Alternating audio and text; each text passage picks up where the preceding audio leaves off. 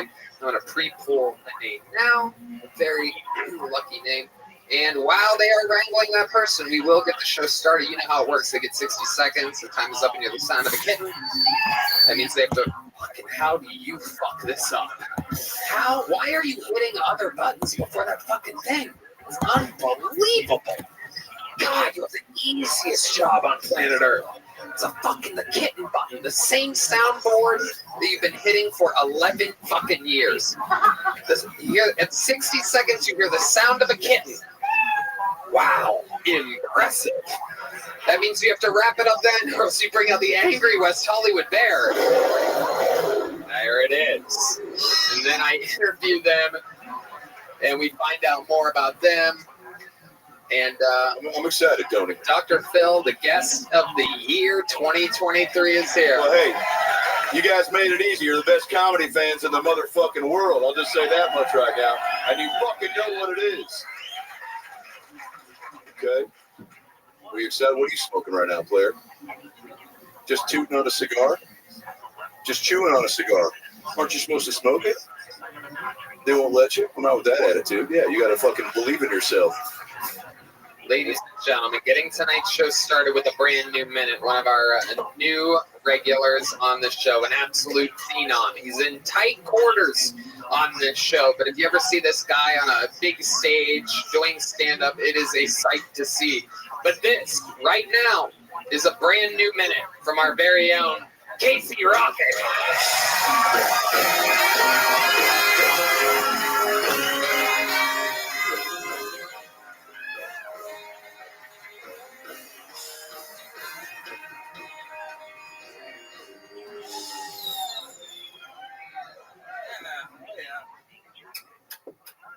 All right, cool. Yeah, very good. Sorry I'm late, guys. Police caught me playing Roller Coaster Tycoon again.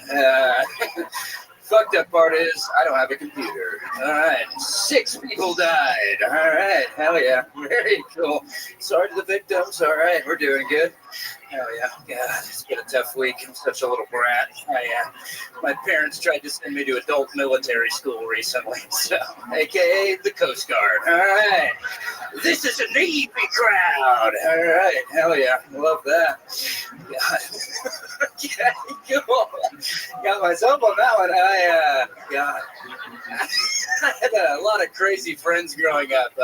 My best friend, his name was Mark McKinney, and he used to take a bunch of Adderall and play Red Dead Redemption, and he would just skin horses for like 9 hours. And I would just watch him. Save the pelts, big boy. And, all right, I'll leave it there. Thank you, Casey Rocket. All right. The wild world of Casey Rocket has graced us yet again. Casey, another brand new minute. You look fantastic tonight. This is a new look for you. Just trying to dress up. Thank you guys so much. An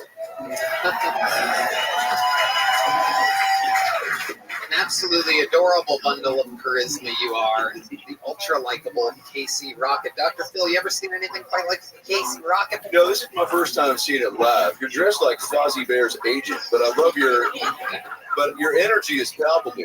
I don't know, are you on anything, or is this just all a zest for life? Zest for life. I was in small claims court for the roller coaster thing. Yeah. Oh, I don't think anybody here doesn't believe that.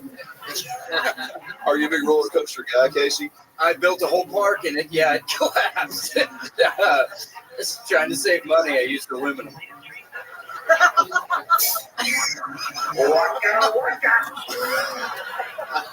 Red Band redeemed himself. Yeah. Red Band Redemption. There we go. Come on now. Bug. There. That's what it is. Fantastic, Casey. I noticed you came out with a briefcase tonight. Yeah, well, okay. We talked about it. If you weren't here last week, I've been a receptionist for the law offices of Tarlow and Tarlow for... Shout out. Shout out Tarlow and Tarlow. And they were kind enough to represent me during my civil case, so I didn't have anywhere to put this. This is what I brought to court. This is kind of embarrassing. I guess I can show you a couple things that were in it. Oh, that'd be great. Okay, so these is just stuff that was going to help my case. Perfect, Red Band. This is stuff. I was small claims court. It was like 5 or 6 million, and so they said bring some stuff that you think would help with your case. So I brought a shower cap and Blu-ray of Shutter Island. Wow. And if you're not much of a reader, paperback of Shutter Island. Wow. I got some, let's see, I got some headshots. These are kind of nice. It's just kind of me looking kind of handsome. Big boy LaCroix. Big boy LaCroix. Oh, my goodness. Your Honor, Your Honor, you really think I could do something like that? That's what I thought. That does not look like the face of a man that would build a theme park out of aluminum. That's what I said. You could tell they didn't believe me. A headshot of character actor John Hawkes. Yeah. I don't know if that was going to help. It was kind of like an alternative suspect thing. It's like no one knows where John Hawkes was when it happened. They didn't really buy it. There's a bunch of fucking cassettes. There's a hard cassette. Is that the, Paul Simon, is that the sound? Johnny Cash. It's mostly cassettes in here. I think I see the soundtrack to Shutter Island in there. That's absolutely right. It's funny you bring that up. Garth Brooks. Famed soundtrack to Shutter Island director's cut. Wow. Was yeah, I think that was Rodeo was the song they played over the beginning tracks. Wow. This is just some stuff that I've been kicking around in court lately. So I love it. Have you thought about taking a gel blaster into the courtroom with you? Gel Blaster, you say? Yeah. Actually, I have. Gel Blaster is actually one of the better things to take into court. Huh, it's funny you bring that up. Gel, let's follow me here. May I present to you the Riff attorney, Gel Blaster? This is how I would defend it. Ladies and gentlemen of the court, Gel Blaster, Blue Aster, Ari Aster, Hereditary, Terry, P. Terry's, Burger, Erger. Hold on! Give me time! Damn it! Gur, scary, cow, not cow, ow, hurt. Has anyone been hurt by my client here? Very cool. You have the craziest brain I've ever heard of. You are great at what you do. Thank you. And no one else does that. That is for sure. The Riff attorney. Can you imagine being in a court of law and hearing an attorney go, burger, you know what I mean? I mean, case closed, Your Honor. It is Burger, that's my new screen name on Xbox Live. incredible. Always putting on a big show, always with some fun things. I cannot wait to see what you do at the LA Forum and, of course, Madison Square Garden. Wow. 2 nights coming up. They're not ready. Hell yeah. I'm excited about the future with the great Casey Rocket.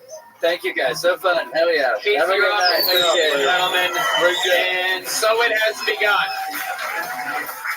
Casey showing us what a wild minute looks like. Those guys have to do it every week. Not easy. Oh, wow. Look, it's the lovely Heidi, everybody. Make some noise for Heidi, everyone. A little something for the incels on YouTube right now. And so we move on to the bucket. You guys know how this works. This is where anything can happen. This is where we find great talent. It's also where we meet crazy people. Some of them don't prepare. We find out everything we can about them. You guys get it. Let's get it started. Your first bucket full tonight goes by the name of Brett O'Brien, everybody. Here we go. 60 seconds from Brett O'Brien.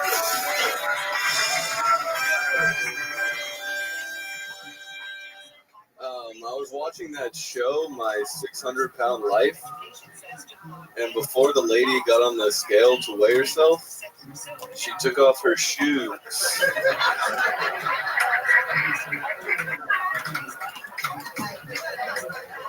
Like, that's the issue. Your Crocs. I'm pretty sure it's your moose heart. Then her dog started chewing on her shoe. She was like, damn it, Biscuit. I was going to eat that. No, actually, I weighed myself after sex the other day, and I was heavier, which I thought was strange. I'm like, there's no way there's half a pound of cum in my ass right now.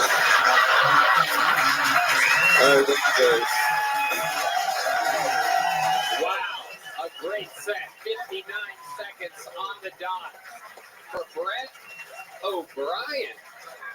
Fantastic, my friend. You've been on this show before. Yep, I've And been it on. has not gone that well before. Not that So you're well. getting better. Getting better. How long have you been on stand-up now? Almost 5 years.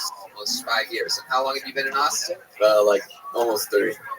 Okay. Where were you doing it before that? Dallas. That's right. Yeah. Here you are. So you're getting better here in Austin. You doing a lot of spots? Trying to do a lot of spots. Trying to, Huh? Yeah. Absolutely. What do you do for a living again? I'm in software sales. Okay. Yeah. Ladies. Yeah. Yeah, that checks out. Dr. Phil, what do you think about this guy? Your name's Brent? Brett. Take it easy. Jesus fucking Christ. Trying to get to know you, Brent. Brett, you hit the comedy trifecta of topics for me, okay? Fat jokes, check. Cum jokes, got them. Dog joke, you nailed it. Which one did you write first? Because you came out swinging. Really funny, great timing, misdirection. Did you write? Are you like a cum joke guy first, or is it like? Did you have the cum in your butt and then the joke came? Yeah. Yeah, I've always. That's what I'm trying to ask. Yeah, cum has always been at the heart of my act. For real, do you have a plethora of cum jokes? It's a fun topic. Not as much as I would like, but Have you ever come inside of a fat dog? Good question, Tony. How's that for a trifecta, Dr. Phil? Save it for the roast in Los Angeles. No. There's no roast. There's no roast. Well, We're I'm saying on the air right now. If there was one. Specifically said, don't mention the fucking roast. It's okay. It comes out. He's doing the Dr. Phil roast. Sorry, surprise. I'm doing a roast of Dr. Phil in L.A. Who's going to fucking go? Raise your hand. I'll give you a free ticket tonight. Can I plug that? That would be an honor. Okay, great. I'm doing it. Yeah. Well, you were already on it. You told me. Okay. Yeah, okay. Improv. Here we go. And here we go. You got a sound effect to save this shit right now, Redman? Yeah, right. Maybe a fucking cat that's not a cat. There you go. All right. So Brett, when's the last time you were on the show? How long ago was that? About it was a year ago with Adam Ray, Adam Ray. Yep. okay. And so, how's your life changed in the past year? What are some things that you're doing with your life other than stand-up comedy? What has changed? Well, I interviewed for a promotion the other day. I bombed the interview. That's not changed. Yeah. Same shitty life twice. Yeah. Yeah, we're one failed interview closer. So we're, yeah. Where do you work again? A software company. That's right. Was there a name? It's called Ninja One. Ooh. Ninja One. Yes. Is it run by an Asian? Yeah. It's not ran by an Asian guy. We just look up to him a lot. Okay. What do you do for them that you're trying to get promoted? I do cold calls. Okay. Yeah. Wow. Can you give us an example of what a cold call from you sounds like? Sure There thing. goes my phone's ringing. Hello. Hey, it's Brett with Ninja One. Jesus, what are you? Why do you sound like you're outside of my window right now? I'm scared. Yes. How can I help you? What's a Ninja One? Ninja One? What? Yes. Not. Oh, it's getting scarier. I'll call you back. I'm sorry. I had you on speakerphone the whole time. Shit. Can I try? Yeah, Doug. Can I try one? Yeah, here you go. It's ringing. What's up, Phil? Hey, Doc, it's Brett with Ninja One. Oh, what's up, Brad? Yeah, you called last night, but I told you to fuck off. What's up? You still got buckets of cum in your butt? What's going on? And Steve. See you, bitch. Damn. Dr. Phil, cold as ice. You might have to put that promotion on hold, Playboy. It's a hot lead for me. So you're trying to get a promotion. What else? What do you do for fun, Brett? You very, very, very dark Dahmer energies to you. You're holding onto that microphone like you're strangling a woman. I frequent Rainy at night, looking for. Okay, no. Oh no. I'm just kidding. No, what do I do for fun? I play golf. I go out and drink at bars. Okay. The normal stuff. What drink did normally go for you? You seem like the kind of guy that would close it up. Close it up. Yeah, I lock the doors. Funny.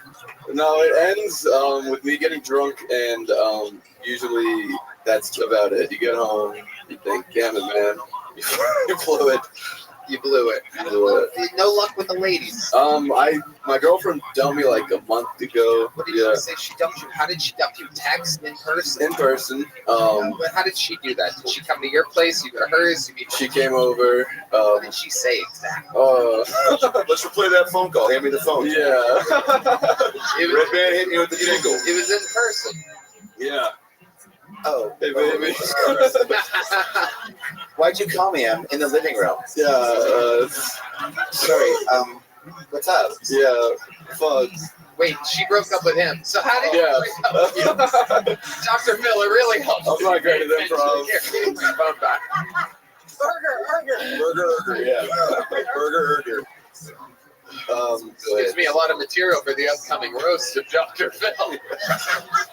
I can't wait for you to do it. It's a real thing. Stop laughing. Brett's trying to pour his heart out. So she broke up with you. Yes. Yeah. She broke up with you. So are you guys sitting in the living room? No, front door. Just basically, she was on a mission. So you cracked the door. What did she say exactly? I think we were gonna just hang out, and she was like, she came over with like a lot of my stuff, so I figured like that's How long have you two been together before? like 2 years. Okay, she came over with some stuff, and what did she say exactly? I need space. I wanna be on my own.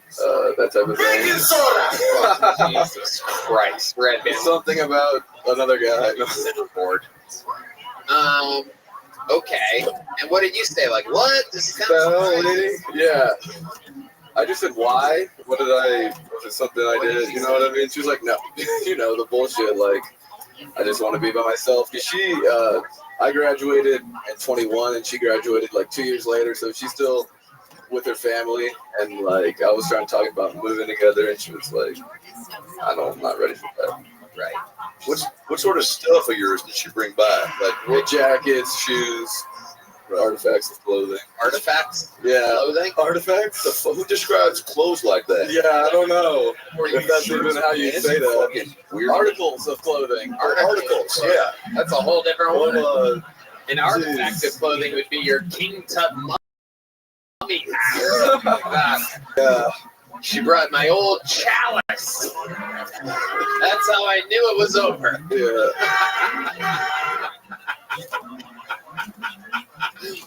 Have you followed her on Facebook? Is she like seen anybody? Have you tried to stalk her? I mean, I know the answer to that, but have you tried? Yeah, she's laying low, keeping under the radar. You think so? Yeah, I You hope don't so. I think don't she's know. getting pounded out by another guy right now at this very moment? I'd like to hope not. Did you notice that it made you funnier? There's a thing in comedy where a lot of people say that heartbreak makes comedians funnier. Did you write these jokes? The 600-pound life joke, how old is that? Like 6 months. It's old. Okay. How about Older. the Old. It's full of cum? Yeah, I've been sitting on those That's how he two got for a minute. That's how he got over his breakup, I think. Yeah. Have you written any new jokes since the breakup? Let me think. Yeah, I think so. Yeah, why don't you try one? I don't understand why people are so afraid to die alone.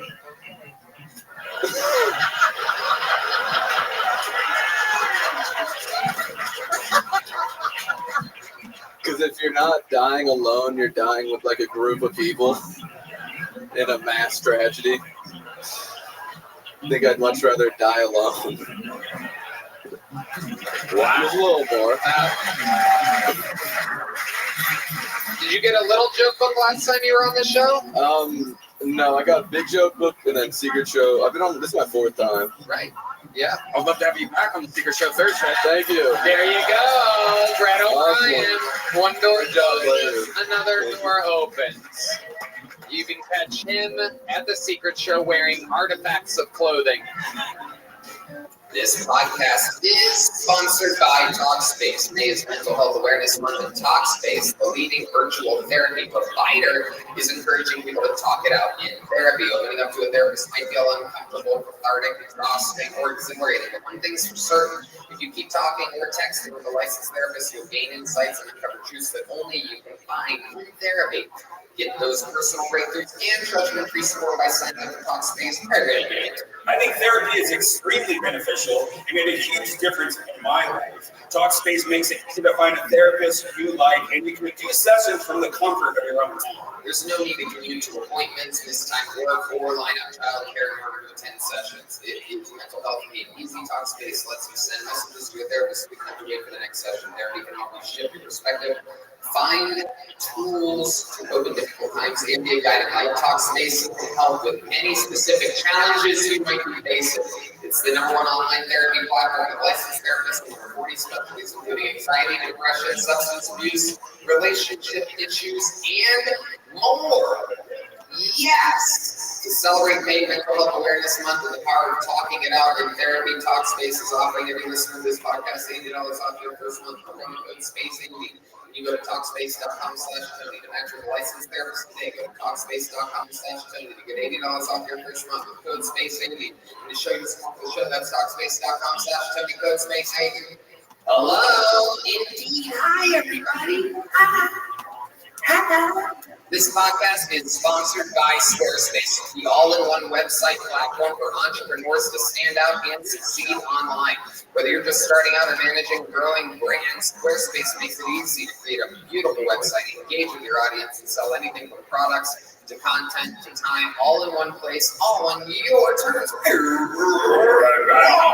Squarespace is by far the easiest way to create a professional-looking website with minimal effort. It's amazing. Start a completely personalized website with a new guided design system. Squarespace Blueprint. Choose from professionally curated layout and styling options to build a unique online presence from the ground up. Tailored to your brand or business and optimized for every device. Easily launch your website and get discovered fast with integrated, optimized SEO tools. So you show up more often to more people and grow the way you want. Oh my goodness, that sounds like an absolute no-brainer. You can check out Seamless for your customers. It's simple but powerful payment tools. Accept credit cards, PayPal, and Apple Pay. And in eligible countries, offer customers the option to buy now, pay later with Afterpay and ClearPay. Sell exclusive content on your site by adding a paywall to sell memberships or courses or sell files. Your customers can download like PDFs, music, or ebooks at squarespace.com for the free trial. And when you're ready to launch, go to squarespace.com/KillTony and save 10% off your first purchase of a website or domain. That is squarespace.com/KillTony. And like that, it moves on. We have another bucket full. Make some noise for Sherry Vaseggi, ladies and gentlemen. Sherry Vaseggi. Oh, hell yeah.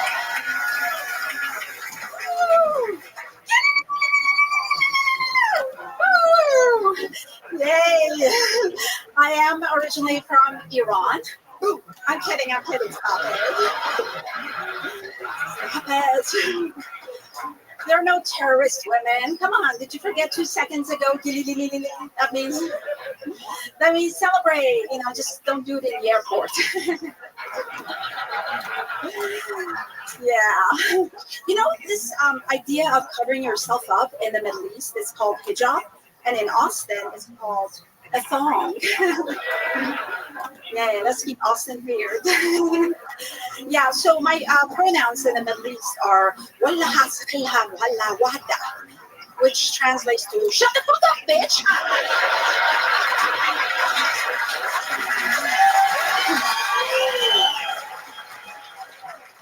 There's more.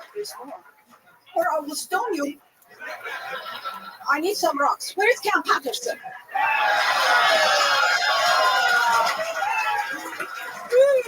Yeah. So, as a Middle Easterner, whether I bomb or I am the bomb, it's a win-win. There you go, Sherry the Sedgy coming in hot. Wow. That was so much better than I expected it to be when I first saw you walk out. I'm like, oh shit, this is going to be wacky and weird, but I didn't think it would be fantastic. That was a good set. I love it. The bomb part at the end, a little bit easy compared to the rest of your set, but it was fantastic, Sherry. How long have you been doing stand-up? This last time since last May, but I used to do stand-up years ago. Gosh, how does it feel to have your grandmother up here? I swear to God, I feel like my mom was up there. I got so happy. You see me smile. And I have one question. When you came out and you said boo to the audience, you screamed at one guy boo. Did you mean to say Jew? That's what I've been trying to figure out. I think you misspoke. I think you missed a punch. I don't take sides. You are something else. How long have you been in America? Since 78, before you were born. That is true. That is true. How old were you in 78? 13. Okay. And where did you guys move to? Northern California. I went to high school there, then went to school in Fresno State. And you've only been doing it for a year? I used to do stand-up from 97 to 2003, and then it was a little bit too messed up here, so I needed to step back and kind of clean up. What do you mean by that? This is Dr. Phil. He can help you. Perhaps you've heard of Dr. Phil. Because we're all a little messed up upstairs. And, I talk about that in my book, We've Got Issues. We've all been knocked down and we're trying to get up again. Who said that? Chumbawamba, you got it. You're never going to keep him down. So Sherry, when you're not dressing like a Sesame Street character, do you have hobbies? How do you keep your head clean of negative thoughts? I meditate, I got therapy, I took classes. What kind of classes? Spiritual classes. Like what? Regression, past life regression, and stuff like that. Okay. So it was all in the past life. You've had some childhood trauma and whatnot. Yeah. It's all before.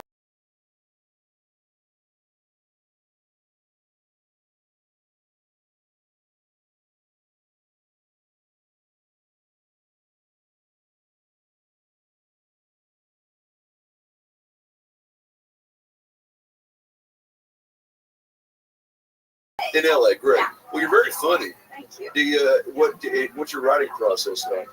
I talk to myself. Yeah. And then stuff downloads and I write it. Because her husband doesn't allow her to read or write, so she has to talk to herself. That was funny. Okay, Granny. That's cool. So all your material comes from. Wow. Tony, you might get a spot on the Secret Show for that joke. Raise Watch the yourself. roof. Oh wait, we can't any higher because the ceilings are so high. It's high enough for Sherry to fly a Boeing 747 into it. So Sherry, I love it. Are you married? No. You're single? You're I just a still fucking haven't- Iranian fucking mountain cougar just out here. I Just, love it. trying to get to the younger guys. Yeah. Oh yeah, is that what you like? How young are we talking? Like Heath Cordes or like Gene Wilder? By the way, I think you stole that jacket from him. That is true. I'm deflecting. I'm envious. With me. And you'll be in a world of your imagination. Take a look and you'll see Iranian Sherry. Yeah! Dr. Phil running it into the end zone 2023 reigning defending guest of the year. I think there's a lot of good stuff coming your way. You're because it's a nerve-wracking thing to come up here. No part of you shaking. You're poised. You fucking grabbed that mic. You're wooed. Everybody was rooting for you right out of the gate. So I don't know. I'm excited to see where you're. You do have a natural stage presence. Yeah. It is incredible. For only a year, it's unbelievable. Have you done other things on a stage before, performance-wise? I did a little bit of acting when I was in LA, of course, and you know. Were you in anything we'd recognize? Perhaps one of the Al Qaeda terrorist videos? Maybe the mother of an Al Qaeda terrorist. Oh, you could play that. Yeah, there's a Hallmark movie waiting to happen. I love your style. It is absolutely incredible. So, what else do you do for fun? What does a lady like Sherry do? I try to walk in the morning. I You're like such to have a boyfriend. You're such a sweet little thing. You'd like to have a boyfriend. Are you on any of the apps or anything like that? No, I don't like dating. I guess maybe that's the problem. So, like your last hangout or hookup, how long ago was that? What was the situation? You into only It's been a while. You're a Kosh type. Yeah, it's type been a of guy? while. It Yeah, may the be brown difficult guys only. for me to recognize what the junk looks like. Yeah, it's Oh, been a while. shit. Oh hell yeah! Well, I'm not going to take my penis out, but I think it's one of those things like riding a bike. I think once you got back into it, you'd be like, I remember that there were two balls, Saggy. Saggy. Oh yeah. Now, what is your ideal guy? Brett? You said younger, but do you need like a physically fit guy? Because some girls are into dad bods. I like tall, skinny, white, Ooh. vegan. Yeah. Vegan? Why is that part of the fucking? Because I'm a vegan. Oh my goodness! I know. You think you're going to find a full-grown vegan boy? Tall, muscular. I want someone better than me. You want someone what? Better than me. Aw, that's sweet. My standards are kind of. So let me ask you something, because you have it all together here, but it seems like you have to do a lot and a lot of different things to keep your mental health proper, which is a very common thing amongst funny people. Have you ever? When's the last time you ate meat? This last round about 2 years ago. Did that do anything to your brain? Did you feel better for a second there? Eating what you're supposed to eat as a human being on planet Earth?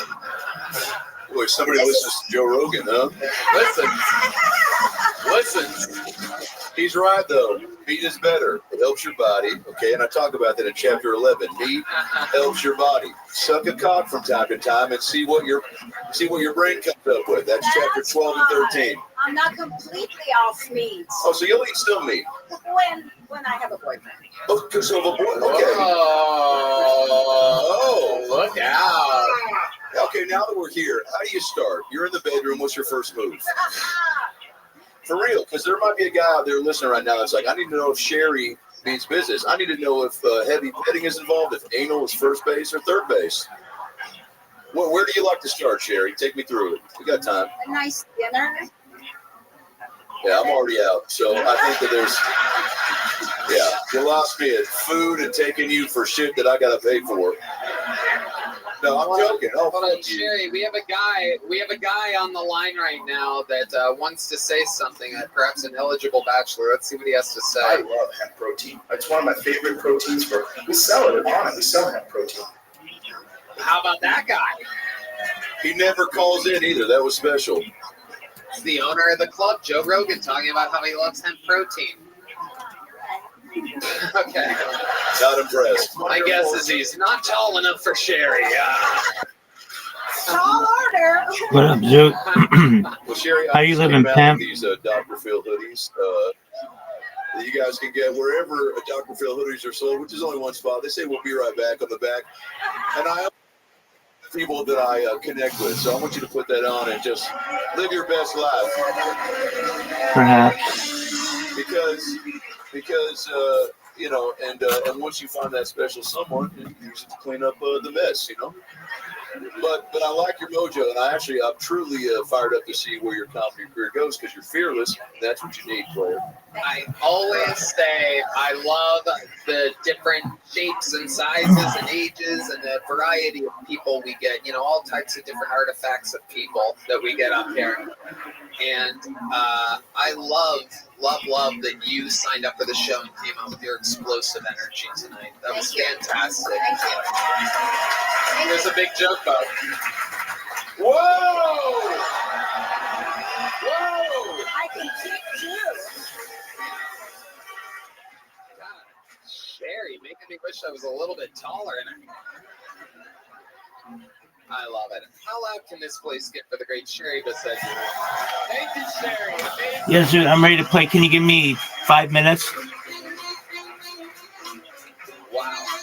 Ladies and gentlemen, we have a special treat for you right now. A very, Zoom. very special treat.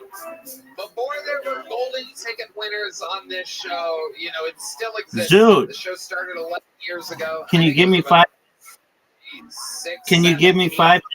We found this guy. Can you give me 5 minutes? Years ago. We pulled this man up. He was in Okay. the belly room. I remember that very clearly. And he went on, he's been on to great success. Sells out theaters all around the fucking world. He was originally just literally one of the best bucket pulls ever from way back in the day. I told him, you're going to be a star. Nothing can stop you. And he's nice enough to grace us with a brand new minute for the first time in absolute many years. Ladies and gentlemen, you know from America's Got Talent and so many other great things. Make some noise for the great Preacher Lawson.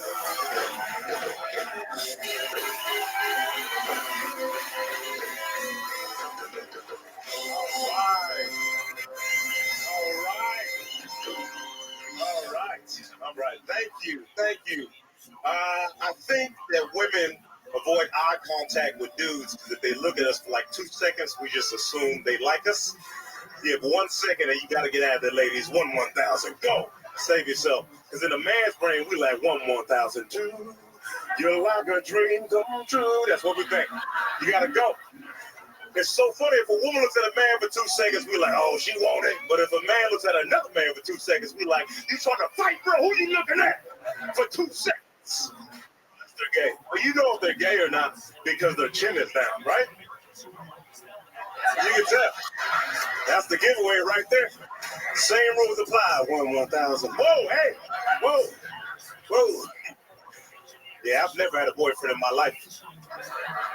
I don't even know why I told y'all that, but I haven't had one. I haven't had a gay roommate one time. He didn't say he was gay, but I seen him on Grindr. I was like, you gay, man? What you doing out here, man? What you doing? That's the last time we playing Twister. My name's Freak Law. Yeah. Goddamn. A legend of the game. Yeah. My man. The great Preacher Lawson with a new 1 hour special. My name is Preacher out on YouTube right now. YouTube/Preacher Lawson. It is so fucking cool to have you back Man, here. thanks for having me. This is awesome, man. I appreciate it, man. This is awesome. You're gangster, baby. Yeah, It this really is does. So funny. It's crazy, man. After strokes, people are like, you got to go on Kill Tony. I was like, I was on there like 4 times. Why would I go back on? I didn't know y'all were doing stadiums. How long ago was your debut on Kill Tony? Oh, man, 2016. 2016, so about 8 years. Yep. Yeah. Amazing. That's crazy, And yeah. I remember it like it was yesterday. You were by far one of the best bucket pulls we ever had at the time. And I remember just going, you're going to be a star. This is it. And then you went and you fucking did it. Yeah, man, I appreciate it. Thanks, man. I appreciate it. Yeah. It was awesome. You just had that natural touch. Back then, we had no male regulars. It was a thing that because there was no females that were signing up back then. So we made all the women regulars. And so it wasn't even an option to have a male regular at the time or a golden ticket winner. We didn't have that built into the format of the show yet. We were lucky to have fucking, funny 250 some people signing up. But back then it was maybe 20, 30 max at times. But we found you and you went on to fulfill the prophecy. What else is going on in life, Preacher? I don't know, man. I'm just touring right now. I'm just touring and auditioning, man. Doing this, LA thing, man. Place of love. Oh yeah, no, I do love LA. I could never live there again, but it's fun to visit, and it a lot of sentimental value to me. I left a lot of artifacts there, and yeah, I'm pumped about life. How's Texas been treating you, Preacher? I was on a bird yesterday. Someone threw water on me when I was. Yeah, that was weird. Well, I think they thought it was funny. like out of a cup. Yeah, I was on a bird, and I was like, this is gonna be cheaper than the Uber. And then someone was like, "What about water?" And they just threw it. God damn. Well, I was trying to get your attention, and you wouldn't turn around. I said, "Preacher, I'm coming from the comedy store." And you said, "Fuck you, old man." And I was like, "Well, here comes the water, bitch. Hope you're not a gremlin." That's exactly what I said. Now, Preacher, I first saw offer. What's it? Go ahead. A cup of water. It's crazy to think how far we've come from the fire hoses back in the day. Oh man, Dr. Phil, go ahead. I No, that's all you, Tony. I'm good right here. Yep. Anyways, with a Z. Preacher, I first saw you at the comedy store, and I was like, this fucking guy's funny, he's likable, and he's pushing the envelope. And then you did a backflip. Have you always been so flex? I don't know what I'm trying. I'm turned on. What are you? When did you get? I've been black my whole life. Man. I was gonna say that was crazy. Yeah. Dr. Phil trying to distance himself from my racist fire hose joke. Go straight in it. Now, can you explain to us how you do a backflip? How is it humanly possible that someone with your skin color can go around hipping and hopping around? You're gonna make my mustache fall out, Tony. That was more racist than the fire hose thing. It was. But How is it that your people are able to jump so high? We'll be right back.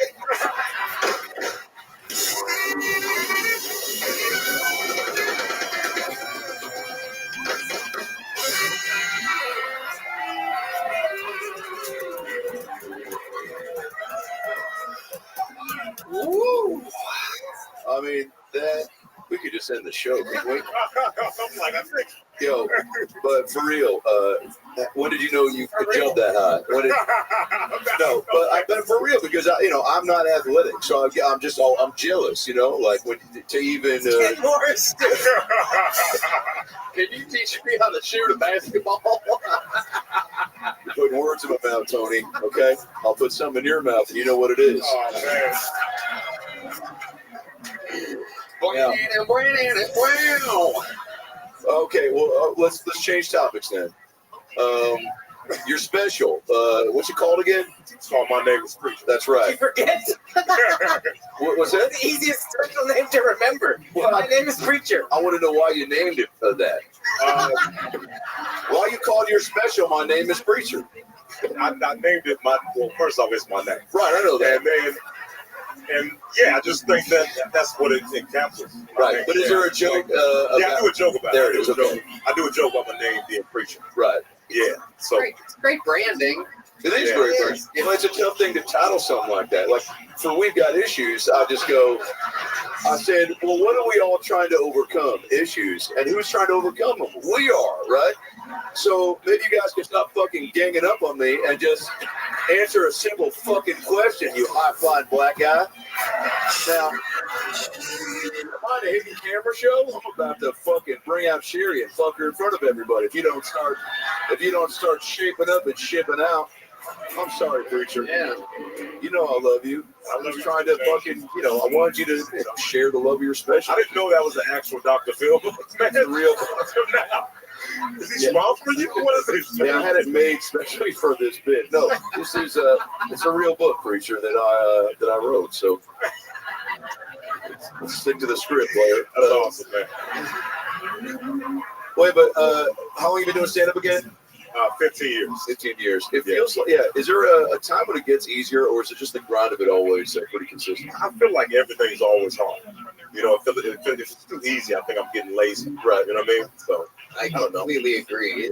I think a comedian is always in competition with themselves to get better and, to try to impress an audience in a city that maybe saw you a year ago or a year and a half or whatever it is before you go back. It's like, that's the thing. Yeah. If you do the same jokes, they're not coming back. That's true. That's true.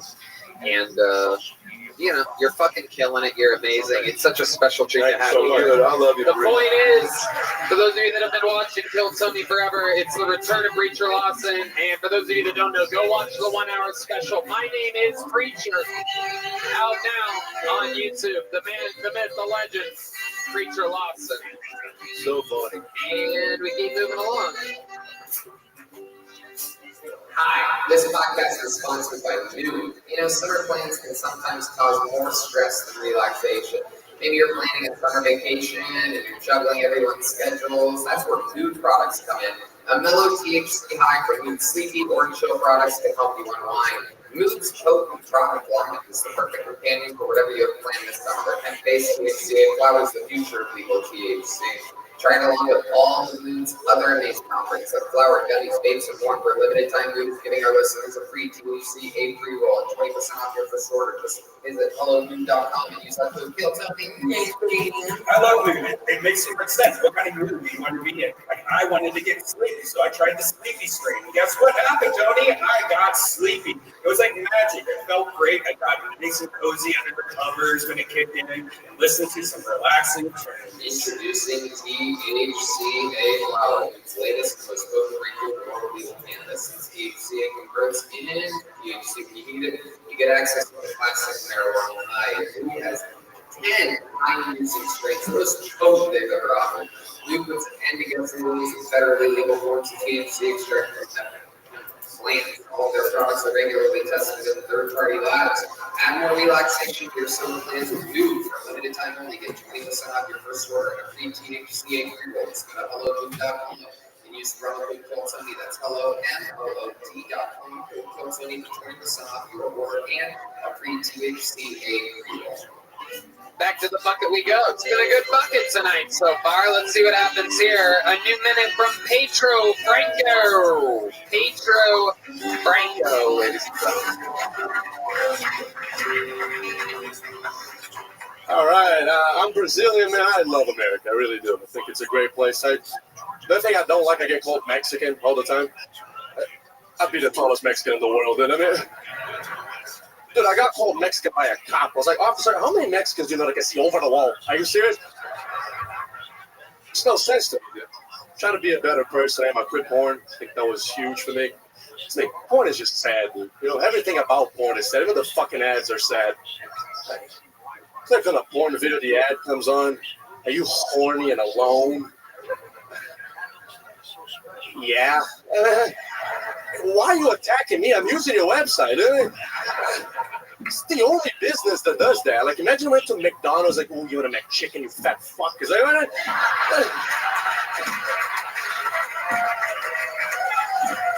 don't get it, dude. All I'm saying is we're using their website. You know, they should be hyping us up. Click on the video, it's like, you ready to jerk off again like a winner? As a matter of fact, I am. Thank you. Appreciate that. Oh, thank you. All right. Amazing. What a fantastic minute. Pedro Franco, welcome to the show. Thank you. This is your first time on the show, correct? Yeah, I remember you. You have a whole thing to you. Yeah, the couple weeks ago, right? 2 weeks. I think Shane was drinking, and I ran into him in the street. Remember that? No. Did I remember that? Why do people bring up random things? I thought that's what you're talking about. Yeah, I was hanging out with a friend of mine that does. Hold on, just stop. Sorry. You're saying that you ran into me and Shane on the street? Yeah, it was super. Yeah, no, sometimes we walk on the street too. How would I remember you from the street? Did you say you did comedy or something? No, he was like, he was going to drink, and then me and my friend went with him because we were hanging out with him. That's what we're always doing. Yeah. Okay, let's just Sorry. That's what you meant. That's right. No, I was just saying, welcome to the show. Thank you. How long you been doing stand-up comedy? 6 months. 6 months. Funny. All of it here in Austin? Yeah, pretty much. Incredible. You know, it's funny because I always thought those ads before porn were like crazy, but I never really had an angle on it. It's one of the first times in forever where I can honestly say I'm kind of jealous of that bit. Like, that's like kind of amazing. It's right there on the surface. But yeah, what the fuck? Those ads are crazy. We're blatantly horny and alone. They don't gotta like highlight that, that's the whole thing. Yeah. Yeah, it's like they're fucking with us. Everyone, Hey, are you overwhelmed with pussy? Like, no, I'm about to jerk off. It's pretty blatant. It's a great take, though. That's what I'm saying. Is you have a very natural, it's right there on the surface. Brazilian porn is arguably one of my favorite categories. But I don't just type in Brazilian. I need like layers. So it's like Brazilian mom comes home early from Iraq. It's a surprise Brazilian stepson who's watching, Airbud 6. He gets bored, so he, fucks Brazilian stepmom, titties, When did you move? All right, we'll edit this out. When did you move to America? 2016, I think. We had 9 years. First impressions? Love it, dude. Great place. Best country on planet Earth. It is, dude. It is. Yeah. So, are you do jiu-jitsu? I did it for like 2 months, and then I came to Austin. I don't have time anymore. Right. I'm too busy swimming in pussy. What do you do when you're not doing stand-up comedy in Austin? Dude, I just do this because like my visa's up, so I have to leave. And it's true, I have to leave. You have to leave. I gotta leave in 2 months, so I just been focusing on They're stand-up. gonna make you leave. Yep. Meanwhile, I know, it's ridiculous. I know. Like, I can leave and walk back in, but I can't stay. If you want, I know some guy named Adam Ray. He might buy you a hotel if you just tug at his heart. Yeah. I mean, he's I don't think buying a hotel is gonna help his problem. It's not going to happen, but I mean, you can reach out, It's gonna be on your bill, the kicked-in door by ICE that fucking deports him. God damn it! I didn't think you'd put me down on incidentals too.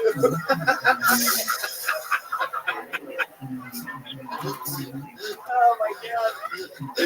Are there Brazilian stand-up comics? Like, how do you figure out that this is something that you could do? I don't know. I just kind of I always loved it, and then a friend of mine made me do it, and I had a good time. So, had you seen American comedy? Yeah. Well, who'd you like? Who got you fired up? Louis. Yeah. There we go. Fuck yeah! Absolutely. What do you do for a living? How do you make money? I work at rental cars. Rental cars? Yeah, I'm not saying the name of the place. I mean, I leave in the country anyways. I work for fucking Enterprise. Wow. Yeah. I'm leaving. Wow. They're not sponsoring me. I don't give a shit. Yeah, they're not gonna do it. Yeah, but that's what I do. It's fun, it just pays my bills. Yeah, absolutely. Absolutely. Being broke hurts. And I talk about that in my book, We've Got Issues. You need money to have fun. Go ahead, Tony. What's your love life like? You're tall, you're Brazilian. I can't even imagine what's going on here. Single, bro, single. If you're vegan, I know a 90-year-old Iranian woman that fucking... I was listening in the back. I mean, I need a marriage to stay, so that'll be... No, fucking want to go. Wow. Let's fucking do it tonight. Wow. Can you fucking imagine? Is there any chance there's a, what's it called? Is there an ordained minister? Is there an ordained minister here? Where? Everybody's point.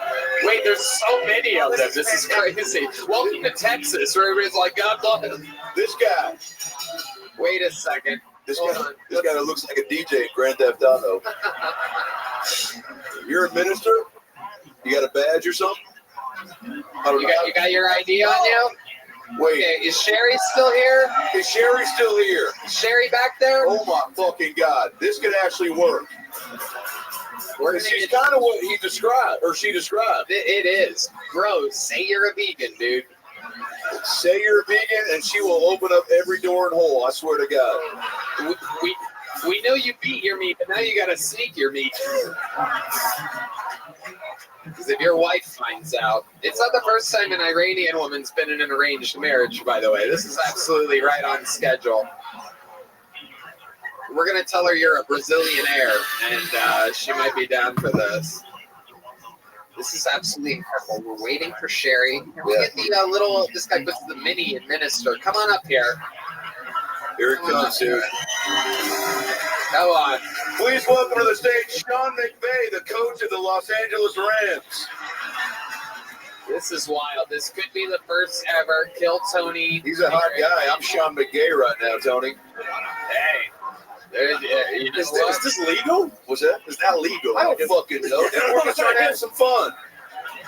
Whoa. What's up, dog? Shit. Nice to meet you, player. Pleasure. Wow, we found the Rainy Street serial killer, everybody. It's amazing.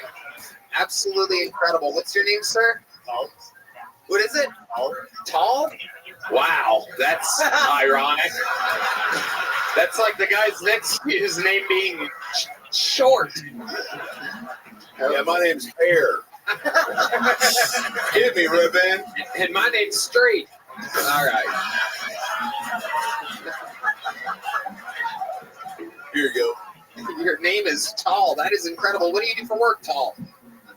I work on a credit card. You work on what? Credit card. You work on a credit card? Holy I'm shit. in charge of getting people to sign up for a credit card. Oh, okay. All right. What can you probably can't say the company, right? Amazon. Wow. Incredible. Well, you're about to probably get somebody a visa here in a second. It's incredible. D Madness has seen enough. Cleaning the house. D Madness's middle name, You heard that? Yes, 2020 Vision, by the way. Guess if I'm good at cleaning houses because I'm Latino. Did you hear that? I thought you were. You guys, That's have, I'm Latino are you still. guys having Same your thing. own podcast over there? What the fuck is going on? Stick with me. Ladies and gentlemen, you know her, you love her. Make some noise again for Sherry Vicenji, ladies and gentlemen. Wow. Now, Sherry, you have such a fucking impact on us that this is the very extremely rare occasion in which we have somebody back on the show. Now, this young man, Pedro Franco, right here, this tall, brown vegan,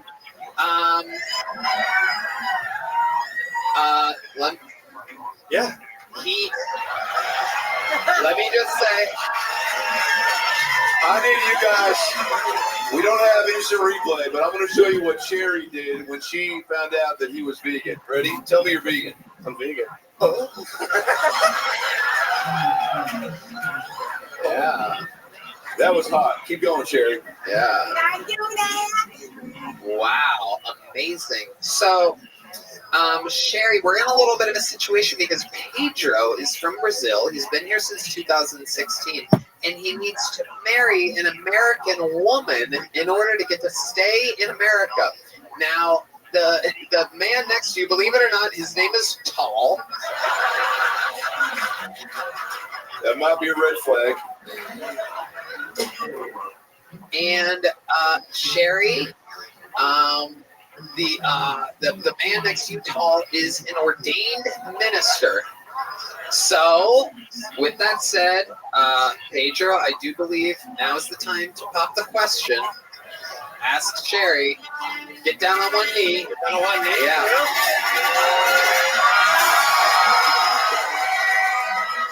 He's literally, he got down on one knee. He's still taller than Tall. It's incredible. Okay, ladies and gentlemen, here he is, Pedro Franco. Sherry, will you help me stay in the greatest nation of the world?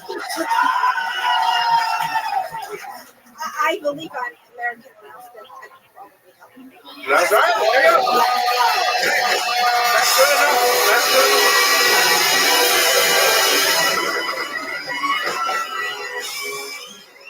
Tall, what do you say? Do you pronounce them, what do you just say? Do you? Yeah. Do you? Hell yeah, baby. Ladies and gentlemen, this is Hilltone. Wow. These things come true.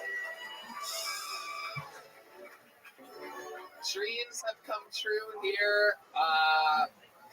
Sherry, you are an instant Kill Tony legend. Pedro, you had a fantastic minute. Congratulations. It looks like things may be going your way. Does she get to do the secret show for this show? I was literally trying to think of something that we could do for Can her. she do the roast of Dr. Phil? Would that be Oh, yeah. possible? I'll fly to LA and you can do the roast of Dr. You Phil. gotta have someone do. Sherry, what's the longest set you've ever done? I can do 15 15 to 20 minutes. Why don't you let her open the show on Thursday? After fucking a chow, why don't you come over to the secret show on Thursday? You're gonna open it up. Sunset Strip Comedy Club. What is it, 8 p.m.? Oh my goodness gracious. Dreams are coming true here. Tall, did you sign up for the show?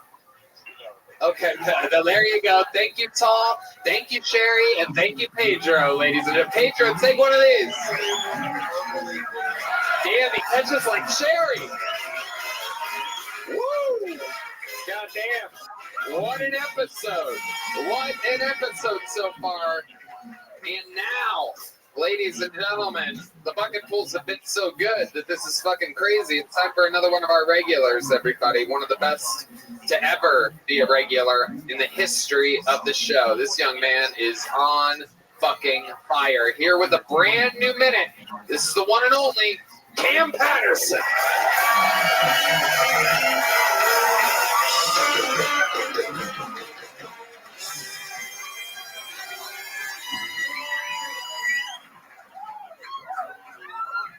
Well, fuck that guy's wife, man.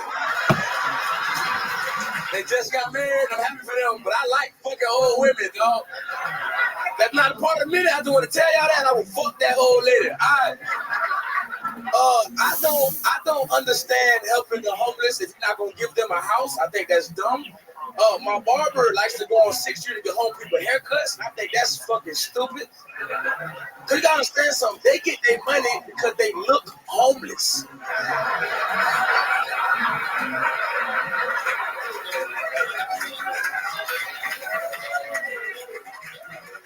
If you give them a haircut, you just fucking up their uniform, dog. If I see a homeless nigga with a better haircut than me, I might punch his ass. Really? You piece of shit. Like, I'm not gonna get no money to the homeless nigga with no clean ass drop fade. That's not finna happen. Susan, a drop fade where you kind of cut the sides a little bit, and then you keep the rest. I'm done. Holy shit. This is what we do. My goodness gracious. We doing it, man. God damn. Come on, man. You've done it yet again. Yeah, it was fun. That was good. I like that one. That was fun. That might be my favorite one so far. Thank you, man. I like that.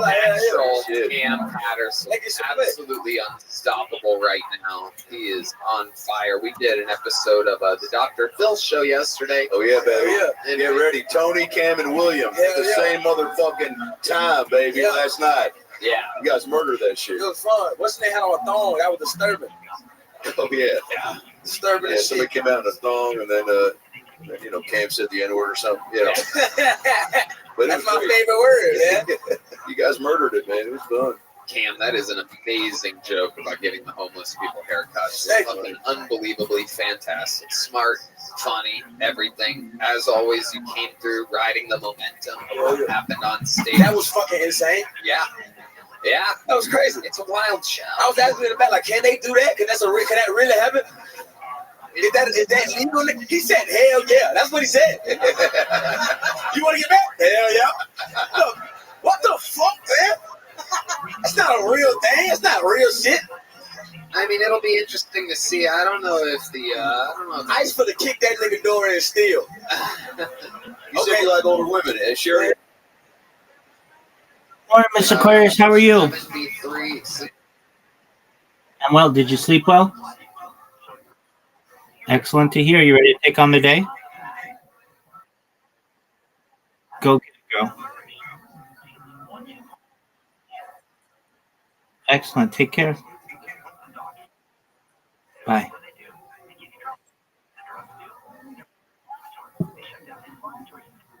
And 76 minus 13, so 63. 63 is that? Wait, no, she was born in 63, which means she's 61. Thanks. Oh, yeah. I'll fuck the shit out of that lady. You would, yeah.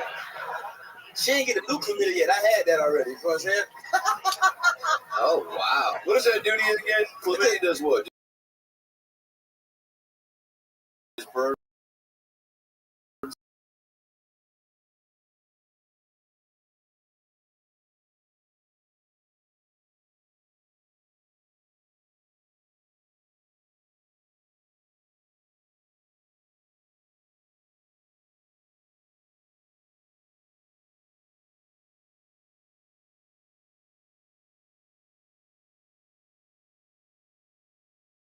on your neckline right there. Is this a decoy so you can steal my wallet?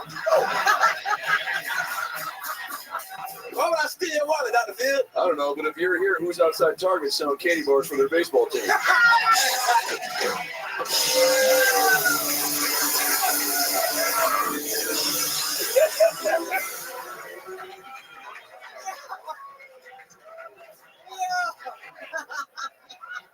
Sorry, once it was here, I had to do it. I don't play baseball, nigga. I play basketball. That's right. That's right. Go You told me that. Yeah, come on. So man, last night on the show, what I love about last night's show, can't wait for you guys to see, is Cam opened up, man. We got some real deep cut history from you. Yeah, man. I don't know, you were such a superstar athlete, and your coach was fucking, that was crazy. Yeah, man, fuck Coach Sarge. Yeah, Coach Sarge, you guys will see, but now, and he hasn't reconnected with you, has he? Huh? No, nah, bro. The funny thing is, when he did tell me one time, he always had to stand here and be like, y'all understand something. I'm always right. I'm never wrong. I might be wrong in the moment, but I'm always going to be fucking right. And then the last day I seen him, he told me, he said, I don't know why you play basketball, nigga. You should be a comedian, you goofy bitch. And he was right. He was right as shit. So, you know what I'm saying? Yeah. Now, I have another question for you, Cam. And don't take this the wrong way. Can you do a backflip? And if you can, appreciate it. I'm going to give a cops the assist on that one. I can do a backflip. You can? We learned it from birth. Yeah.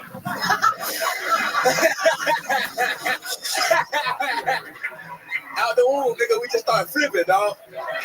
Just come out flipping. Like our dolphins come out swimming, we just hit it, nigga. You know what I'm saying? It's very easy. You can't flip, nigga.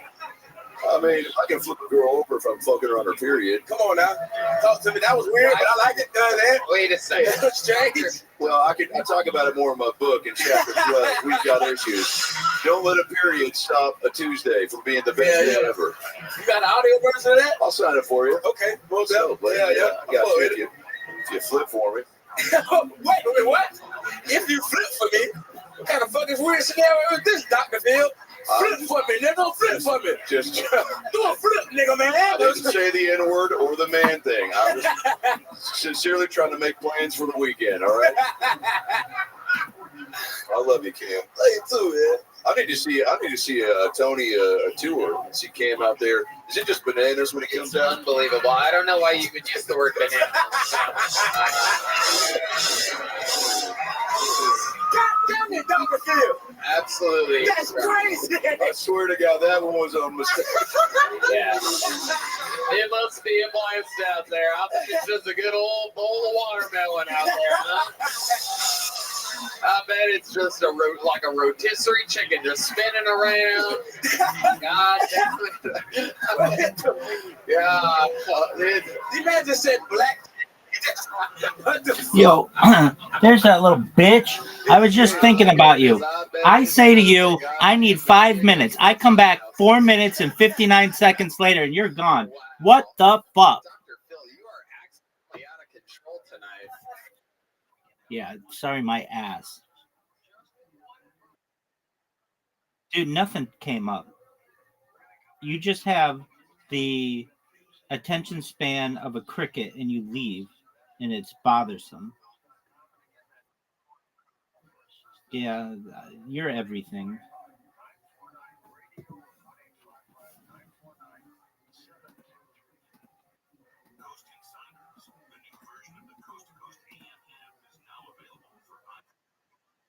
Yeah, dude. Whenever we talk about any kind of mental disorder, you're like, oh, I've got that.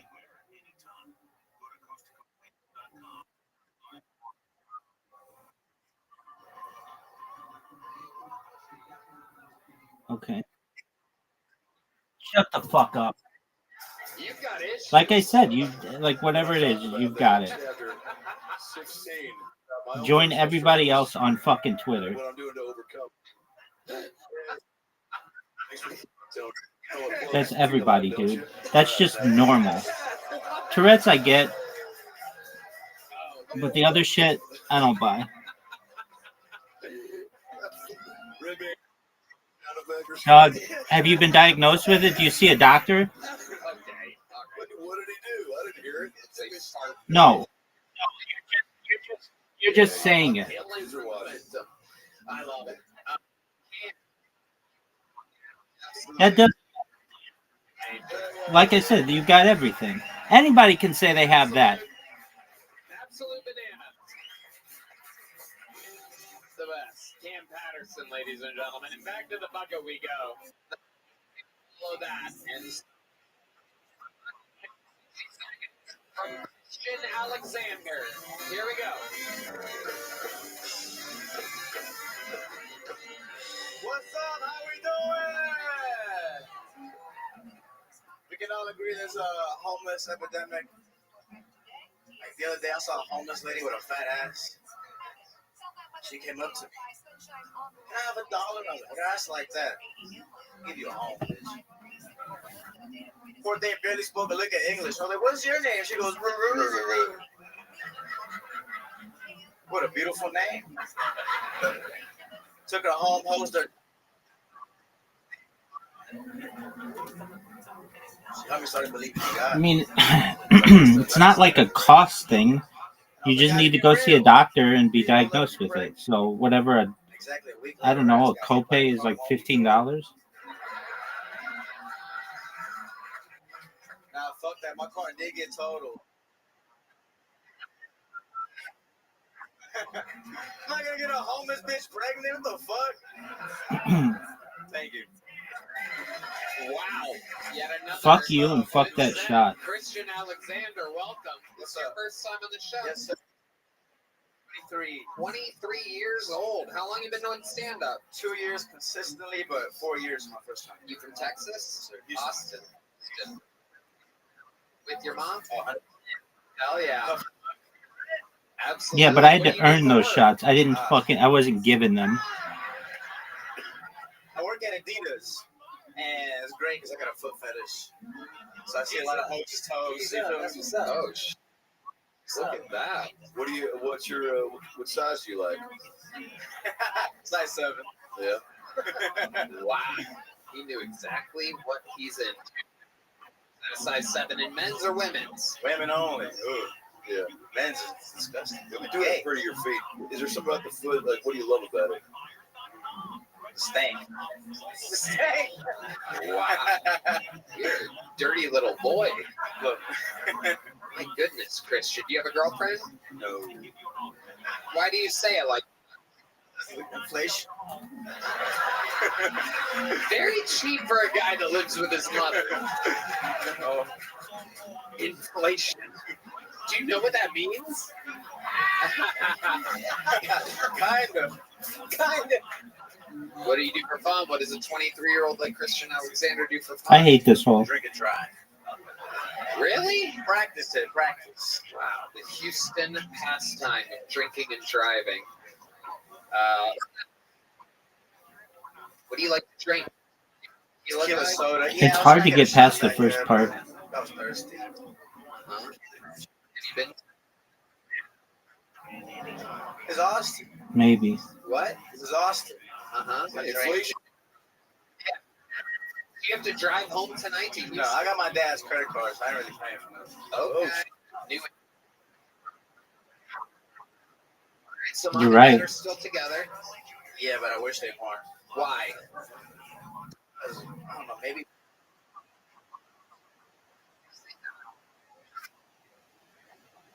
There you She go. never has coupons. Oh fuck! I She goes fucked like up. every day. No. What the fuck?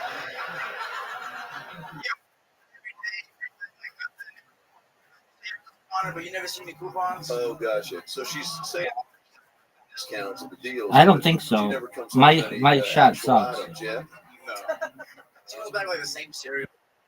A cereal. Reese's Puffs. That's probably her boyfriend's favorite. Oh shit.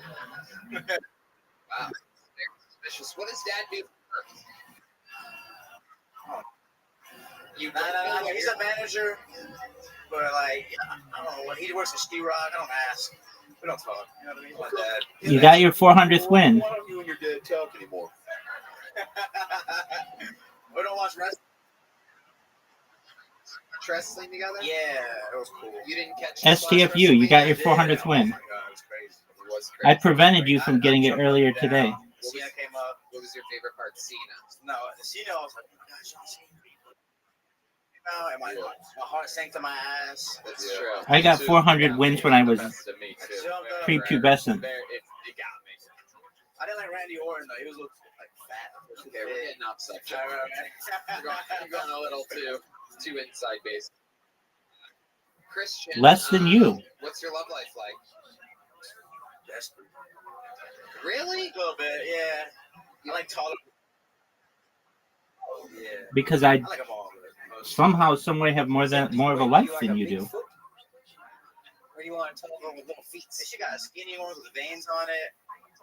You talking about her foot? Yeah, that's what she's talking about. So you like a veiny, stinky You've played foot. more games than I have, She works hard. but you to have stink, less you know what I mean? wins than I She do. works a lot. No hair? Well, she's gonna have to work Hair. hard with your No hair. lazy ass fucking.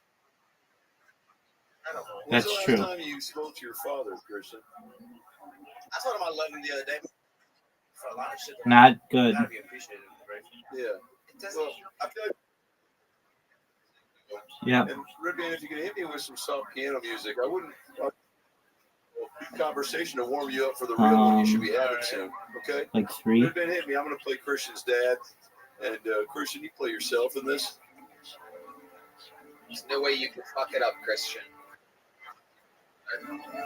They What's your dad's name? Mayo. they don't really spam people, but Blue Sky has a thing that marks my messages as spam, so it's fucking me up. So I've had to go to following people. This is Mayo. Is that the pizza? Oh yeah, everybody loves me. What's up, dog? How's the Adidas treating you, player? Dude, what the fuck, man? What the fuck?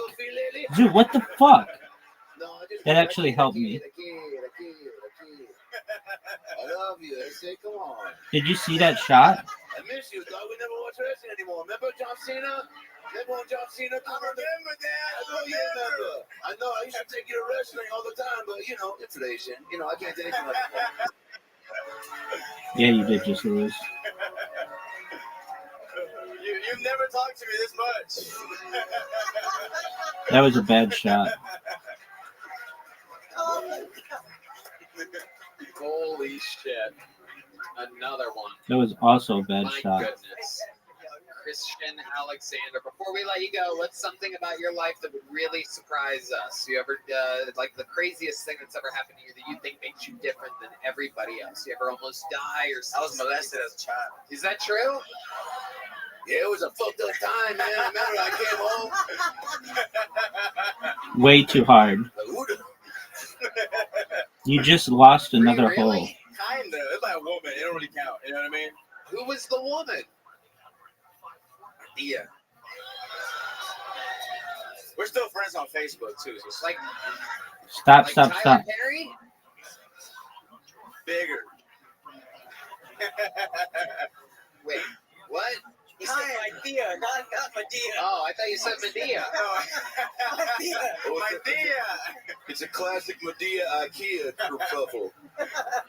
Wait, how old was she when you were getting? How Are you old gonna hit the ball, or are you gonna sit here jerking yourself raw? What do you remember about this? What did she do to you? Everything, dude. Nah. What did she do to you? It's okay. You just put on a little porn. I was like, we're gonna do Zoot. it. Oh, Jesus. Wait a second. And I was like, let's do it. Your Tia is for the white people. Can you explain what your Tia is? They know what's up. This is Texas. You know what I'm saying? And also millions on the internet. So go ahead and explain what the fuck a Tia is. My dad's sister. Right. Yeah. You had ants in your pants.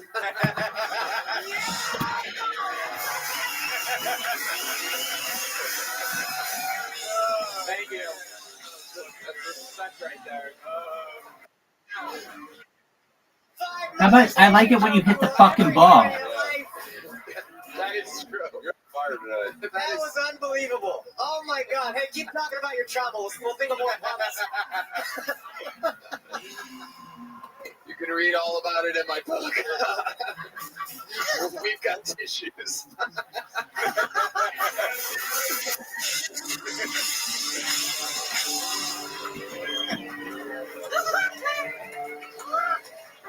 Oh my god. joke book, my Make friend. it. Since you were molested when you were little, here's a little joke book too. First person to ever get 2 joke books. Make the noise for Christian Alexander, ladies and gentlemen. Great job, baby. Keep at it, player. Keep at it. Great to see you. Great jokes, great interview. All right. You know, before we get to actually, we have someone special. The molestation thing reminded me. There is a young teen who. I can't believe I didn't ask him who touched you. You know? What do you mean? Christian, who touched you? That's how I got famous, was who touched Oh. you. I didn't ask him. Oh, I didn't know that. Yeah. Can we bring him back out? I'm sorry, go ahead. It was his Tia. What's that? It was his Tia. I know, but I don't know what that is. He just explained it. It's paternal. No, but I don't know. I should have asked before he said it. It was his aunt. Right, but I should have asked before. One of the greatest shots I've ever had in the history of mankind. Can the music get louder somehow? I just had a perfect game, Zoot. I can't hear you, Tony. I can't hear you. Hold on. Jesus fucking Christ. All right, so moving forward, not backward. There's a young teen who Literati time. wanted to talk with you, Dr. Phil. He's trying to solve some issues in his life. And he just so happens to be on a hit podcast with a new friend of the show, Tony Hawk. Ladies and gentlemen, from the podcast Hawk versus Wolf, here to talk it out with Dr. Phil. Make some noise for the great Jason Ellis, ladies and gentlemen.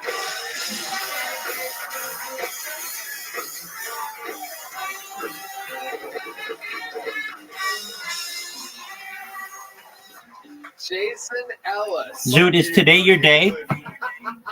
Molestation. That's what we're going To beat the greatest I got molested by like 5 people when I was growing up. literati player What's your chance, Dr. Phil? you've ever played.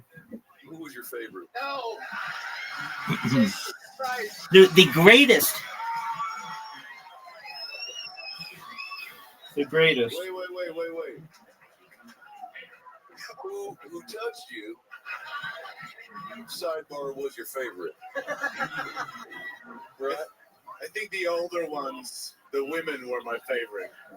Not as gay as I used to be. How old are we talking? And how old were you when it was transpiring? First ones were real little, like 4 to like 6, and then fuck, who cares? I'm fine. And what do they do to you when you're that young? Because you can't get hard that young, right? I mean, you seem like the guy Zoot, that I just actually took probably all the could wind get out of your 4 sails. years old, Jason. I don't know if that's a compliment or not. And fuck It you is. You're again. like a tough guy. You seem like a Yeah, tough you're a guy. tough Like guy. you could get hard when you Word, dog. I'm the West Side gangster. Yeah. Well, okay, so now, by the way, What? is this one of the girls that did it? Oh, that's just fine. I'm trying to. Yeah, I'm into women. Hell yeah. Speaking of women, Sherry, if that wedding, I'll drop some bombs. Yeah, on her back definitely. end. Oh shit! I like that. Oh shit!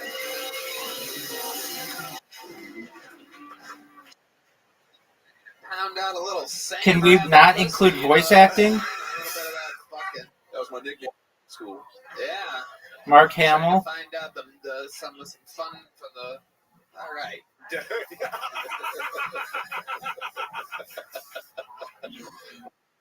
Hit me at once. I short circuited there. I love it. So, anymore. What are you talking about? I wasn't gay. I don't know who's gayer, you or me. Seriously. Like, just because I admit it, that might be the only difference.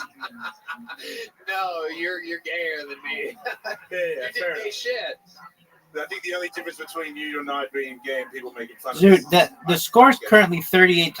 Goddamn right. That's why I didn't do a minute, everybody. But an interesting thing happened. You told me about it earlier. You were kind of gay. Bye. You were bi, right?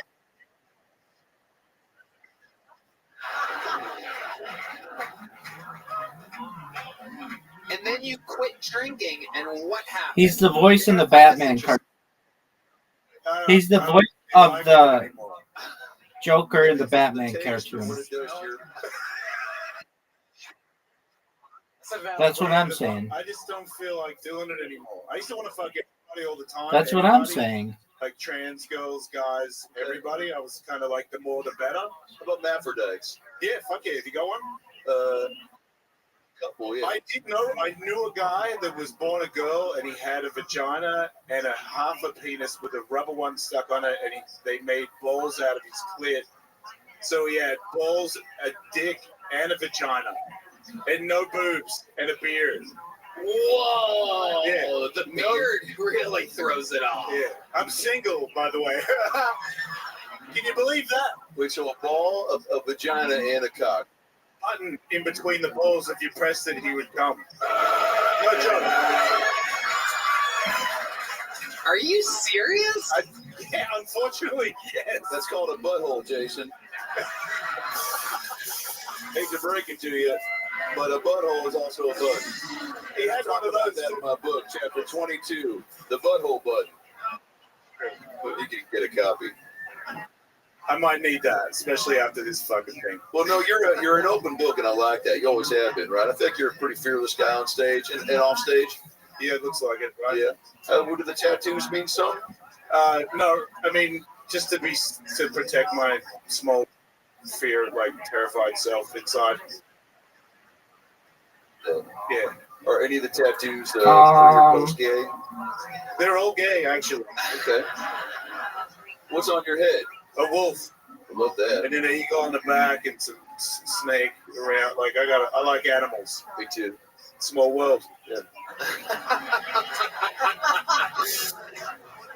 The JasonEllis.com. You're going on tour. What are you doing on this tour, Jason? Comedy. Love it. Yeah, accidentally. Like I got fired from Sirius. That was a really cool moment. Right. I used to think that was what I was going to be as a radio person for the rest of my life. But then Sam Tripoli was like, you should do comedy.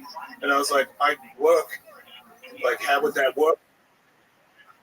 And I was like, I'm going to try comedy. The one with because I got fired, people like, really cross-dressing? And I felt like I hated myself, which got into comedy. Yeah, that's exactly Yeah, I got a lot of good Oh, friends. Crocodile We all hate Dundee. each other and ourselves. It's great. How long have you been trying comedy now? Sam? And you Paul love it? Hogan. The best thing about it is I get nervous. Good against one. And fighting, but when I fuck up, I don't have to go to hospital. Right. Yeah. I just get like really. And, like, That's what I'm talking about, like, B. You guys used to before you were good. It's true. Yeah, it's fun. It's a shame there's not a button that makes things all better. Oh, there is. It's just I don't want to press it anymore. Jason, thank you for swinging by.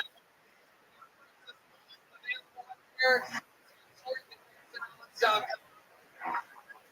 One more time for Okay. Jason Ellis, ladies and gentlemen. Some noise for Jason. Another bucket pull.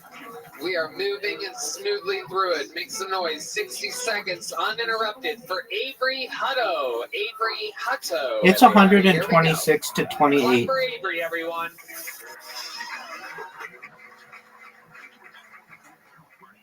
So I actually used to date a girl who was bisexual. It's kind of like a medium gay. You want to know something embarrassing? When her and I first started dating, she had actually slept with more women than I have. But here's the deal. I grew up like a super strict Catholic, so I fucked way more dudes. Yeah, she broke up with me because I used to beat her all the time in board games. Yeah, we'd be playing Monopoly. She'd start to win. I'd get super amped up, and then I'd punch her in the face. Yeah. I'm trying not to do cocaine anymore. It's making me too powerful. Yeah, my favorite thing to do on cocaine was try to stand completely still. It makes you feel like you're hitting the grind on Tony Hawk's Pro Skater. Got any ketamine fans in the audience? Dude, fucking losers, dude. Fucking losers, dude. There's nothing worse than anybody who likes ketamine. Ketamine's for people who got punched in the face and they're like, oh yeah, that was awesome. Thank you. Okay, Avery Hutto. This is your first time on the show? Yes. I love it. Welcome, welcome. How long have you been with stand-up? About 6 years. 6 years. Where at? I started in Detroit, then Chicago, then here.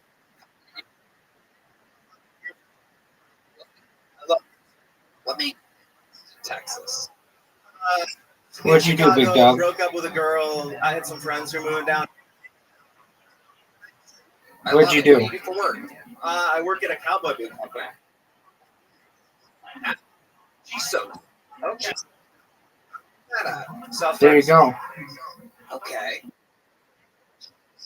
I'm gonna get some cowboy boots. I think I might. Okay, I would love that. I'm there at the store. So I love it. Absolutely. It's going to be good to have someone that speaks English. So There you go. honestly, once you get into cowboy boots, It really is pretty cool.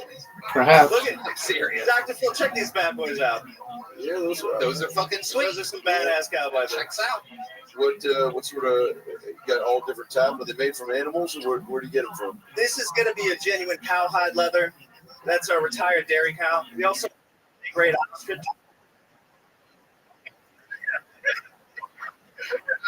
Dr. Phil. Boots. Oh, yeah. Perhaps. Why are you interested in this guy's boots?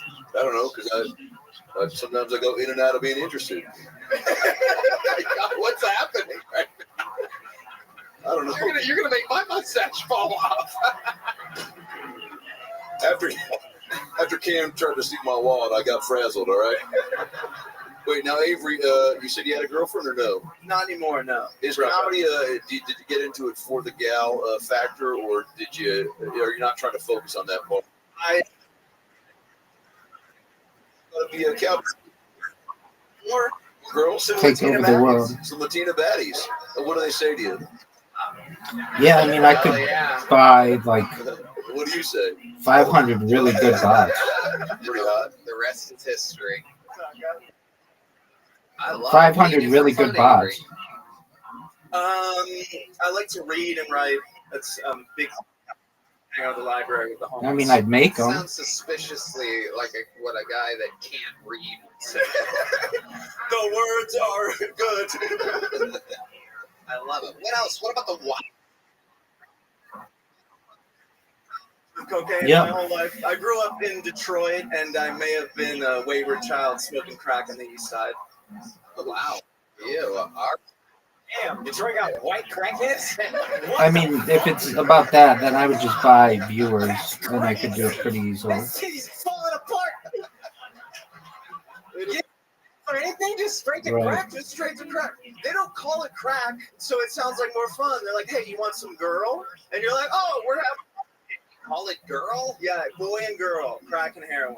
Wow. That is amazing. I can't. A Game Boy There you or go. something like that.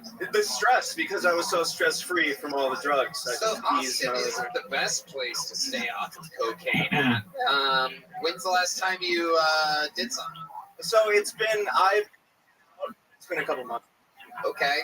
Time you did it. Where was that? How does that happen? How do you give in to temptation? Oh, I don't like to do cocaine with other people. I don't think that's fun. I get it, and then I go back to my house, and then I do lines, and then I just write for hours and read books. I'm a crazy person. Like suicide notes, or what do you write?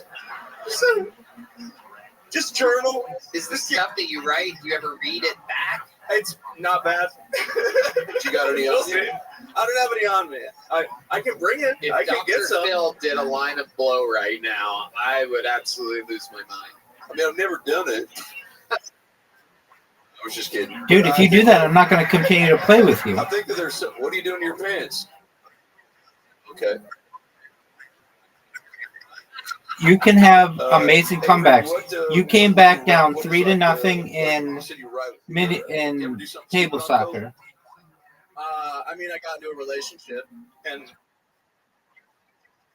Yeah, dude, get a Q in the right Right. spot, You do it too? get an X in the right spot. It's game over. What the fuck? Yeah. Did you guys have sex on coke? we did. We would write love letters to each other on cocaine, and then we would have sex. What, was the sex weird or was it great? It was really good. I've never heard anyone make coke sound gayer. It's nothing better than ripping a fat line and writing a love letter. It feels good, dude. Drugs are bad because you get sad and lonely, but if you're filled with love on drugs, you're like, everything's pretty good. Wow. Listen how lonely those women are over there. Aww. Wow. Yeah, you're not wrong. Absolutely You're wrong. incredible. Alex, fun times. You made your Kill Tony debut. Here's a joke book. There you go. Good job, dude, to keep it moving along. All right. Betted. Make some noise for your next bucket full, ladies and gentlemen. It's Angela K. Angela K, everyone. How about a hand for Heidi, everybody? The lovely Heidi. Follow her at Gina with 3 A's, .hg.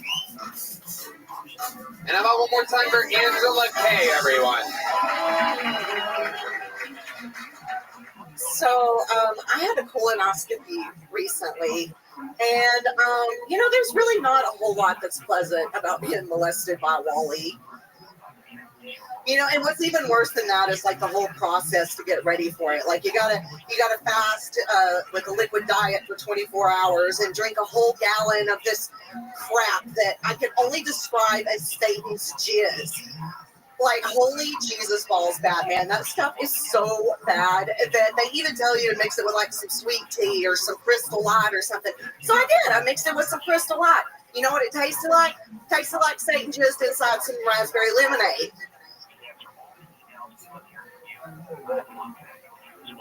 On a positive note, though, I did like that Sleepy Time cocktail that they gave me. That shit will make you not give a fuck, man. Like, it is. Woo, I didn't even care when I woke up in the middle of the procedure, man. Like, I saw them messing with this nasty, fat, nasty, juicy polyp, and I was like, ooh, that's gross. And then I woke up, it was the next day. But now I get to have surgery. It's awesome. Like, they're going to turn my colon into a semicolon. Okay, thank you. I'm Angela K. Okay, Angela K. Finally, a bucket full that wasn't good. All night it took us to get there. Fucking incredible. Everything's right back on schedule again. It's been I was getting distraught at how good they were. Yeah. Thank God you bombed. That is amazing. Angela, how did you feel that went? I had fun with it. Good. I feel like I just got roasted by Elf on a Shelf, but There you go. Yeah. I wore a red vest tonight, everybody. Indeed, you got me. I love you, Tony. You're awesome. Thank you. Thank you so much.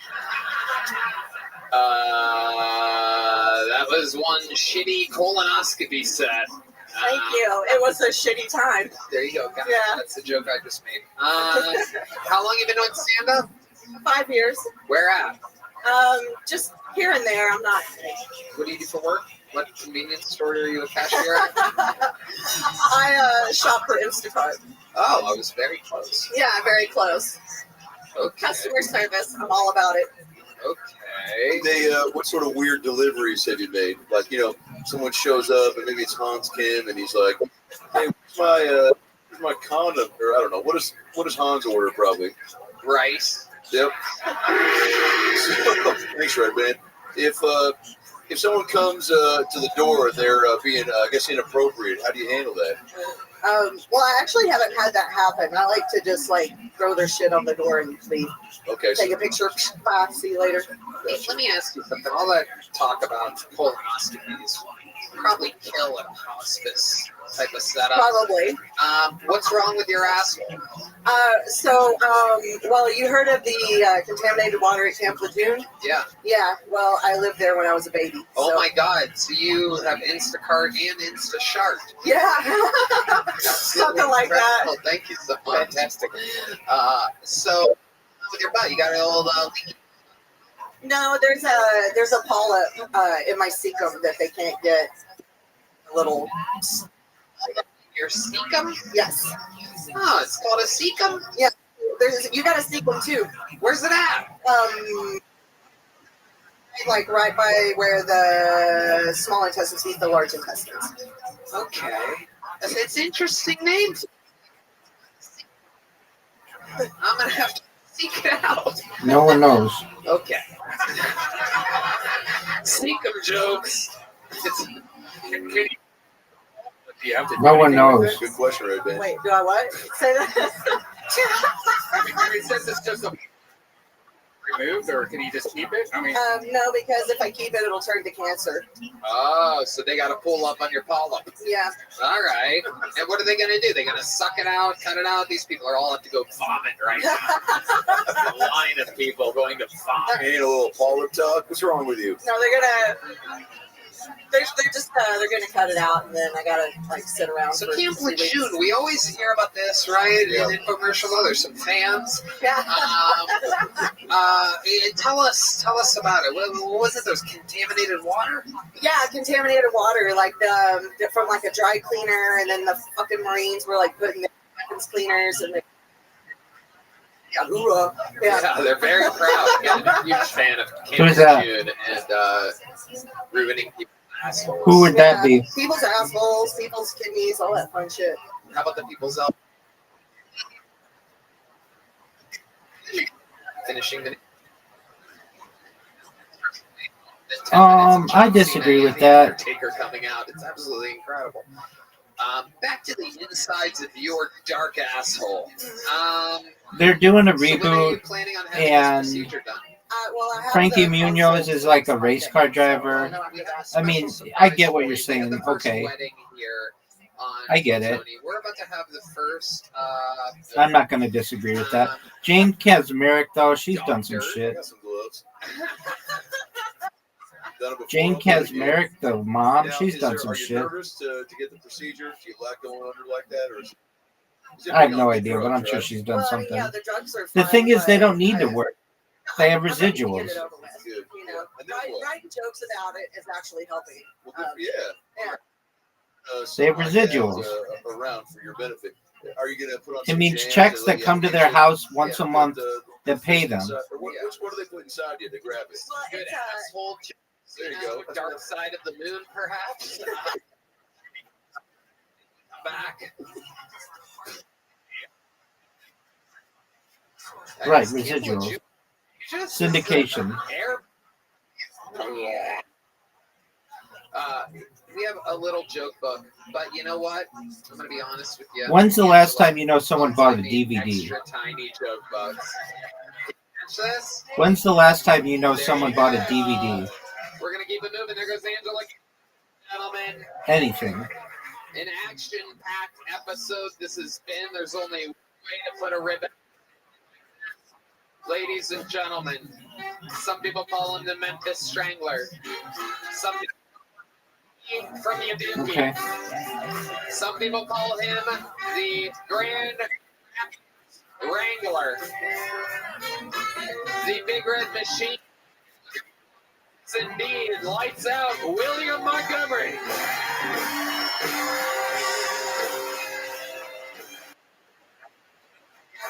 Exactly.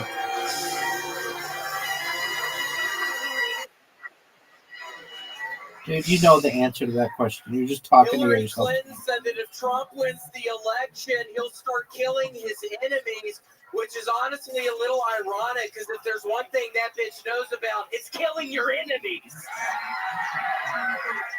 Fuck! I don't know if y'all have been following the Trump trial up in New York, but Trump's case went up in flames like. It wasn't Trump's case, Tomorrow, but the Zoom. dumbass protester who set himself on fire in front of the courthouse.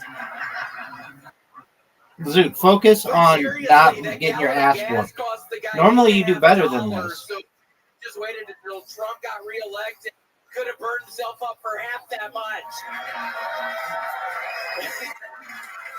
Okay, that's my top. Thank you. Huge applause. Close. All four people at the table clapping with their hands up at the same time. Almost seems like this next election's a no-brainer. William, an unbelievable set. You did it yet again. How do you feel? I feel pretty good other than finding out I got to go to the dermatologist again. I have skin cancer again right on my nose. So, Tony, I'm really not in a very good spot right now. Oh, my goodness. Is it in your cecum? Yeah, it's in my cecum. It's behind my cecum. The doctor said, let me see your cecum. And I let him Wow. See the Seeker and it's behind it. Did you guys play hide and go seek 'em? Uh-huh. Oh, good. Okay. Okay. Billy boy, you have skin cancer. Yeah, again. Have it again. Through my nose. It's on the left How do you side know of my that? nostril. Can you point to it? Yeah, it's kind of hard to. No.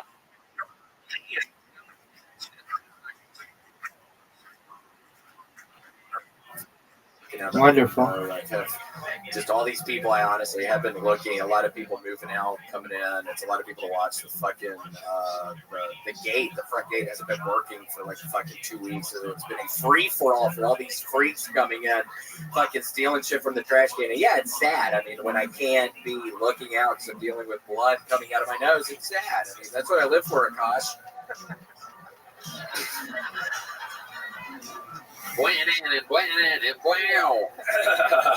Well, yeah, skin cancer is one of the rougher ones to get sympathy for, too, right? It is. Oh yeah, do you agree, you fucking idiot? Who were you with? Your daughter tonight? Who was that?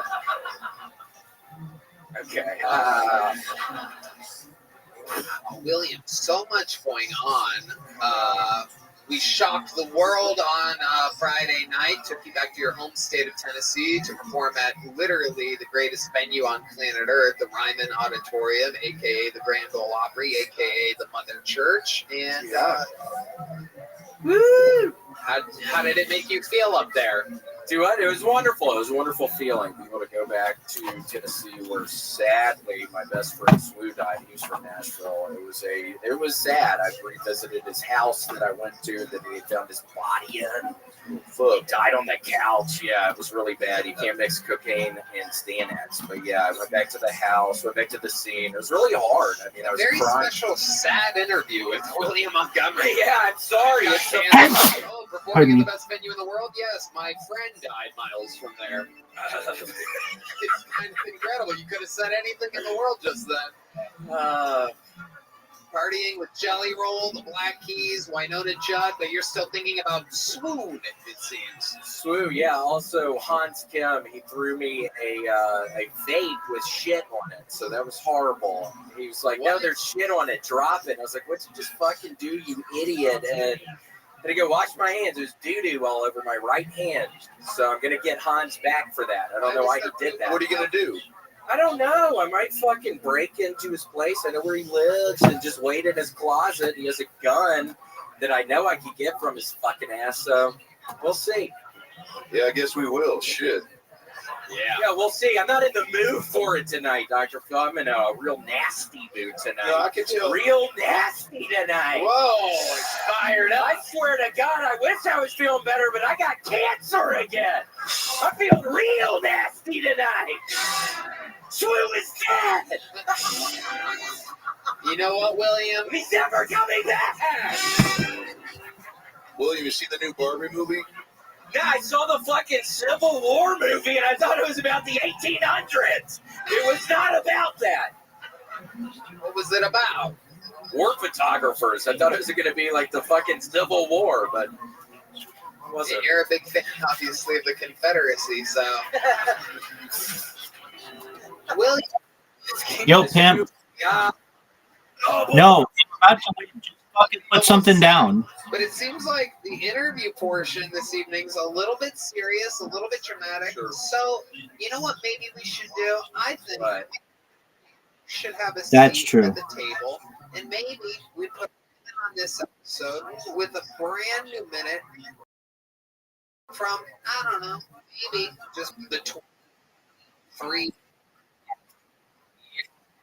And a guy, Depends on the letters. And a guy, I don't know. I don't want to make any bold predictions, but I would say off of this episode alone, a guy who appears to be the front runner for 2024 Guest of the Year.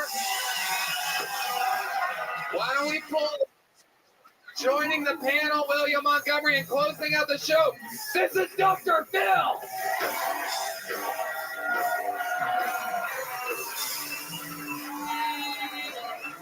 One more time for William Montgomery, everybody. Here he is right here.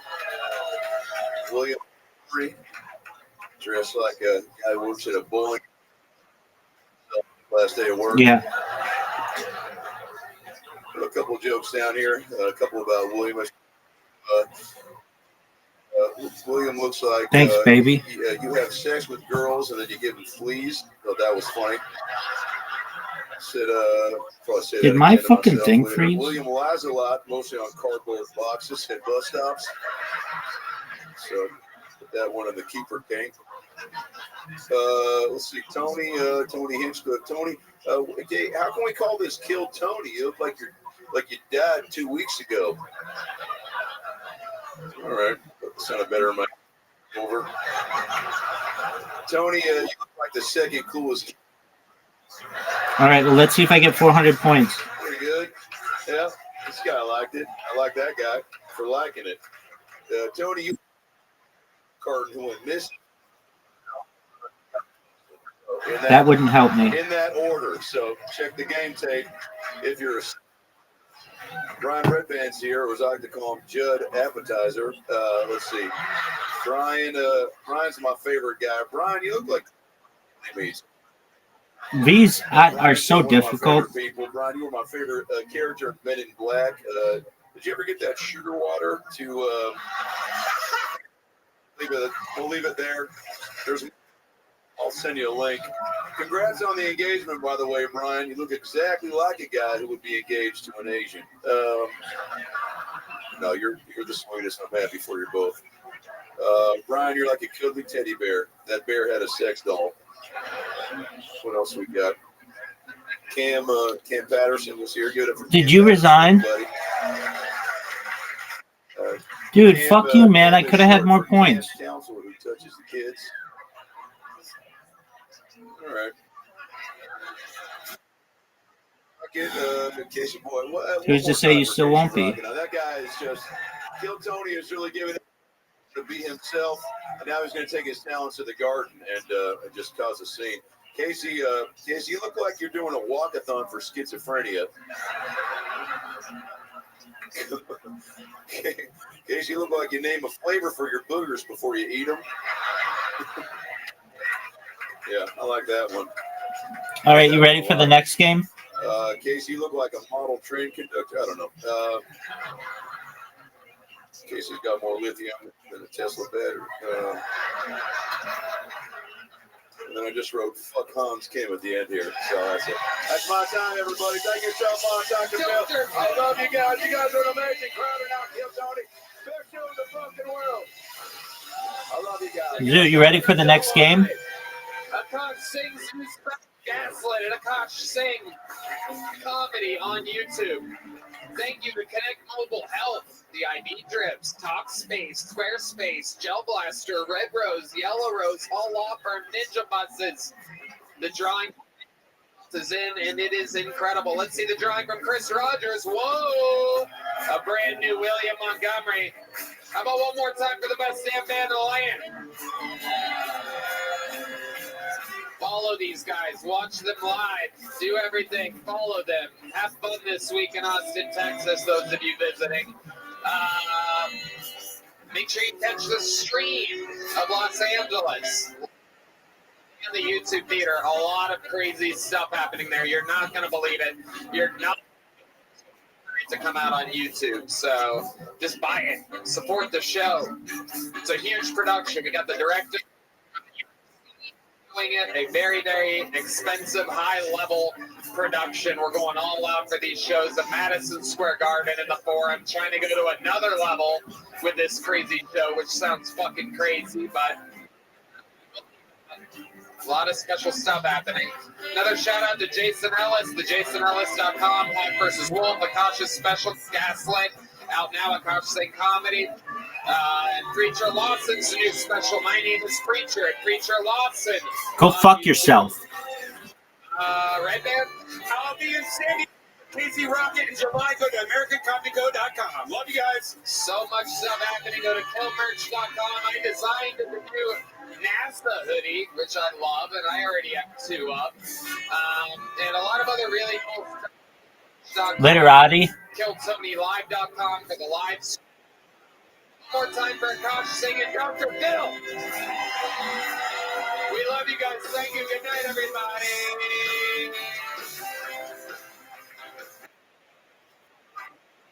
Because I'm better at it than you are?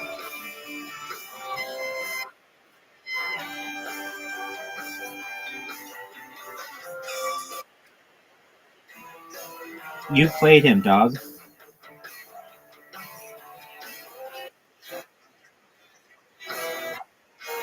I think he's a little bit better than you are.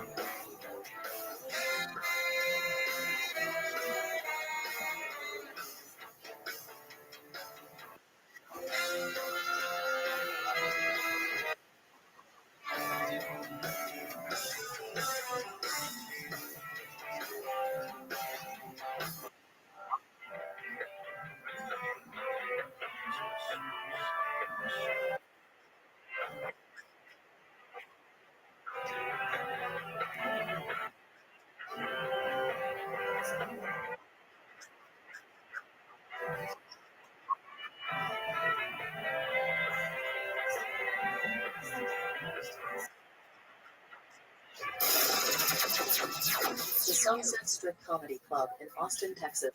The balls are back. Check out Red Man's secret show The every bounce is Thursday. back. Go to Sunset ATX for tickets.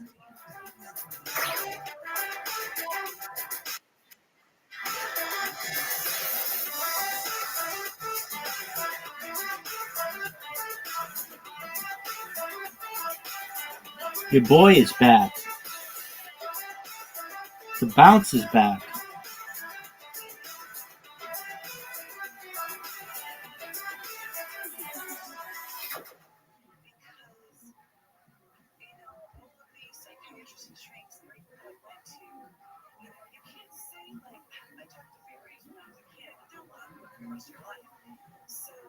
The next place to the green powerful. Cam Patterson, everybody. So I got my first apartment because stand-up comedy, and that's great, you know what I'm saying? I love it. But I got roaches real bad. I got roaches so bad, I got a home, but he had roaches. But I asked him, I said, how do you get rid of them? So I just trained them. And I was like, nigga, that's not possible. Bitch, you can't train roaches. I said, train my roaches. Because at my house, I had 3 roaches. They'd be on their side room, I'd be on my side room. We'd have a good night. We wouldn't bother each other. But I bought a girl over one time, and there was 72 roaches in my room doing TikToks and shit. They were making podcasts, niggas. They were moonwalking. It was crazy, right? And at one point, the girl was watching movies, and I was killing roaches as I watched the movie. So I watched the movie, and I murdered a roach. Then I watched the movie, and I murdered a roach. And at one point, she came up to me and said, "Cam, it was a big ass lizard roach that walked into the middle of the TV." And I couldn't avoid this bitch.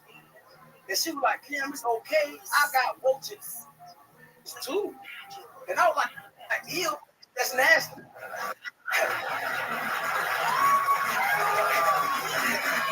You dirty slut. Yeah. Yes. That's the fucking Let's go, lizard. nigga. Come on, nigga.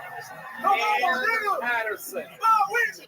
The Bill Tony debut of Cam Patterson. Unbelievable performance. The set of the night.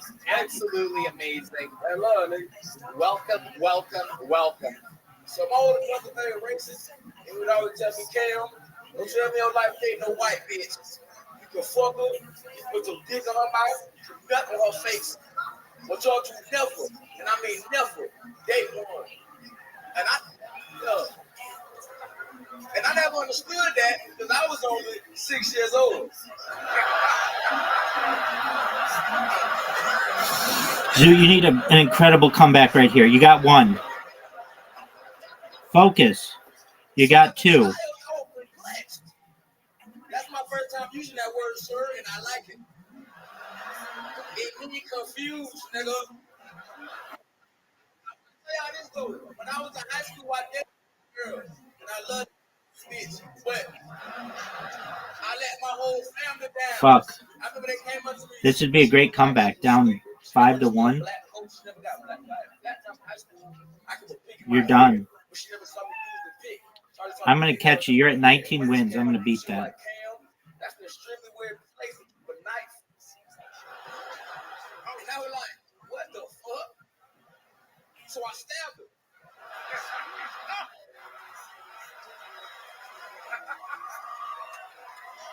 Hey guys, what the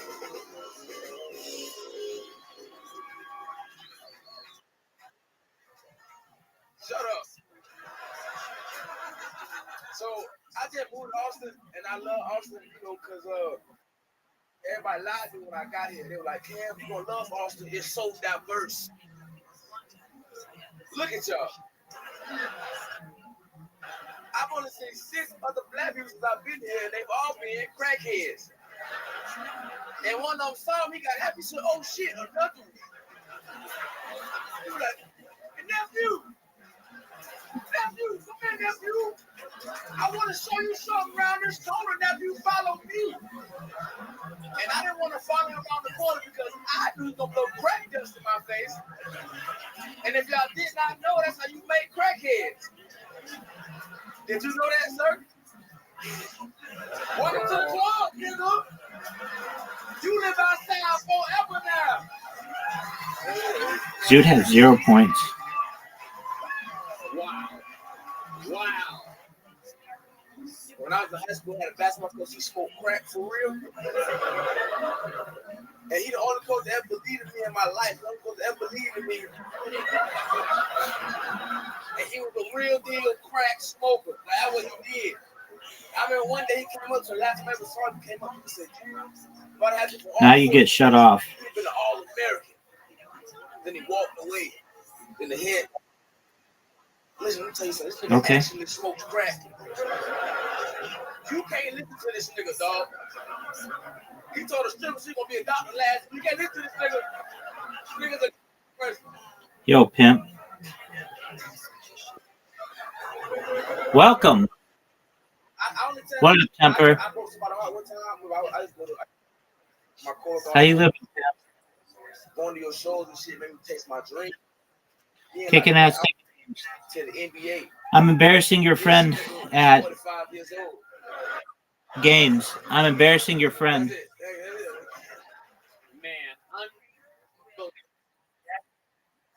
From yesterday?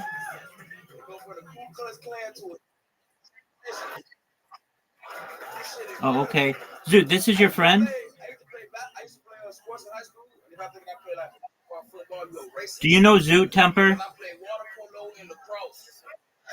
Zoot, you're full of shit. How you living, Temper?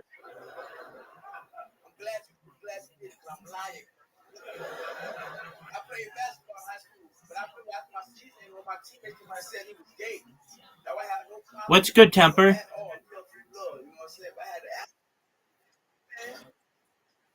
Living the dream. Every day's a holiday, every meal's a feast. Just playing some mini games at Zoo. More than 3.5 years, going back to the pandemic. Word, dog.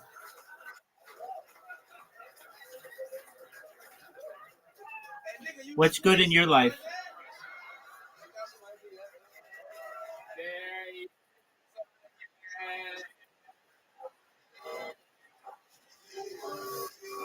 Wow. I used to want to be a dog.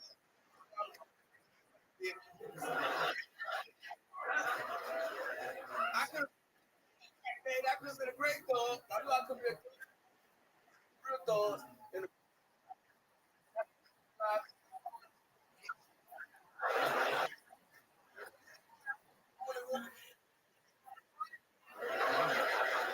they were like, why are you trying to shoot that gun? The worst thing about us, they come back when they shoot you. So they would shoot at me, they was coming back, and I'm taking my shirt off. I'm like, hey, look. Be quick. Leave us alone.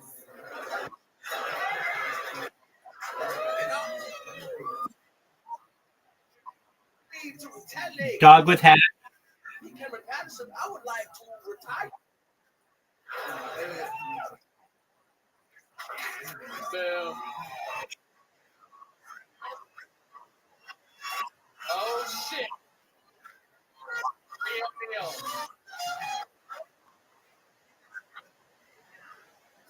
My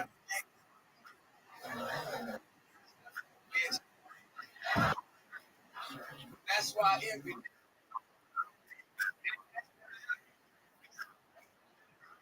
got a lesbian bitch. You a cowboy, fuck nigga. The lesbians for and I ain't get that choice. Let me explain. So go girl, she go, go deep. All she got chapter 6, put on Arsenal real quick, put on a 10, and now she finna fuck.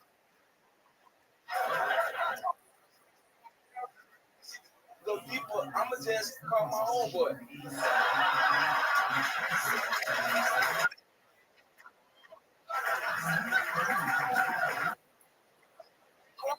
Way bigger than mine.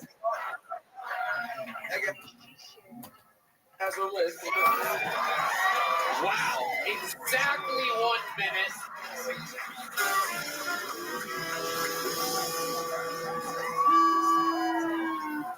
Yeah, that nigga arm crazy as shit. You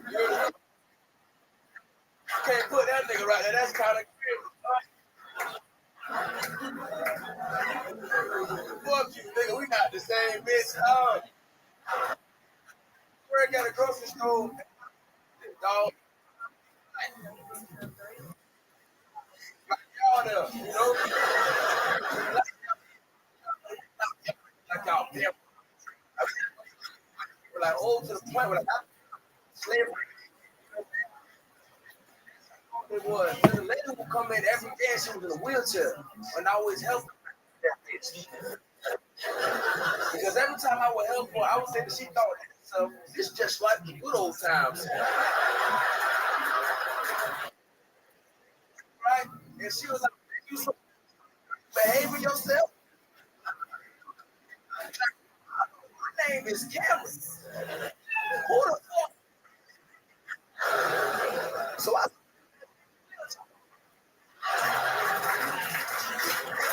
I got it.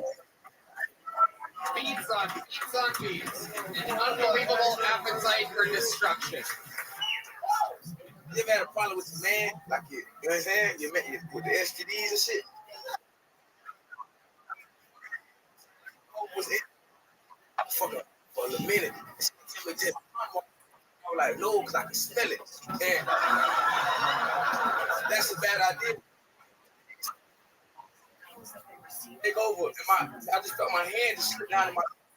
And I'm being treacherous. I'm just.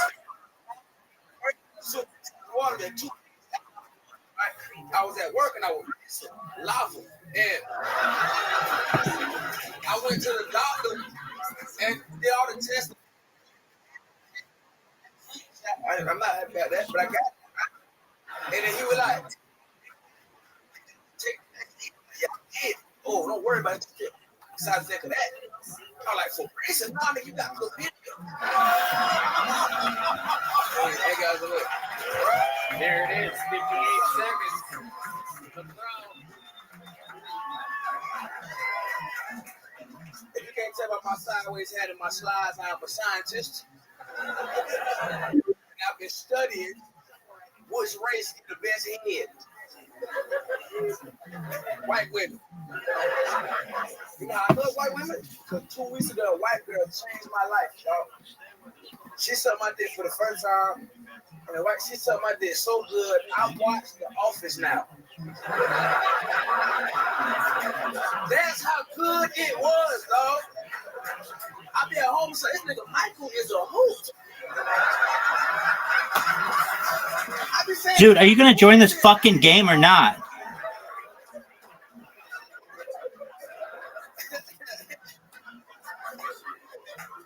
This your lady? Can she suck a dick? Hypothesis prove it. Right? You're black? Never mind. She said she's half black. He said, never mind. Another amazing minute from the great Cam Patterson.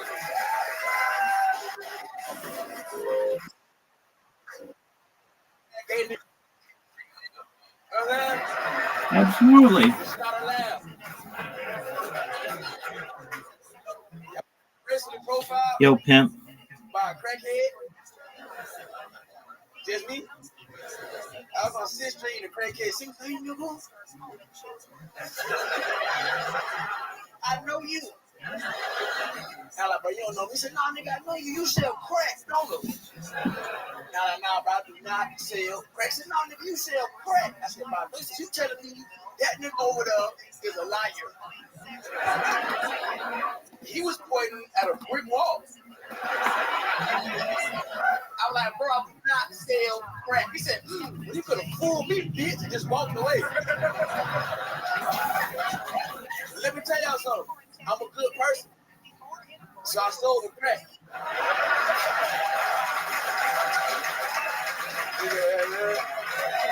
A force to be reckoned with.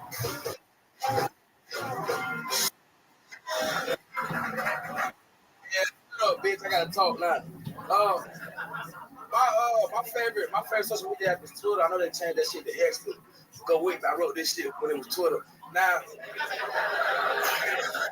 I like Twitter because that's one place you can see people like debate over their political beliefs. And like scroll down and see like a girl with a butt plug in her ass. Right? That's how I found out about all my news and shit. You know what I'm saying? And that's how I found out about the Russia-Ukraine situation. Like I didn't know what was going on. Like, oh, this shit is crazy. And I scrolled up, I said, go get another on. 2 scrolls later. Look, those real shit. You know what I like porn? But you little type of that you want for a porno. I seen a porno there. This porno called it was a white girl gets gang banged by well-hung niggers part 3. And I had to watch it because the white girl get gang banged well-hung niggers part 1 was so good they made 2 more. That's my time. Damn motherfucking Patterson.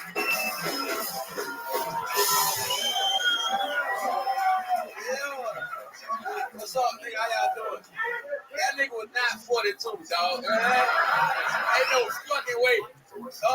Like I know I fight people for real, and the only reason I fight people is I got a little sister, and she not. My little sister is 6'2", 280. All right, go do what you need to do. Be back in 5 minutes. You know what I'm saying? Like, when we was little kids, she would always beat the fuck out of me, like, every day. You know what I'm saying? She had me, and my big spirit that she come on there go, Cameron, my boyfriend just hit me, come do something about it. And I was back home a couple weeks ago, and she called me, she was like, Cam, my boyfriend just hit me, I need you to come have me. And I was like, bitch, call the police.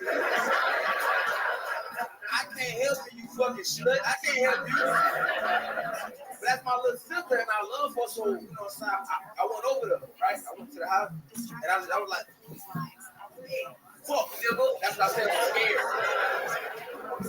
Hey, fuck, nigga. How did you beat this bitch?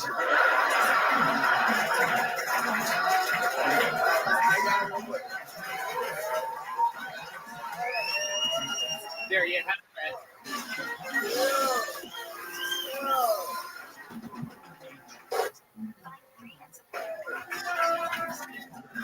I hate my niece. She a bitch. Cause she be bragging about shit she know I can't do. Like I was back home a couple weeks ago. She like, Uncle Cameron, guess what? I passed the 3rd grade. And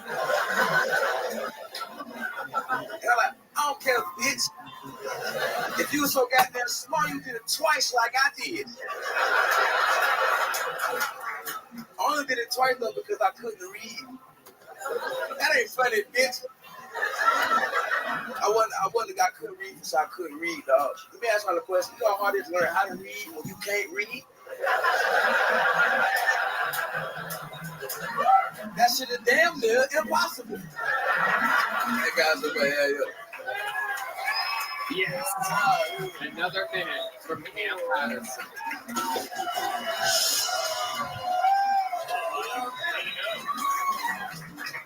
So my life been crazy, so I got a therapist. Thank you, white women. Thank y'all for admitting that shit. I really needed one. Cause you guys, I just yell in the mirror like, you gonna fuck nigga, you gonna die. That don't help. I don't have it all. I don't have it all. So I got a therapist, but we don't get shit done cause she's pretty. So I just be lying to this bitch. That's like, what's your biggest problem? My dick too big. That's a big issue for me. What weighs down? Like my dick weighs me down. That's pretty cool. You know how weird it is to put like gas in it? It hurts. It's real hard to put fucking gas in the Bugatti, bitch. You know what I'm saying? That's damn near impossible.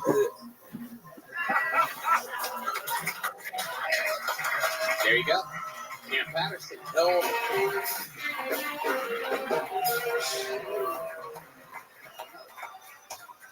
I be fucking chatting at a wife. I fucking.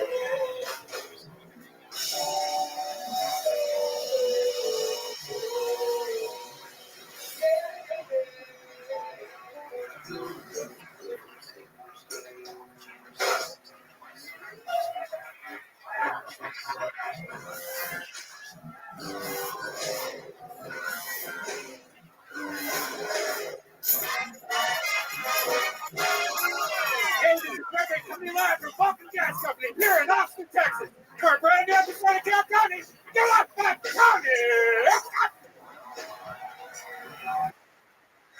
Are you back? Your goddamn Monday night right now.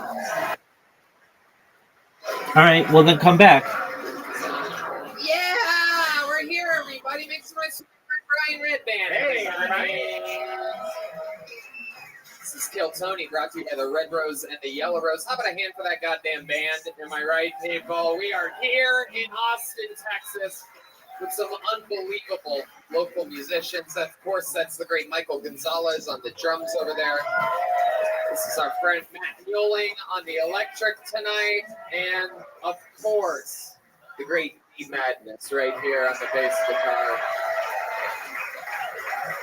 With a gigantic mic stand that I almost knocked over into him awkwardly starting the episode. Very close call there. You son of a bitch. Son of a bitch.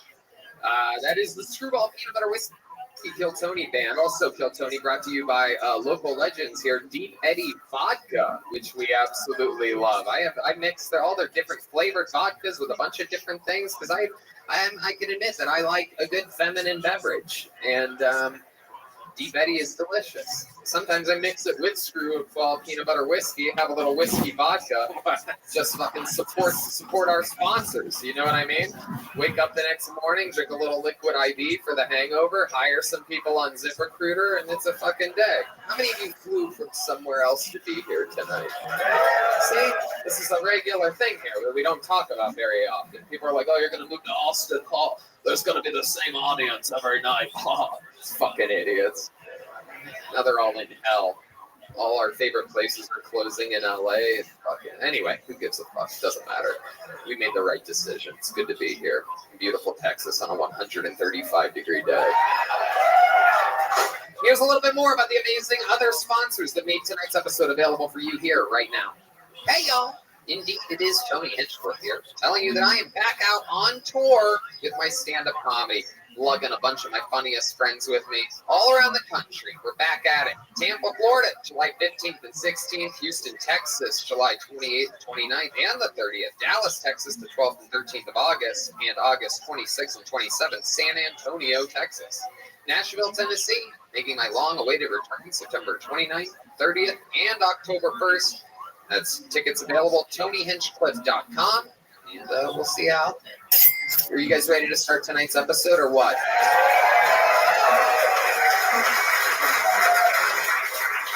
Ladies and gentlemen, two of the best comedians in the country, two return guests to Kill Tony. They are here from New York City. Ladies and gentlemen, I present to you Shane Gillis and Mark Norman. Oh my God. Oh shit. It's one of those nights. Mark Norman. One of the best in the world. And Shane Gillis, everybody. Holy shit.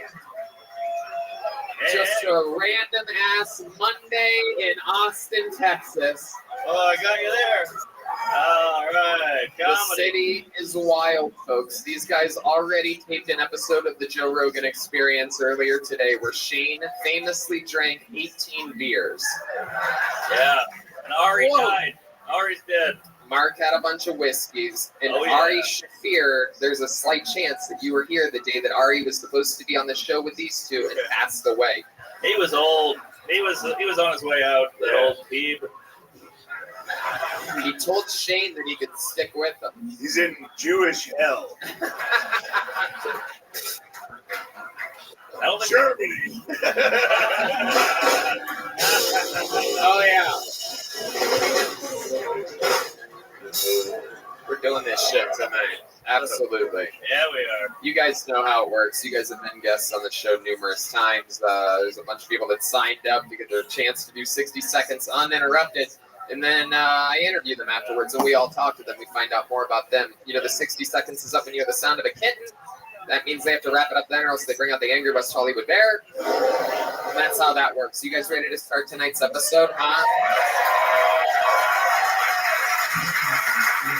Ladies and gentlemen, to start tonight's show, a man that has been kicking off every episode of the show for a year straight.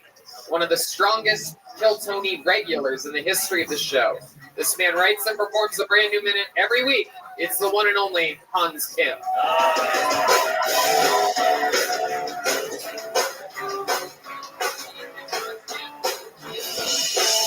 Hey, what's up? I love talking to chicks, but I was talking to this one chick, and she kept talking about her PTSD, and I had to walk away from her because she was triggering my PTSD of listening to people with PTSD tell boring stories. Holy shit, cut to the chase. Sometimes shitty things happen to shitty storytellers. I don't know what to tell you. But I'm gonna be here in Texas, very hot. You know, I like how there's two temperatures. There's like feels like temperature and whatever the other temperature is, which I don't get the point of that because the only way I interact with temperature is by feeling it. The fuck is this other number doing? Feels like 72, but sounds like 45 and smells like 12. But good to be here. I think that if guns are legal, then traps should be legal. You should be able to trap a motherfucker. You know? If you bend down to pick up a Supreme hat, you should go up in a net. All right, thank you. Hans Kim. All right. Hans really saving it there at the end. That was getting close. We were in Trek.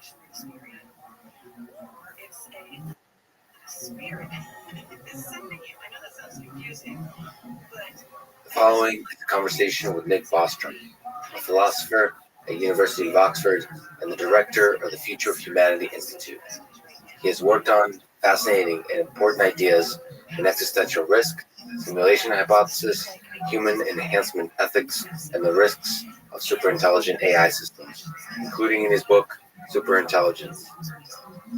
I can see talking to Nick multiple times in this podcast, many hours each time, because he has done some incredible work in artificial intelligence, in technology space, science, and really philosophy in general. We'll have to start somewhere.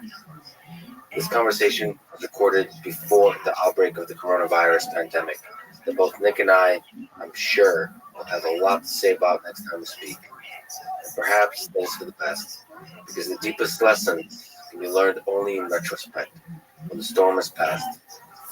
I do recommend you read many of his papers on the topic of existential risk, including the technical report titled Global Catastrophic Risks Survey that he co-authored with Anders Sandberg.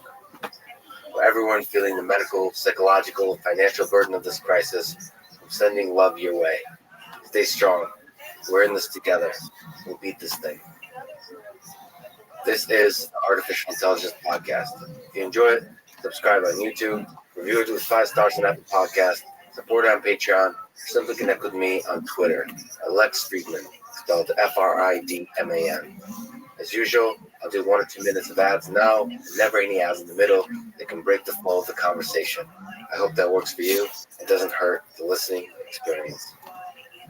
This show is presented by Cash App, the #1 finance app in the App Store. When you get it, use code LEXPODCAST. Cash App lets you send money to friends, buy Bitcoin, and invest in the stock market with as little as $1.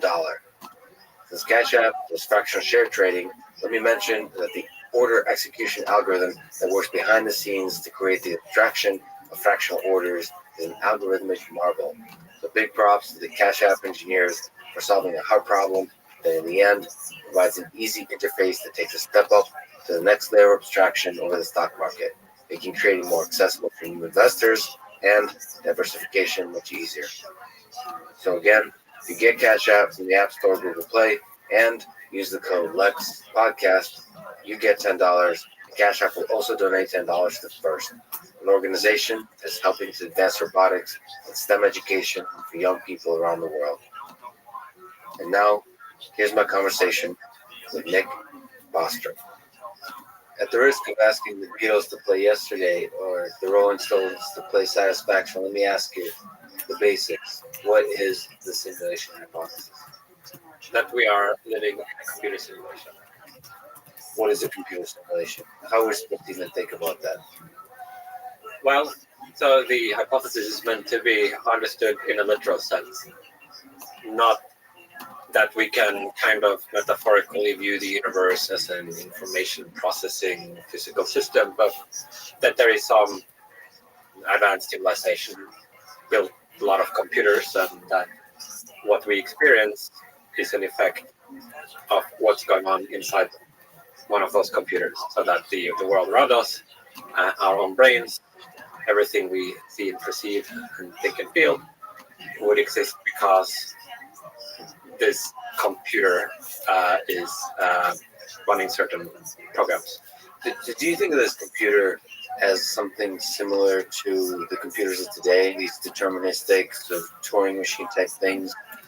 Is that what we're supposed to imagine, or we're supposed to think of something more like a quantum mechanical system, something much bigger, something much more complicated, something much more mysterious from our current perspective? So the ones we have today would be quite a bit bigger. Certainly, you need more memory, more processing power. I don't think anything else would be required. Now, it might well be that they do have additional, maybe they have quantum computers and other things that would give them even more. It's kind of plausible, but I don't think it's a necessary assumption in order to get to the conclusion that a technologically mature civilization would be able to create these kinds of computer simulations with conscious beings inside them.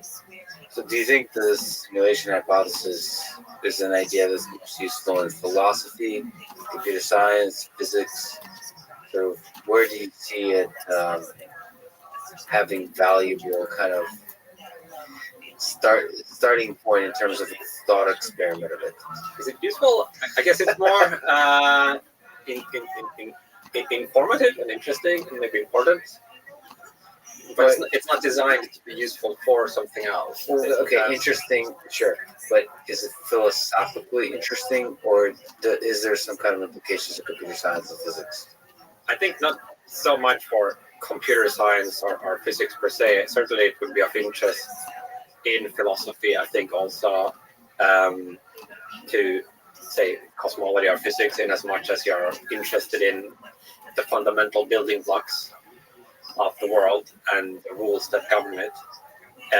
If we are in a simulation, there is then the possibility that, say, physics at the level where the computer running the simulation could be different from the physics governing phenomena in the simulation. So I think it might be interesting from the point of view of religion, or just for kind of trying to figure out what the heck is going on. So we mentioned the simulation hypothesis so far. There is also a simulation argument, which I tend to make a distinction. So simulation hypothesis, we are living in a computer simulation. Simulation argument, this argument that tries to show that one of three propositions is true, one of which is the simulation hypothesis, but there are two alternatives in the original simulation argument, which we can get to. Yeah, let's go there. By the way, confusing terms. Because, people will, I think, probably naturally think simulation argument equals simulation hypothesis. Yeah. Just terminology-wise, but let's go there. So simulation hypothesis means that we are living in a simulation. The hypothesis that we're living in a simulation. Simulation argument has these three complete possibilities that cover all possibilities. So what are they? Yeah, so it's like a disjunction. It says at least one of these three is true, although it doesn't on its own tell us which one. So the first one is that almost all civilizations at our current stage of technological development go extinct before they reach technological maturity. So there is some great filter that makes it so that basically none of the civilizations throughout, maybe vast cosmos will ever get to realize the full potential of technological development. And this could be, theoretically speaking, this could be because most civilizations kill themselves too eagerly or destroy themselves too eagerly, or it might be super difficult to build a simulation. So the span of time. Theoretically, it could be both. Now, I think it looks like we would technologically be able to get there in a time span that is short compared to, say, the lifetime of planets and other sort of astronomical processes. Your intuition is that the simulation is not. Well, so this is interesting concept of technological maturity. It's kind of an interesting concept to have for other purposes as well. We can see, even based on our current limited understanding, what some lower bound would be on the capabilities that you could realize by just developing technologies that we already see are possible. So, for example, one of my research fellows here, Eric Drexler, back in the 80s, studied molecular manufacturing. That is, you could analyze using theoretical tools and computer modeling the performance of various molecularly precise structures that we didn't then and still don't today have the ability to actually fabricate. But you could say that, well, if we could put these atoms together in this way, then the system would be stable and it would, rotate at this speed and have these computational characteristics. And he also outlined some pathways that would enable us to get to this kind of molecularly manufacturing in the fullness of time. And you could do other studies we've done. You could look at the speed at which it would be possible to colonize the galaxy if you had mature technology. We have an upper limit, which is the speed of light. We have sort of a lower current limit, which is how fast current rockets go. We know we can go faster than that by just, making them bigger and have more fuel and stuff. And you can then start to describe the technological affordances that would exist once a civilization has had enough time to develop even at least those technologies we already know are possible. Then maybe they would discover other new physical phenomena as well that we haven't realized that would enable them to do even more. But at least there is this kind of basic set of capabilities. Can you just link on that? How do we jump from molecular manufacturing to deep space exploration to mature technology? Like, what's the connection? Well, so these would be two examples of technological capability sets that we can have a high degree of confidence are physically possible in our universe, and that the civilization that was allowed to continue to develop its science and technology would eventually attain. You can intuit, like, we can kind of see the set of breakthroughs that are likely to happen. So you can see, like, what would you call it, the technological set? With computers, maybe it's easiest. The one is we could just imagine bigger computers using exactly the same parts that we have, so you can kind of scale things that way, right? But you could also make processors a bit faster if you had this molecular nanotechnology that Eric Drexler described. He characterized a kind of crude computer built with these parts that would perform, at a million times the human brain while being significantly smaller, the size of a sugar cube. And he made no claim that that's the optimum computing structure. Like, well, you could build faster computers that would be more efficient, but at least you could do that if you had the ability to do things that were atomically precise. I mean, so you can then combine these two. You could have this kind of nanomolecular ability to build things atom by atom, and then say at a spatial scale that would be attainable through space colonizing technology.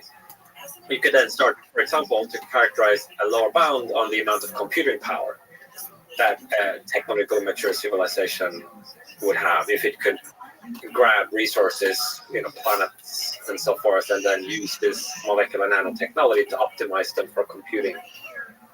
You get a very, very high lower bound on the amount of compute.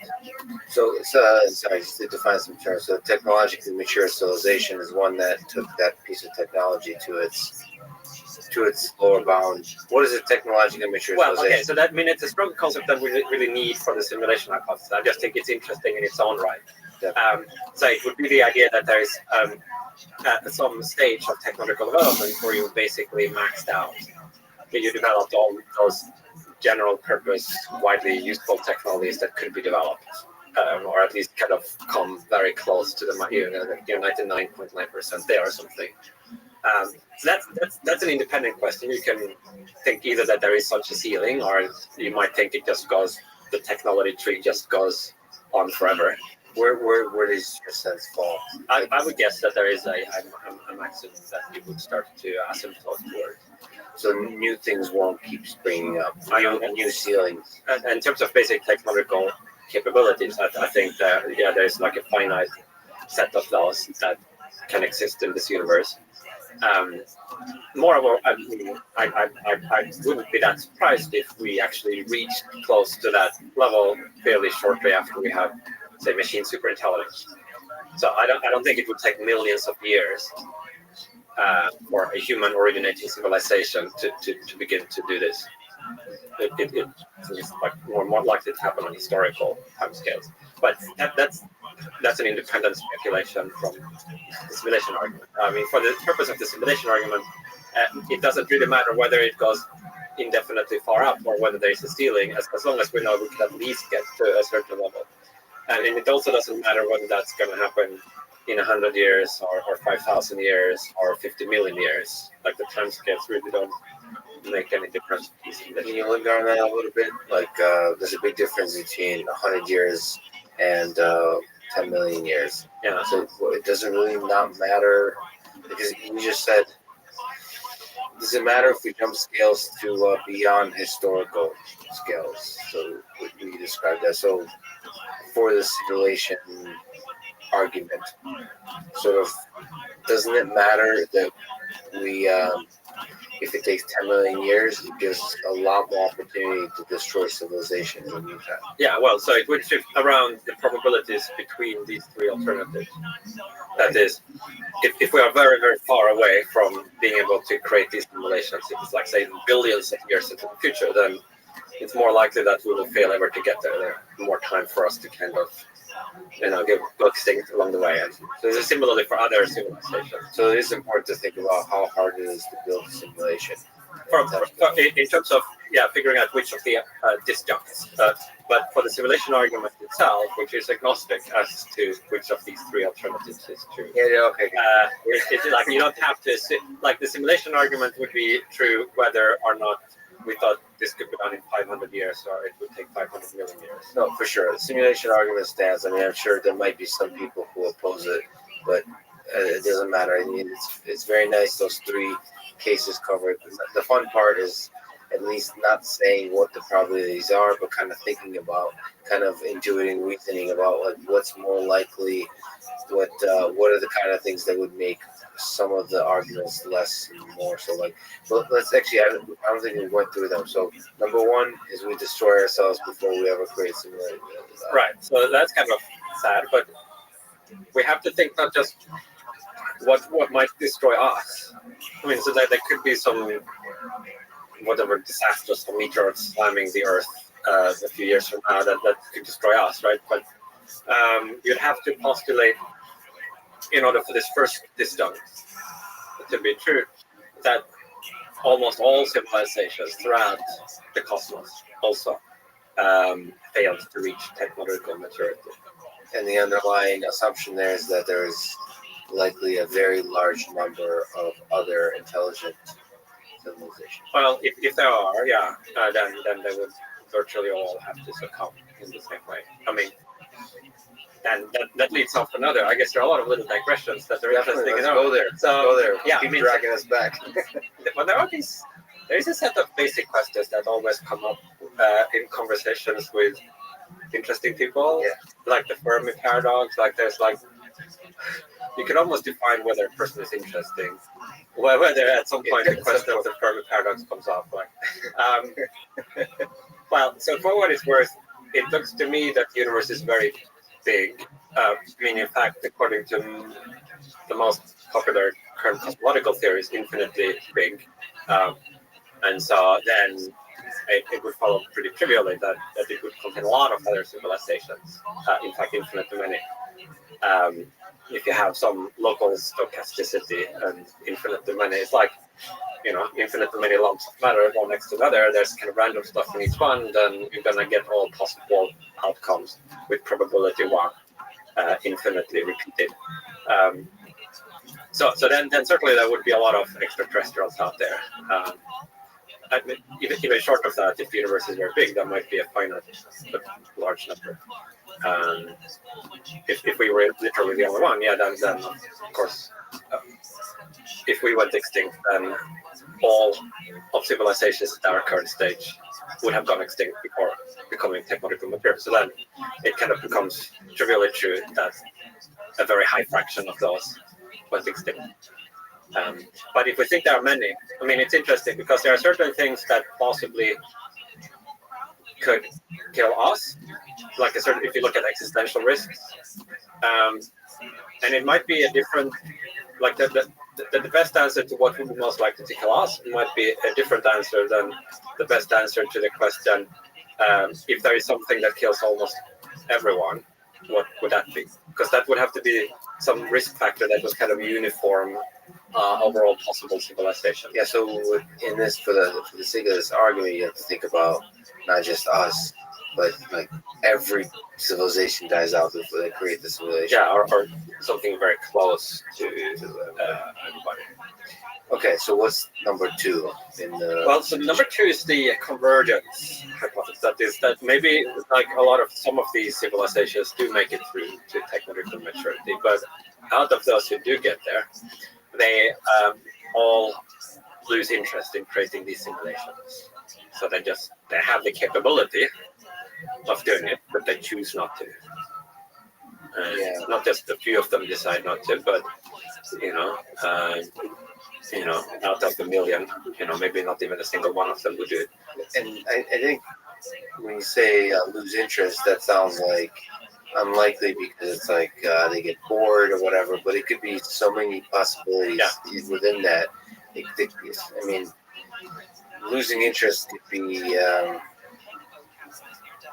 it could be anything from it being exceptionally difficult to do to fundamentally changing the sort of the fabric of reality if you do it. There's ethical concerns, all those kinds of things could be exceptionally strong pressures. Well, certainly, I mean, ethical concerns. I mean, not really too difficult to do. I mean, in a sense, that's the first assumption that you get to technological maturity where you would have the ability, using only a tiny fraction of your resources, to create many simulations.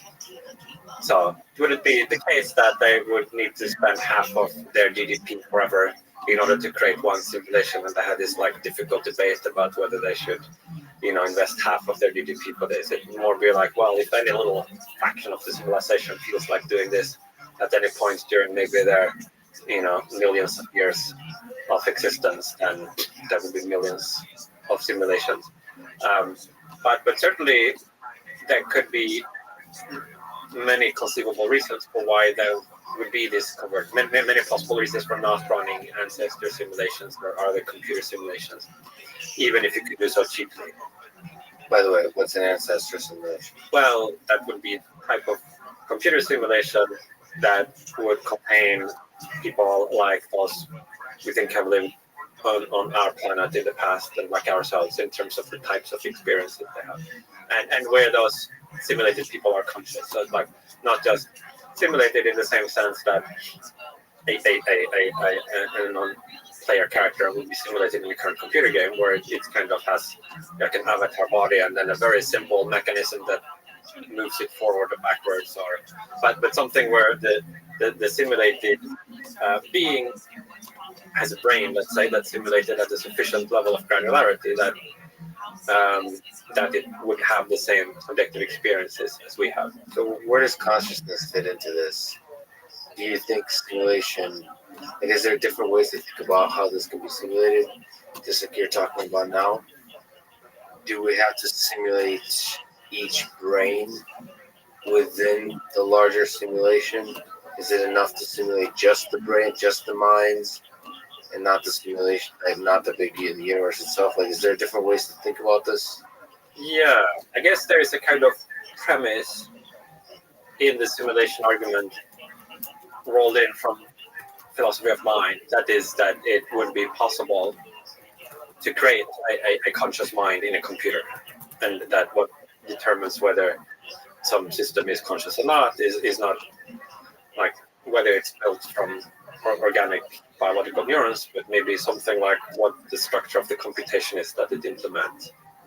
So we can discuss that if we want, but I think it would be, for what it's worth, my view would that it would be sufficient, say, if you had a computation that was identical to the computation in the human brain down to the level of neurons. So if you had a simulation with 100 billion neurons connected in the same way as the human brain, and you then roll that forward with the same kind of synaptic weights and so forth, so you actually had the same behavior coming out of this as a human with that brain would have done, then I think that would be conscious. Now, it's possible you could also generate consciousness without having that detailed assimilation.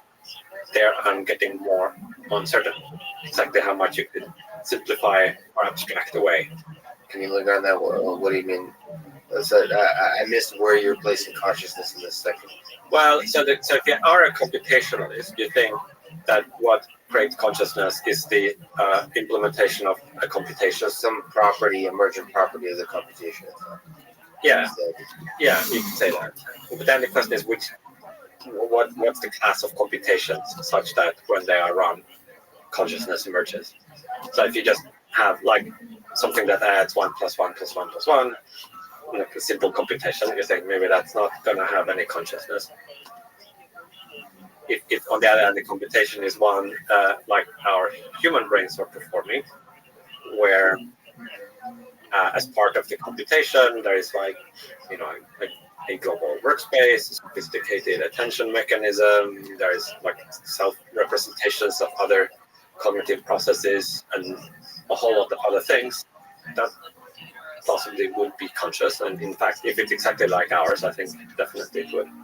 But exactly how much less than the full computation that the human brain is performing would be required is a little bit, I think, of an open question.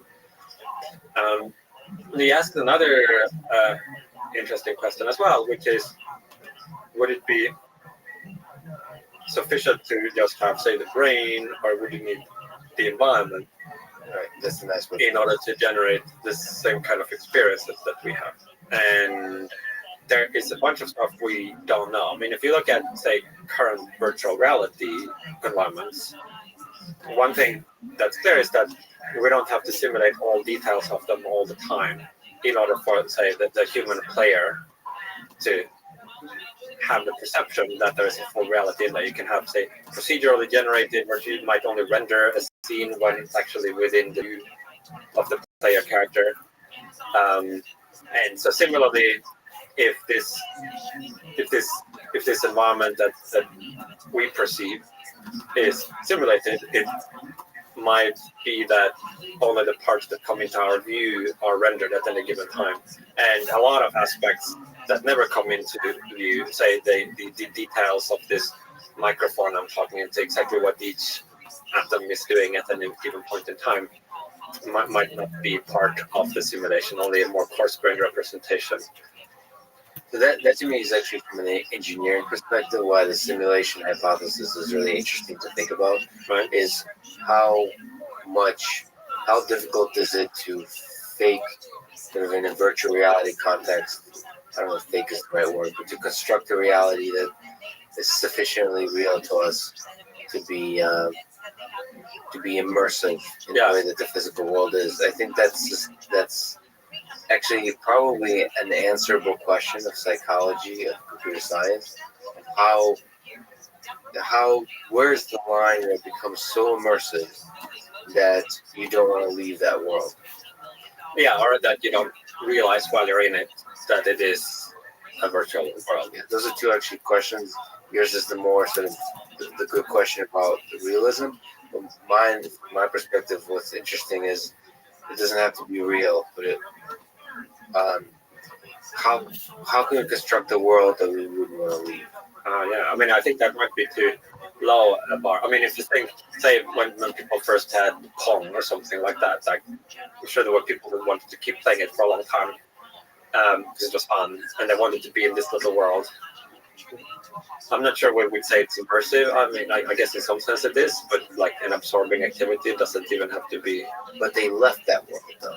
That's so like, I think that bar is deceivingly high. So they eventually left. So you can play Pong or StarCraft or whatever more sophisticated games for hours, for months. While the work could be a big addiction, but eventually they escape that. So you mean when it's absorbing enough that you would choose to spend your entire life in there, and then thereby changing the concept of what reality is, because your reality becomes the game, not because you're fooled, but because you've made that choice. Yeah, and it makes different people might have different preferences regarding that. Some might, even if you had any perfect virtual reality, might still prefer not to spend the rest of their lives there. I mean, in philosophy, there's this experience machine thought experiment. Have you come across this? So Robert Nozick had this thought experiment where you imagine some crazy super duper neuroscientists of the future have created a machine that could give you any experience you want if you step in there. And for the rest of your life, you can kind of pre-program it in different ways. So your fondest dreams could come true. You could, whatever you dream, you want to be a great artist, a great lover, like have a wonderful life, all of these things. If you step into the experience machine, will be your experiences. Constantly happy, and that you would kind of disconnect from the rest of reality, and you would float there in a tank. And so Nozick thought that most people would choose not to enter the experience machine. I mean, many might want to go there for a holiday, but they wouldn't want to check out of existence permanently. And so he thought that was an argument against certain views of value, according to what we value is a function of what we experience. And because in the experience machine you can have any experience you want, and yet many people would think that would not be much value. So therefore, what we value depends on other things than what we experience. So, okay, can you take that argument further? I mean, what about the fact that maybe what we value is the up and down of life? So you can have up and downs in the experience machine, right? But what can't you have in the experience machine? Well, I mean, that then becomes an interesting question to explore. But for example, real connection with other people, if the experience machine is a solo machine where it's only you, like that's something you wouldn't have there. You would have this objective experience that would be like fake people. But if you gave somebody flowers, there wouldn't be anybody there who actually got happy. It would just be a little simulation of somebody smiling, but the simulation would not be the kind of simulation I'm talking about in the simulation argument, where the simulated creature is conscious. It would just be a kind of smiley face that would look perfectly real to you. So we're now drawing a distinction between appear to be perfectly real and actually being real. Yeah. So that could be one thing. I mean, like a big impact on history maybe was also something you won't have if you check into this experience machine. So some people might actually feel the life I want to have for me is one where I have a big positive impact on how history unfolds. So you could kind of explore these different possible explanations for why it is you wouldn't want to go into the experience machine if that's what you feel. And one interesting observation regarding this Nozick thought experiment and the conclusions he wanted to draw from it is how much is a kind of a status quo effect. So a lot of people might not want to get this on current reality to plug into this P machine. But if they instead were told, well, what you've experienced up to this point was a dream. Now, do you want to disconnect from this and enter the real world when you have no idea what the real world is? Or maybe you could say, well, you're actually a farmer in Peru growing, peanuts, and you could live for the rest of your life in this. Or would you want to continue your dream life as Alex Friedman, going around the world, making podcasts and doing research? So if the status quo was that they were actually in the experience machine, I think a lot of people might have preferred to live the life that they're familiar with rather than sort of bail out into. So the change itself, the leap. Yeah, whatever. So it might not be so much the reality itself that we're after, but it's more that we are maybe involved in certain projects and relationships, and we have a self-identity and these things that our values are kind of connected with carrying that forward. And then whether it's inside a tank or outside a tank in Peru, or whether inside the computer or outside the computer, that's kind of less important to what we ultimately care about. Yeah, but still, so just to linger on it, it is interesting. I find maybe people are different, but I find myself quite willing to take the leap to the farmer in Peru, especially as the virtual reality systems become more realistic. I find that possibility, and I think more people will take that leap. But so in this topic, just to make sure we are on this, so in this case, the farmer in Peru would not be a virtual reality. That would be the real thing, your life, like before this whole experience machine started. Well, I kind of assumed from that description, you're being very specific, but that kind of idea just like washes away the concept of what's real. I'm still a little hesitant about your kind of distinction between real and illusion, because when you can have an illusion that looks real, I don't know how you can definitively say something is real or not. Like, what's a good way to prove that something is real in that context? Well, so I guess in this case it's more a stipulation. In one case, you're floating in a tank with these wires by the super duper neuroscientists plugging into your head, giving you like Streetman experiences. In the other, you're actually tilling the soil in Peru, growing peanuts, and then those peanuts are being eaten by other people all around the world who buy the exports. And that's so these are two different possible situations in the one and the same real world that you could choose to occupy. But just to be clear, when you're in a vat with wires and neuroscientists, you could still go farming in Peru, right? But well, you could. If you wanted to, you could have the experience of farming in Peru, but there wouldn't actually be any peanuts grown. What makes a peanut? So a peanut can be grown, and you can feed things with that peanut. And why can't all of that be done in a simulation? I hope, first of all, that they actually have peanut farms in Peru. I guess we'll get a lot of comments otherwise. I read the up to the point when you started talking about. You should know you can't can't realize grow peanuts in that climate. No, I mean, I think, in the simulation, I think there's a sense, the important sense, in which it would all be real. Nevertheless, there's a distinction between inside a simulation and outside a simulation, or in the case of no thought experiment, whether you're in the vat or outside the vat. And some of those differences may or may not be important. I mean, that goes down to your values and preferences. So if the experience machine only gives you the experience of throwing peanuts, but you're the only one in the experience machine. So there's other, you can, within the experience machine, others can plug in. Well, there are versions of the experience machine. So in fact, you might want to have distinguish different thought experiments, different versions of it. So in the original thought experiment, maybe it's only you, right? Just you. So, and you think, I wouldn't want to go in there. Well, that tells you something interesting about what you value and what you care about. Then you could say, well, what if you add the fact that there would be other people in there and you would interact with them? Well, start to make it more attractive, right? Then you could add in, well, what if you could also have important long-term effects on human history and the world, and you could actually do something useful even though you were in there? That makes it maybe even more attractive, like you could actually have a life that had a purpose and consequences.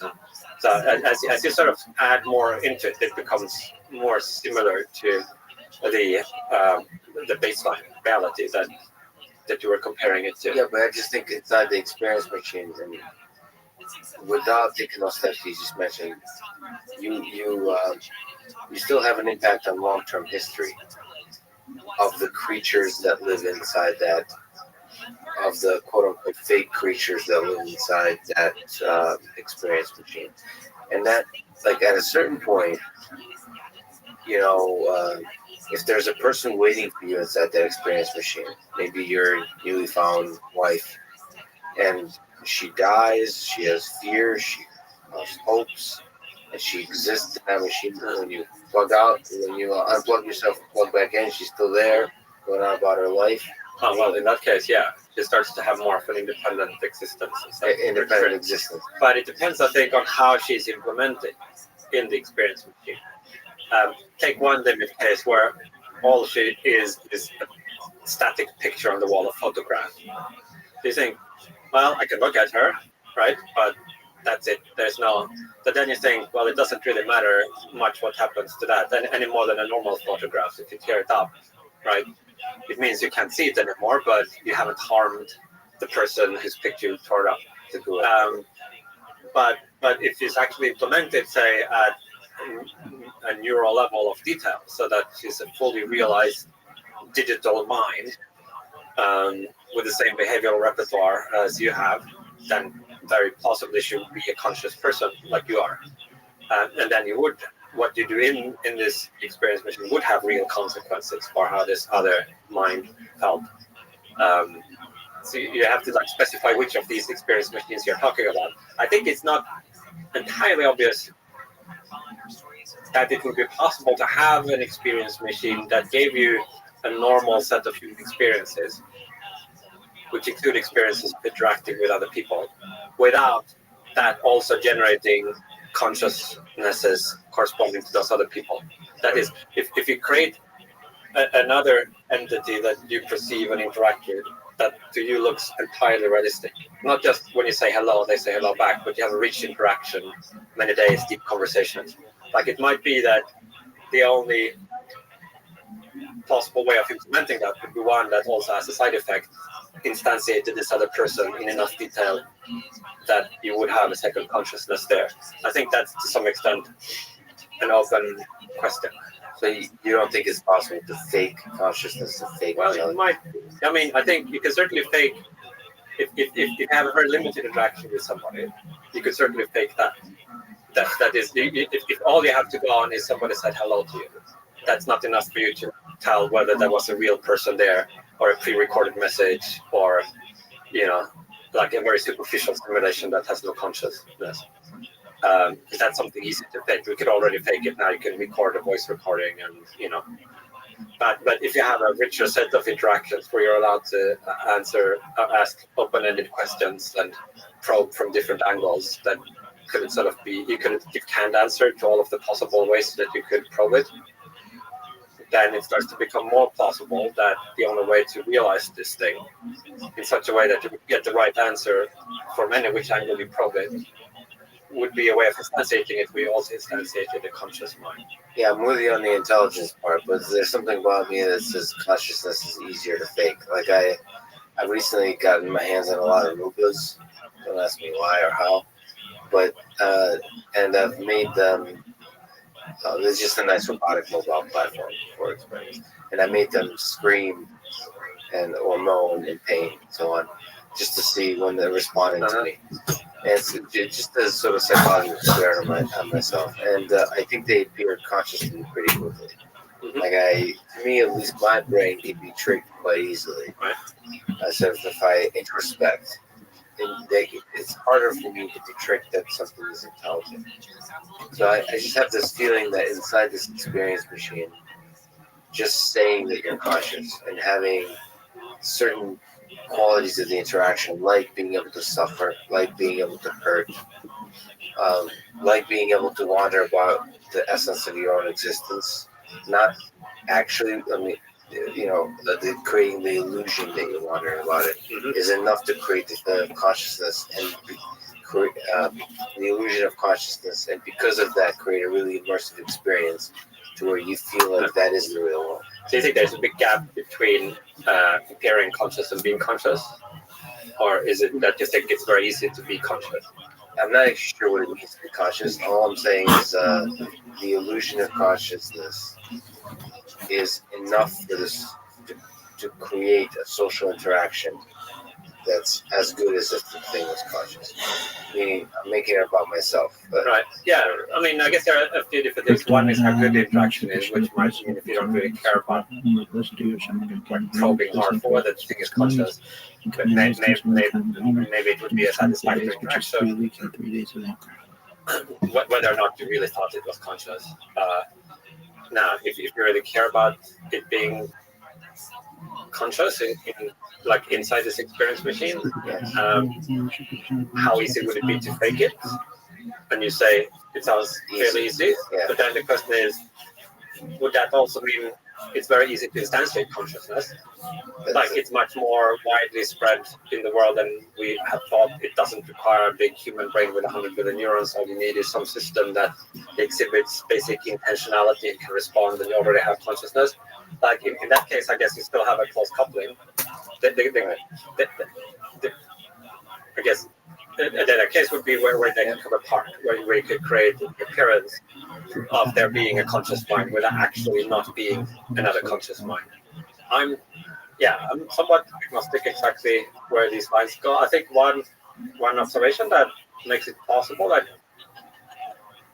you could have very realistic appearances relatively simply, which also is relevant for the simulation argument and in terms of thinking about how realistic would a virtual reality model have to be in order for the simulated creature not to notice that anything was awry. Well, just think of our own humble brains during the wee hours of the night when we are dreaming.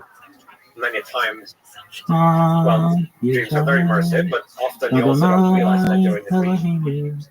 And that's produced by simple, primitive, 3-pound lumps of neural matter effortlessly. So if a simple brain like this can create a virtual reality that seems pretty real to us, then how much easier would it be for a super intelligent civilization with planetary-sized computers optimized over the eons to create a realistic environment for you to interact with?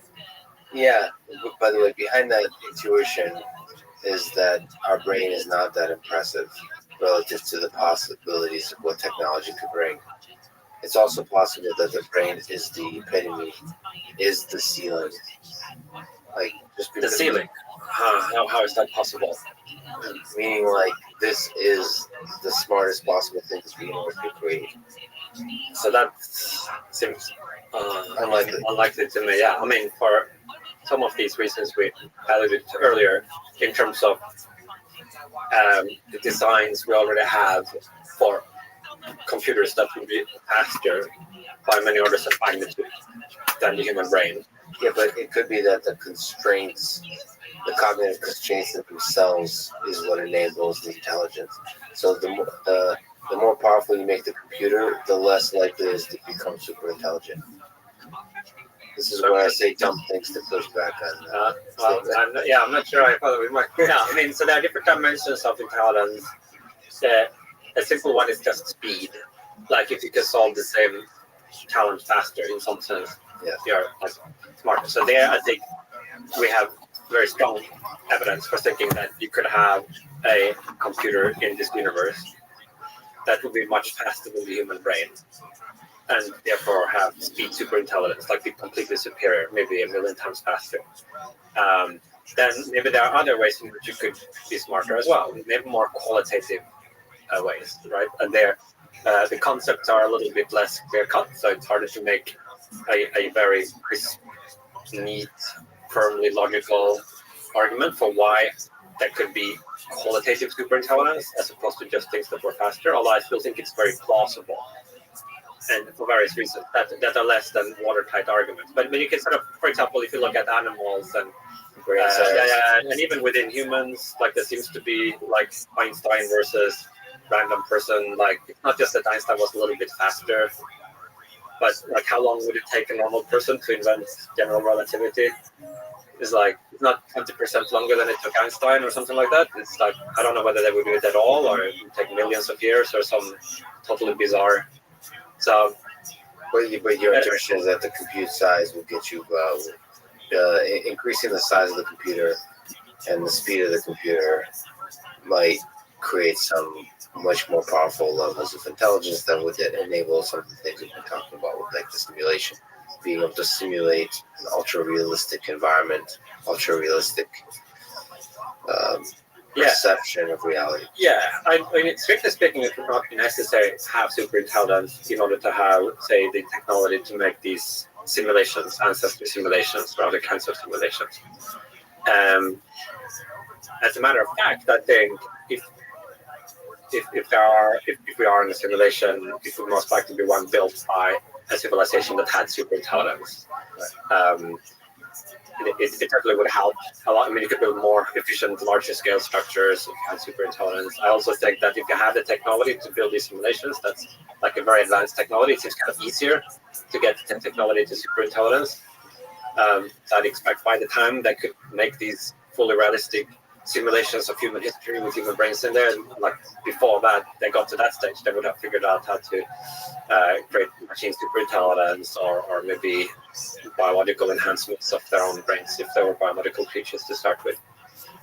So we talked about the three parts of the simulation argument. One, we destroy ourselves before we ever create the simulation. Two, everybody somehow loses interest in creating simulation. Three, we're living in a simulation. So you've kind of, I don't know if your thinking has evolved on this point, but you kind of said that we know so little that these three cases might as well be equally probable.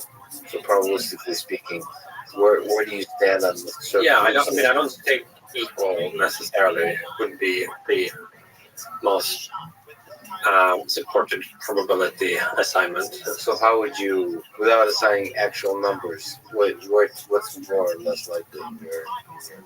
Well, I mean, I've historically tended to punt on the question of like as between these three. So maybe you ask another way is which kind of things would make it each of these more or less likely? What kind of, I mean, certainly in general terms, if you take anything that say increases or reduces the probability of one of these, we tend to slosh probability around on the other. So if one becomes less probable, like the other would have to, because it's got to add up to one. Yes. So if we consider the first hypothesis, the first alternative that there's this filter that makes it so that virtually no civilization reaches technological maturity. In particular, our own civilization. If that's true, then it's like very unlikely that we would reach technological maturity. Because if almost no civilization at our stage does it, then it's unlikely that we do it. So hence, Oh, sorry, game over on that for a second. well, so if it's What? the case that almost all civilizations at our current stage of technological maturity at our current stage of technological development fail to reach maturity, that would give us very strong reason for thinking we will fail to reach technological maturity. Oh, and also, so the flip side of that is the fact that we've reached it means that many other civilizations have reached Yeah, it. so that means if we get closer and closer to actually reaching technological maturity, there's less and less distance left where we could go extinct before we are there. Therefore, the probability that we will reach increases as we get closer. And that would make it less likely to be true that almost all civilizations at our current stage fail to get there. Like we would have this, the one case we'd studied ourselves, we would be very close to getting there. That would be strong evidence that it's not somewhere to get to technological maturity. So to the extent that we, feel we're moving nearer to technological maturity, that would tend to reduce the probability of the first alternative and increase the probability of the other two. It doesn't need to be a monotonic change. Like if every once in a while some new threat comes into view, some bad new thing you could do with some novel technology, for example, that could change our probabilities in the other direction. But that technology, again, you have to think about as that technology has to be able to equally, in an even way, affect every civilization out there. Yeah, pretty much. I mean, strictly speaking, it's not true. I mean, that could be two different existential risks, and every civilization, one or the other. But none of them kills more than 50%. But gotcha. Incidentally, so in some of my other work, on machine superintelligence, some existential risks related to sort of superintelligent AI and how we must make sure, to handle that wisely and carefully. It's not the right kind of existential catastrophe to make the first alternative true, though. It might be bad for us if the future lost a lot of value as a result of it being shaped by some process that optimized for some completely non-human value. But even if we got killed by machine superintelligence, that machine superintelligence might still attain technological maturity. So, I see. So you're not human exclusive. This could be any intelligent species that achieves. It's all about the technological maturity. It's not that the humans have to attain it. Right. Superintelligence can replace us, and that's just as well for the simulation. It could interact with the second alternative. If the thing that replaced us was either more likely or less likely than we would be to have an interest in creating ancestor simulations, that could affect probabilities. But so first order, if we all just die, then we won't produce any simulations because we are dead. But if we all die and get replaced by some other intelligent thing that then gets to technological maturity, the question remains, of course, if might not that thing then use some of its resources to do this stuff. So can you reason about this stuff? So given how little we know about the universe, is it reasonable to reason about these probabilities? So how little, well, maybe you can disagree, but to me, it's not trivial to figure out how difficult it is to build a simulation. We kind of talked about it a little bit. We also don't know, as we try to start building it, start creating virtual worlds and so on, how that changes the fabric of society. There's all these things along the way that can fundamentally change so many aspects of our society, about our existence, that we don't know anything about. The kind of things we might discover when we understand to a greater degree the physics, the theory. If we have a breakthrough, have a theory and everything, how that changes stuff, how that changes deep space exploration and so on. Yeah. So is it still possible to reason about probabilities given how little we know? Yes, I think there will be a large residual of uncertainty that we'll just have to acknowledge. And I think that's true for most of these big picture questions that we might wonder about. It's just we are small, short-lived, small-brained, cognitively very limited humans with little evidence, and it's amazing we can figure out as much as we can really about the cosmos. But okay, so there's this cognitive trick that seems to happen when I look at the simulation argument, which for me it seems like case 1 and 2 feel unlikely.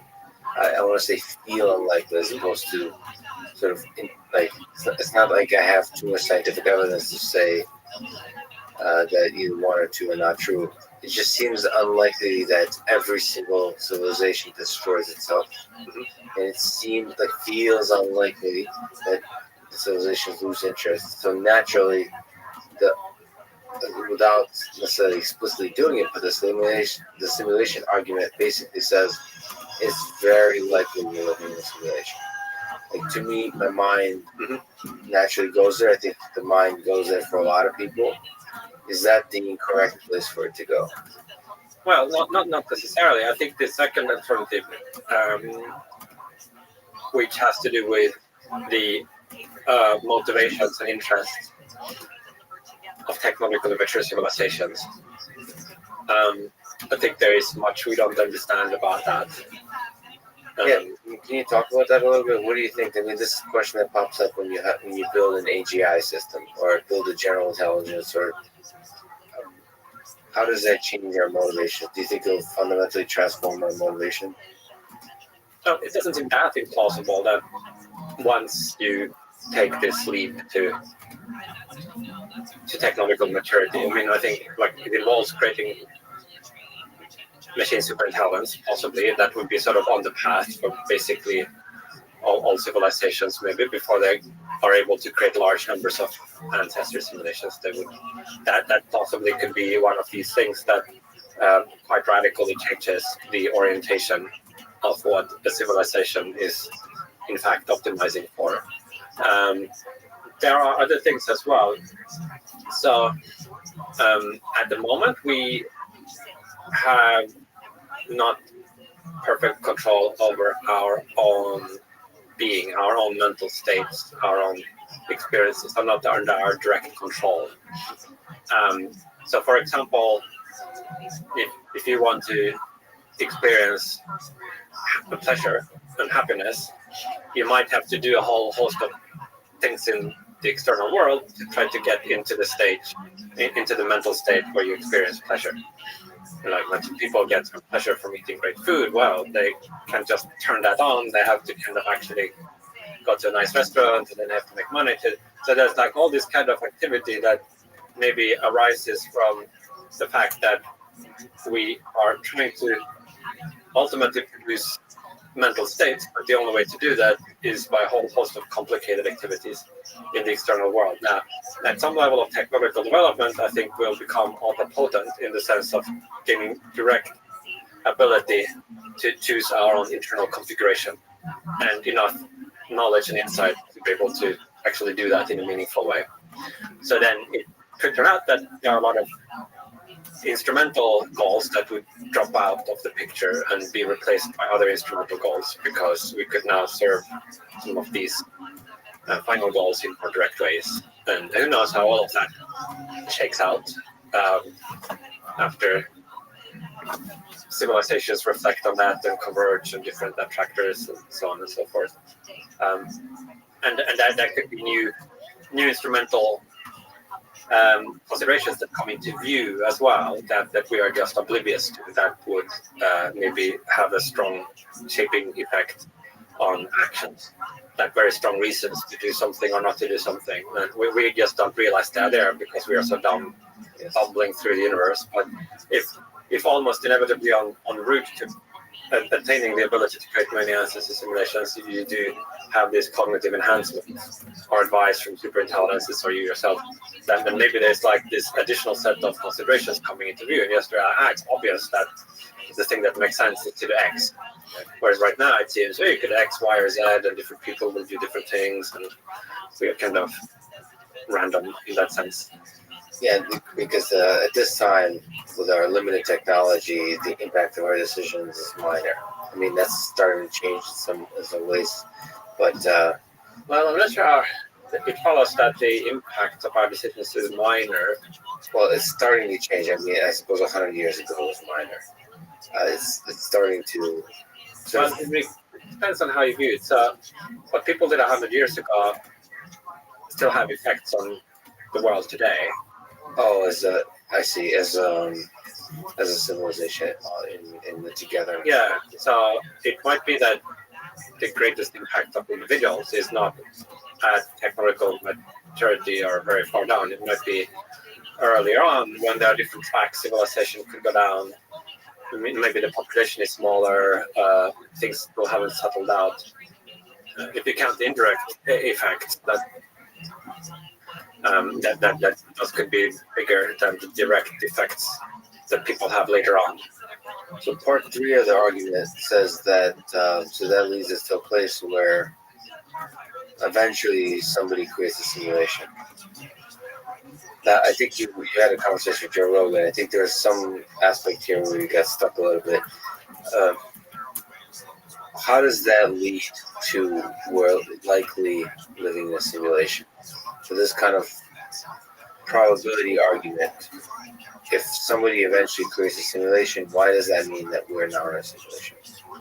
What you get to if you accept alternative 3 first is there would be more simulated people with our kinds of experiences than non-simulated ones. Like if if you look at the world as a whole, by the end of time, is it where you just count it up?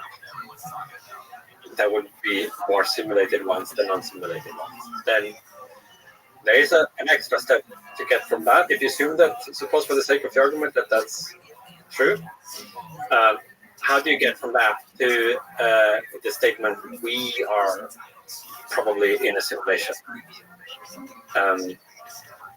So here you're introducing an indexical statement, like it's that this person right now is in a simulation. There are all these other people, that are in simulations, so some that are not in a simulation. But what probability should you have that you yourself is one of the simulated ones? Given that setup. So I call it the bland principle of indifference, which is that in cases like this, when you have two, sets of observers, one of which is much larger than the other, and you can't, from any internal evidence you have, tell which set you belong to, you should assign a probability that's proportional to the size of these sets. So that if there are 10 times more simulated people with your kinds of experiences, you will be 10 times more likely to be one of those. Is that as intuitive as it sounds? I mean, so that seems kind of, if you don't have enough information, you should rationally just assign the same probability as the size of the set. It seems pretty plausible to me. Where are the holes in this? Is it at the very beginning the assumption that everything stretches sort of infinite time, essentially? You don't need infinite time. You should need how long is the time? But however long it takes, for a universe to produce an intelligent civilization that then attains the technology to run some ancestry simulations. Gotcha. At some point, when the first simulation is created, that stretch of time just a little longer than they'll all start creating simulations. Kind of like there might be different. It might, if you think of there being a lot of different planets, and some subset of them have life, and then some subset of those get intelligent life, and some of those maybe eventually start creating simulations. They might get started at quite different times. Like maybe on some planet it takes 1 billion years longer before you get monkeys, or before you get even bacteria, than on another planet. So that this might happen kind of at different cosmological epochs. Is there a connection here to the doomsday argument and that sampling there? Yeah, there is a connection in that they both involve an application of anthropic reasoning, that is reasoning about these kind of indexical propositions. But the assumption you need in the case of the simulation argument is much weaker, and the assumption you need to make the doomsday argument go through. What is the doomsday argument? And maybe you can speak to the anthropic reasoning in more general. Yeah, so that's a big and interesting topic in its own right, anthropic. But the doomsday argument is this really first discovered by Brandon Carter, who was a theoretical physicist, and then developed by philosopher John Leslie. I think it might have been discovered initially in the 70s or 80s, and Leslie wrote this book, I think, in 96. And there are some other versions as well, by Richard Gott, who's a physicist, but let's focus on the Carter-Leslie version, where it's an argument that we have systematically underestimated the probability that humanity will go extinct soon. Now, I should say most people probably think at the end of the day there is something wrong with this doomsday argument, that it doesn't really hold. It's like there's something wrong with it, but it proved hard to say exactly what is wrong with it. And different people have different accounts. My own view seems inconclusive. But I can say what the argument is. Yeah, that would be great. Yeah, so maybe it's easiest to explain via an analogy to sampling from urns. So imagine you have a big, imagine you have two urns in front of you, and they have balls in them that have numbers. So there's the two urns look the same, but inside one there are 10 balls. Ball number 1, 2, 3, up to ball number 10. And then in the other urn, you have 1,000,000 balls, numbered 1 to 1,000,000. And somebody puts one of these urns in front of you and asks you to guess what's the chance it's the 10-ball urn. You say, well, 50-50. I can't tell which urn it is. But then you're allowed to reach in and pick a ball at random from the urn. And let's suppose you find that it's ball number 7. So that's strong evidence for the 10-ball hypothesis. Like, it's a lot more likely that you would get such a low numbered ball if there are only 10 balls in the urn. Like, it's in fact 10% then, right? Then if there are 1,000,000 balls, it's very likely you would get number 7. So you perform a Bayesian update, and if your prior was 50-50 that it was the 10-ball urn, you become virtually certain after finding the random sample was 7 that it only has 10 balls in it. So in the case of the urns, this is uncontroversial, just elementary probability theory.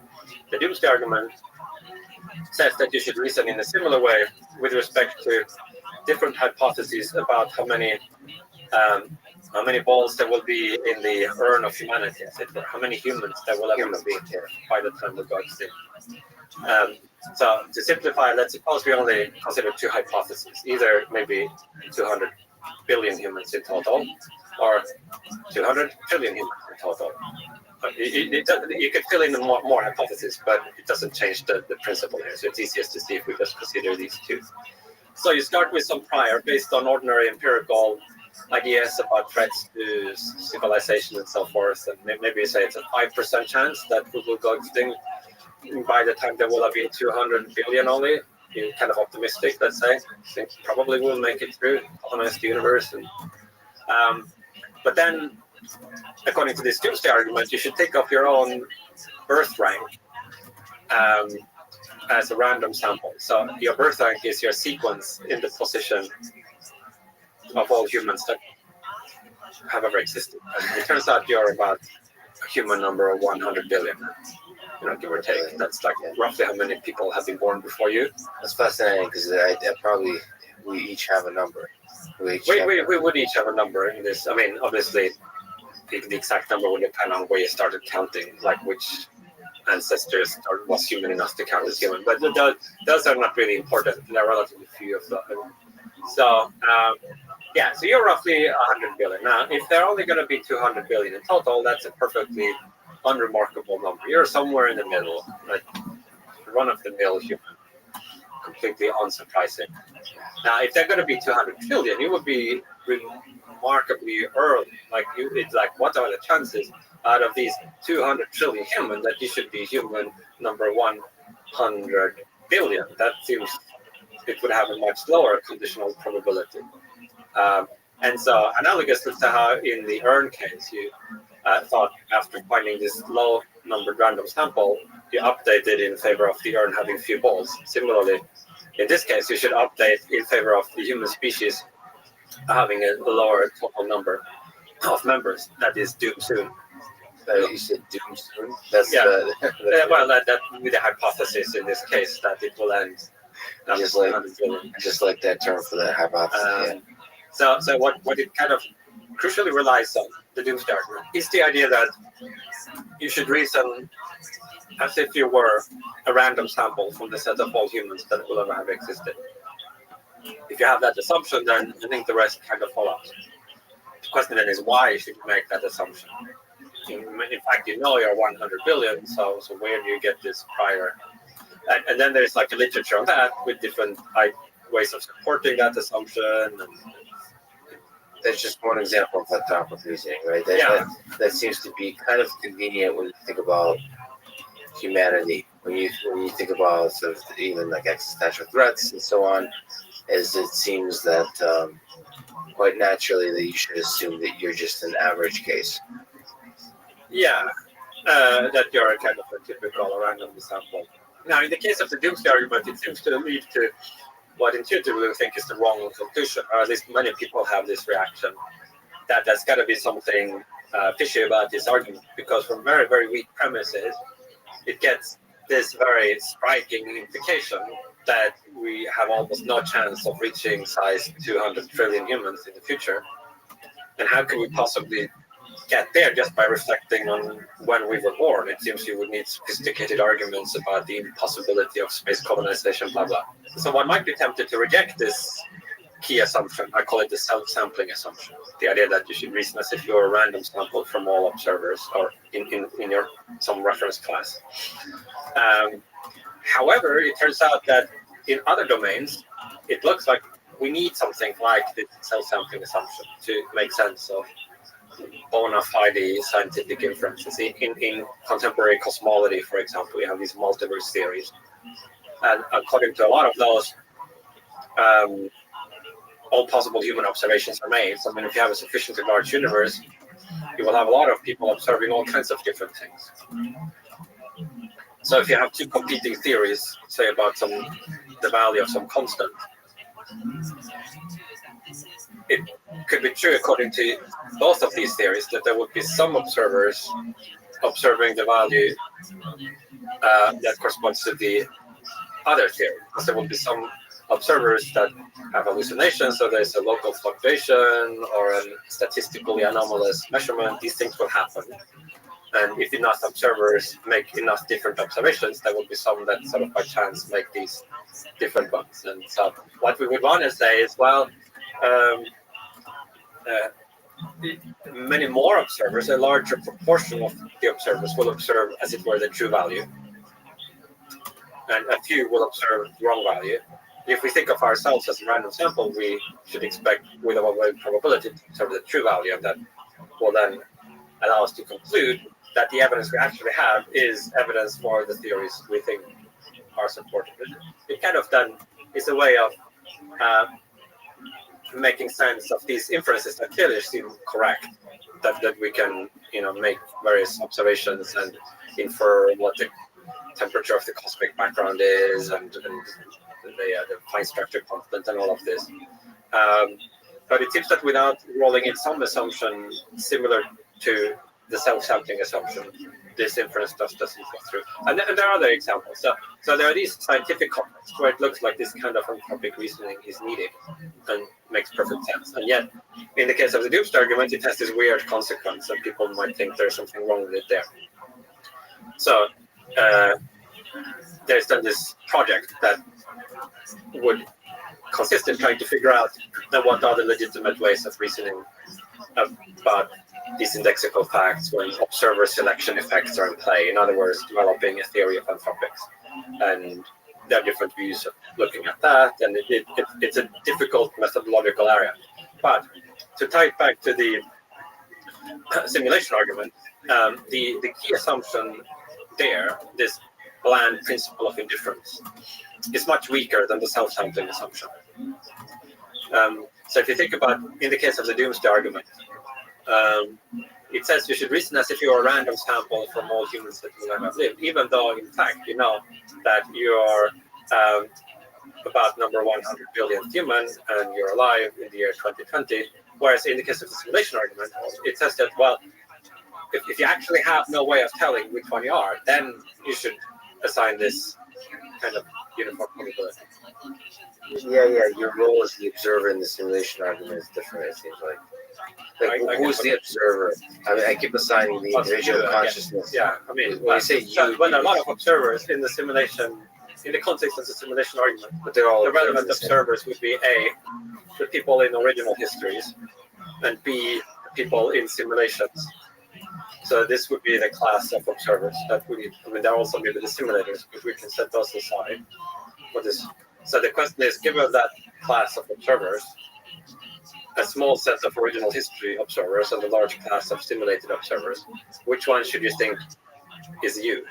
Where are you amongst this set of observers? I'm maybe having a little bit of trouble wrapping my head around the intricacies of what it means to be an observer in the different instantiations of the anthropic reasoning cases that we mentioned. I mean, does it have to be? No, I mean, it may be an easier way of putting it is just like, are you simulated or are you not simulated? Yeah. Given this assumption that these two groups of people exist. Yeah, in the simulation case, it was pretty straightforward. So the key point is the methodological assumption you need to make to get the simulation argument to where it wants to go is much weaker and less problematic than the methodological assumption you need to make to get the doomsday argument to its conclusion. Maybe the doomsday argument is sound or unsound, but you need to make a much stronger and more controversial assumption to make it go through. In the case of the doomsday argument, the simulation argument, I guess one maybe way intuition to like support this bland principle of indifference is to consider a sequence of different cases where the fraction of people who are simulated to non-simulated approaches 1. So in the limiting case, where everybody is simulated, right? Obviously you can deduce with certainty that you're simulated, right? If everybody with your experiences is simulated, and you know you're going to be one of those, you don't need the probability at all. You just kind of logically conclude it, right? Right. So then, as we move from a case where, say, 90% of everybody is simulated, 99%, 99.9%, it should seem possible that the probability assigned should sort of approach 1 certainty as the fraction approaches the case where everybody is in a simulation. Yeah, so like you wouldn't like expect that to be a discrete. Well, if there's one non-simulated person, then it's 50-50. But if we move that, then it's 100%. Like it should kind of. There are other arguments as well one can use to support this blind principle of indifference, but that might be enough. But in general, when you start from time equals 0 and you go into the future, the fraction of simulated, if it's possible to create simulated worlds, the fraction of simulated worlds will go to 1. Well, it won't is that an obvious kind of go all the way to 1. In reality, there would be some ratio, although maybe a technological mature civilization could run a lot of simulations using a small portion of its resources. It probably wouldn't be able to run infinitely. I mean, if we take, say, the observed, the physics in the observed universe, if we assume that that's also the physics at the level of the simulators, there would be limits to the amount of information processing that any one civilization could perform in its future trajectory. Right. And there's like, well, first of all, there's a limited amount of matter you can get your hands off, because with the positive cosmological constant, the universe is accelerating. There's like a finite sphere of stuff. Even if you travel with the speed of light that you could ever reach, you have a finite amount of stuff. And then if you think there's like a lower limit to the amount of loss you get when you perform an erasure of the computation, or if you think, for example, just matter gradually over cosmological timescales, decay, maybe protons decay, other things, and you radiate out gravitational waves. Like there's all kinds of seemingly unavoidable losses that occur. So eventually, we'll have something like a heat death of the universe or a cold death or whatever. But yeah, So it's finite, but of course we don't know which if there's many ancestral simulations, we don't know which level we are. So there couldn't there be like an arbitrary number of simulations that spawned to ours, and those had more resources in terms of physical universe to work with? So what do you mean that there could be? Sort of okay, so if simulations spawn other simulations, right, it seems like each new spawn has fewer resources to work with. Yeah. But we don't know at which level, at which step along the way we are at. Right. Any one observer doesn't know whether we're in level 42 or 100 or 1. Or does that not matter for the resources? It's true that there would be uncertainty as you can have stacked simulation. Yes. And there could then be uncertainty as to which level we are at. As you remarked also, all the computations performed in a simulation also have to be expanded at the level of the simulation.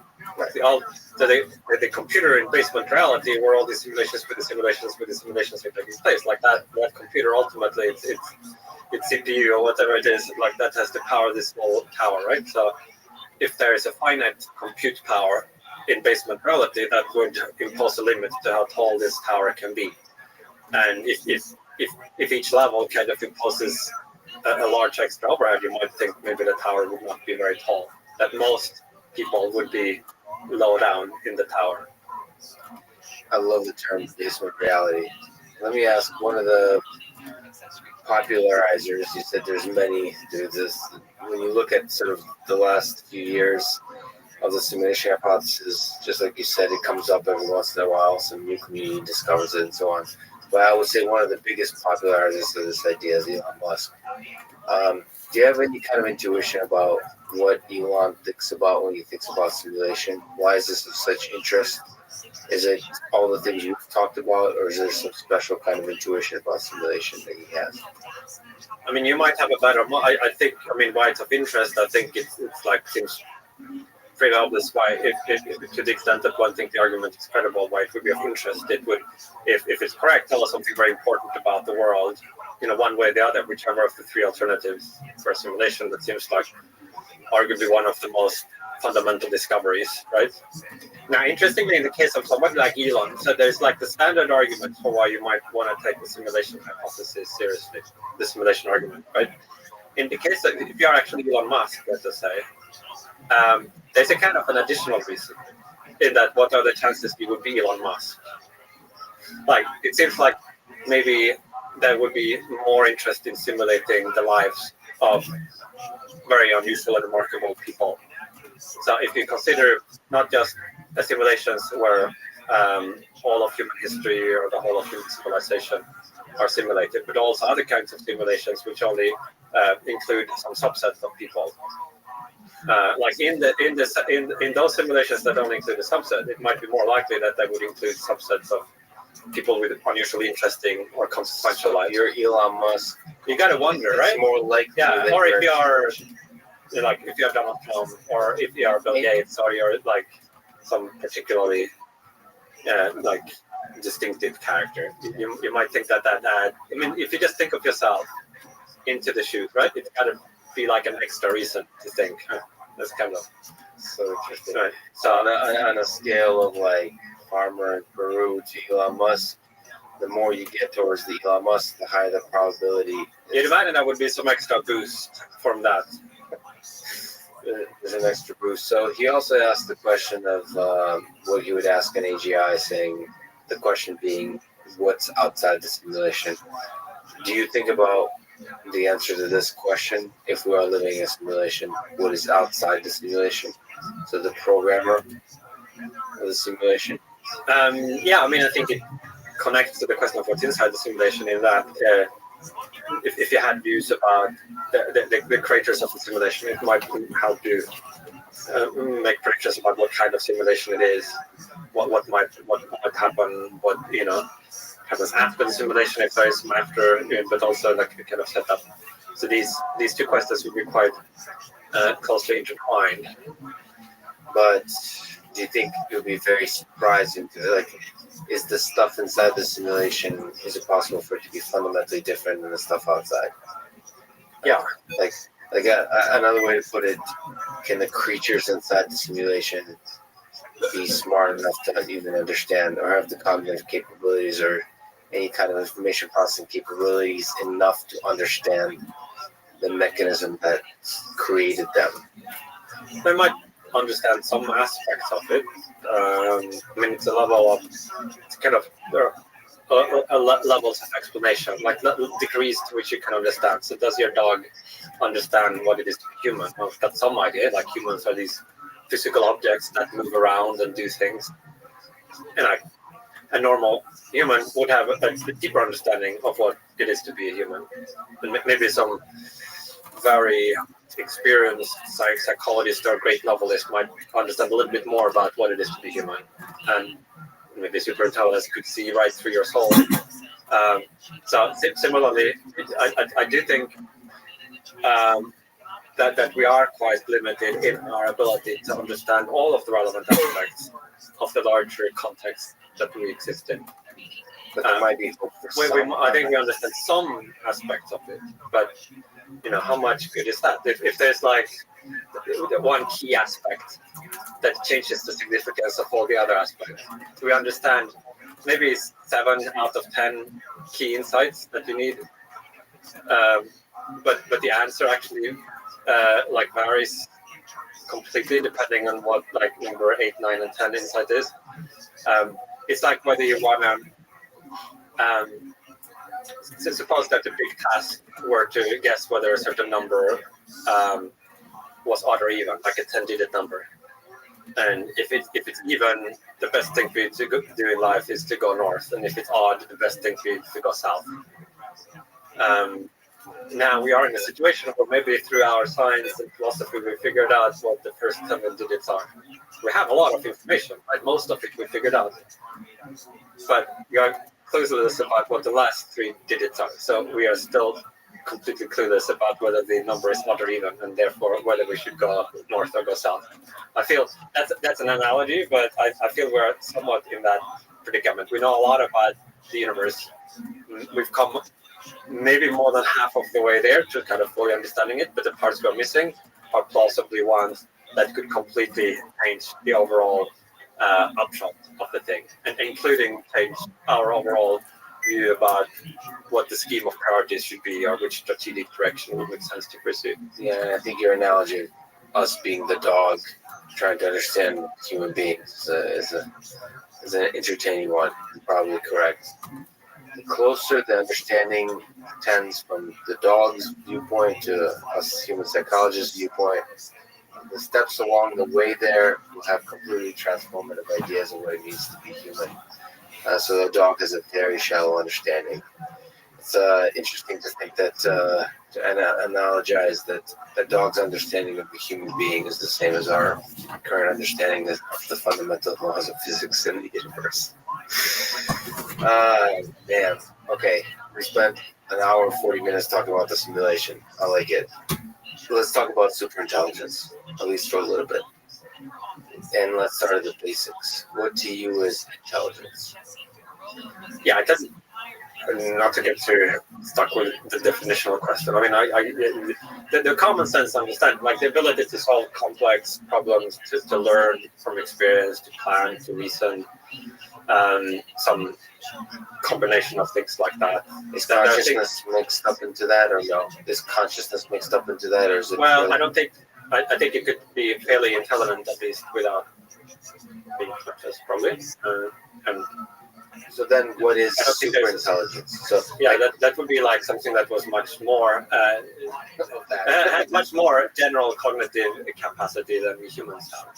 So if we talk about general superintelligence, it would be much faster learner, be able to reason much better, make plans that are more effective at achieving its goals, say in a wide range of complex, challenging environments.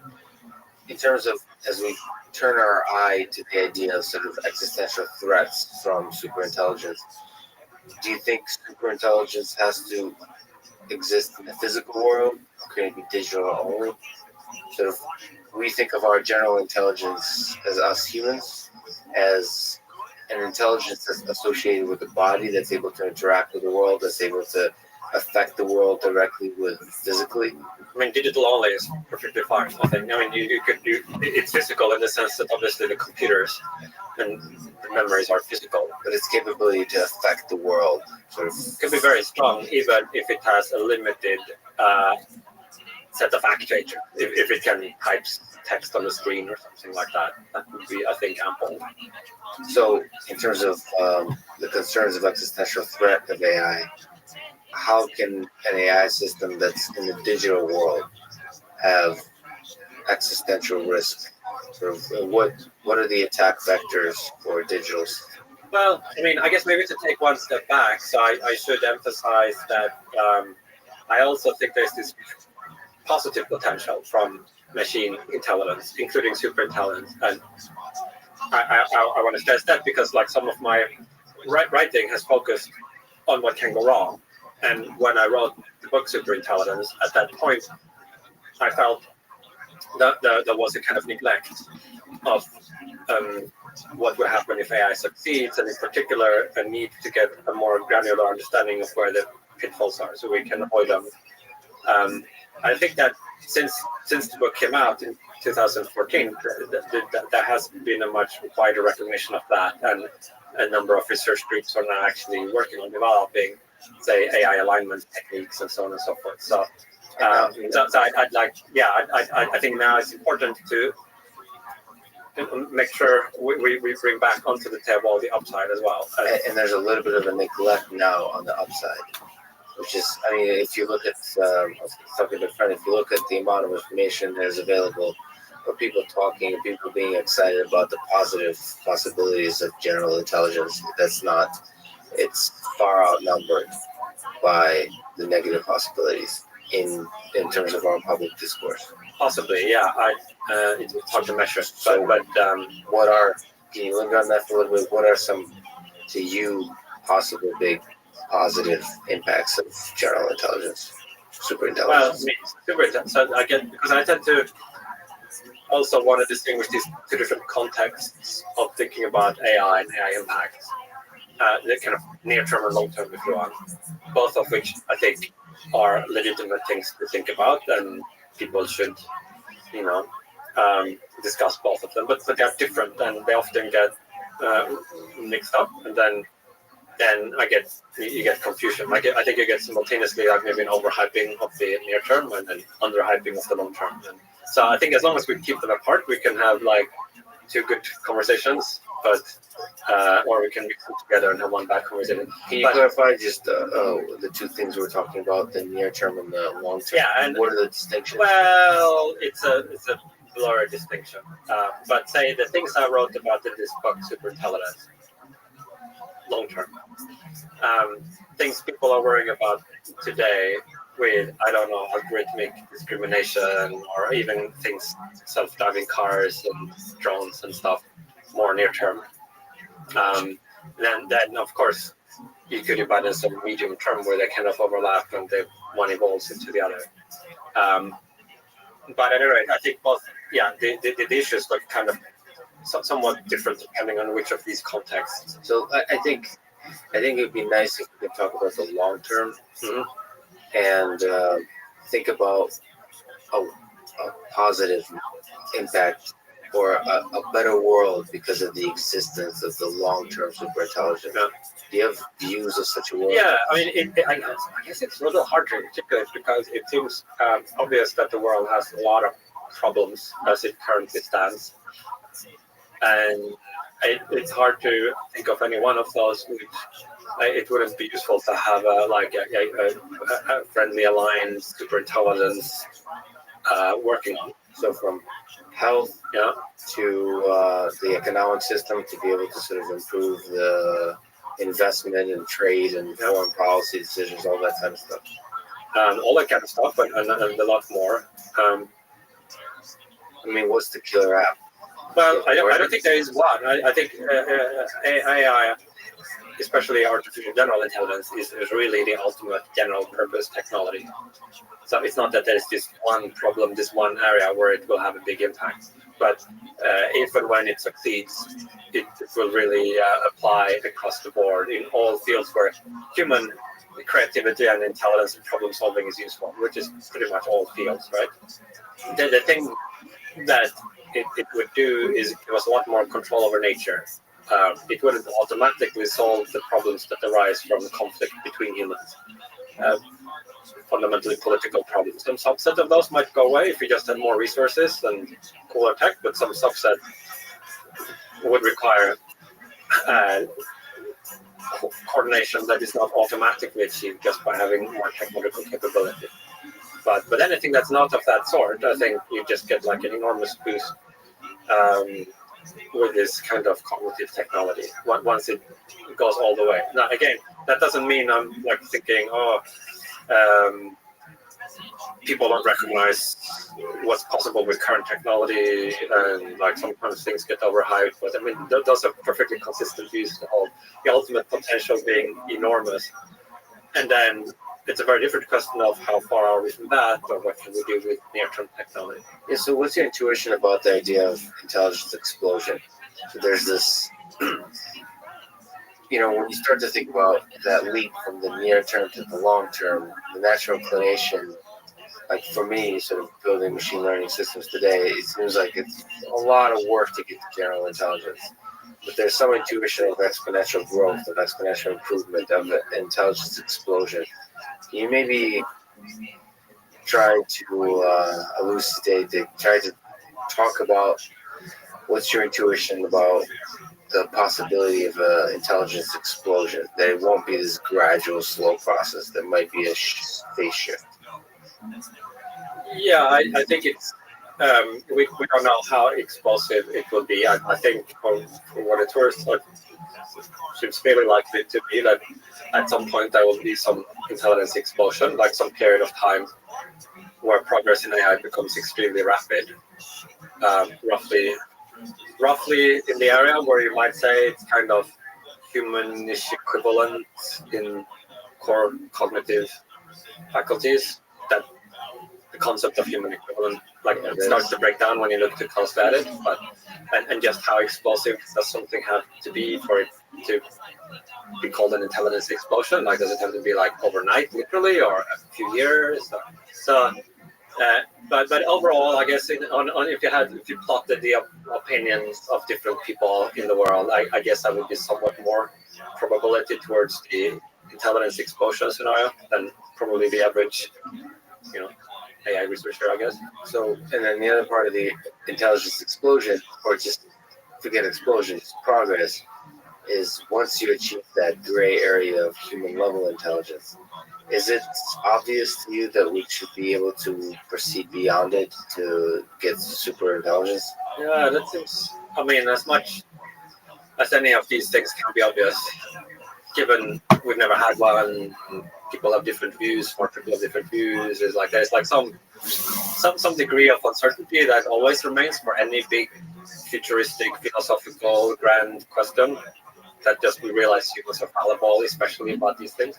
But it does seem, as far as I'm judging things based on my own impressions, that it seems very unlikely that there would be a ceiling at or near human cognitive capacity. And that's such that's such a special moment. It's both terrifying and exciting to create a system that's beyond our intelligence. So maybe you can step back and say, like, how does that possibility make you feel? That we can create something. It feels like there's line beyond which it steps, it'll be able to outsmart you, and therefore it feels like a step where we lose control. Well, I don't think the latter follows. That is, you could imagine, and in fact, this is what a number of people are working towards, making sure that we could ultimately project higher levels of problem-solving ability while still making sure that they are aligned, like they are in the service of human values. I mean, so losing control, I think, is not a given that would happen. I asked how it makes me feel. I mean, to some extent, I've lived with this for so long, since as long as I can remember. Being an adult or even a teenager, it seemed to me obvious that at some point AI will succeed. And so I actually misspoke. I didn't mean control.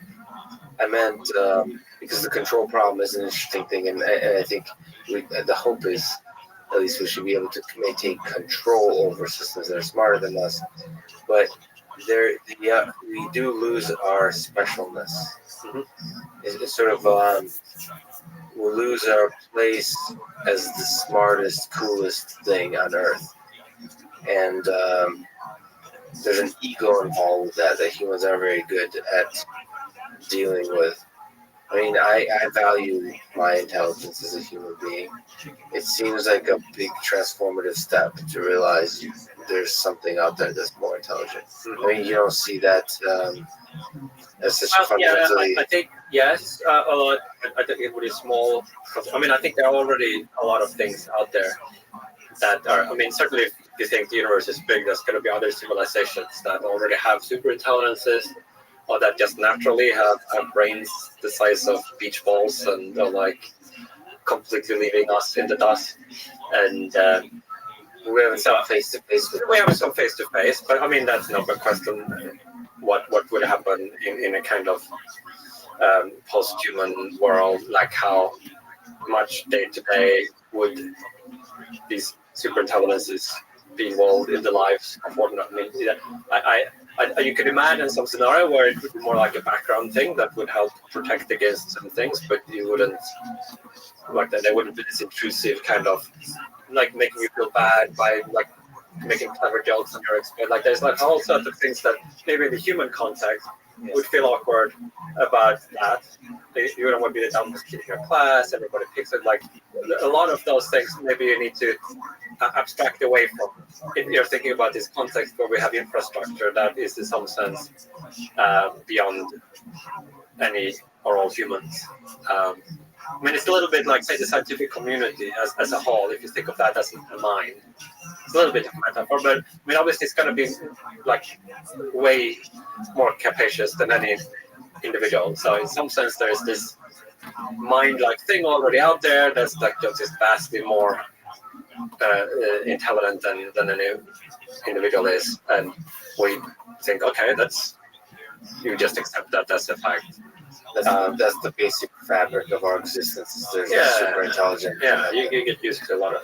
I mean, there's already Google and Twitter and Facebook, these recommender systems that are the basic fabric of our. Yeah. And I can see them becoming. I mean, do you think of the collective intelligence of these systems as already perhaps reaching super intelligence level? Well, so here it comes to the concept of intelligence and the scale. And what human level means. The kind of vagueness and indeterminacy of those concepts starts to dominate how you would answer that question. So, like, say the Google search engine has a very high capacity of a certain kind, like remembering and retrieving information, particularly like text or images that are you have a kind of string, a word string key. That obviously superhuman at that, but a vast set of other things it can't even do at all. Not just not do well, but so you have these current AI systems that are superhuman in some limited domain, and then like radically subhuman in all other domains. So same with it, just like or just a simple computer that can multiply really large numbers, right? So it's gonna have this like one spike of superintelligence, and then kind of a zero level of capability across all other cognitive fields. And Yeah, I don't necessarily think the generalness. I mean, I'm not so attached to it, but I consider it's a gray area and it's a feeling. But to me, sort of Alpha Zero is somehow much more intelligent, much more intelligent than Deep Blue. Mm-hmm. And to say which domain, you could say, well, these are both just board games. They're both just able to play board games. Who cares if they're going to do better or not? But there's something about the learning, the self-play, that makes it crosses over into that land of intelligence that doesn't necessarily need to be general. In the same way, Google is much closer to Deep Blue currently in terms of its search engine than it is to sort of the Alpha Zero. And the moment these recommender systems really become more like Alpha Zero, but being able to learn a lot without the constraints of being heavily constrained by human interaction, that seems like a special moment in time. And certainly learning ability seems to be an important facet of general intelligence. That you can take some new domain that you haven't seen before and you weren't specifically pre-programmed for, and then figure out what's going on there and eventually become really good at it. So that's something Alpha Zero has much more of than Deep Blue had. And in fact, I mean, systems like Alpha Zero can learn not just Go, but other, like, in fact, probably Deep Blue in chess and so forth, right? So you did say this general, and it matches the intuition. We feel it's more intelligent, and it also has more of this general purpose learning ability. And if we get systems that have even more general purpose learning ability, it might also trigger an even stronger intuition that they're actually starting to get smart. So if you were to pick a future, what do you think a utopia looks like with AGI systems? Sort of, is it the Neuralink brain-computer interface world where we're kind of really closely interlinked with AI systems? Is it possibly where AGI systems replace us completely while maintaining the values and the consciousness? Is it something like it's a completely invisible fabric, like you mentioned, a society where it just aids in a lot of stuff that we do, like curing diseases and so on? What is utopia if we get to pick? Yeah, I mean, it's a good question and a deep but difficult one. I'm quite interested in it. I don't have all the answers yet, or might never have, but I think there are some different observations one can make. One is if this scenario actually did come to pass, it would open up this vast space of possible modes of being. On one hand, material and resource constraints would just be like expanded dramatically. So there would be a big pie, let's say, right? Also, it would enable us to do things, including to ourselves, or like that. It would just open up this much larger design space and option space than we have ever had access to in human history. So I think two things follow from that. One is that we probably would need to make a fairly fundamental rethink of what ultimately we value. Like think things through more from first principles. The context would be so different from the familiar that we could have just take what we've always been doing and then like, oh well, we have this cleaning robot that like cleans the dishes in the sink and a few other small things. And like I think we would have to go back to first principles. And so for healing from the individual level, go back to the first principles of what is the meaning of life, what is happiness, what is fulfillment. Yeah. And then also connected to this large space of resources is that it would be possible, and I think something we should aim for is to do well by the light of more than one value system. That is, we wouldn't have to choose only one value criterion. That we're going to do something that scores really high on the metric of, say, hedonism, and then is like a zero by other criteria. like kind of wire-headed brains in a vat, and it's like a lot of pleasure. That's good, but then like no beauty, no achievement. Like I think to some significant, not unlimited sense, but a significant sense, it would be possible to do very well by many criteria. Like maybe you could get like 98% of the best according to several criteria at the same time, given this this great expansion of the option space.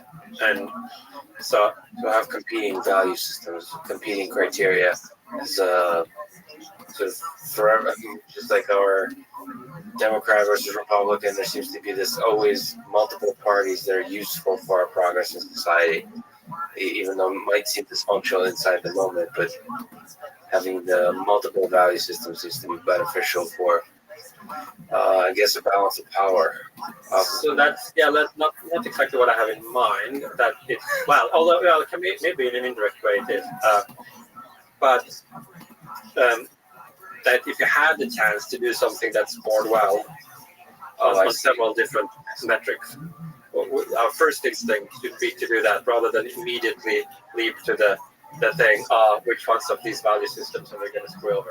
Like so I think our first let's first try to do very well by all of them. Yeah. Then it might be that you can't get 100% of all, and you would have to then like have the hard conversation about which one will only get 97%. There you go. There's my cynicism that all of existence is always a trade-off. But you say, maybe it's not such a bad trade-off. Let's first at least try. Well, this would be a distinctive context in which at least some of the constraints would be removed. So there's stupid trade-offs in the end. It's just that we should first make sure we at least take advantage of this abundance.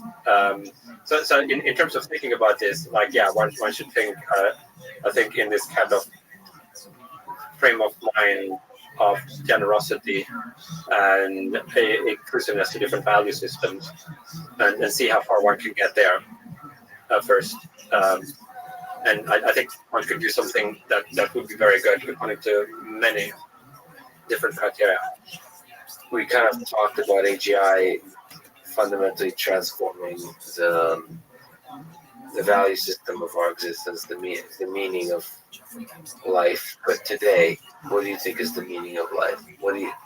The silliest, or perhaps the biggest question? What's the meaning of life? What's the meaning of existence? What gives your life fulfillment, purpose, happiness, meaning? Yeah, I think these are like I guess a bunch of different related questions in there that one can ask.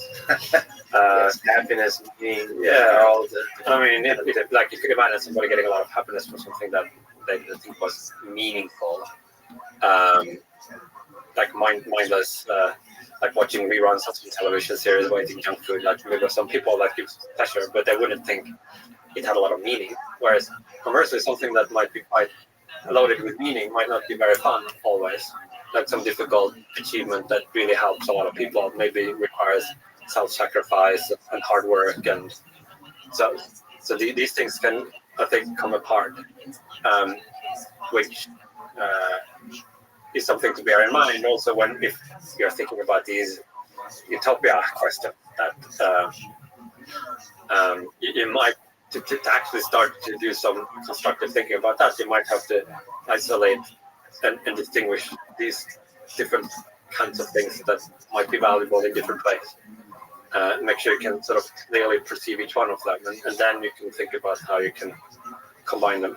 And just as you said, hopefully come up with a way to maximize all of them together. Yeah, or at least maximize or get like a very high score on a wide range of them, even if not literally all. You can always come up with values that are exactly opposed to one another, right? But I think for many values, they're kind of opposed with, if you place them within a certain dimensionality of your space, like there are shapes that are kind of, you can't untangle, like in a given dimensionality, but if you start adding dimensions, then it might, in many cases, just be that they're easy to pull apart, and you could. So we'll see how much space there is for that, but I think that there could be a lot in this context of radical abundance, if ever we get to that.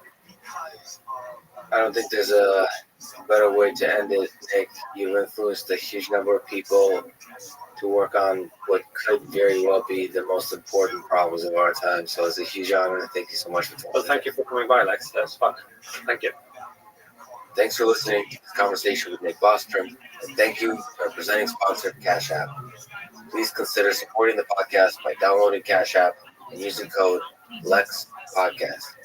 If you enjoy this podcast, subscribe on YouTube, review it with 5 stars on Apple Podcasts, support it on Patreon, or simply connect with me on Twitter at Lex Friedman.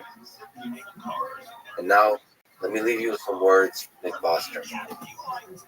Our approach to existential risks cannot be one of trial and error. There's no opportunity to learn from errors. The reactive approach, see what happens, limit damages, and learn from experience, is unworkable. Rather, we must take a proactive approach. This requires foresight to anticipate new types of threats and a willingness to take decisive preventative action and to bear the costs, moral and economic, of such actions. Thank you for listening, and hope to see you next time.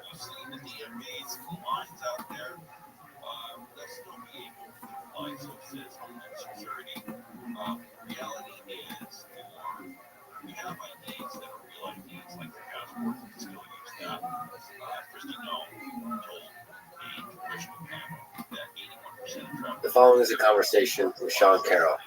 He's a theoretical physicist at Caltech, specializing in quantum mechanics, gravity, and cosmology. He's the author of several popular books. One on the arrow of time, called From Eternity to Here. One on the Higgs boson, called Particle at the End of the Universe. And one in Science and Philosophy, called The Big Picture, on the origins of life, meaning, and the universe itself. He has an upcoming book on quantum mechanics that you can pre-order now called Something Deeply Hidden. He writes one of my favorite blogs on his website, preposterousuniverse.com.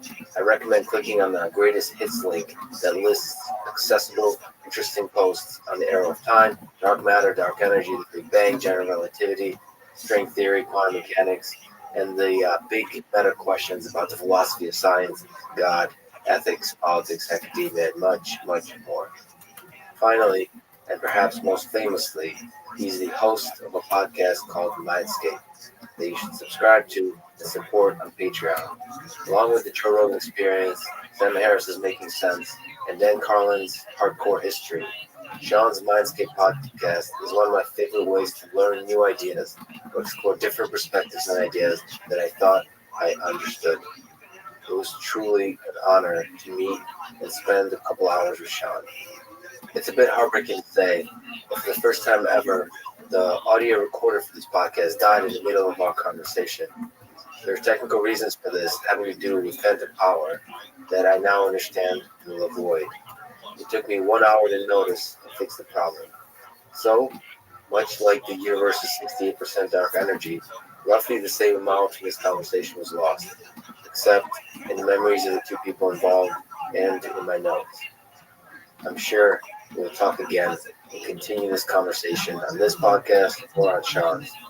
And of course, I look forward to it. This is the Artificial Intelligence Podcast. If you enjoy it, subscribe on YouTube, iTunes, support it on Patreon, or simply connect with me on Twitter at Lex Friedman. And now, here's my conversation with Sean Carroll. What do you think is more interesting and impactful? Understanding how the universe works at a fundamental level, or understanding how the human mind works? You know, of course, this is a crazy, meaningless, unanswerable question in some sense, because they're both very interesting and there's no absolute scale of interestingness that we can rate them on. There's a glib answer that says the human brain is part of the universe, right? And therefore, understanding the universe is more fundamental than understanding the human brain. But do you really believe that once we understand the fundamental way the universe works at the particle level, the forces, we will be able to understand how the mind works? No, certainly not. We cannot understand how ice cream works just from understanding how particles work, right? So I'm a big believer in emergence. I'm a big believer that there are different ways of talking about the world beyond just the most fundamental microscopic one. You know, when we talk about tables and chairs and planets and people, we're not talking the language of particle physics and cosmology. So, but understanding the universe, you didn't say just at the most fundamental level, right? So understanding the universe at all levels is part of that. I do think, to be a little more fair to the question, there probably are general principles of complexity, biology, information processing, memory, knowledge, creativity that go beyond just the human brain, right? And maybe one can count understanding those as part of understanding the universe. The human brain, as far as we know, is the most complex thing in the universe. So it's certainly absurd to think that by understanding the fundamental laws of particle physics, you get any direct insight on how the brain works. But then there's this step from the fundamentals of particle physics to information processing, which a lot of physicists and philosophers maybe a little bit carelessly take when they talk about artificial intelligence. Do you think of the universe as a kind of a computational device? No.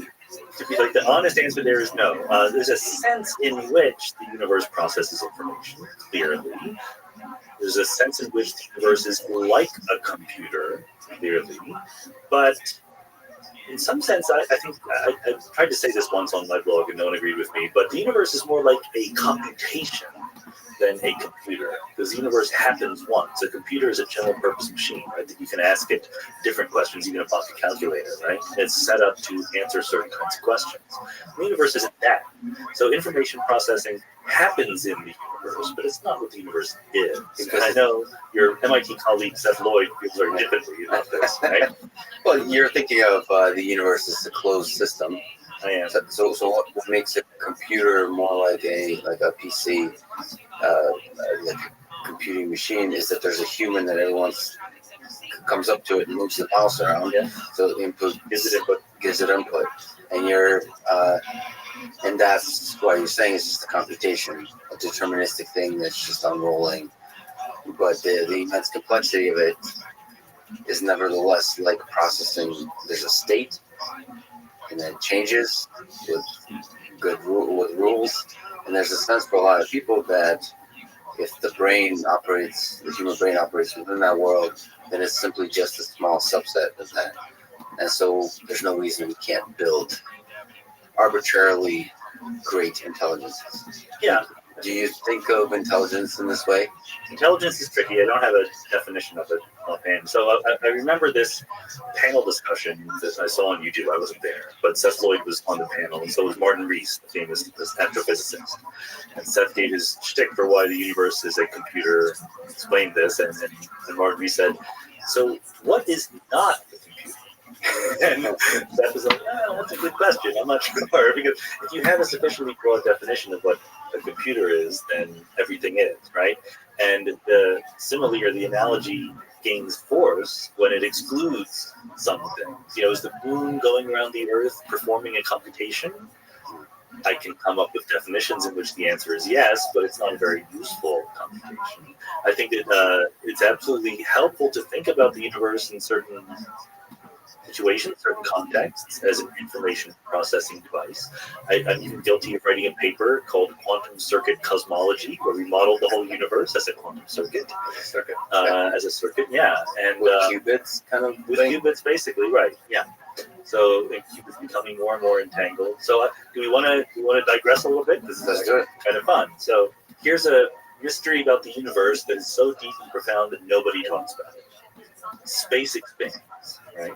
And we talk about, in a certain region of space, a certain number of degrees of freedom, a certain number of ways that the quantum fields and the particles in that region can arrange themselves. That number, degrees of freedom in a region of space, is arguably finite. We actually don't know how many there are, but there's a very good argument that says it's a finite number. So as the universe expands and space gets bigger, are there more degrees of freedom? If it's an infinite number, it doesn't really matter. Infinity times 2 is still infinity. But if it's a finite number, then there's more space, there's more degrees of freedom. So where did they come from? That would mean the universe is not a closed system. There's more degrees of freedom popping into existence. So what we suggested was that there are more degrees of freedom. And it's not that they're not there to start, but they're not entangled to start. So the universe that you and I know of, the 3 dimensions around us that we see, we said that those are the entangled degrees of freedom making up space-time. As the universe expands, there is a whole bunch of qubits in their zero state that become entangled with the rest of space-time through the action of these quantum circuits. So what does it mean that there's now more degrees of freedom as they become more entangled? Yeah, so as the universe expands. That's right. So there's more and more degrees of freedom. They're entangled. They're playing the role of parts of entangled space-time structure. So the underlying philosophy is that space-time itself arises from the entanglement of some fundamental quantum degrees of freedom. Wow. Okay. So at which point is most of the entanglement happening? Are we talking about close to the Big Bang?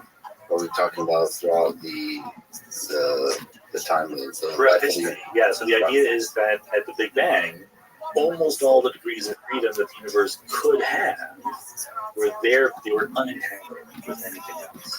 And that's a reflection of the fact that the Big Bang had a low entropy, it was a very simple, very small place. And as space expands, more and more degrees of freedom become entangled with the rest of the world. Well, I have to ask John Carroll, what do you think of the thought experiment from Nick Bostrom that we're living in a simulation? So I think, let me contextualize that a little bit more. I think people don't actually take this thought experiment. I think it's quite interesting. It's not very useful, but it's quite interesting. From the perspective of AI, a lot of the learning that can be done usually happens in simulation, in artificial examples. And so it's a constructive question to ask, how difficult is our real world to simulate, right? Which is kind of a dual part of, if we're living in a simulation, and somebody built that simulation, how hard, if you were to try to do it yourself, how hard would it be? So obviously we could live in a simulation. If you just wanted the physical possibility, then I completely agree that it's physically possible. I don't think that we actually are. So take this one piece of data into consideration. We live in a big universe. Okay, there's 2 trillion galaxies in our observable universe, 200 billion stars in each galaxy, etc. It would seem to be a waste of resources to have a universe that big going on just to do a simulation. So in other words, I want to be a good Bayesian. I want to ask, under this hypothesis, what do I expect to see? So the first thing I would say is I wouldn't expect to see a universe that was that big. Okay. The second thing is, I wouldn't expect the resolution of the universe to be as good as it is. So it's always possible that if our superhuman simulators only have finite resources, that they don't render the entire universe, right? That the part that is out there, the 2 trillion galaxies, isn't actually being simulated fully. Okay. But then the obvious extrapolation of that is that only I am being simulated fully. Like the rest of you are just non-player characters, right?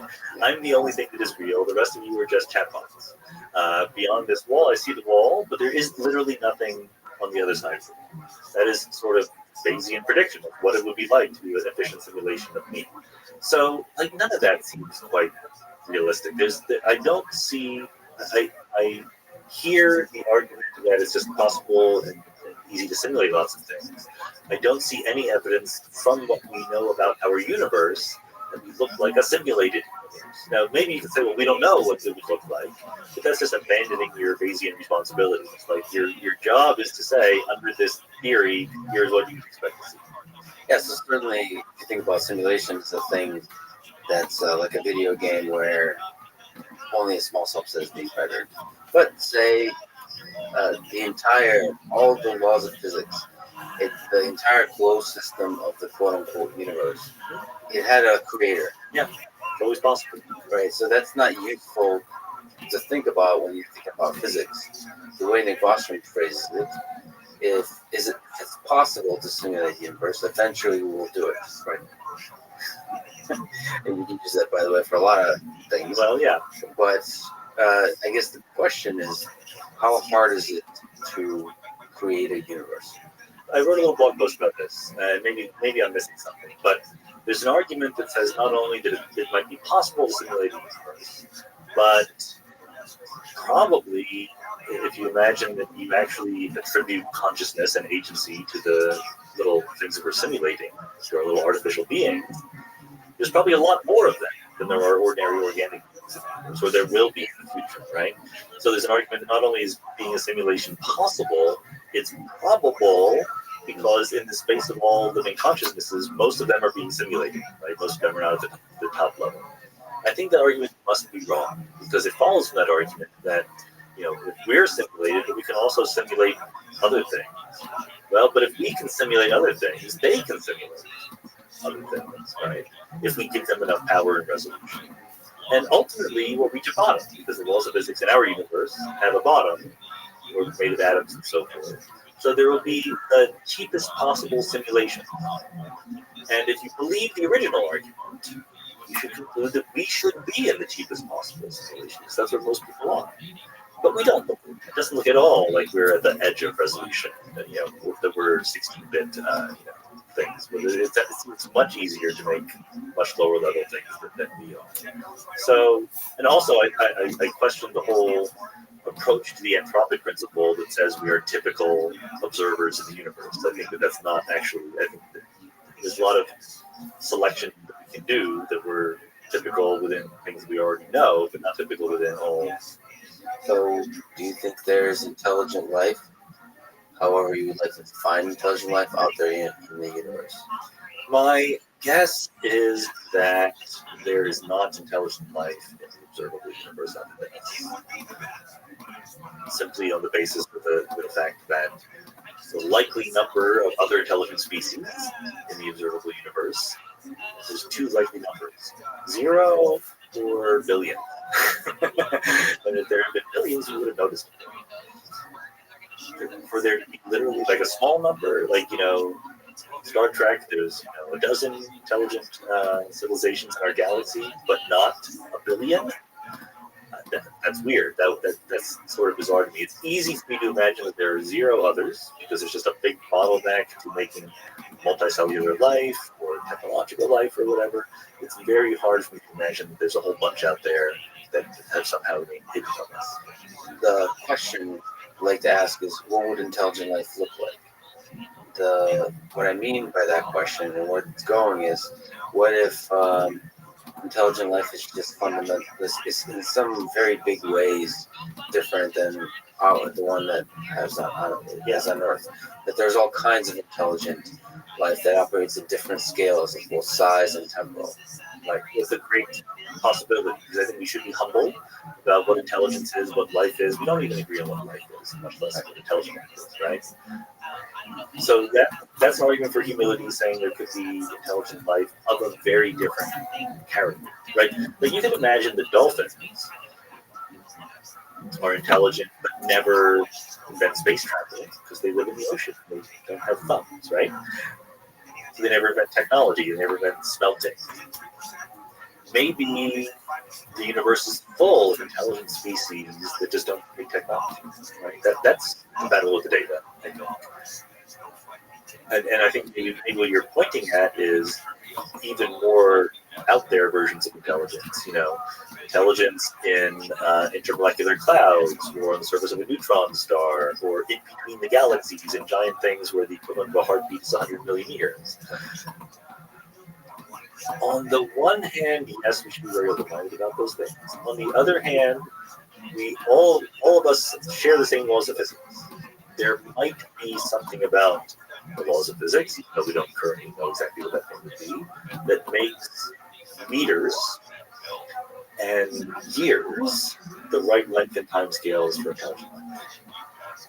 Maybe not, but we're made of atoms. Atoms have a certain size, orbit stars, or stars have a certain lifetime. It's not impossible to me that there's a sweet spot for intelligent life that we find ourselves in. So I'm open-minded either way. I'm open-minded either being humble, and there's all sorts of different kinds of life, or no, there's a reason we just don't know it yet why life like ours is the kind of life that's out there.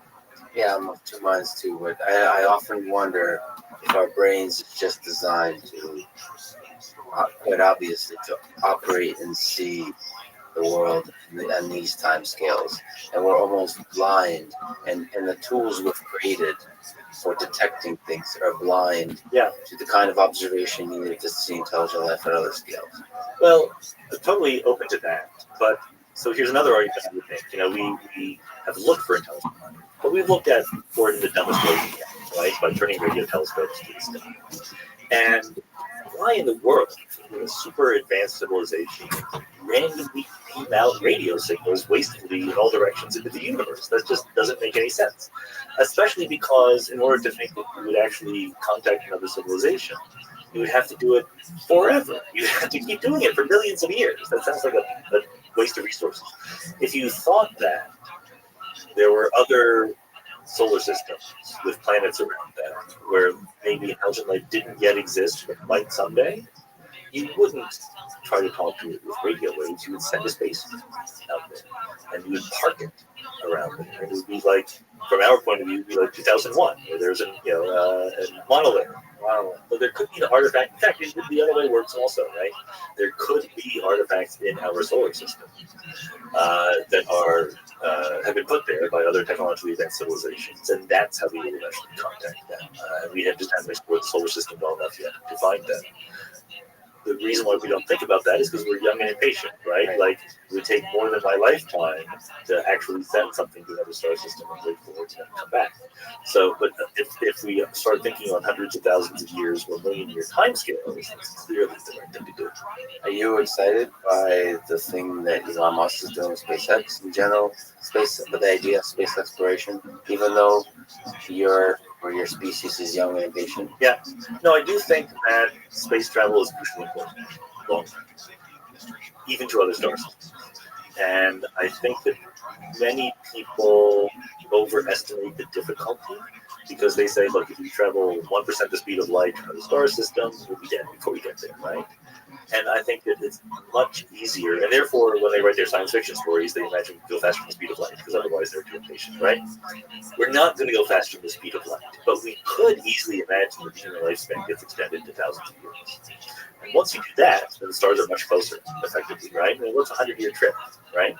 So I think that that's going to be the future, the far future, not my lifetime once again, but baby steps. Unless your lifetime gets extended. Well, it's in a race against time, right? Yes. A friend of mine who actually thinks about these things said, you and I are going to die, but I don't know about our children. I don't know. Predicting the future is hard, but that's at least a plausible scenario. And so, I think that as we discussed earlier, there are threats to the Earth, known and unknown, right? Having spread humanity and biology elsewhere is a really important long-term goal. What kind of questions can science not currently answer, but might soon? When you think about the problems and mysteries before us, that maybe within reach of science. I think the obvious one is the origin of life. We don't know how that happened. There's a difficulty knowing how it happened historically, actually, literally on Earth. But starting life from non-life is something I kind of think we're close to, right? We're really think so. How difficult is it to start life? Well, I've talked to people, including on the podcast, about this. Life requires three things. So life as we know it. So there's a difference in life, who knows what it is, and life as we know it, which we can talk about with some intelligence. So life as we know it requires compartmentalization. You need like a little membrane around your cell. Metabolism, take in food, eat it, and let that make you do things. And then replication. Okay, so you need to have some information about who you are that you pass down to future generations. In the lab, compartmentalization seems pretty easy. Not hard to make lipid bilayers that come into little cellular walls pretty easily. Metabolism and replication are hard, but replication we're close to. People have made RNA-like molecules in the lab that I think the state of the art is they're not able to make one molecule that reproduces itself, but they're able to make two molecules that reproduce each other. Yeah, that's okay. That's pretty close. Yeah. Metabolism is harder, believe it or not, even though it's sort of the most obvious thing. We want some sort of controlled metabolism, and the actual cellular machinery in our bodies is quite complicated. It's hard to see it just popping into existence all by itself. But we're making progress. In fact, I don't think we're spending nearly enough money on it. If I were the NSF, I would flood this area with money because it would change our view of the world if we could actually make life in the lab and understand how it was made originally here on Earth. And I'm sure it'd have some ripple effects that help cure diseases and so on. And just that Well, that's right. understanding. So synthetic biology is a wonderful big frontier where we're making cells. Right now, the best way to do that is to borrow heavily from existing biology, right? Craig Venter, several years ago, created an artificial cell, but all he did was, not all he did, it was a tremendous accomplishment, but all he did was take out the DNA from the cell and put in entirely new DNA and let it boot up and go. What about the leap to creating intelligent life on Earth? Yeah. However, again, we define intelligence, of course, but let's just even say Homo sapiens, the modern intelligence in our human, right? Do you have a sense of what's involved in that leap and how big of a leap that is? So AI would count in this, or you really want life, you want really an organism in some sense? AI would count. Okay. Of course AI would count. But well, let's say artificial consciousness, right? So I do not think we are on the threshold of creating artificial consciousness. I think it's possible. I'm not, again, very educated about how close we are, but my impression is not that we're really close because we understand how little we understand of consciousness and what it is. So if we don't have any idea what it is, it's hard to imagine we're on the threshold of making it ourselves. But it's doable, it's possible. I don't see any obstacles in principle, so yeah, I would hold out some interest in that happening eventually. I think in general, consciousness, I think we'll be just surprised how easy consciousness is once we create intelligence. Yeah. I think consciousness is a thing that that's just something we all fake. Well, good. No, actually, I like this idea that in fact consciousness is way less mysterious than we think. Yeah. Because we're all at every time, at every moment, less conscious than we think we are, right? We can feel things. And I think that plus the idea that you not only have artificial intelligent systems, but you put them in a body, right? Give them a robot body. That will help the faking a lot. Yeah, I think creating consciousness in artificial consciousness is as simple as asking a Roomba to say I'm conscious and refusing to be talked out of it. Could be. And I mean, I'm almost being silly, but that's what we do. That's what we do with each other. It's the kind of that consciousness is also a social construct. And a lot of our ideas of intelligence is a social construct. And so reaching that bar involves something that's beyond, doesn't necessarily involve the fundamental understanding of how you go from electrons to neurons to cognition. No, actually, I think that is an extremely good point. And in fact, what it suggests is, so yeah, we referred to Kate Darling, who I had on the podcast, and who does these experiments with very simple robots, but they look like animals, and they can look like they're experiencing pain, and we human beings react very negatively to these little robots looking like they're experiencing pain. And what you want to say is, they're just robots, it's not really pain, right? It's just some electrons. But then you realize, you and I are just electrons going around, and that's what pain is also. And so what I would have an easy time to imagine is that there is a spectrum between these little robots that Kate works with and a human being, where there are things that sort of by some strict definition, Turing test level thing, are not conscious, but nevertheless walk and talk like they're conscious. And it could be that the future is, Siri is close, right? And so it might be the future has a lot more agents like that. And in fact, rather than someday going, aha, we have consciousness, we'll just creep up on it with more and more accurate reflections of what we expect. And in the future, maybe the present, for example, we haven't met before, and you're basically assuming that I'm human. It's a high point at this time because but in the future there might be question marks on that, right? Yeah, no, absolutely. Certainly, videos are almost to the point where you should trust them already. Photos you can't trust, right? Videos is easier to trust, but we're getting worse. We're getting better at faking that, right? Getting better. So physical body people, what's so hard about faking that? So it's very depressing, this conversation we're having right now. So, No, I mean, to me, it's exciting. to me, you're doing it, so it's exciting to you, but it's a sobering thought. We're very bad, right, at imagining what the next 50 years are going to be like when we're in the middle of a phase transition as we are right now. Yeah, and in general, I'm not blind to all love threats. Yeah. I am excited by the power of technology to protect us against the threats as they evolve. I'm not as much as Steven Pinker optimistic about the world, but in everything I've seen, all the brilliant people in the world that I've met are good people. So the army of the good, in terms of the development of technology, is large. Okay, you're way more optimistic than I am. I think that goodness and badness are equally distributed among intelligent and unintelligent people. I don't see much of a correlation. Neither of us have proof. Yeah, exactly. Again, opinions are free, right? Nor definitions of good and evil. So we come without definitions or without opinions. So what kind of questions can science not currently answer and may never be able to answer in your view? Well, the obvious one is what is good and bad. What is right and wrong. I think that there are questions that science tells us what happens, what the world is, and what it does. It doesn't say what the world should do or what we should do because we're part of the world.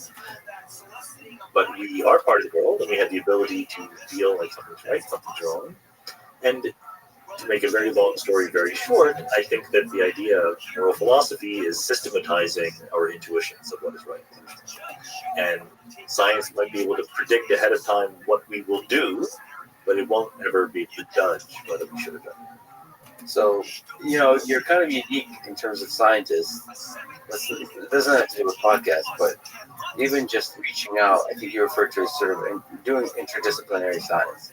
So you reach out and talk to people that are outside of your discipline, which I always hope that's what science was for. In fact, I was a little disillusioned when I realized that academia is very siloed. Yes.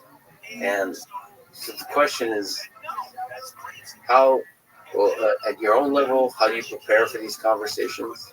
How do you think about these conversations? How do you open your mind enough to have these conversations? And then maybe a little bit broader, how can you advise other scientists to have these kinds of conversations? Not at the podcast. The fact that you're doing a podcast is awesome. Other people get to hear them. Yeah. But it's also good to have it without mics, in general.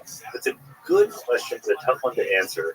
I think about, a guy I know is a personal trainer, and he was asked on a podcast, how do we psych ourselves up to do a workout? How do we make that discipline to go and work out? And he's like, why are you asking me? Like, I can't stop working out. Like, I don't need to psych myself up. So, and likewise, he asked me, like, how do you get to have interdisciplinary conversations on all sorts of different things with all sorts of different people? I'm like, that's what makes me go, right? Like I couldn't stop doing that. I did that long before having them recorded. In fact, a lot of the motivation for starting recording it was making sure I would read all these books that I had purchased, right? Like all these books I wanted to read, not enough time to read them. And now if I have motivation because I'm going to interview Pat Churchland, I'm going to finally read her book, And it's absolutely true that academia is extraordinarily silent, right? We don't talk to people. We rarely do. And in fact, when we do, it's punished. Like the people who do it successfully generally first became very successful within their little silo discipline, and only then did they start expanding out. If you're a young person, I had graduate students. I try to be very, very candid with them about this. That it's most graduate students do not become faculty members, right? It's a tough road, and so live the life you want to live, but do it with your eyes open about what it does to your job chances. And the more broad you are, and the less time you spend hyper specializing in your field, the lower your job chances. That's just an academic reality. It's terrible. I don't like it, but it's a reality. And for some people, that's fine. Like, there's plenty of people who are wonderful scientists who have zero interest in branching out and talking to things, to anyone outside their field. But it is disillusioning to me. Some of the romantic notion I had of the intellectual academic life is belied by the reality of it. The idea that we should reach out beyond our discipline, and that is a positive good, is just so rare in universities that it may as well not exist at all. But that said, even though you're saying you're doing it like the personal trainer because you just can't help it, you're also an inspiration to others. Like, I can speak for myself. You know, I also have a career I'm thinking about right now. And without your podcast, I may have not have been doing this at all, right? So it makes me realize that these kinds of conversations is kind of what science is about. In many ways, the reason we write papers, this exchange of ideas, is it's much harder to do interdisciplinary papers, I would say. Yeah, right. Right. And conversations are easier. So conversations is the beginning, and in the field of AI, that it's obvious that we should think outside of pure computer vision competitions on a particular data sets. We should think about the broader impact of how this could be, reaching out to physics, to psychology, to neuroscience, and having these conversations. So you're an inspiration, and so well, thank you very much. Never know how the world changes. I mean, the fact that this stuff is out there, and I've a huge number of people come up to me, grad students, really loving the podcast, inspired by it, and they will probably have that. There will be ripple effects when they become faculty. So we can end on a balance between pessimism and optimism. And Sean, thank you so much for talking today. It was awesome. No, Lex, thank you very much for the conversation. It's great.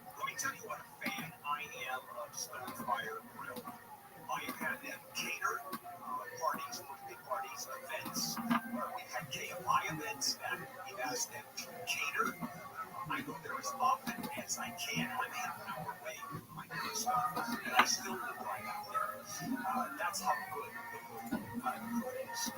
That slow cooked chicken and tri-tip salads, pastas, desserts, carrot cake, cheesecake. I mean, just the following is a conversation with Raja Manga. He's an engineer and director at Google, leading the TensorFlow team. TensorFlow is an open source library at the center of much of the work going on in the world of deep learning, both the cutting edge research and the large scale application of learning based approaches. But it's quickly becoming much more than a software library. It's now an ecosystem of tools for the deployment of machine learning in the cloud, on the phone, in the browser, on both generic and specialized hardware, CPU, GPU, and so on. Plus, there's a big emphasis on growing a passionate community of developers. Raja, Jeff Dean, and a large team of engineers at Google Brain are working to define the future of machine learning with TensorFlow 2.0, which is now in the alpha.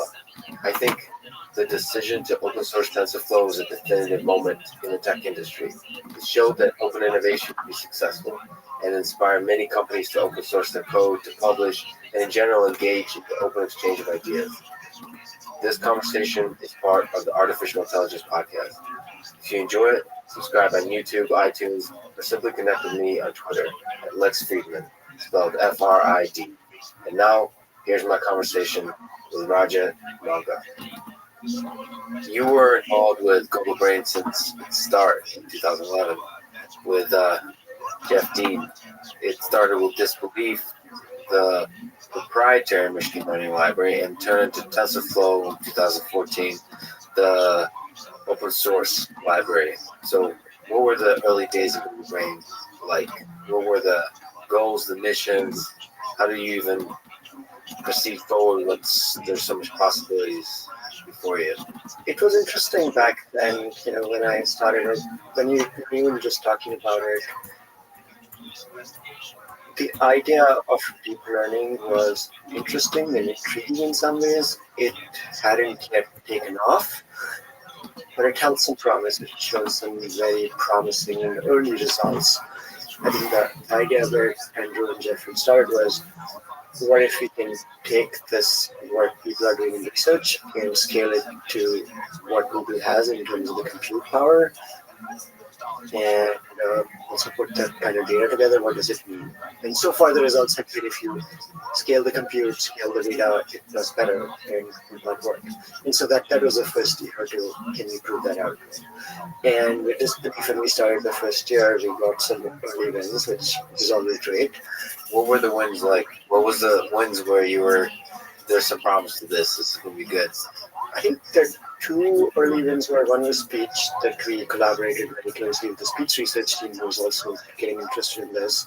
And the other one was images, where we, the cat paper, as we call it, that was covered by a lot of folks. And the birth of Google Brain was around neural networks. It was deep learning from the very beginning. That was the whole mission. Yeah. So what would, in terms of scale, what was the sort of dream of what this could become? Like, were there echoes of this open source TensorFlow community that might be brought in? Was there a sense of TPUs? Was there a sense of like machine learning is now going to be at the core of the entire company? Is going to grow into that direction? Yeah, I think so. So that was interesting. Like, if I think back to 2012 or 2011, and first was, can we scale it? In a year or so, we had started scaling it to hundreds and thousands of machines. In fact, we had some ones even going to 10,000 machines, and all of those shows great promise. In terms of machine learning at Google, the good thing was Google's been doing machine learning for a long time. Deep learning was new, but as we scaled this up, we showed that yes, that was possible, and it was going to impact lots of things. We started seeing real products wanting to use this. Again, speech was the first. There were image things that photos came out of, and many other products as well. So that was exciting. As we went into that a couple of years, externally also, academia started to, there was lots of push on, okay, deep learning is interesting, we should be doing more, and so on. And so by 2014, we were looking at, okay, this is a big thing, it's going to grow, and not just internally, externally as well. Yes, maybe Google's ahead of where everybody is, but there's a lot to do, so a lot of this stuff to make sense and come together. So the decision to open source, I was just chatting with Chris Latin about this. The decision to open source with TensorFlow, I would say, so for me personally, seems to be one of the big seminal moments in all of software engineering ever. I think that's when a large company like Google decides to take a large project that many lawyers might argue has a lot of IP, just decide to go open source with it, and in so doing lead the entire world and saying, you know what, open innovation is a pretty powerful thing, and it's okay to do. That was, I mean, that's an incredible moment in time. So do you remember those discussions happening? Whether open source should be happening? What was that like? I would say, I think, so the initial idea came from Jeff, who was a big proponent of this. I think it came off of two big things. One was research-wise, we were a research group.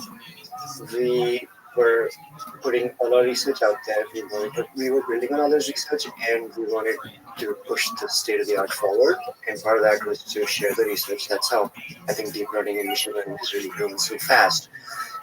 So the next step was, okay, now would software help with that? And it seemed like there were existing a few libraries out there, Tiano being one, Torch being another, and a few others. But they were all very lacking, and so the level was significantly different. The other one was, from a software perspective, Google had done lots of software that we used internally, and we published papers. Often there was an open source project that came out of that somebody else picked up that paper and implemented, and they were very successful. Back then, it was like, okay, there's Hadoop, which has come off of tech that we built. We know the tech we built is way better for a number of different reasons. We've invested a lot of effort in that. And turns out we have Google Cloud, and we are now not really providing our tech, but we are saying, okay, we have Bigtable, which is the original thing. We're going to now provide HPC APIs on top of that, which isn't as good, but that's what everybody's used to. So there's like, can we make something that is better and really just provide? Helps the community in lots of ways, but also helps push a good standard forward. So how does cloud fit into that? There's a TensorFlow open source library, and how does the fact that you can use so many of the resources that Google provides in the cloud fit into that strategy? So TensorFlow itself is open, and you can use it anywhere, right? And we want to make sure that continues to be the case. On Google Cloud, we do make sure that there's lots of integrations with everything else, and we want to make sure that it works really, really well there. So. you're leading the TensorFlow effort, can you tell me the history and the timeline of TensorFlow project in terms of major design decisions, so like the open source decision, but really, what to include and not. There's this incredible ecosystem that I'd like to talk about. There's all these parts, but what just some sample moments that defined what TensorFlow eventually became through its. I don't know if you're allowed to say history when it's just, but in deep learning, everything moves so fast that in just a few years is already history. Yes. So looking back, we were building TensorFlow. I guess we open sourced it in 2015, November 2015. We started on it in summer of 2014, I guess. And somewhere like late 2014, by then we decided that, okay, there's a high likelihood we'll open source it. So we started thinking about that and making sure we're heading down that path. By that point, we'd seen a few, lots of different use cases at Google. So there were things like, okay, yes, we want to run it at large scale in the data center. Yes, we need to support different kinds of hardware. We had GPUs at that point. We had our first TPU at that point was about to come out, roughly around that time. So the design sort of included those. We had started to push on mobile, so we were running models on mobile. At that point, people were customizing code, so we wanted to make sure TensorFlow could support that as well, so that sort of became part of that overall design. When you say mobile, you mean like pretty complicated algorithms running on the phone?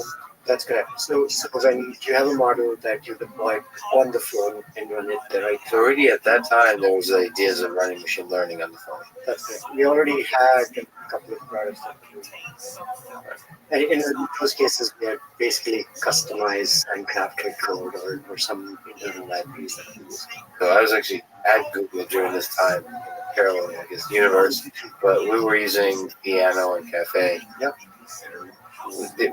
Was there some degree to which you were balancing, like trying to see what Cafe was offering people, trying to see what Theano was offering, that you want to make sure you're delivering whatever that is, perhaps the Python part of things, maybe did that influence any design decisions? Totally. So when we built this belief, and some of that was in parallel with some of these libraries coming up, and Theano itself is older, but we were building this belief focused on our internal thing because our systems are very different. By the time we got to this, we looked at a number of libraries that were out there. Theano, there were folks in the group who had experience with Torch, with Lua. There were folks here who had seen Cafe. I mean, actually, Yangqing was here as well. There's what other libraries? I think we looked at a number of things. Might even have looked at Chainer back then. I'm trying to remember if it was there. In fact, yeah, we did discuss ideas around, okay, should we have a graph or not? And they were, so putting all these together was definitely, there were key decisions that we wanted. We had seen limitations in our prior disbelief things. A few of them were just in terms of research was moving so fast. We wanted the flexibility. We wanted the hardware was changing fast. We expected to change that. So that those probably were two things. And yeah, I think the flexibility in terms of being able to express all kinds of crazy things is definitely a big one. So what the graph decision? So now with moving towards TensorFlow 2.0. There's more, by default, it'll be eager execution. So sort of hiding the graph a little bit, because it's less intuitive in terms of the way people develop and so on. Well, what was that discussion like in terms of using graphs? It seemed it's kind of the Theano way. Did it seem the obvious choice? So I think where it came from was our this belief had a graph-like thing as well. A much more simple. It wasn't a general graph. It was more like a straight line, thing. More like what you might think of Cafe, I guess, in that sense. But the graph was, and we always cared about the production stuff. Even with disbelief, we were deploying a whole bunch of stuff in production. So graph did come from that when we thought of, okay, should we do that in Python? We experimented with some ideas where it looked a lot simpler to use. but not having a graph think, okay, how do you deploy now? So that was probably what tilted the balance for us, and eventually we ended up with a graph. And I guess the question there is, did you? I mean, production seems to be a really good thing to focus on. But did you even anticipate the other side of it, where there could be what are the numbers? Something crazy, 41 million downloads. Yep. I mean, was that even like a possibility in your mind that it would be as popular as it became?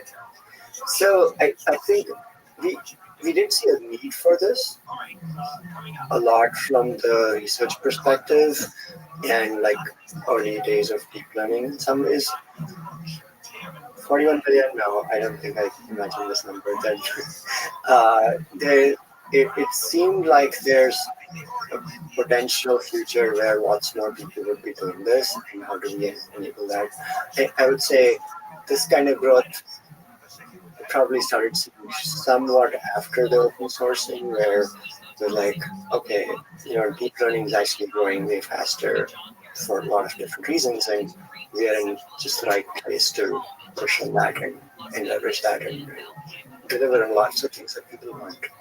So what changed once the open source? Like how, this incredible amount of attention from a global population of developers, how did the project start changing?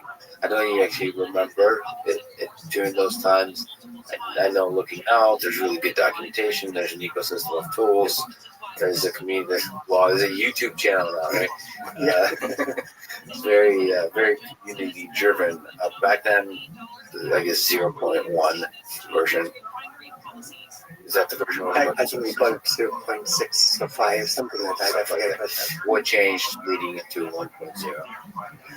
It's interesting. I think we've gone through a few things there. When we started out, when we first came out, people loved the documentation we have, because it was just a huge step up from everything else, because all of those are academic projects people doing who don't think about documentation.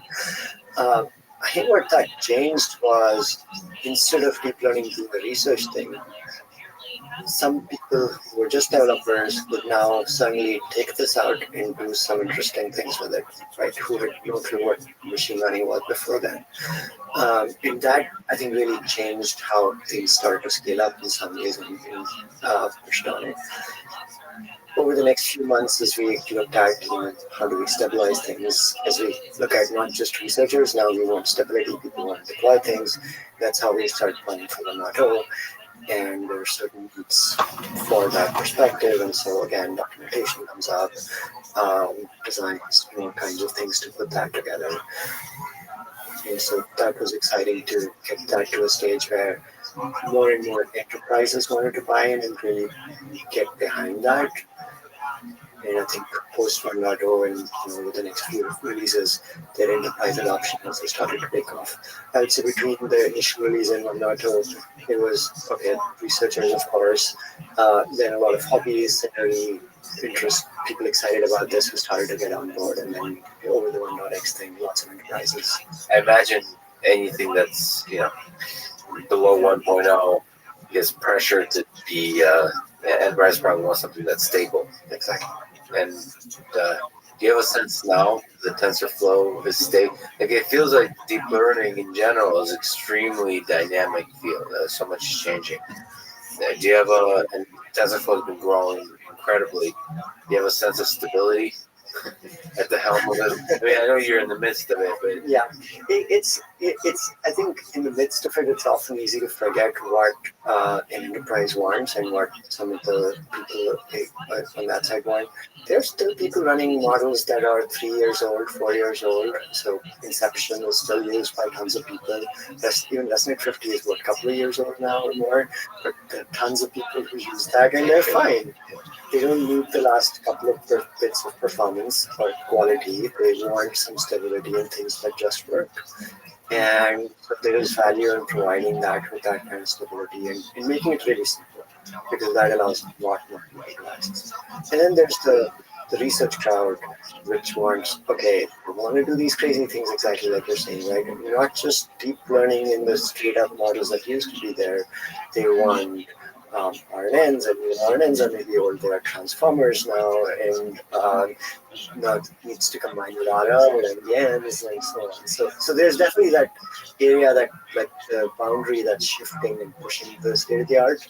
But I think there's more and more of the past that's much more stable, and even stuff that was 2-3 years old is very, very usable by lots of people. So that part makes it a little easier. So I imagine, maybe correct me if I'm wrong, one of the biggest use cases is essentially taking something like ResNet 50 and doing some kind of transfer learning on a very particular problem that you have. It's basically probably what majority of the world does. And you want to make that as easy as possible. That's it. So I would say, for the hobbyist perspective, that's the most common case, right? In fact, the apps and phones and stuff that you'll see, the early ones, that's the most common case. I would say there are a couple of reasons for that. One is that everybody talks about that. It looks great on slides. Yeah. That's a visual presentation. Yeah, exactly. What enterprises want is, that is part of it, but that's not the big thing. Enterprises really have data that they want to make predictions on. This is often what they used to do with people who were doing ML was just regression models, regression, logistic regression, linear models, or maybe gradient boosted trees and so on. Some of them still benefit from deep learning, but they want that's the bread and butter, like the structured data and so on. So depending on the audience you can get, they're a little bit different. And they just have, I mean, the best of enterprise probably just has a very large data set, or deep learning could probably shine. That's good. Right. And then I think the other pieces that they want, again, with 2.0, the developer summit we put together is the TensorFlow extended piece, which is the entire pipeline. They care about stability across the entire thing. They want simplicity across the entire thing. I don't need to just train a model. I need to do that every day, again, over and over again. I wonder to which degree you have a role in, I don't know, so I teach a course on deep learning. I have people like lawyers come up to me and say, say, when is machine learning going to enter the legal realm? The same thing in all kinds of disciplines, immigration, insurance. Often when I see what it boils down to is these companies are often a little bit old school in the way they organize the data. So the data is just not ready yet. It's not digitized.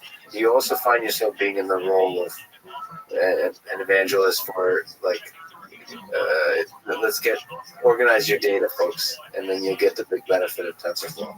Do you have those conversations? So, yeah. I get all kinds of questions there from, okay, what do I need to make this work, right? Do you really need deep learning? I mean, there are all these things. I already use this linear model. Why would this help? I don't have enough data, let's say, or I want to use machine learning, but I'm not doing at the start. So it varies back to all the way to the experts who ask for very specific things. So it's interesting. Is there a good answer? It boils down to oftentimes digitizing data. So whatever you want automated, whatever data you want to make prediction based on, you have to make sure that it's in an organized form. Like within the TensorFlow ecosystem, you're providing more and more data sets and more pre-trained models. Are you finding yourself also the organizer of data sets? Yes, I think with TensorFlow data sets that we just released, that's definitely come up where people want these data sets. Can we organize them? Can we make that easier? So that's definitely one important thing.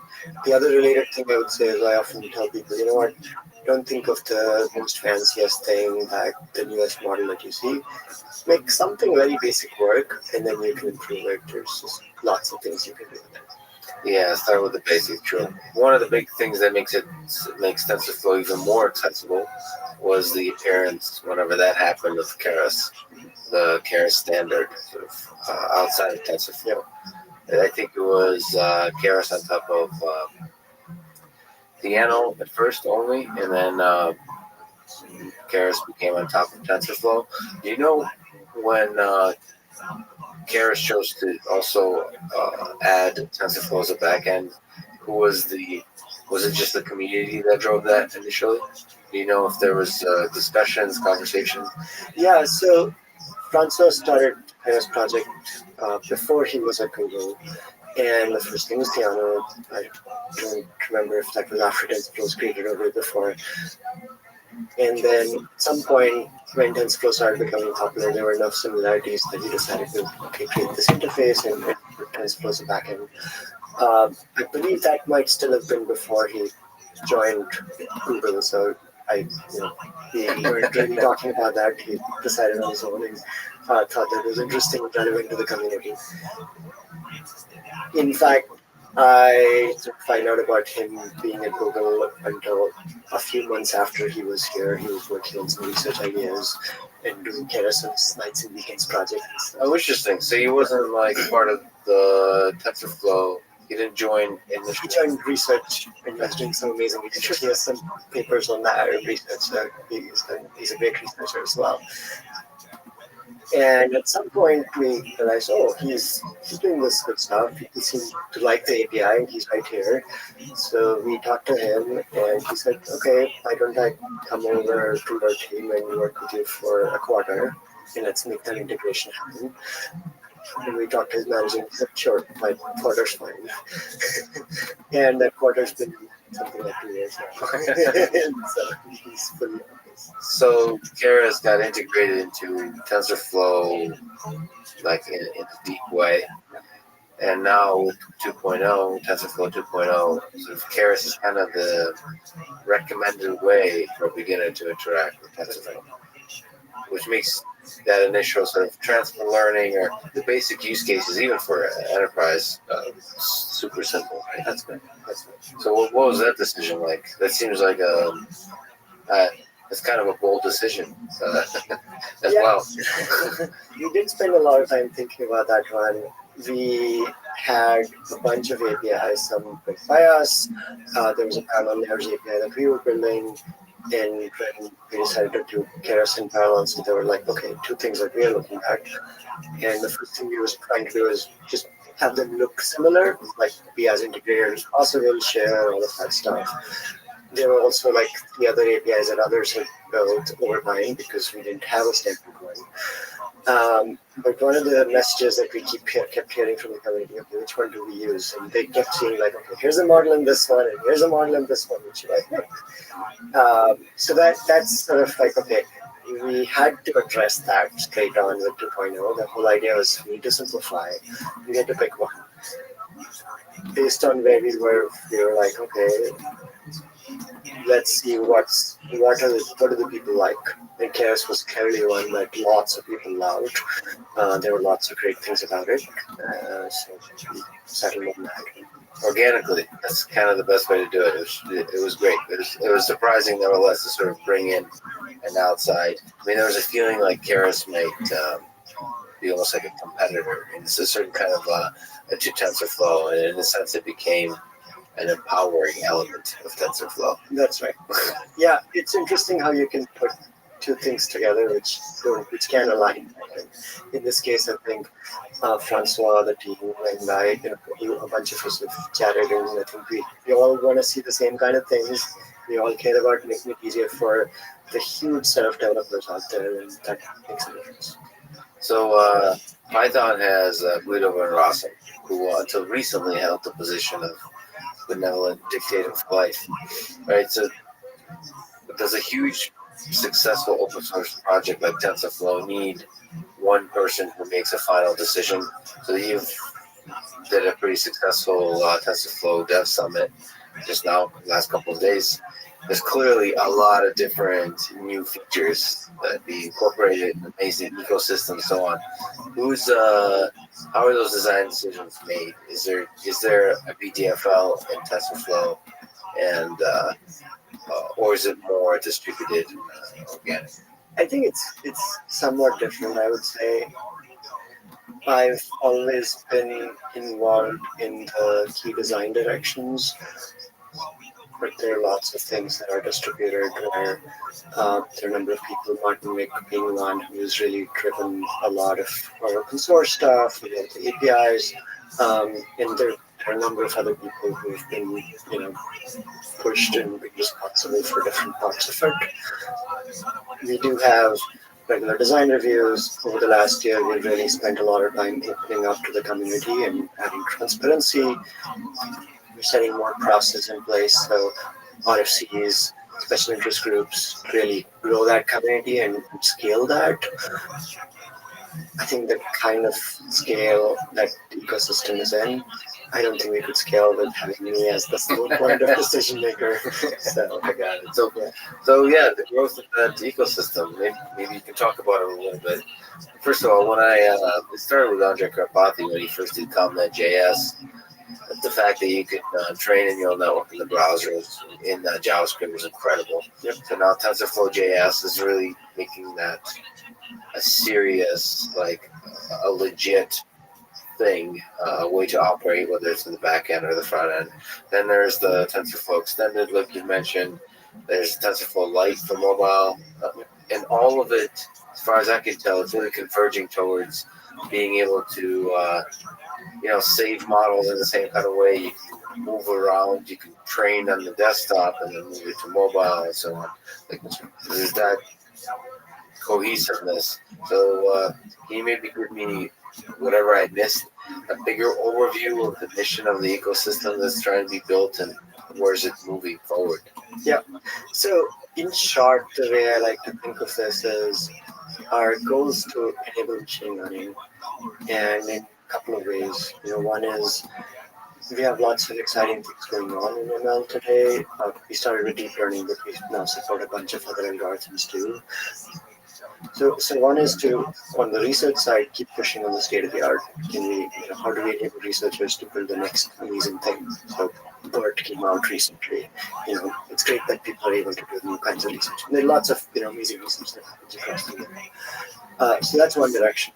The other is, how do you take that across all the people outside who take that research and do some great things with it and integrate it to build real products to have a real impact on people. And so if that's the other axis in some ways. At a high level, one way I think about it is there are a crazy number of compute devices across the world.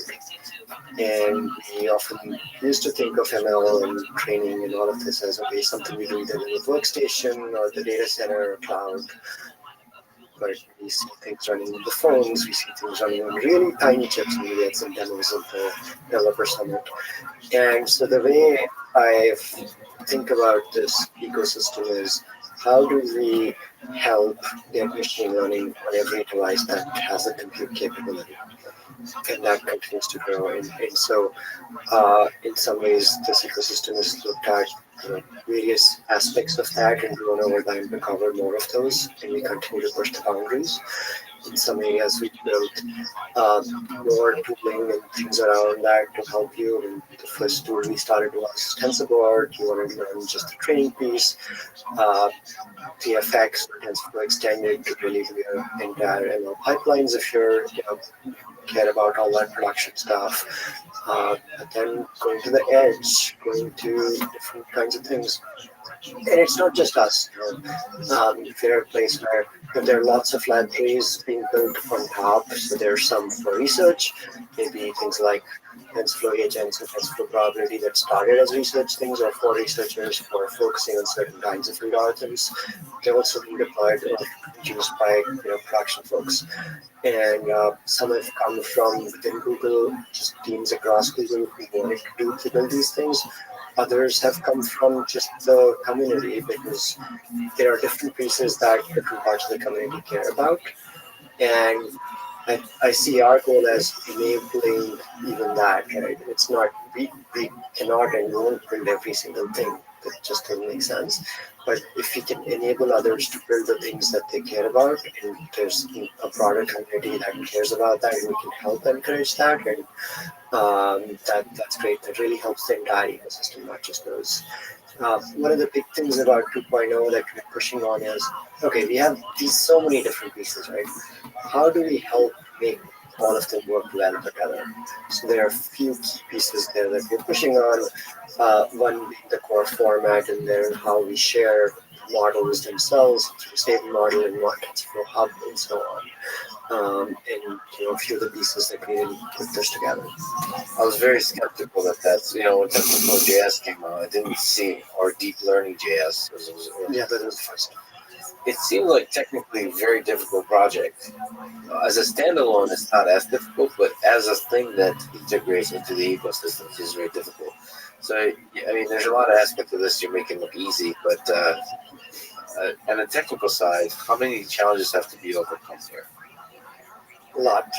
And still have to be overcome. Yes, That's yes. the question here, too. There are lots of steps to it. Right? And we've iterated over the last few years, so there's a lot we've learned. Often when things come together well, things look easy, and that's exactly the point. It should be easy for the end user, but there are lots of things that go behind that. If I think about still challenges ahead, there are,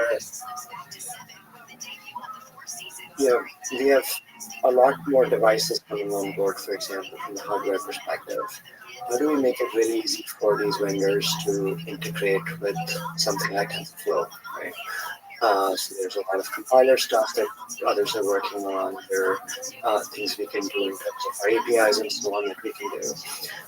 As we, TensorFlow started as a very monolithic system, and to some extent it still is. There are lots of tools around it, but the core is still pretty large and monolithic. One of the key challenges for us to scale that out is how do we break that apart with clearer interfaces. It's in some ways it's software engineering 101, but for a system that's now 4 years old, I guess, or more, and that's still rapidly evolving and that you're not slowing down with, it's hard to change and modify and really break apart. It's sort of like, as people say, right? It's like changing things with the car running or fit benefits. That's exactly what we're going to do. So there's a challenge here because the downside of so many people being excited about TensorFlow and coming to rely on it in many of their applications is that you're kind of responsible. Like it's a technical debt. You're responsible for previous versions to some degree still working. So when you're trying to innovate, I mean, it's probably easier just to start from scratch every few months. Absolutely. So do you feel the pain of that? 2.0 does break some back compatibility, but not too much. It seems like the conversion is pretty straightforward. Do you think that's still important given how quickly deep learning is changing? Can you just the things that you've learned, can you just start over, or is there pressure to not? It's a tricky balance. So if it was just a researcher writing a paper who a year later will not look at that code again, sure, it doesn't matter. There are a lot of production systems that rely on TensorFlow, both at Google and across the world, and people worry about this. And these systems run for a long time, so it is important to keep that compatibility and so on.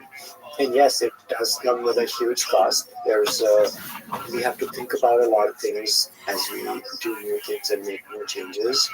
I think it's a trade-off, right? You might slow certain kinds of things down, but the overall value you're bringing because of that is much bigger, because it's not just about breaking the person yesterday.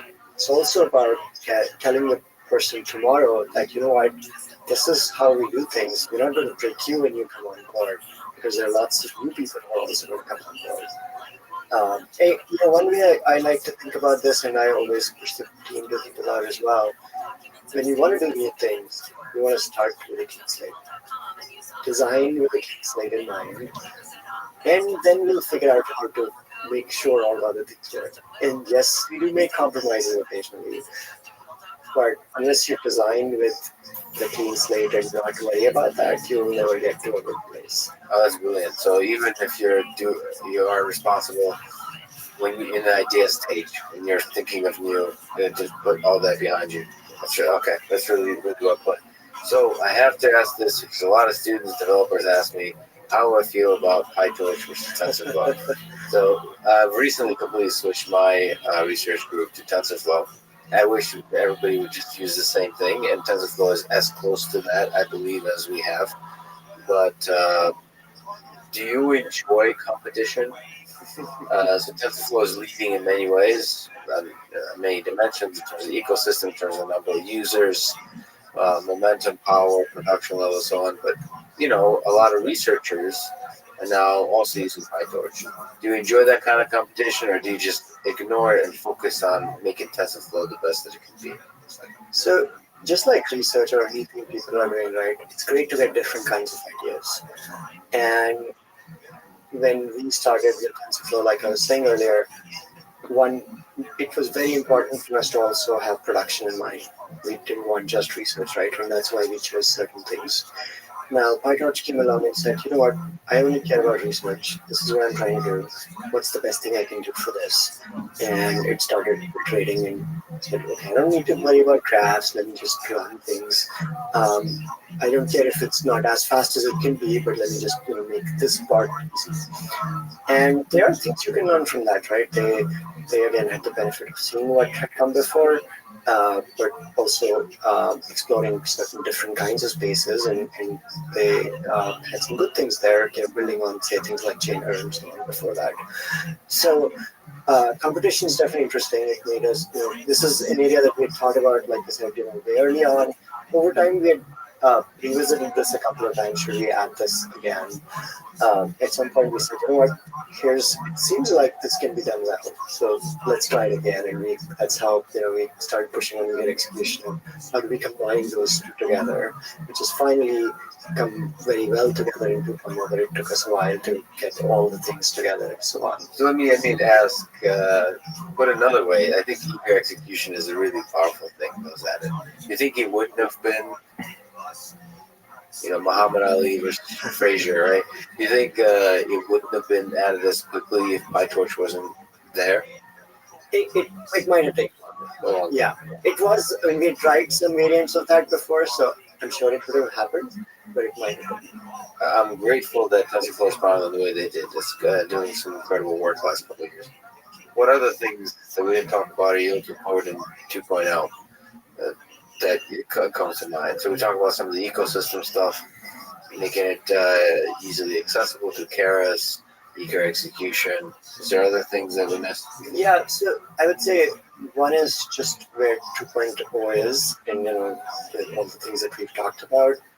I think as we think beyond that, there are lots of other things that it enables us to do and that we're excited about.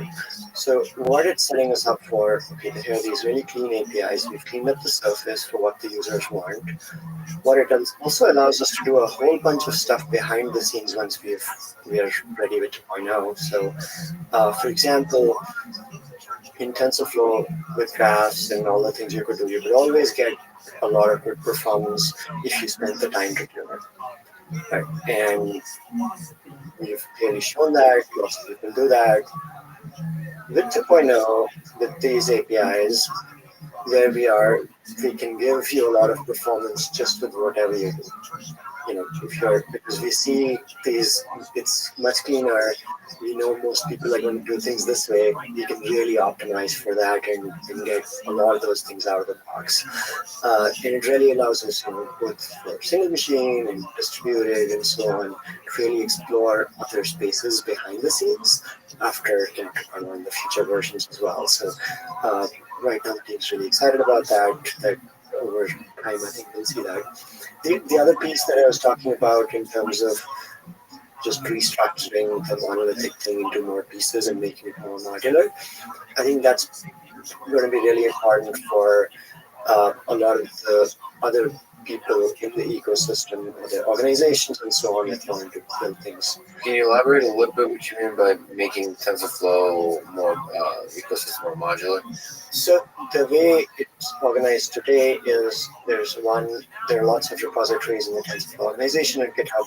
The core one where we have TensorFlow, it has the execution engine, it has the key backends for CPUs and GPUs, it has the work to do distributed stuff, and all of these just work together in a single library or binary.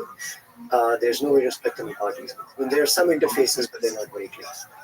In a perfect world, you would have clean interfaces where okay, I want to run it on my fancy cluster with some custom networking. Just implement this and do that. I mean, we kind of support that, but it's hard for people to. I think as we are starting to see more interesting things in some of these spaces, having that clean separation will really start to help. And again, going to the large size of the ecosystem and the different groups involved there, enabling people to evolve and push on things more independently just allows it to scale better. And by people, you mean individual developers and organizations. So the hope is that everybody sort of major, I don't know, Pepsi or something uses, like major corporations go to TensorFlow, do this kind of. Yeah, if you look at enterprises like Pepsi or these, a lot of them are already using TensorFlow.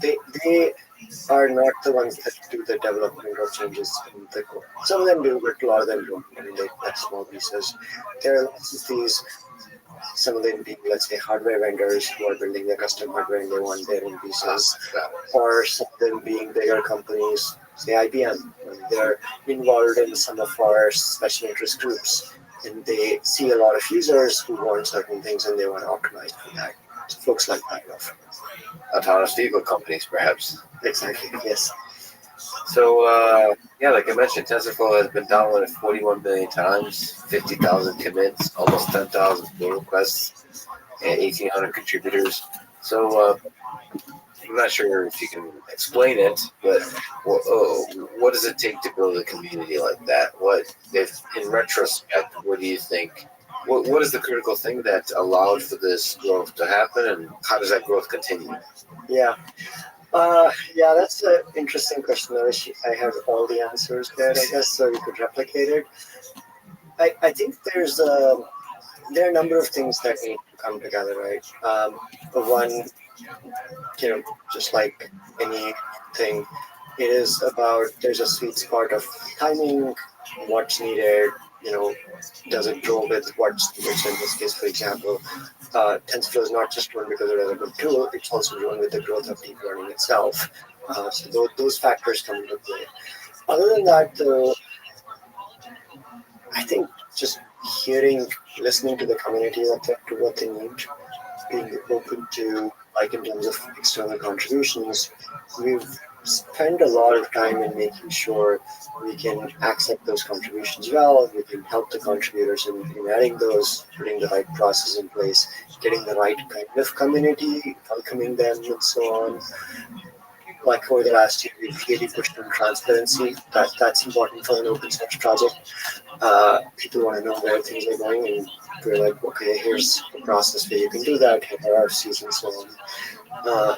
Thinking through, there are lots of community aspects that come into that you can really work on. As a small project, it's maybe easy to do because there's like 2 developers and you can do those. As you grow, putting more of these processes in place, thinking about the documentation, thinking about what do developers care about, what kind of tools would they want to use, all of these kind of things. So one of the big things I think that feeds the TensorFlow fire is people building something on TensorFlow, and implement a particular architecture that does something cool or useful, and they put that on GitHub, and so it just feeds this growth. Do you have a sense that 2.0 and 1.0 that may be a little bit of a partitioning, like there's with Python 2 and 3, that there'll be a code base in the older versions of TensorFlow that will not be as compatible easily? Or are you pretty confident that this kind of conversion is pretty natural and easy to do?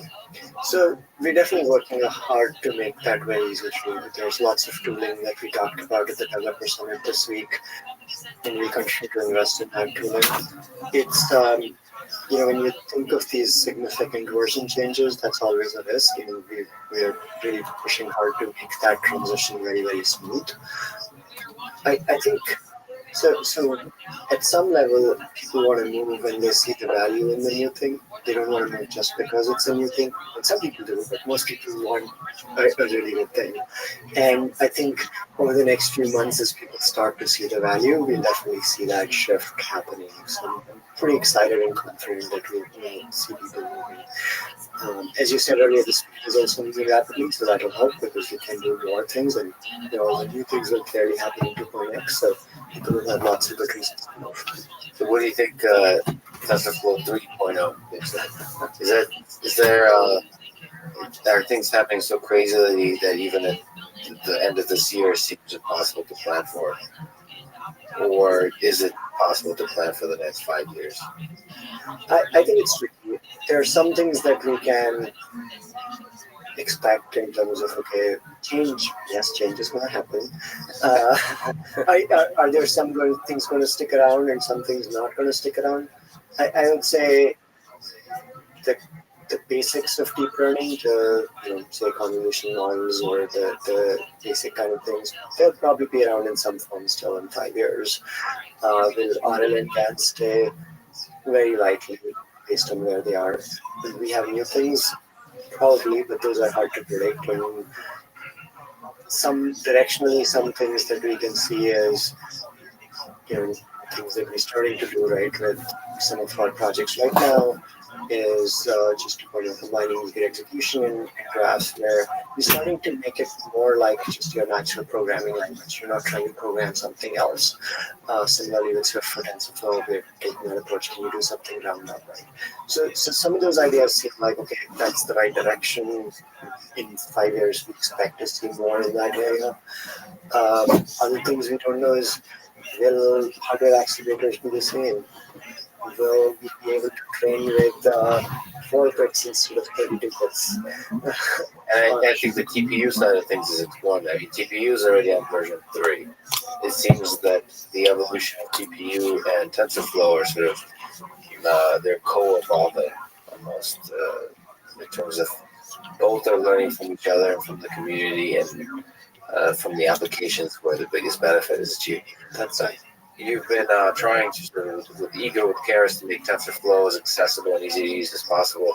What do you think for beginners is the biggest thing they struggle with? Have you encountered that? Or is basically what Keras is solving is that eager, like we talked about? Yeah, for some of them, like you said, right, the beginners want to just be able to take some image model. They don't care if it's Inception or ResNet or something else, and do some training or transfer learning on their kind of model. Being able to make that easy is important. So in some ways, we do that by providing them the models with, say, in comp or so on. They don't care about what's inside that box, but they want to be able to use it. So we're pushing on, I think, different levels. If you look at just a component that you get, which has the layers already smushed in, the beginners probably just want that. Then the next step is, okay, look at finding layers with layers. If you go on to research, then they are probably finding custom layers themselves or their own groups. So there's a whole spectrum there. And then providing the pre-trained models seems to really decrease the time from you trying to start. So you could basically in the Colab notebook achieve what you need. So I'm basically answering my own question because I think what TensorFlow delivered on recently is trivial for beginners. So I was just wondering if there was other pain points you tried to ease, but I'm not sure there would. No, those are probably the big ones. I mean, I see high schoolers doing a whole bunch of things now, which is pretty amazing. It's both amazing and terrifying. So, yes. In a sense that when they grow up, it's some incredible ideas will be coming from them. So there's certainly a technical aspect to your work, but you also have a management aspect to your role with TensorFlow, leading the project, a large number of developers and people. So what do you look for in a good team? What do you think? Google's been at the forefront of exploring what it takes to build a good team, and TensorFlow is one of the most cutting edge technologies in the world. So in this context, what do you think makes for a good team? It's definitely something I think a fair bit about. I think in terms of the team being able to deliver something well, one of the things that's important is a cohesion across the team. So being able to execute together. It's not like at this scale, an individual engineer can only do so much. There's a lot more that they can do together, even though we have some amazing superstars across Google in the team. But there's, often the way I see it is the product of what the team generates is way larger than the whole or individual put together. And so how do we have all of them work together with the culture of the team itself? Hiring good people is important. But part of that is it's not just that, okay, we hire a bunch of smart people and throw them together and let them do things. It's also people have to care about what they're building. People have to be motivated for the right kind of things. That's often an important factor. And finally, how do you put that together with somewhat unified vision where we want to go? So are we all looking in the same direction, or is us going all over? And sometimes it's a mix. Google's a very bottom-up organization in some sense, also research even more so, and that's how we started. But as we've become this larger product and ecosystem, I think it's also important to combine that well with mix of, okay, here's the direction we want to go in.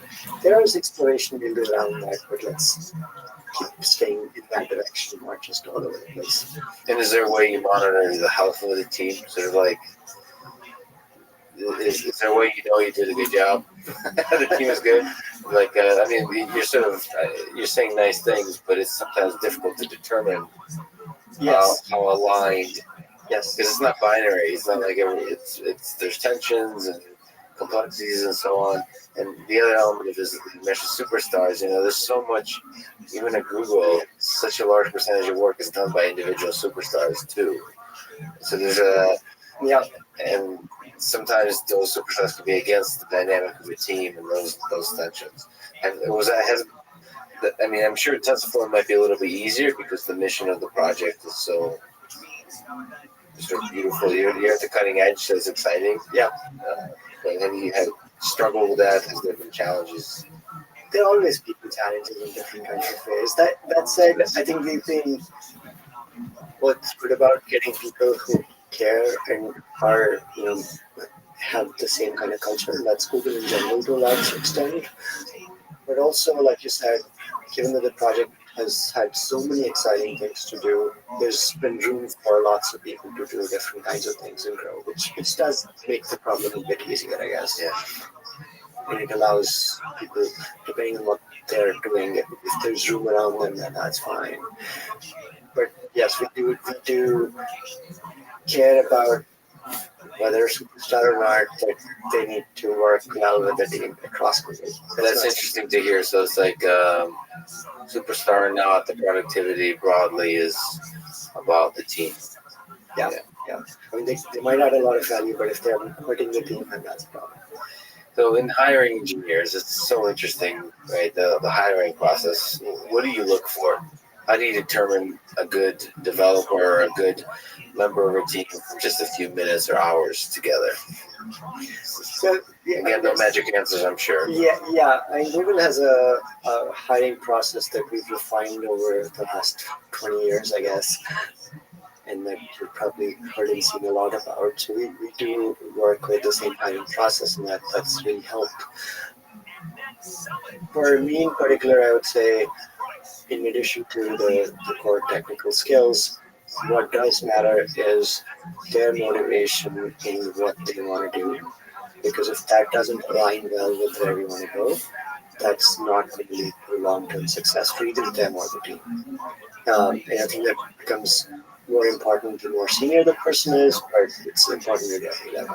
Like even the junior most engineer, if they're not motivated to do well at what they're trying to do, however smart they are, it's going to be hard for them to succeed. Does the Google hiring process touch on that passion? So like trying to determine, because I think as far as I understand, maybe you can speak to it, that the Google hiring process sort of helps in the initial, like determines the skill set there. Is your puzzle solving ability, problem solving ability good? But like, I'm not sure, but it seems that the determining whether the person has like fire inside them, that wants to do anything, really, it doesn't really matter. It's just some cool stuff. I'm going to do it. that I don't know. Is that something that ultimately ends up when they have a conversation with you, or once it gets closer to the sales? So one of the things we do have as part of the process is just a culture fit, like part of the interview process itself, in addition to just the technical skills. And each engineer or whoever the interviewer is supposed to rate the personal culture and the culture fit with Google and so on. So that is definitely part of the process. Now, there are various kinds of projects and different kinds of things, so there might be variants of the kind of culture you want there and so on. And yes, that does vary. So, for example, TensorFlow has always been a fast-moving project, and we want people who are comfortable with that. But at the same time now, for example, we are at a place where we are also a very full-fledged product, and we want to make sure things that work really work. Right? You can't cut corners all the time.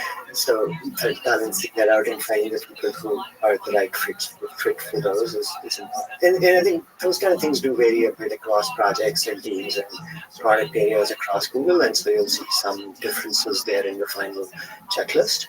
But a lot of the core culture, it comes along with just engineering excellence and so on. What is the hardest part of your job? I'll take your pick, I guess. It's fun, I would say. Like hard, yes. I mean, lots of things at different times. I think that does vary. So let me clarify that difficult things are fun. Yeah, when you solve them, right? So it's fun in that sense. I think the key to a successful thing across the board, and in this case it's a large ecosystem now, but even a small product, is striking that fine balance across different aspects of it. Sometimes it's how fast you go versus how perfect it is. Sometimes it's how do you involve this huge community? Who do you involve, or do you decide, okay, now is not a good time to involve them because it's not the right fit? Sometimes it's saying that there's certain kinds of things. Those are often the hard decisions. Some of them you make quickly because you don't have the time. Some of them you get time to think about them, but they're always hard. Well, both choices are pretty good. It's those decisions. What about deadlines? Do you find TensorFlow to be driven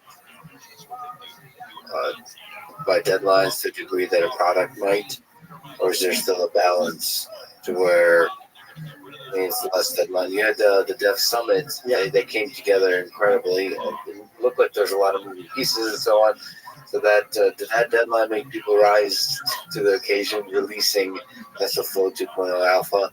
Yeah, I'm sure that was done last minute as well. I mean, like up to the best point. Again, it's one of those things that's you need to strike the good balance. There's some value that deadlines bring that does bring a sense of urgency to get the right things together instead of getting the perfect thing out. You need something that's good and works well, and the team definitely did a great job in putting that together. So I was very amazed and excited by everything, how that came together. That said, across the year, we try not to put artificial deadlines. We focus on key things that are important, figure out how much of it's important, and when we are developing in the open, what internally and externally, everything's available to everybody, so they can look at where things are. We do releases at a regular cadence, so fine if something doesn't necessarily end up with this month, it'll end up with the next release in a month or two, and that's okay. But we want to keep moving as fast as we can in these different areas. Because we can iterate and improve on things, sometimes it's okay to put things out that aren't fully ready. We make sure it's clear that, okay, this is experimental, but it's out there if you want to try and give feedback. That's very, very useful. I think that quick cycle and quick iteration is important. That's what we often focus on rather than here's a deadline where you get everything else. Is 2.0, is there pressure to make that stable? Or, like, for example, WordPress 5.0 just came out, and there was no pressure to. It was a lot of build updates delivered way too late, and they said, okay, but we're going to release a lot of updates really quickly to improve it. Do you see TensorFlow 2.0 in that same kind of way, or is there this pressure to once it hits 2.0, once you get to the release candidate and then you get to the final, that's going to be the stable thing? So it's going to be stable in just like when Alex was, where every API that's there is going to remain in work. It doesn't mean we can't change things under the covers. It doesn't mean we can't add things. So there's still a lot more for us to do, and we continue to have more releases. So in that sense, there's still. I don't think we'll be done in like 2 months. Maybe. I don't know if you could say, but is there, there's not external deadlines for TensorFlow 2.0, but is there internal deadlines, artificial or otherwise, that you try and just set for yourself? Or is it whenever it's ready? So we want it to be a great product, and that's a big important piece for us. TensorFlow is already out there. We have 41 million downloads for $1, so it's not like we have to have this. Yeah, exactly. So it's not like a lot of the features that we've really polishing and putting them together are there. We don't have to rush that just because. So in that sense, we want to get it right and very focused on it. That said, we have said that we are looking to get this out in the next few months, in the next quarter, and as far as possible, we left it right. Yeah, my favorite line was spring is a relative concept. I love it. Yes. Spoken like a true developer. So, something I'm really interested in your previous line of work is, before TensorFlow, you led a team at Google on search ads. I think this is a very interesting topic on every level, on a technical level, because if their best ads connect people to the things they want and need. Yep. And at their worst, they're just these things that annoy the heck out of you, to the point of ruining the entire user experience of whatever you're actually doing. So they have a bad rep, I guess. And so on the other hand, so this connecting users to the thing they need and want is a beautiful opportunity for machine learning to shine. Like huge amounts of data that's personalized, and you kind of map to the thing they actually won't get annoyed. So what have you learned from this Google that's leading the world in this aspect? What have you learned from that experience? And what do you think is the future of ads? Take you back to the Yes, it's been a while, but I totally agree with what you said. I think the search ads, the way it was always looked at, and I believe it still is it's an extension of what search is trying to do. The goal is to make the information, make the world's information accessible. That it's not just information, but it can be products or other things that people care about.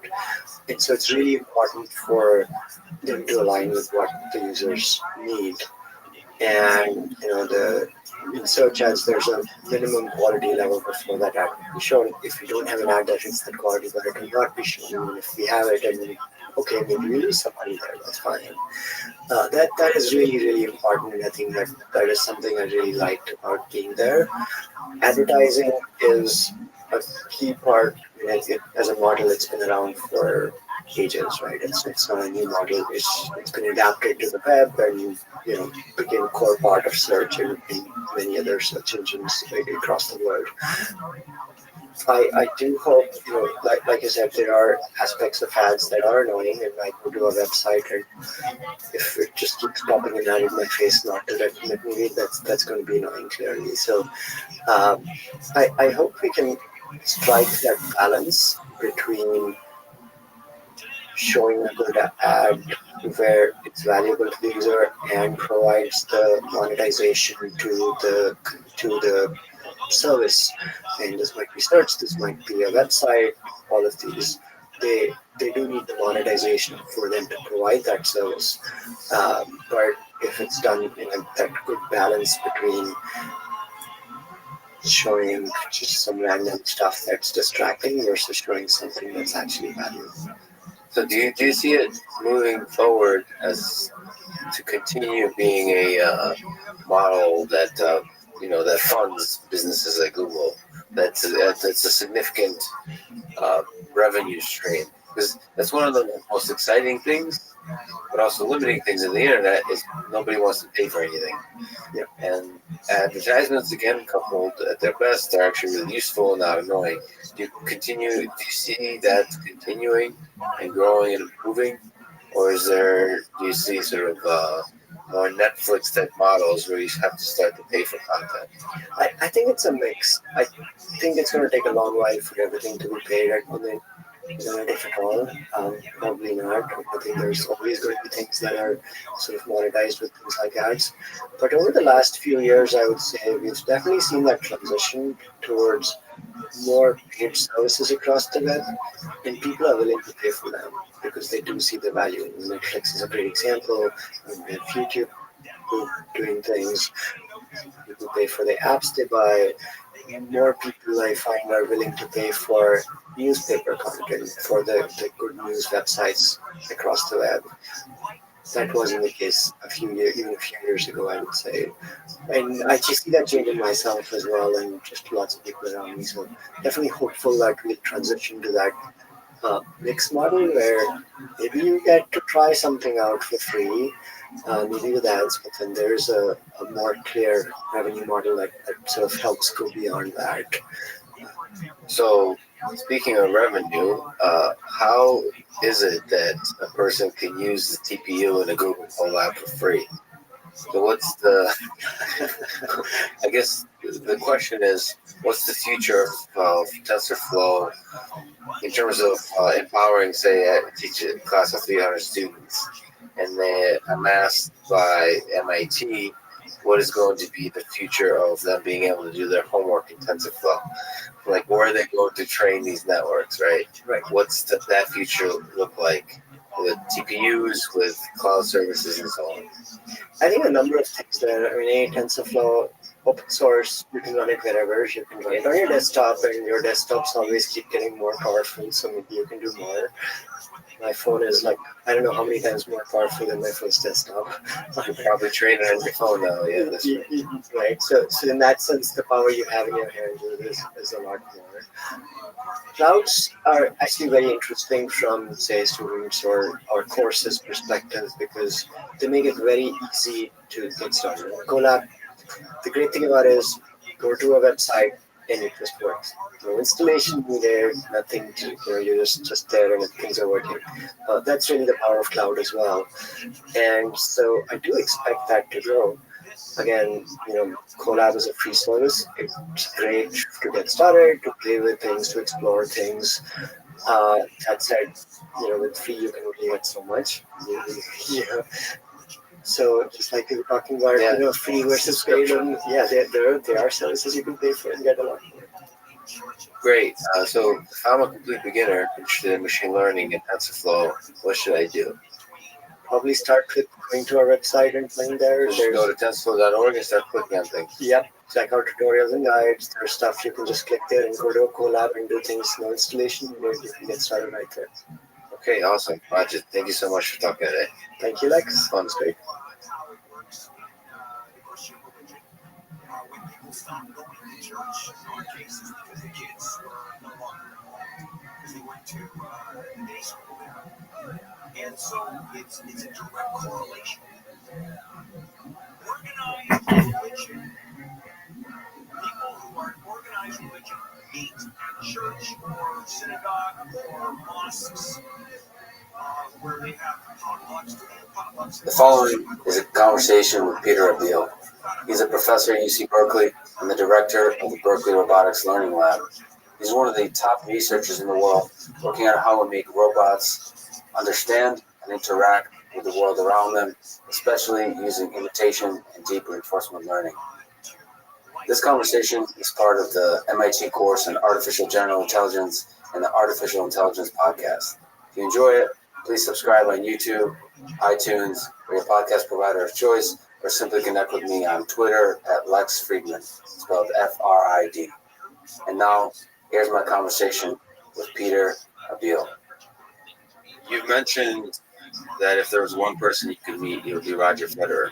So let me ask, when do you think we'll have a robot that fully autonomously can beat Roger Federer at tennis?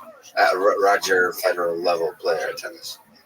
Well, first, if you could make it happen for me to meet Roger, let me know. In terms of getting a robot to beat him at tennis, it's kind of an interesting question because for a lot of the challenges we think about in AI, the software is really the missing piece. But for something like this, the hardware is nowhere near either.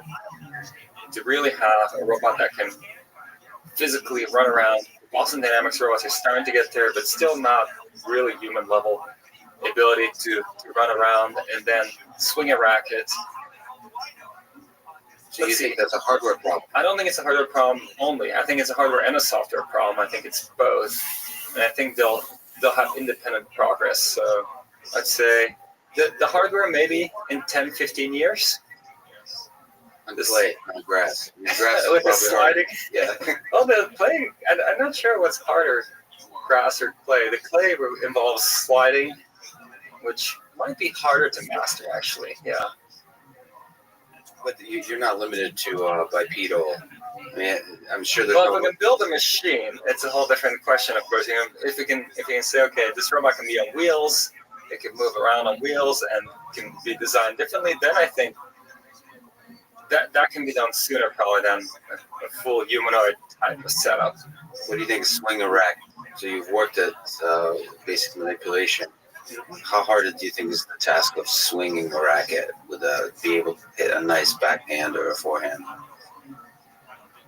Let's say we just set up stationary, a nice robot arm, let's say, standard industrial arm, and can watch the ball come and then swing the racket. It's a good question. I'm not sure it would be super hard to do. I mean, I'm sure it would require a lot. If we do it with reinforcement learning, it would require a lot of trial and error. It's not going to swing it right the first time around, but yeah, I don't see why I couldn't. So you think it's swing it right? I think it's learnable. I think if you set up a ball machine, let's say on one side, and then a robot with a tennis racket on the other side, I think it's learnable. And maybe a little bit of pre-training and simulation. Yeah, I think that's feasible. I think the swinging the racket is feasible. It'd be very interesting to see how much precision it can get. Because I mean that's where some of the human players can hit it on the lines, which is very high precision. With spin, the spin is an interesting. Whether RL can learn to put a spin on the ball. Oh, you got me interested. Maybe someday we'll set this up. Sure. But then, your answer is basically, okay, for this problem it sounds fascinating, but for the general problem of a tennis player, we might be a little bit farther away. What's the most impressive thing you've seen a robot do in the physical world? So, physically, for me, it's the Boston Dynamics videos. Always just bring home and just super impressed. Recently, the robot running up the stairs, doing the parkour type thing. I mean, yes, we don't know what's underneath. They don't really write a lot of detail, but even if it's hard-coded underneath, which it might or might not be, just the physical abilities of doing that parkour, that's a very impressive. So, right there. Have you met Spot Mini or any of those robots in person? Met Spot Mini last year in April at the Mars event that Jeff Bezos organizes. They brought it out there, and he was nicely following around Jeff. When Jeff left the room, they had it follow him along, which is pretty impressive. So I think there's some confidence to know that there's no learning going on in those robots. The psychology of it, so while knowing there's not, if there's any learning going on, it's very limited. I met Spot Mini earlier this year, and knowing everything that's going on, having one-on-one interactions, so I get to spend some time alone. And there's immediately a deep connection on the psychological level. Even though you know the fundamentals, how it works, there's something magical. So do you think about the psychology of interacting with robots in the physical world? Even you just showed me the PR2, the robot, and there's a little bit something like a face, and a little bit something like a face. There's something that immediately draws you to it. Do you think about that aspect of the robotics problem? Well, it's very hard with Brett here. We'll give him a name, Berkeley Robot for the Elimination of Tedious Tasks. It's very hard to not think of the robot as a person. And it seems like everybody calls him a he for whatever reason, but that also makes it more a person than if it was a it.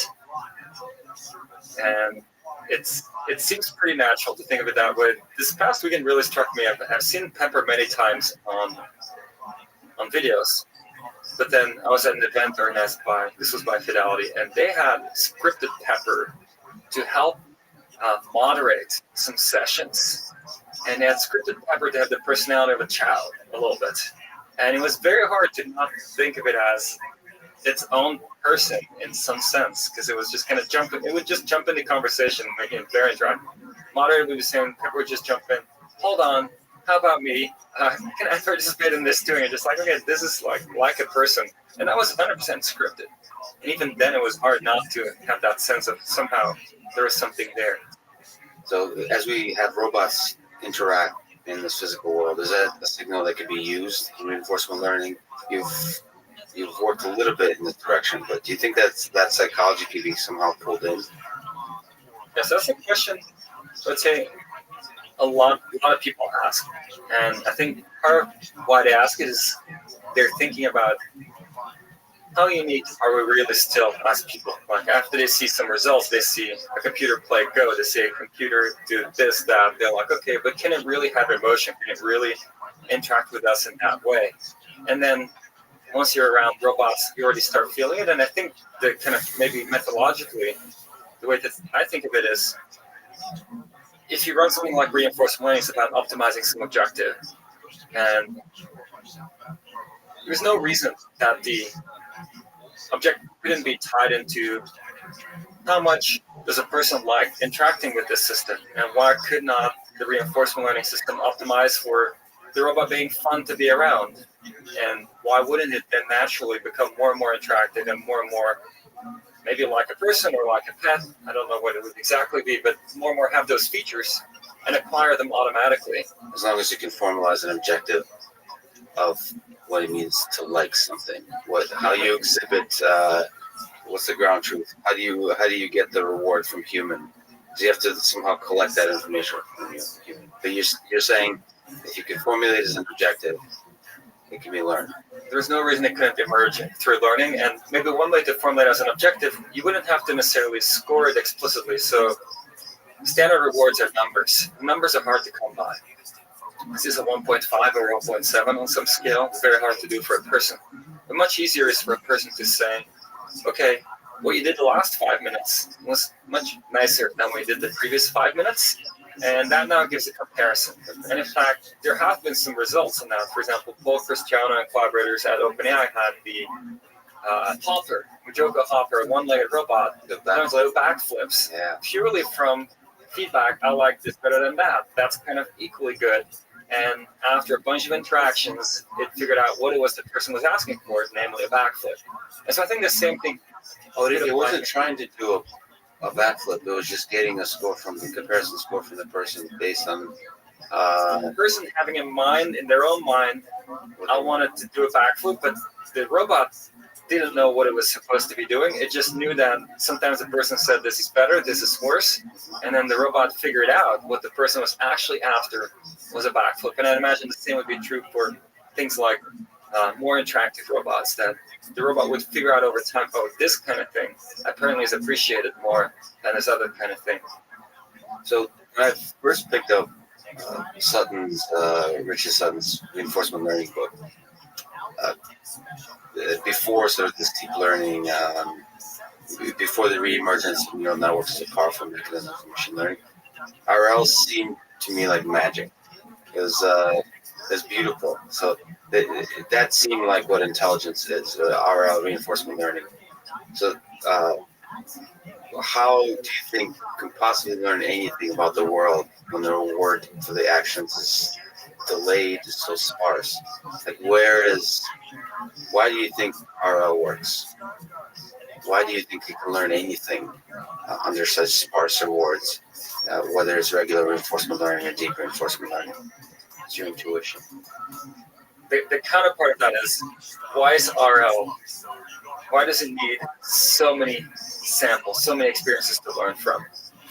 Because really what's happening is when you have a sparse reward, you do something, maybe for like, I don't know, you take 100 actions and then you get a reward. And maybe you get like a score of 3. Now, like, okay, 3. Not sure what that means. You go again and now you get 2. And now you know that that sequence of 100 actions that you did the second time around somehow was worse than the sequence of 100 actions you did the first time around. But that's tough to now know which one of those were better or worse. Some might have been good and bad in either one. And so that's why I need so many experiences. But once you have enough experiences, effectively RL is teasing that apart.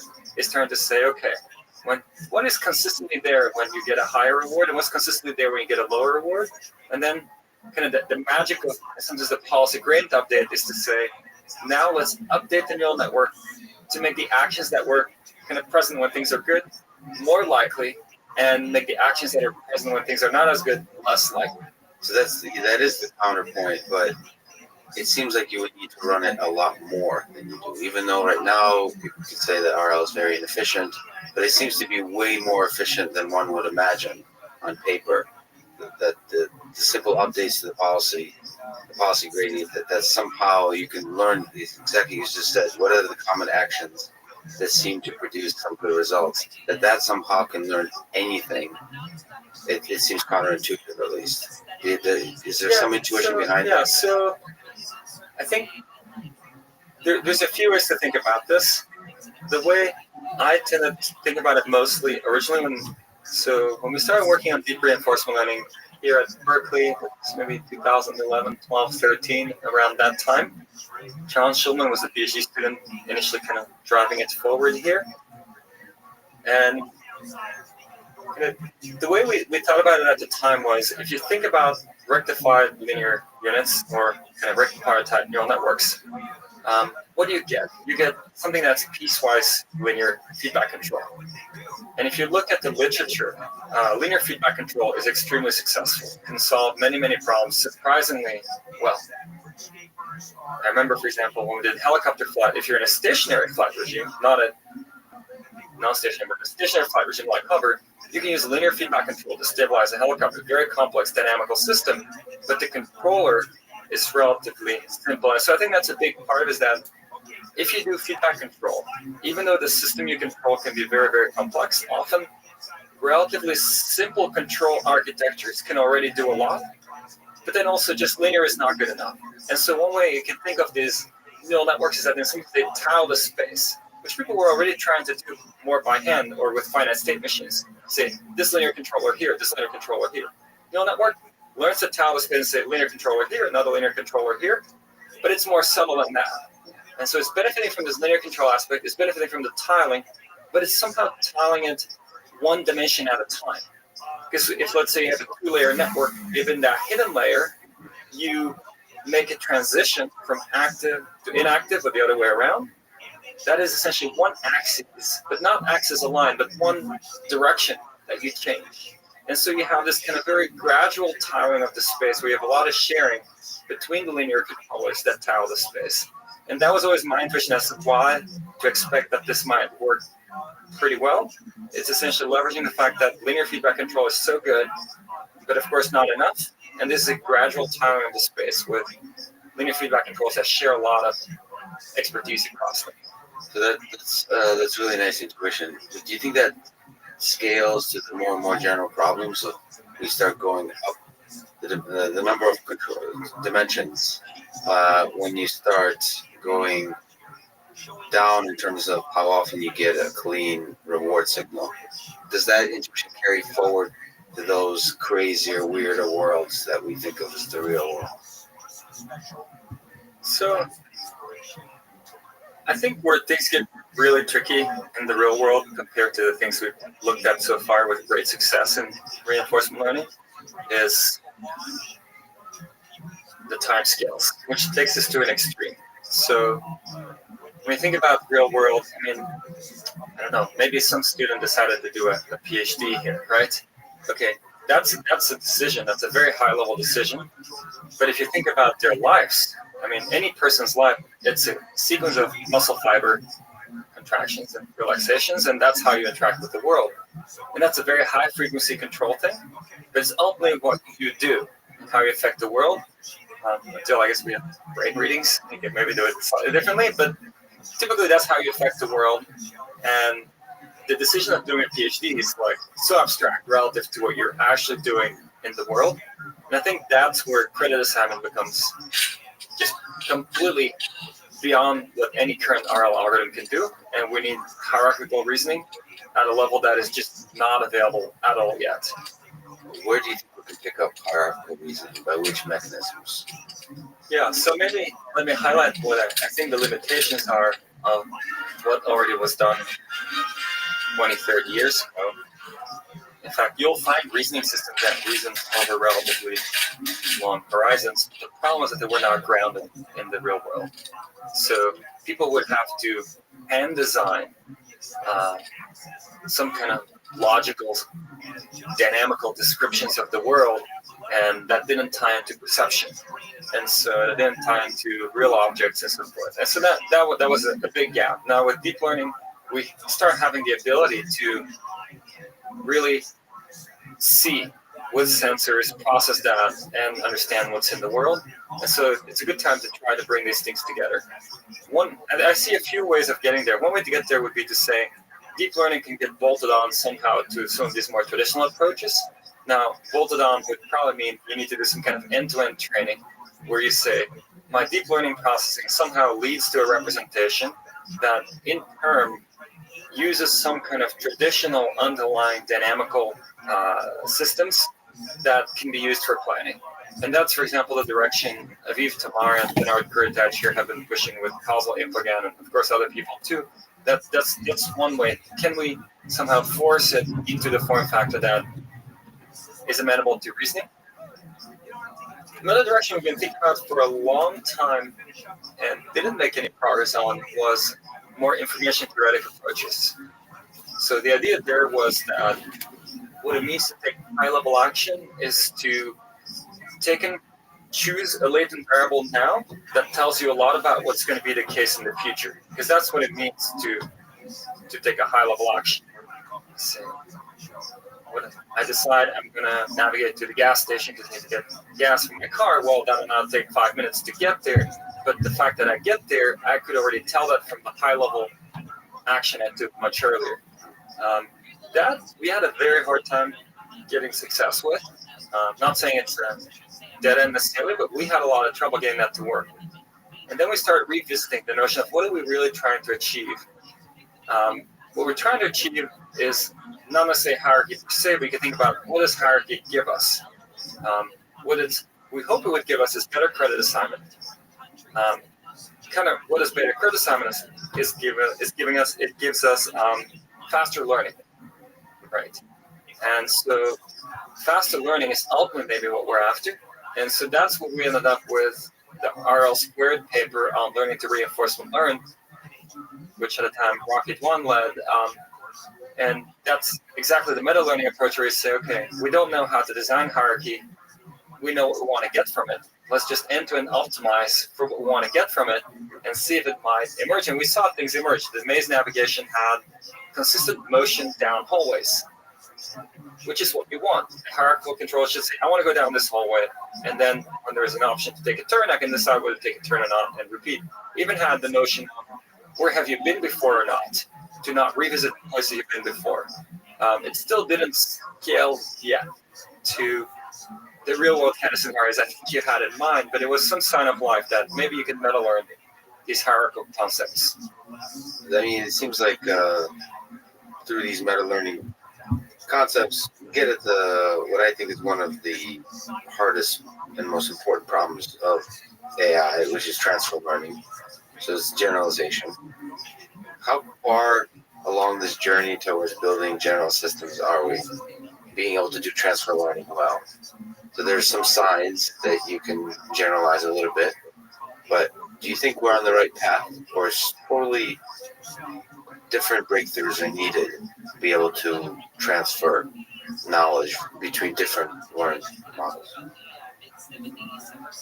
Yeah, I'm pretty torn on this. And I think there are some very impressive. Well, there's just some very impressive results already, right? I mean, yes. I would say even with the initial kind of big breakthrough in 2012 with AlexNet, right? The initial thing is, okay, great. this does better on ImageNet, hence image recognition. But then immediately thereafter, there was, of course, the notion that, wow, what was learned on ImageNet and you now want to solve a new task, you can fine-tune AlexNet for new tasks. And that was often found to be the even bigger deal, that you learned something that was reusable, which was not often the case before. Usually machine learning, you learn something for one scenario and that was it. And that's really exciting. I mean, that's a huge application. That's probably the biggest success of transfer learning today, in terms of scope. And then that was a huge breakthrough. And then recently, I feel like similar kind of, by scaling things up, it seems like this has been expanded upon. Like people training even bigger networks, they might transfer even better. If you looked at, for example, some of the OpenAI results on language models and some of the recent Google results on language models, they're learned for just prediction, and then they get reused for other tasks. And so I think there is something there where somehow if you train a big enough model and enough things, it seems to transfer some DeepMind results that I thought were very impressive, the Unreal results, where it was learning to navigate mazes in ways where it wasn't just doing reinforcement learning, but it had other objectives, was optimizing for. So I think there's a lot of interesting results already. I think maybe where it's hard to wrap my head around is to which extent or when do we call something generalization, right? Or the levels of generalization involved in these different tasks, right? So you draw this, by the way, just to frame things. I've heard you say somewhere, it's the difference between learning to master versus learning to generalize. That it's a nice line to think about, and I guess you're saying this gray area of what learning to master and learning to generalize, where one starts. I think I might have heard this. I might have heard it somewhere else, and I think it might have been one of your interviews, maybe the one with Yoshua Benjamin. I'm not 100% sure, but I like the example. I'm not sure who it was, but the example was essentially if you use current deep learning techniques, what we're doing to predict, let's say, the relative motion of our planets, it would do pretty well. But then now, if a massive new mass enters our solar system, it would probably not predict what will happen, right? And that's a different kind of generalization. That's a generalization that relies on the ultimate simplest explanation that we have available today to explain the motion of planets, whereas just pattern recognition could predict our current solar system motion pretty well, no problem. And so I think that's an example of a kind of generalization that is a little different from what we've achieved so far. And it's not clear if just, regularizing more and forcing it to come up with a simpler explanation. Say, look, this is not simple. But that's what physics researchers do, right? They say, can I make this even simpler? How simple can I get this? What's the simplest equation that can explain everything, right? The master equation for the entire dynamics of the universe. We haven't really pushed that direction as hard in deep learning, I would say. Not sure if it should be pushed, but it seems the kind of generalization you get from that you don't get in our current methods so far. So I just talked to Vladimir Vapnik, for example, who was a statistician, statistical learning, and he kind of dreams of creating the E equals MC squared for learning, right? The general theory of learning. Do you think that's a fruitless pursuit in near term, within the next several decades? I think that's a really interesting pursuit in the following sense, that there's a lot of evidence that the brain is pretty modular.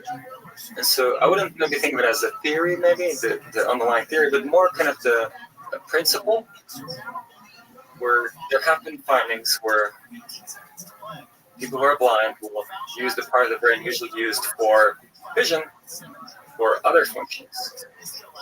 And even after some kind of people get rewired in some way, they might be able to reuse parts of their brain for other functions.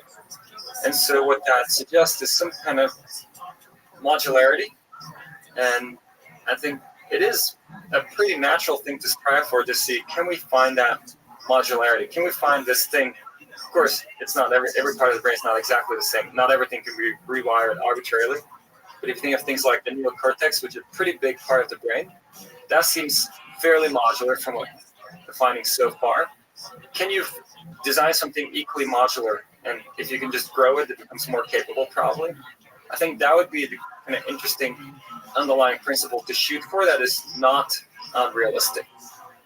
Do you think you prefer math or empirical trial and error for the discovery of the essence of what it means to do something intelligent? So reinforcement learning embodies both groups, right? Prove that something converges, prove the bounds, and then at the same time, a lot of those successes are, well, let's try this and see if it works. So which do you gravitate towards? How do you think of those two parts of your brain? So maybe I would prefer we could make the progress with mathematics. And the reason maybe I would prefer that is because often if you have something you can mathematically formalize, you can leapfrog a lot of experimentation. And experimentation takes a long time to get through. And a lot of trial and error kind of reinforcement in your research process. But you need to do a lot of trial and error before you get to a success. So if you can leapfrog that, to my mind, that's what the math is about. And hopefully once you do a bunch of experiments, you start seeing a pattern. You can do some derivations now, leapfrog some experiments. But I agree with you. I mean, in practice, a lot of the progress has been such that we have not been able to find the math that allows us to leapfrog ahead. And we are kind of making gradual progress one step at a time. New experiment here, new experiment there that gives us new insights and gradually building up, but not getting to something yet where we're just, okay, here's an equation that now explains how, that would be like 2 years of experimentation to get there, but this tells us what the result's going to be. Unfortunately, not so much yet. Not so much yet, but your hope is there. In trying to teach robots or systems to do everyday tasks or even in simulation, what do you think you're more excited about? Imitation learning or self-play? So letting robots learn from humans, or letting robots play on their own, try to figure out in their own way, and eventually interact with humans or solve whatever problem is. What's the more exciting to you? What's more promising, you think, as a research direction? So when we look at self-play, what's so beautiful about it goes back to the challenges in reinforcement learning. So the challenge in reinforcement learning is getting signal. And if you never succeed, you don't get any signal. In self-play, you're on both sides. So one of you succeeds. And the beauty is also one of you fails. And so you see the contrast. You see the one version of me that did better than the other version. And so every time you play yourself, you get signal. And so whenever you can turn something into self-play, you're in a beautiful situation where you can naturally learn much more quickly than in most other reinforcement learning environments. So I think if somehow we can turn more reinforcement learning problems into self-play formulations, that would go really, really far. So far, self-play has been largely around games where there's natural opponents. But if we could do self-play for other things, let's say, I don't know, a robot learns to build a house. I mean, that's a pretty advanced thing to try to do for a robot, but maybe it tries to build a hut or something. If that can be done through self-play, it would learn a lot more quickly if somebody can figure that out. And I think that would be something where it goes closer to kind of the mathematical leapfrogging, where somebody figures out a formalism to say, okay, any RL problem by playing this and this idea, you can turn it into a self-play problem where you get signal a lot more easily. Reality is, many problems we don't know how to turn to self-play, and so either we need to provide detailed reward that doesn't just reward for achieving a goal, but rewards for making progress, and that becomes time-consuming. And once you're starting to do that, let's say you want a robot to do something, you need to give all this detailed reward, well, why not just give a demonstration? Because why not just show the robot? And now the question is, how do you show the robot? One way to show is to tally operate the robot, and then the robot really experiences things. And that's nice because that's really high signal-to-noise ratio data. And we've done a lot of that. And you teach the robot skills in just 10 minutes. You can teach your robot a new basic skill. Like, okay, pick up the bottle, place it somewhere else. That's a skill. No matter where the bottle starts, maybe it always goes onto a target or something. That's fairly easy to teach your robot with teleop. Now, what's even more interesting is we can now teach the robot through third person learning, where the robot watches you do something and doesn't experience it, but just watches it and says, okay, well, if you're showing me that, that means I should be doing this. And I'm not going to be using your hand because I don't get to control your hand, but I'm going to use my hand and do that mapping. And so that's where I think one of the big breakthroughs has happened this year. This was led by Chelsea Finn here.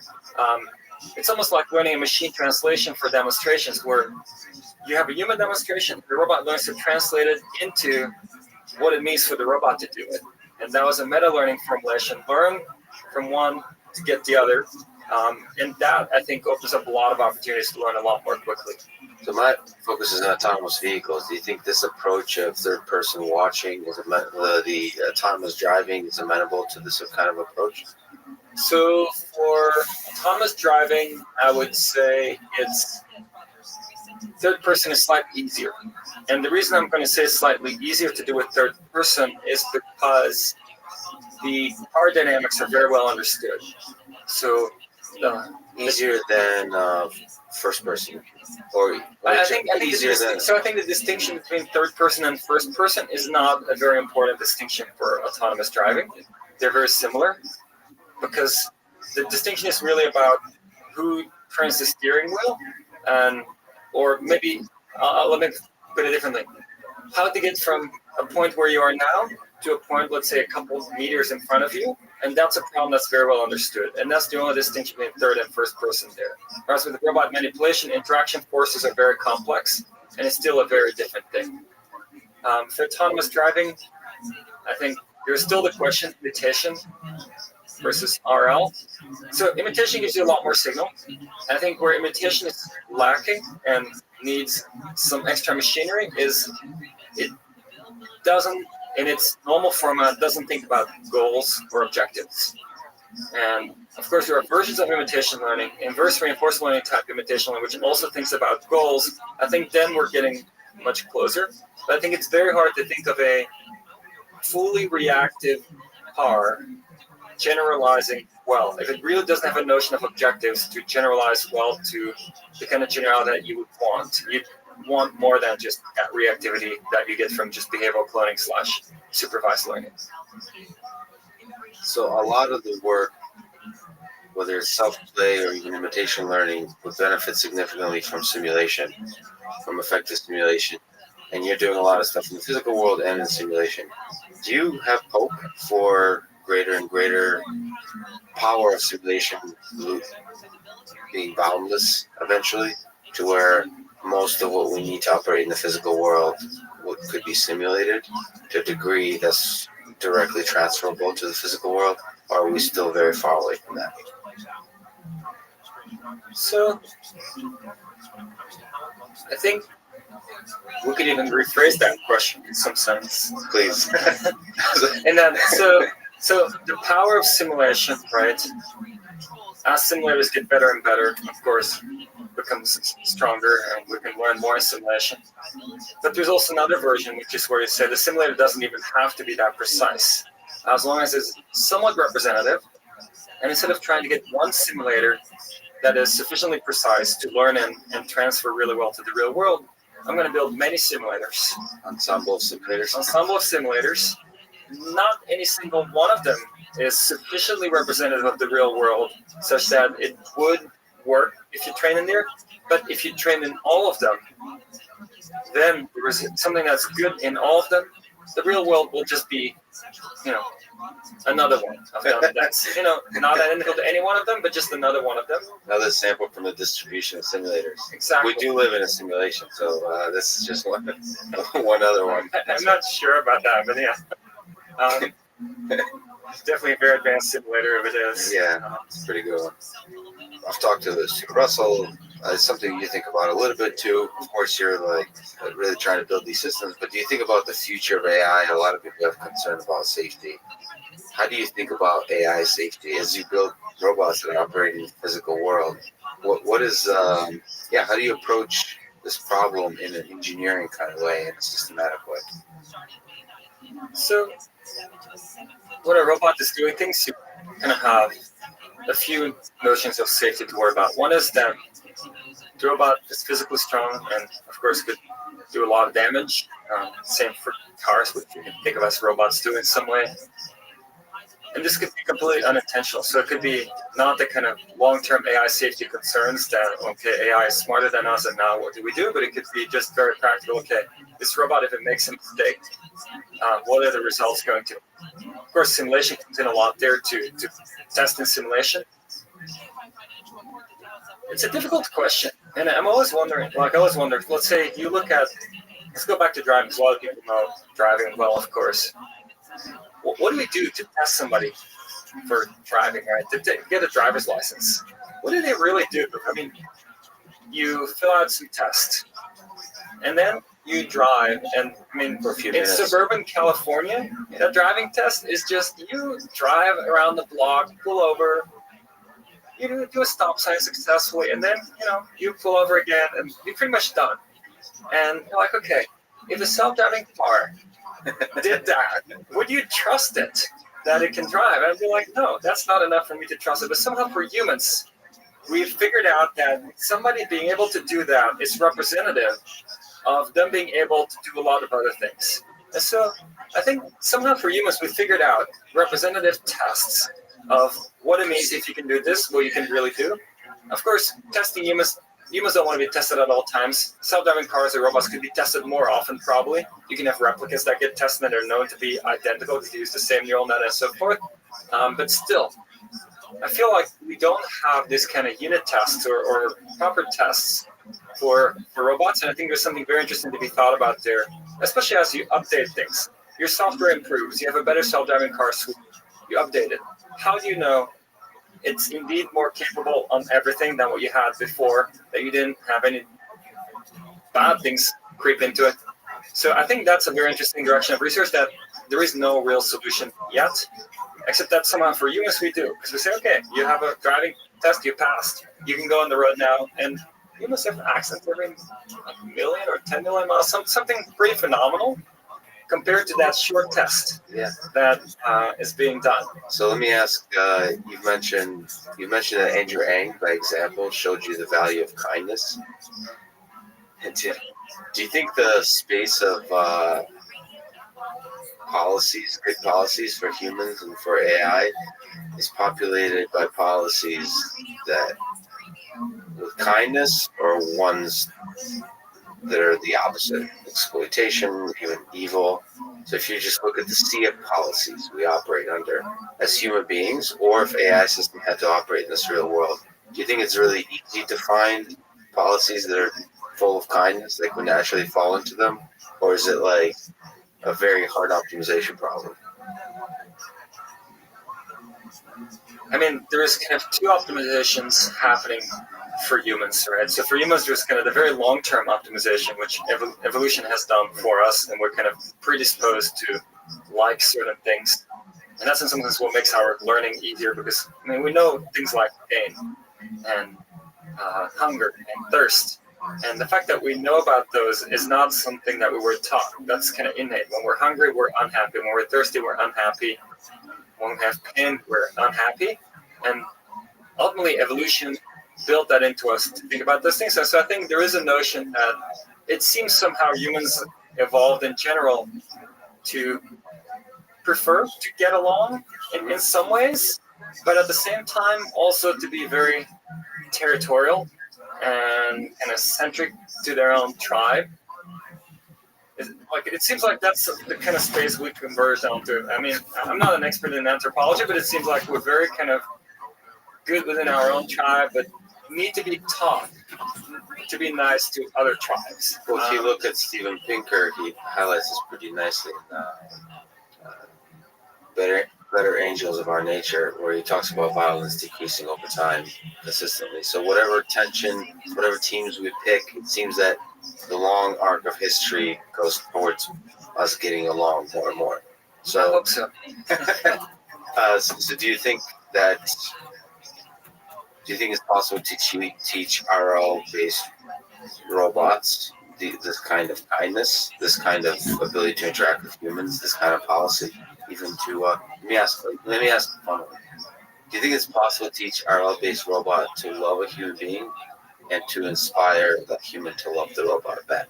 So to like a RL-based algorithm that leads to a happy marriage.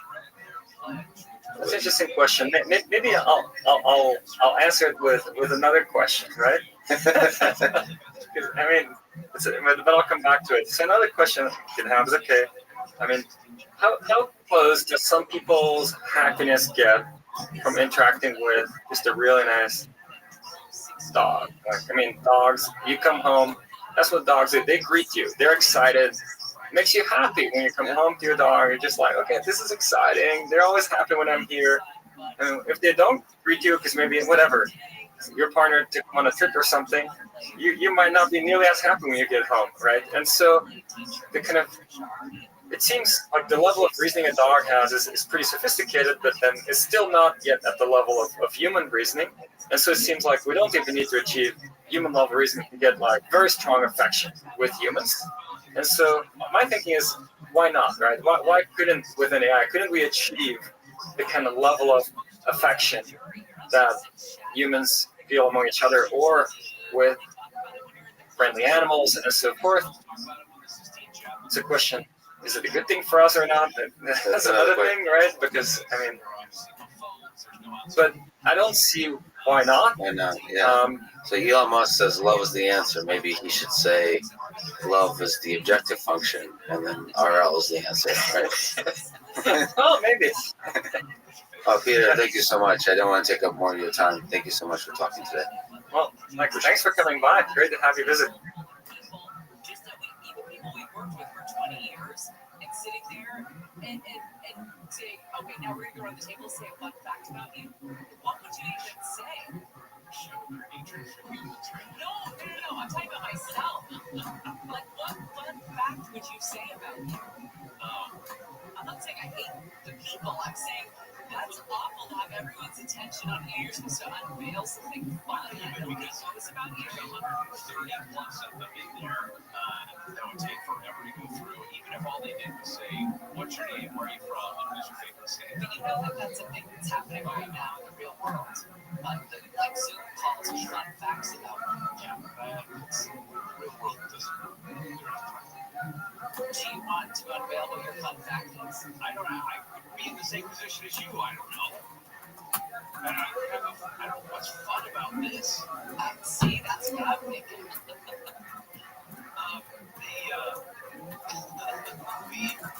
133 Cardinals, at least those that are under the age of 80, marched in this solemn procession, sounding the prayers to go into the Sistine Chapel. You can say you have a T-shirt collection. I just would say I have T-shirts. That's not fun. A collection. That makes it sound like it's a curated. I have carefully selected all of them, when in fact all I've done is not thrown them away or given them away. I'm a hoarder. That's my fun fact. There is an interesting thing about it because about what conclave is. Most of these cardinals have never met each other, so maybe that icebreaker thing isn't too far off. Well, that was the thing with Pope Francis. We talked about that. That's why I said icebreakers, because Pope Francis did not have these get-togethers like popes of the past did. Popes in the past would invite the cardinals to the Vatican all the time. Maybe not all the time, but periodically. And so they all kind of knew each other. This pope did not. So when they all descended upon the Vatican after he died, it is a getting to know you process. Well, I think in those days, it's been a couple of weeks now since Pope Francis died, they had the opportunity to meet each other. They've had the opportunity. They can meet each other and do the icebreaker thing without discussing who they think should be the next pope. Although, I don't know if it's like an election from the 1950s where you walk around with little pins and you're like, well, I think they knew obviously they knew of each other. Sure. It's like we, Dick and Sandy, who do the radio show in Milwaukee, we know of them. We've never met them. But we never met them. So, it's like, we know that they sound like they're great people, but are they great enough people to lead the world of Catholics? There are a lot of things that Francis did that did not sit well with some Catholics. He was, in terms of Catholic popes, or in terms of popes, I should say, redundant, he was pretty progressive, and he opened up, perhaps, Catholic Church, at least the doctrine, to things like LGBTQ members. His famous quote of "Who am I to judge?" He also talked about cautiously opening up to other religions, which other people, some strong-line, hard-line Catholics, are not cool with because they're afraid that that is going to dilute Catholicism. Vocational crisis. Very few people now are entering the priesthood. Is there a push at some point in 2025 to allow women to be ordained in the Catholic Church? Let's talk about women. It's making me uncomfortable. Can we talk about the history when women are not an issue? Because many of the rituals of the conclaves are relatively modern. Like, why is it the Sistine Chapel? Why the black smoke? We have all these answers. Even the modern name and Latin of papal elections. One of my favorite things to read about the lengthiest conclave there in 1268, when you have a fight between the Italians and the French, is that they removed the roof at one point to allow the Holy Spirit to have direct access to the cardinals. Like somebody's Bob in some sort of conference room came up with this idea and raised his hand, like, yes, Bob, what's your idea about how to move this along? He's like, how about we take the roof off? Holy Spirit gets right in, and everyone's like, yes, Bob, let's do that. How'd that get signed off on? Does that make sense? Theologically, I mean, thank God, but I've been chuckling that one. All right, we'll talk about the history of the conclave. There's a lot of fun facts in this, much more fun than us. Heather Brooker is live on the KFI 24-hour newsroom. Here's the latest. A fourth case of measles has been reported in LA County. Officials say the infected person traveled to LA from another country and have been told they were not contagious. A real ID is now required to fly domestic or go onto a federal government property. TSA Federal Security Director Jason Pantages at LAX says most people traveling today have had acceptable ID. Looks like it's going well so far. Southland weather from KFI. Sunny later on today. High should be the upper 60s to 70 in Metro LA and OC. This report is brought to you by iRealestate.com. Let's go to a crash on 15 in Corona. Right on Terry Mountain crash there, and traffic's really slow. Head northbound on that 15 all the way back pretty much from Tabasco Canyon Road is where the slowing starts. That's a long stretch of brake lights. Also very slow on the 5 in Orange County to the northbound side. We had an earlier problem right there. 5 second man, there is a crash on 55 transition. 5 northbound. East 1 lane is still blocked. Traffic on 5 jammed up all the way back from Jeffrey Road. The 55 also slow starting in Edinger southbound side of the 5 road slow out of Orange County or out of Anaheim, I should say, starting at about the 22. With Southern California's most accurate traffic reports, I will finish right. Tariffs and your money. We just offered our thoughts on the most recent episode of the Housing Money Podcast. Let's say you do live in a state that gives you a tax rate of $539. That's great. Don't invest those dollars once you put them in. All about investing in a $549 tax. Before that tax, they manage money to grow. But as you get close to needing to spend money, you risk exposure. And certain financial times, House Money is here to help. Open a free iHeartRadio app, search House Money, and start listening today. Here's this week's iHeartRadio countdown of the top TV streams. Here's what you've made popular by getting your stream on. Starting us off again this week is Yellow Jackets on Paramount Plus with Showtime. That's followed by The Studio on Apple TV Plus. The romantic drama Ransom Canyon on Netflix is up 1 to 8 this week. The White Lotus on HBO and Max slips back to 7 with the debut of the 4th season starring Tina Fey and Steve Carell on Netflix and at 6. Slipping back to 5 is the medical drama The Pit on Max with Andor on Disney Plus, moving up to 4. Kicking off the top 3 is the drama Mobland on Paramount Plus. Your Friends and Neighbors on Apple TV Plus falls back 1 spot to 2 this week, which means The Last of Us on HBO and Max jumps up to the top, your #1 stream show. And those are your top TV streams of the week on iHeartRadio. iHeartRadio brings you New TV streaming edition. Looking for something to watch? Listen up. Next week on Netflix, Tuesday, the launch of the new comedy series Bad Thoughts, starring Tom Segura, as well as the documentary film Untold, The River King. Next Wednesday on Netflix, the debut of the docuseries American Mankind, Osama bin Laden, comedy competition series Poland, as well as the Mexican comedy series Snakes and Ladders. Next Thursday, the premiere of the Netflix teen drama Pen, the fourth season of Love and Robots, as well as the mystery drama Secrets We Keep. Next Friday on Netflix, the debut of the documentary film The Filters. Next Monday on Paramount Plus, the launch of the British comedy Hard Truths. Next Wednesday on Peacock, the debut of Joe Rivers' Dead Bunny All-Star Tribute. Next Thursday on Hulu, the second season premiere of The Secret Lives of Mormon Wives. Next Thursday over on Paramount Plus, the third season of Scotland. Next Friday on Hulu, the debut of the stand-up special Mateo Lane, the Al Dente Special. Next Friday over on Paramount Plus with Showtime, the seventh season premiere of The Shot. Next Tuesday on Amazon Prime Video, the documentary film The Sudan, King of Kingdom. Next Thursday on Amazon Prime Video, the launch of the new college comedy series Overcompensated. Next Thursday at 9 p.m. Eastern on Max, the debut of the new action drama Duster, starring Josh Holloway, Rachel Hilson, produced by J.J. Abrams. Next Friday on Apple TV Plus, the debut of the action comedy Burger Bot, starring Alexander Skarsgård. And next Friday on Max, the streaming premiere of the Oscar. And that's the interview on iHeartRadio. Happy Tuesday. Want the truth about shopping for new floors? Big box stores might have flooring departments, but Empire today has flooring experts. There's a huge difference. At a big box store, you might be getting help from someone who's in flooring today, but was stocking toilets yesterday. With Empire, you'll work with a dedicated flooring expert. We bring the store to your home, help find the right floors for your lifestyle, and answer questions. All while you view hundreds of samples of your own furniture, decor, and lighting. You'll get all-inclusive price estimate and can schedule installation as soon as the next day for install status. That's Empire's whole floor and vintage, working with experts who specialize in floor fitting. For a limited time, use code RADIO and get $500 off your contract, $3,500 or more when you call or visit EmpireToday.com. That's $500 off with code RADIO. You know the number.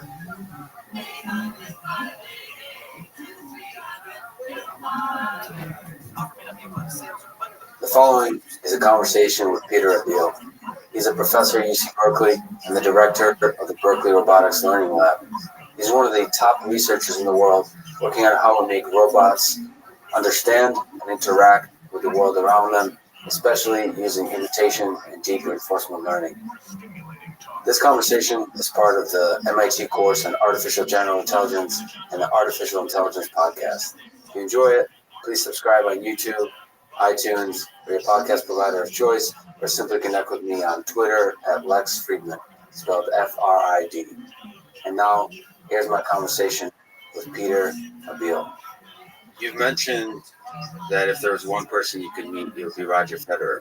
So let me ask, when do you think we'll have a robot that fully autonomously can beat Roger Federer at tennis? Roger Federer level player at tennis?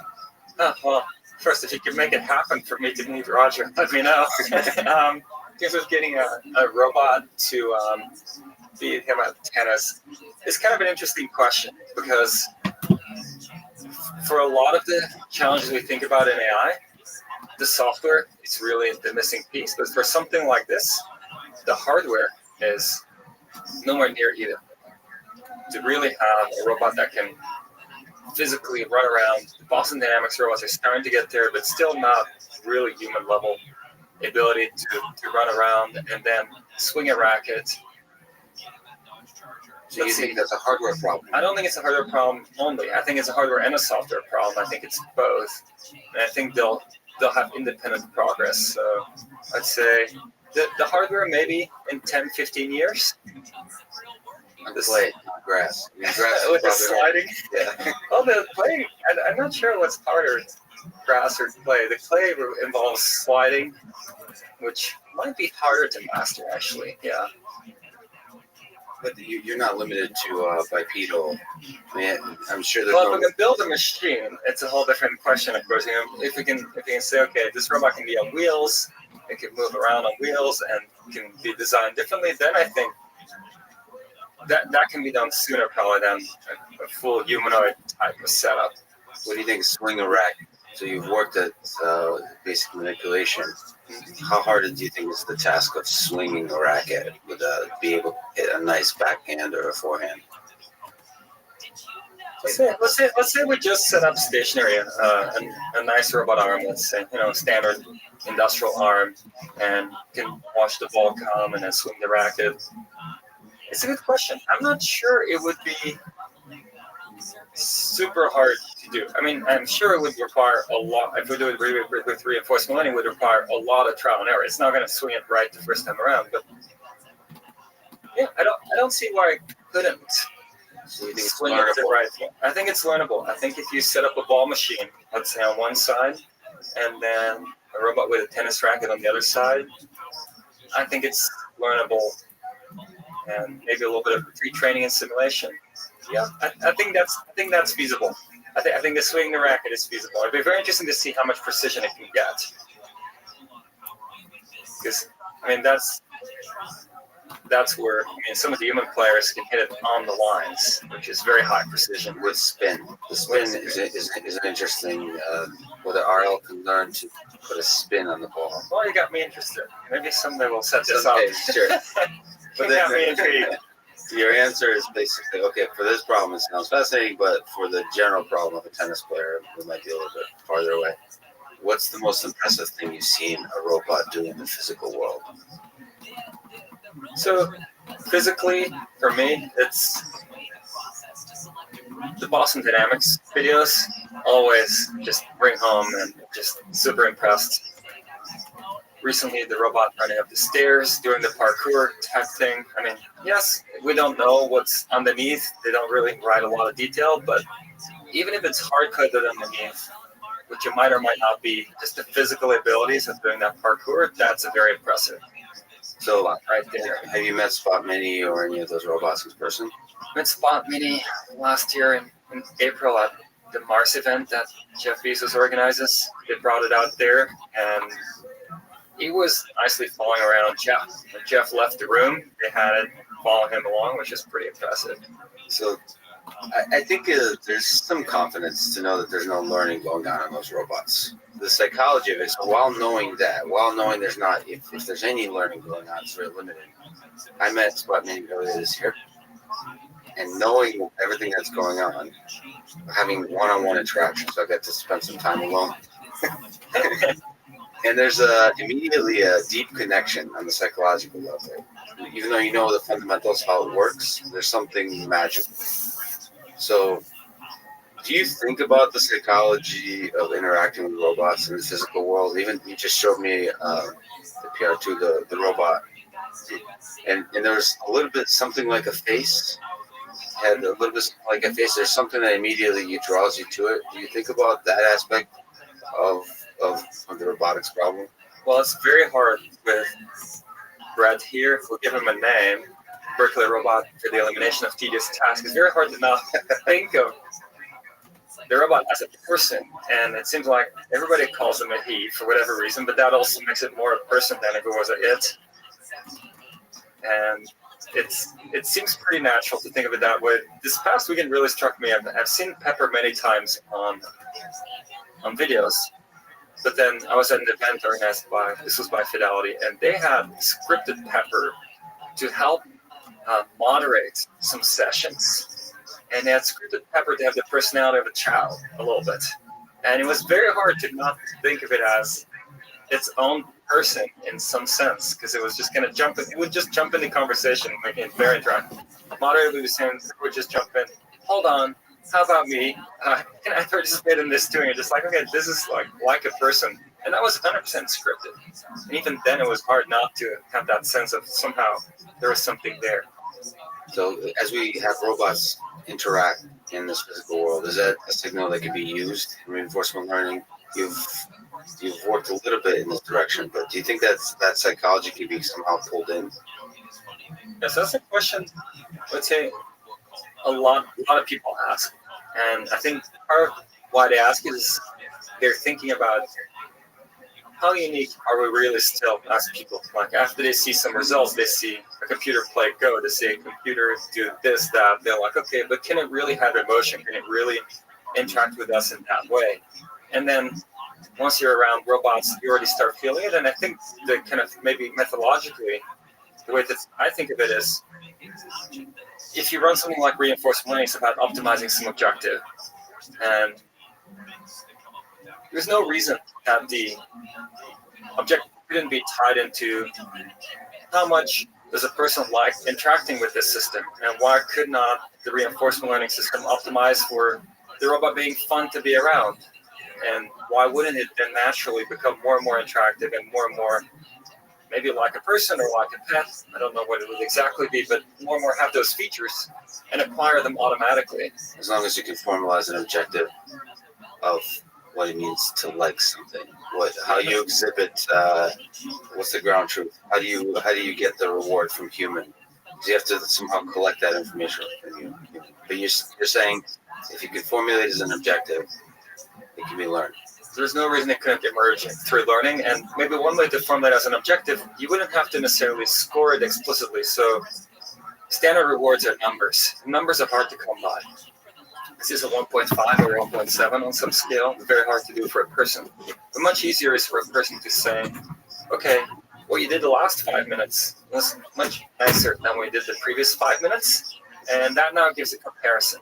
And in fact, there have been some results on that. For example, Paul Cristiano and collaborators at OpenAI had the Hopper, Joko Hopper, one-legged robot that learns little backflips. Yeah. Purely from feedback, I like this better than that. That's kind of equally good.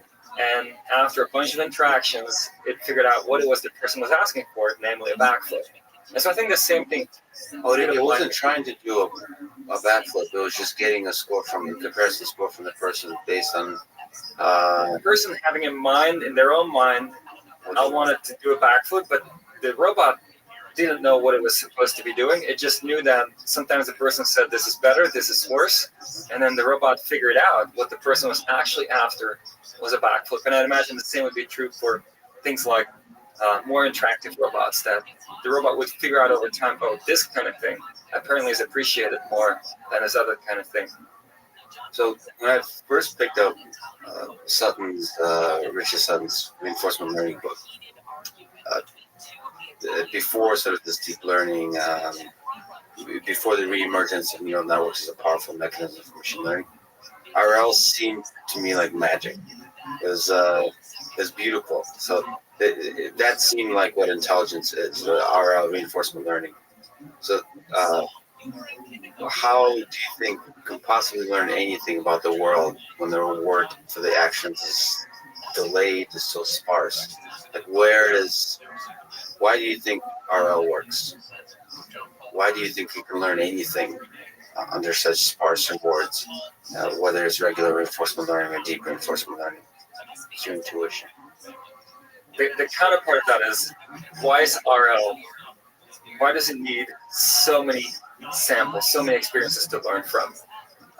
Because really what's happening is when you have a sparse reward, you do something, maybe for like, I don't know, you take 100 actions and then you get a reward. Or maybe you get like a score of 3. Now you're like, okay, 3, not sure what that means. You go again and now I get 2. And now you know that sequence of 100 actions that you did the second time around somehow was worse than the sequence of 100 actions you did the first time around. But that's tough to now know which one of those were better or worse. Some might have been good and bad in either one. And so that's why I need so many experiences. But once you have enough experiences, effectively RL is teasing that apart. It's trying to say, okay, what is consistently there when you get a higher reward, and what's consistently there when you get a lower reward? And then kind of the magic of sometimes the policy gradient update is to say, now let's update the neural network to make the actions that were kind of present when things are good more likely, and make the actions that are present when things are not as good less likely. So that is the counterpoint, but it seems like you would need to run it a lot more than you do. Even though right now people could say that RL is very inefficient, but it seems to be way more efficient than one would imagine on paper. That the simple updates to the policy gradient, that somehow you can learn exactly as you just said, what are the common actions that seem to produce some good results. That somehow can learn anything. It seems counterintuitive, at least. Is there some intuition behind that? Yeah, so I think there's a few ways to think about this. The way I tended to think about it mostly originally when So when we started working on deep reinforcement learning here at Berkeley, it was maybe 2011, 12, 13, around that time. John Schulman was a PhD student initially kind of driving it forward here. And the way we thought about it at the time was, if you think about rectified linear units or kind of rectifier type neural networks, what do you get? You get something that's piecewise linear feedback control. And if you look at the literature, linear feedback control is extremely successful. It can solve many, many problems surprisingly well. I remember, for example, when we did helicopter flight, if you're in a stationary flight regime, not a non-stationary, but a stationary flight regime like hover, you can use linear feedback control to stabilize a helicopter. Very complex dynamical system, but the controller is relatively simple. And so I think that's a big part, is that if you do feedback control, even though the system you control can be very, very complex, often relatively simple control architectures can already do a lot, but then also just linear is not good enough. And so one way you can think of these neural networks is that in some sense they tile the space, which people were already trying to do more by hand or with finite state machines. Say, this linear controller here, this linear controller here. Neural network learns to tile the space, say linear controller here, another linear controller here, but it's more subtle than that. And so it's benefiting from this linear control aspect, it's benefiting from the tiling, but it's somehow tiling it one dimension at a time. Because if, let's say, you have a two-layer network, even that hidden layer, you make a transition from active to inactive or the other way around. That is essentially one axis, but not axis aligned, but one direction that you change. And so you have this kind of very gradual tiling of the space where you have a lot of sharing between the linear controllers that tile the space. And that was always my intuition as to why to expect that this might work pretty well. It's essentially leveraging the fact that linear feedback control is so good, but of course not enough. And this is a gradual tiling of the space with linear feedback controls that share a lot of expertise across them.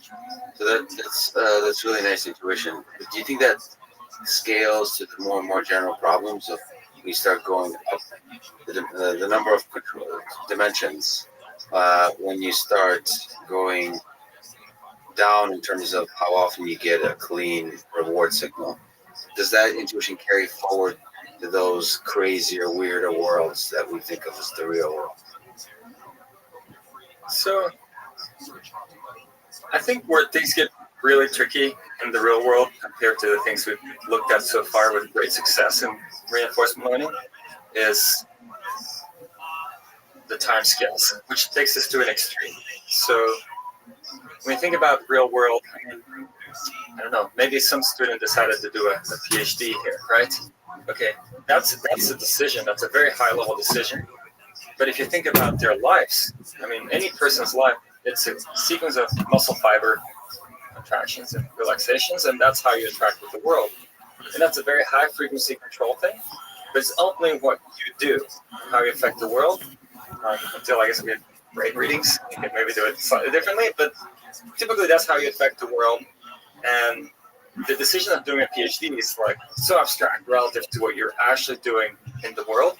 And I think that's where credit assignment becomes just completely beyond what any current RL algorithm can do. And we need hierarchical reasoning at a level that is just not available at all yet. Where do you think we can pick up hierarchical reasoning? By which mechanisms? Yeah, so maybe let me highlight what I think the limitations are of what already was done 20, 30 years ago. In fact, you'll find reasoning systems that reason over relatively long horizons. The problem is that they were not grounded in the real world. So people would have to hand design some kind of logical, dynamical descriptions of the world, and that didn't tie into perception.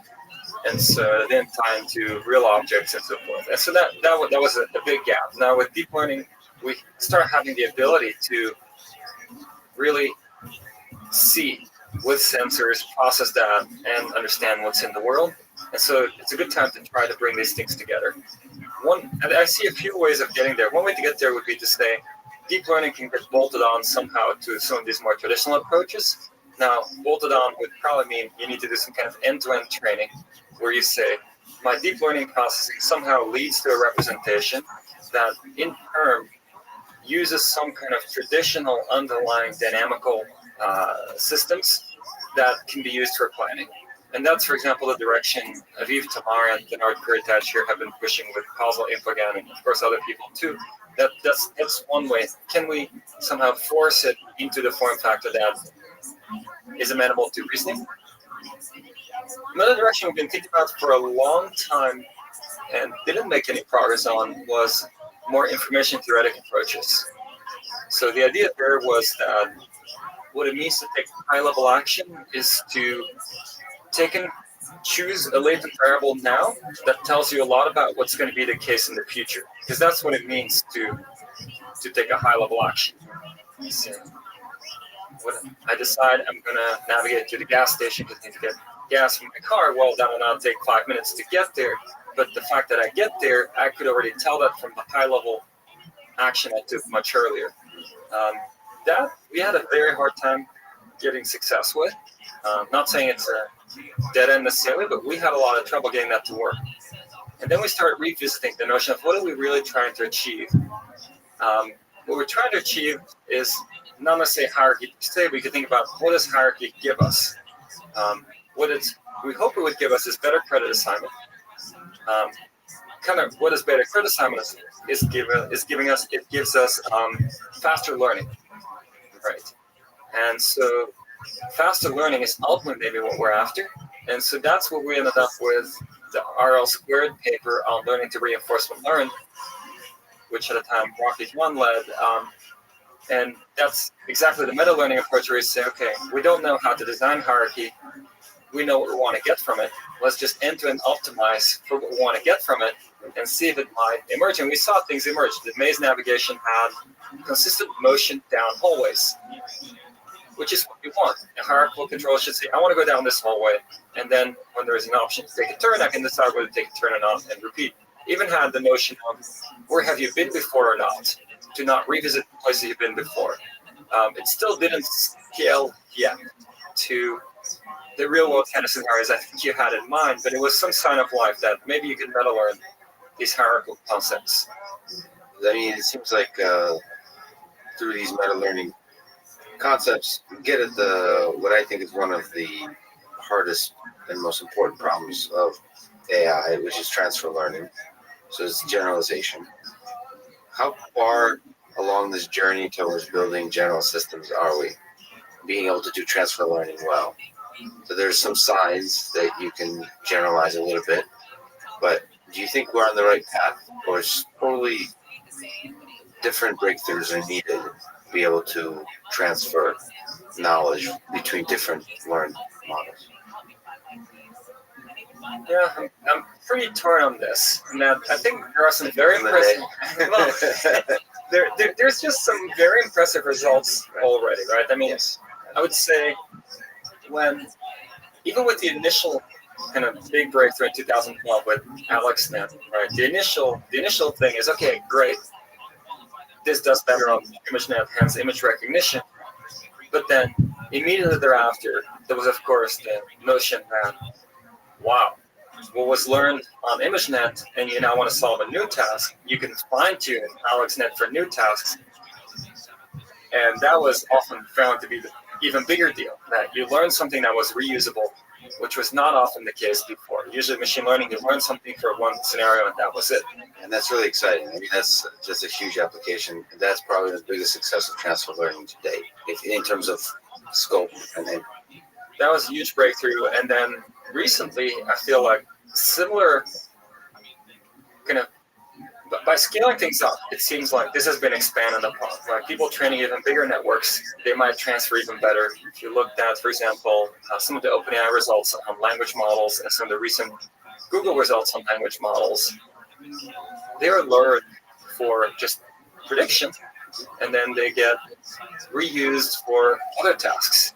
And so I think there is something there where somehow if you train a big enough model and enough things, it seems to transfer some DeepMind results that I thought were very impressive, the Unreal results, where it was learned to navigate mazes in ways where it wasn't just doing reinforcement learning, but it had other objectives, was optimizing for. So I think there's a lot of interesting results already. I think maybe where it's hard to wrap my head around is to which extent or when do we call something generalization, right? Or the levels of generalization involved in these different tasks, right? So you draw this, by the way, just to frame things. I've heard you say somewhere, it's the difference between learning to master versus learning to generalize. That it's a nice line to think about, and I guess you're saying this gray area of what learning to master and learning to generalize, where one I starts. think I might have heard this. I might have heard it somewhere else, and I think it might have been one of your interviews, maybe the one with Yoshua Benjamin. I'm not 100% sure, but I like the example. And I'm not sure who it was, but the example was essentially if you use current deep learning techniques, what we're doing to predict, let's say, the relative motion of our planets, it would do pretty well. But then now, if a massive new mass enters our solar system, it would probably not predict what will happen, right? And that's a different kind of generalization. That's a generalization that relies on the ultimate simplest explanation that we have available today to explain the motion of planets, whereas just pattern recognition could predict our current solar system motion pretty well, no problem. And so I think that's an example of a kind of generalization that is a little different from what we've achieved so far. And it's not clear if just, regularizing more and forcing it to come up with a simpler explanation. Say, look, this is not simple. But that's what physics researchers do, right? They say, can I make this even simpler? How simple can I get this? What's the simplest equation that can explain everything, right? The master equation for the entire dynamics of the universe. We haven't really pushed that direction as hard in deep learning, I would say. Not sure if it should be pushed, but it seems a kind of generalization you get from that you don't get in our current methods so far. So I just talked to Vladimir Vapnik, for example, who was a statistician, statistical learning, and he kind of dreams of creating the E equals MC squared for learning, right? The general theory of learning. Do you think that's a fruitless pursuit in near term, within the next several decades? I think that's a really interesting pursuit, and in the following sense, that there's a lot of evidence that the brain is pretty modular, and so I wouldn't maybe think of it as a theory, maybe the underlying theory, but more kind of the principle, where there have been findings where people who are blind will use the part of the brain usually used for vision or other functions. And even after some kind of people get rewired in some way, they might be able to reuse parts of their brain for other functions. And so what that suggests is some kind of modularity. And I think it is a pretty natural thing to strive for, to see, can we find that modularity? Can we find this thing? Of course, it's not every part of the brain is not exactly the same. Not everything can be rewired arbitrarily. But if you think of things like the neocortex, which is a pretty big part of the brain, that seems fairly modular from the findings so far. Can you design something equally modular? And if you can just grow it, it becomes more capable, probably. I think that would be the kind of interesting underlying principle to shoot for that is not unrealistic.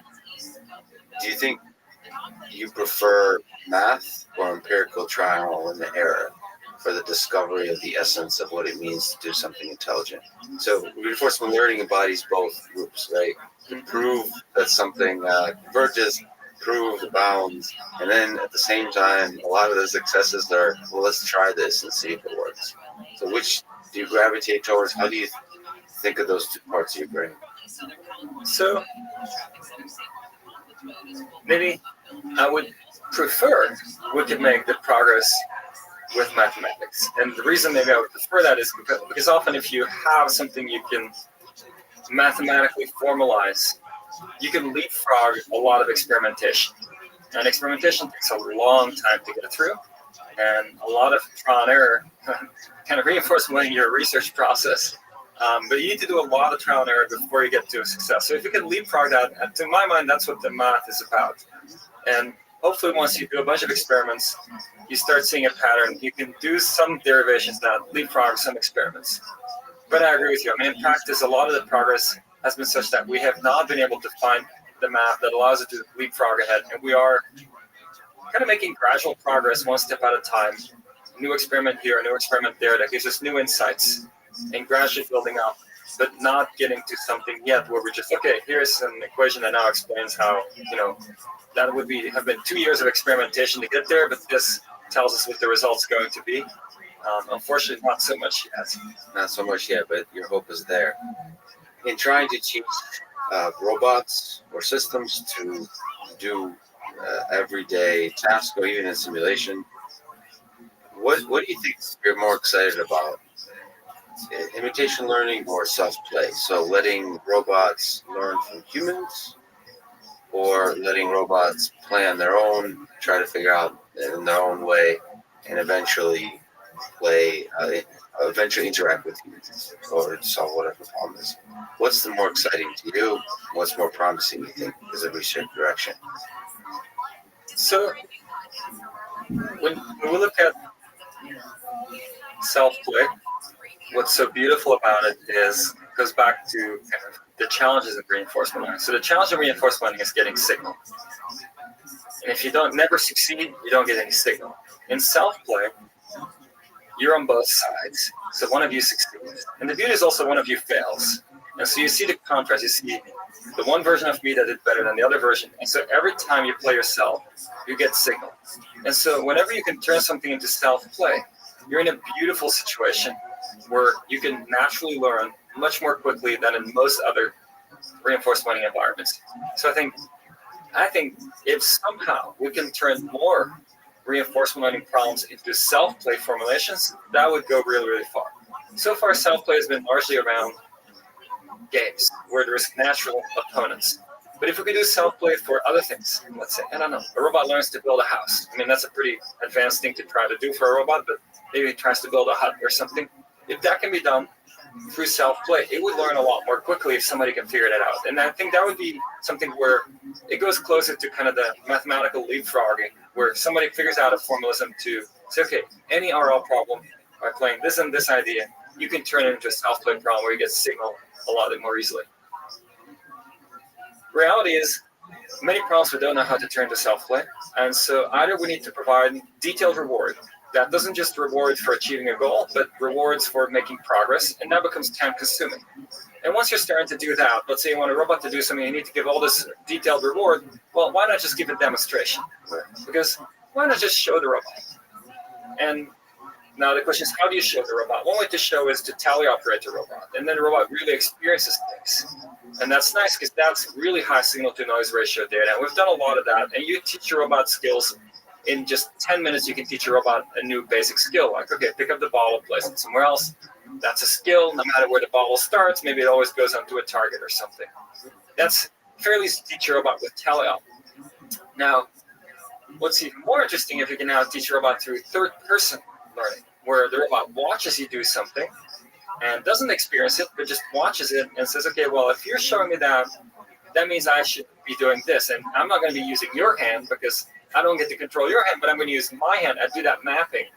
And so that's where I think one of the big breakthroughs has happened this year. This was led by Chelsea Finn here. It's almost like learning a machine translation for demonstrations, where you have a human demonstration and the robot learns to translate it into what it means for the robot to do it.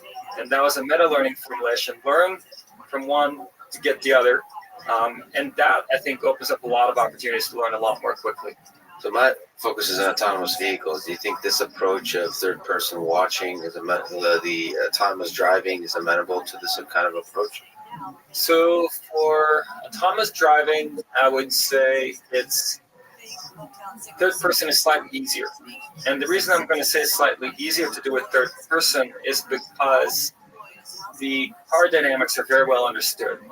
So easier than first person, or I think the distinction between third person and first person is not a very important distinction for autonomous driving. They're very similar, because the distinction is really about who turns the steering wheel, or maybe let me put it differently: how to get from a point where you are now to a point, let's say, a couple meters in front of you, And that's a problem that's very well understood. And that's the only distinction between third and first person there. Whereas with robot manipulation, interaction forces are very complex, and it's still a very different thing. For autonomous driving, I think there's still the question, imitation versus RL. So imitation gives you a lot more signal. I think where imitation is lacking and needs some extra machinery is it doesn't, in its normal format, doesn't think about goals or objectives. And of course, there are versions of imitation learning, inverse reinforcement learning type imitation learning, which also thinks about goals. I think then we're getting much closer. But I think it's very hard to think of a fully reactive car generalizing well. If it really doesn't have enough objectives to generalize well to Welcome. generality you want. What up, Fluff Jam? Reactivity that you get from being able to. How you living, pimp? What's good?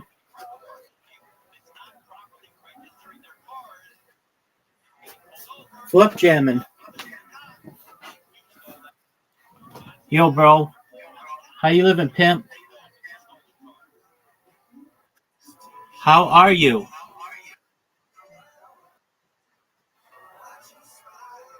How'd you find out about me?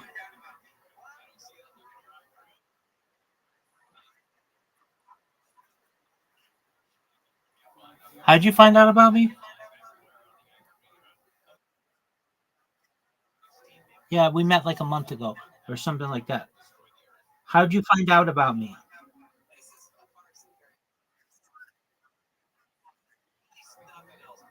Oh, yeah, yeah. Okay, cool. How are you? Tight.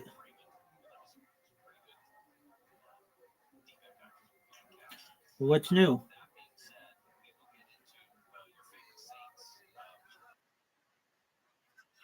Playing Scrabble?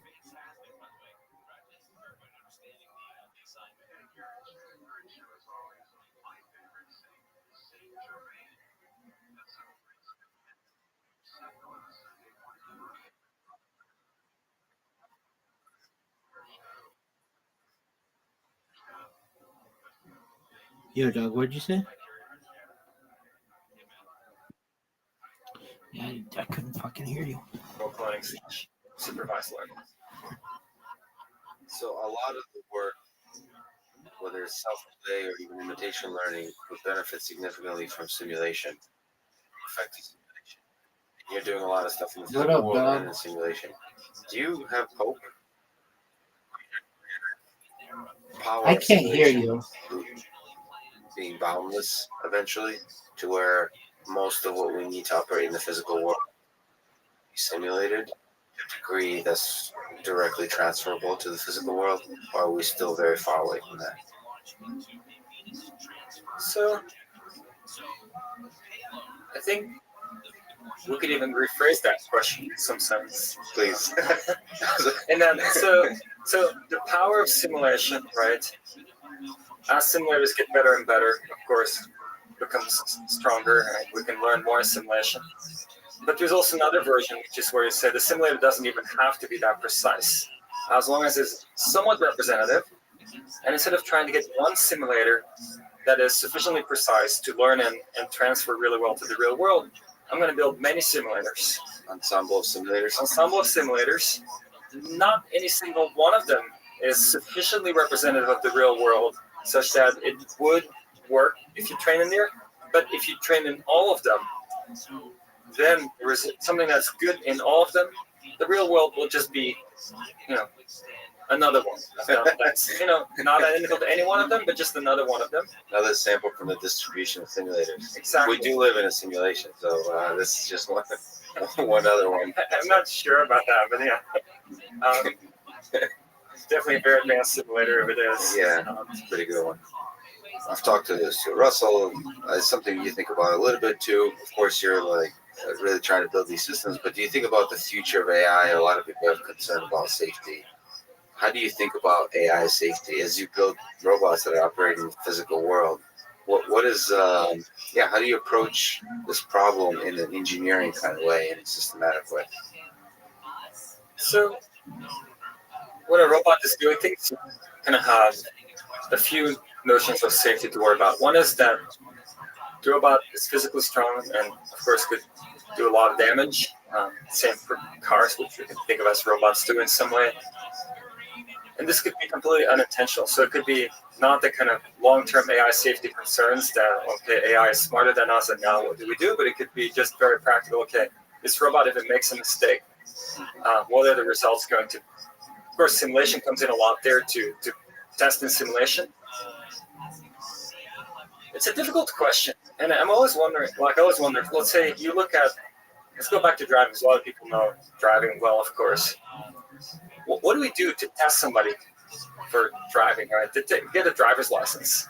What do they really do? I mean, you fill out some tests, and then you drive. And I mean, in suburban California, that driving test is just you drive around the block, pull over, you do a stop sign successfully, and then you pull over again, and you're pretty much done. And you're like, okay, if a self-driving car did that, would you trust it that it can drive? And I'd be like, no, that's not enough for me to trust it. But somehow for humans, we've figured out that somebody being able to do that is representative of them being able to do a lot of other things. And so I think somehow for humans, we figured out representative tests of what it means if you can do this, what you can really do. Of course, testing humans don't want to be tested at all times. Self-driving cars or robots can be tested more often, probably. You can have replicas that get tested and they're known to be identical because they use the same neural net and so forth. But still, I feel like we don't have this kind of unit tests or proper tests for robots. And I think there's something very interesting to be thought about there, especially as you update things. Your software improves. You have a better self-driving car suite. You update it. How do you know it's indeed more capable on everything than what you had before, that you didn't have any bad things creep into it? So I think that's a very interesting direction of research that there is no real solution yet, except that somehow for humans we do, because we say, okay, you have a driving test, you passed, you can go on the road now, and humans have accidents every like a million or 10 million miles, something pretty phenomenal compared to that short test that is being done. So let me ask, you mentioned that Andrew Ng, by example, showed you the value of kindness. And do you think the space of good policies for humans and for AI is populated by policies that with kindness, or ones that are the opposite, exploitation, even evil? So if you just look at the sea of policies we operate under as human beings, or if AI system had to operate in this real world, do you think it's really easy to find policies that are full of kindness that could naturally fall into them? Or is it like a very hard optimization problem? I mean, there's kind of two optimizations happening for humans, right? So for humans, there's kind of the very long-term optimization, which evolution has done for us, and we're kind of predisposed to like certain things. And that's in some sense what makes our learning easier, because I mean, we know things like pain and hunger and thirst. And the fact that we know about those is not something that we were taught. That's kind of innate. When we're hungry, we're unhappy. When we're thirsty, we're unhappy. When we have pain, we're unhappy. And ultimately, evolution built that into us to think about those things. And so I think there is a notion that it seems somehow humans evolved in general to prefer to get along in some ways, but at the same time also to be very territorial and kind of centric to their own tribe. It seems like that's the kind of space we converged onto. I mean, I'm not an expert in anthropology, but it seems like we're very kind of good within our own tribe, but need to be taught to be nice to other tribes. Well, if you look at Steven Pinker, he highlights this pretty nicely in Better Angels of Our Nature, where he talks about violence decreasing over time consistently. So whatever tension, whatever teams we pick, it seems that the long arc of history goes towards us getting along more and more. So, I hope so. So do you think it's possible to teach RL-based robots this kind of kindness, this kind of ability to interact with humans, this kind of policy, even to let me ask. Hold on. Do you think it's possible to teach RL-based robot to love a human being and to inspire that human to love the robot back? So to like a RL-based algorithm that leads to a happy marriage. That's an interesting question. Maybe I'll answer it with another question, right? Because I mean, but I'll come back to it. So another question that you can have is, okay, I mean, how close does some people's happiness get from interacting with just a really nice dog? Like, I mean, dogs, you come home, that's what dogs do. They greet you. They're excited. It makes you happy when you come home to your dog. You're just like, okay, this is exciting. They're always happy when I'm here.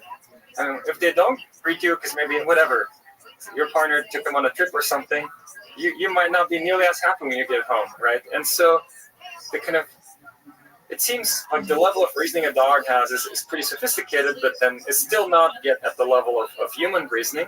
And so it seems like we don't even need to achieve human level reasoning to get like very strong affection with humans. And so my thinking is, why not, right? Why couldn't, with an AI, couldn't we achieve the kind of level of affection that humans feel among each other or with friendly animals and so forth? It's a question, is it a good thing for us or not? That's another thing, right? Because, I mean, but I don't see why not. Why not? Yeah. So Elon Musk says love is the answer. Maybe he should say love is the objective function, and then RL is the answer, right? Oh, maybe. Oh, Peter, thank you so much. I don't want to take up more of your time. Thank you so much for talking today. Well, Mike, thanks for coming by. Great to have you visit.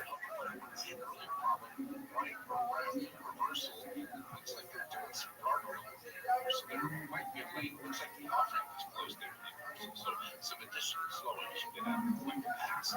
Sun Valley, we still have this work on the southbound side of 5 from Sheldon to right lanes are blocked. Traffic slow from Grand Boulevard. The eastbound or southbound side of the 101 terrible with the closure and the brakes right around. Stay slow.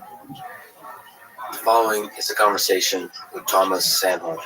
He's a professor at SAMU and co-creator of Libratus, which is the first AI system to beat top human players in the game of Heads Up No Limit Texas Hold'em. He has published over 450 papers on game theory and machine learning, including a best paper in 2017 at NIPS, now renamed to New Rips, which is where I caught up with him for this conversation. His research companies have had wide-reaching impact in the real world, especially because he and his group not only propose new ideas, but also build systems to prove that these ideas work in the real world. This conversation is part of the MIT course on Artificial General Intelligence and the Artificial Intelligence Podcast. If you enjoy it, subscribe on YouTube, iTunes, or simply connect with me on Twitter at Lex Friedman, spelled F-R-I-D. And now, here's my conversation with Thomas Sandholm. Can you describe the high level, the game of poker, Texas Hold'em, Heads Up Texas Hold'em, for people who might not be familiar with this card game? Yeah, happy to. So Heads Up No Limit Texas Hold'em has really emerged in the AI community as a main benchmark for testing these application-independent algorithms for imperfect information game solving. And this is a game that's actually played by humans. You don't see that much on TV or casinos because, well, for various reasons, but you do see it in some expert-level casinos, and you see it in the best poker movies of all time. It's actually an event in the World Series of Poker, but mostly it's played online, and typically for big sums of money. And this is a game that usually only experts play. So if you go to your home game on a Friday night, it probably is not going to be Heads Up No Limit Texas Hold'em. It might be No Limit Texas Hold'em in some cases, but typically for a big group, but it's not as competitive.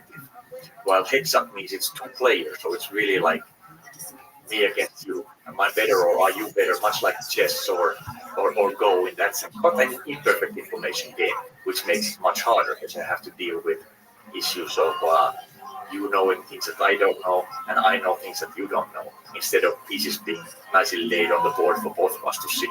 So in Texas Hold'em, there's two cards that you only see that belong to you, and there is They gradually lay out some cards that end up overall to 5 cards that everybody can see.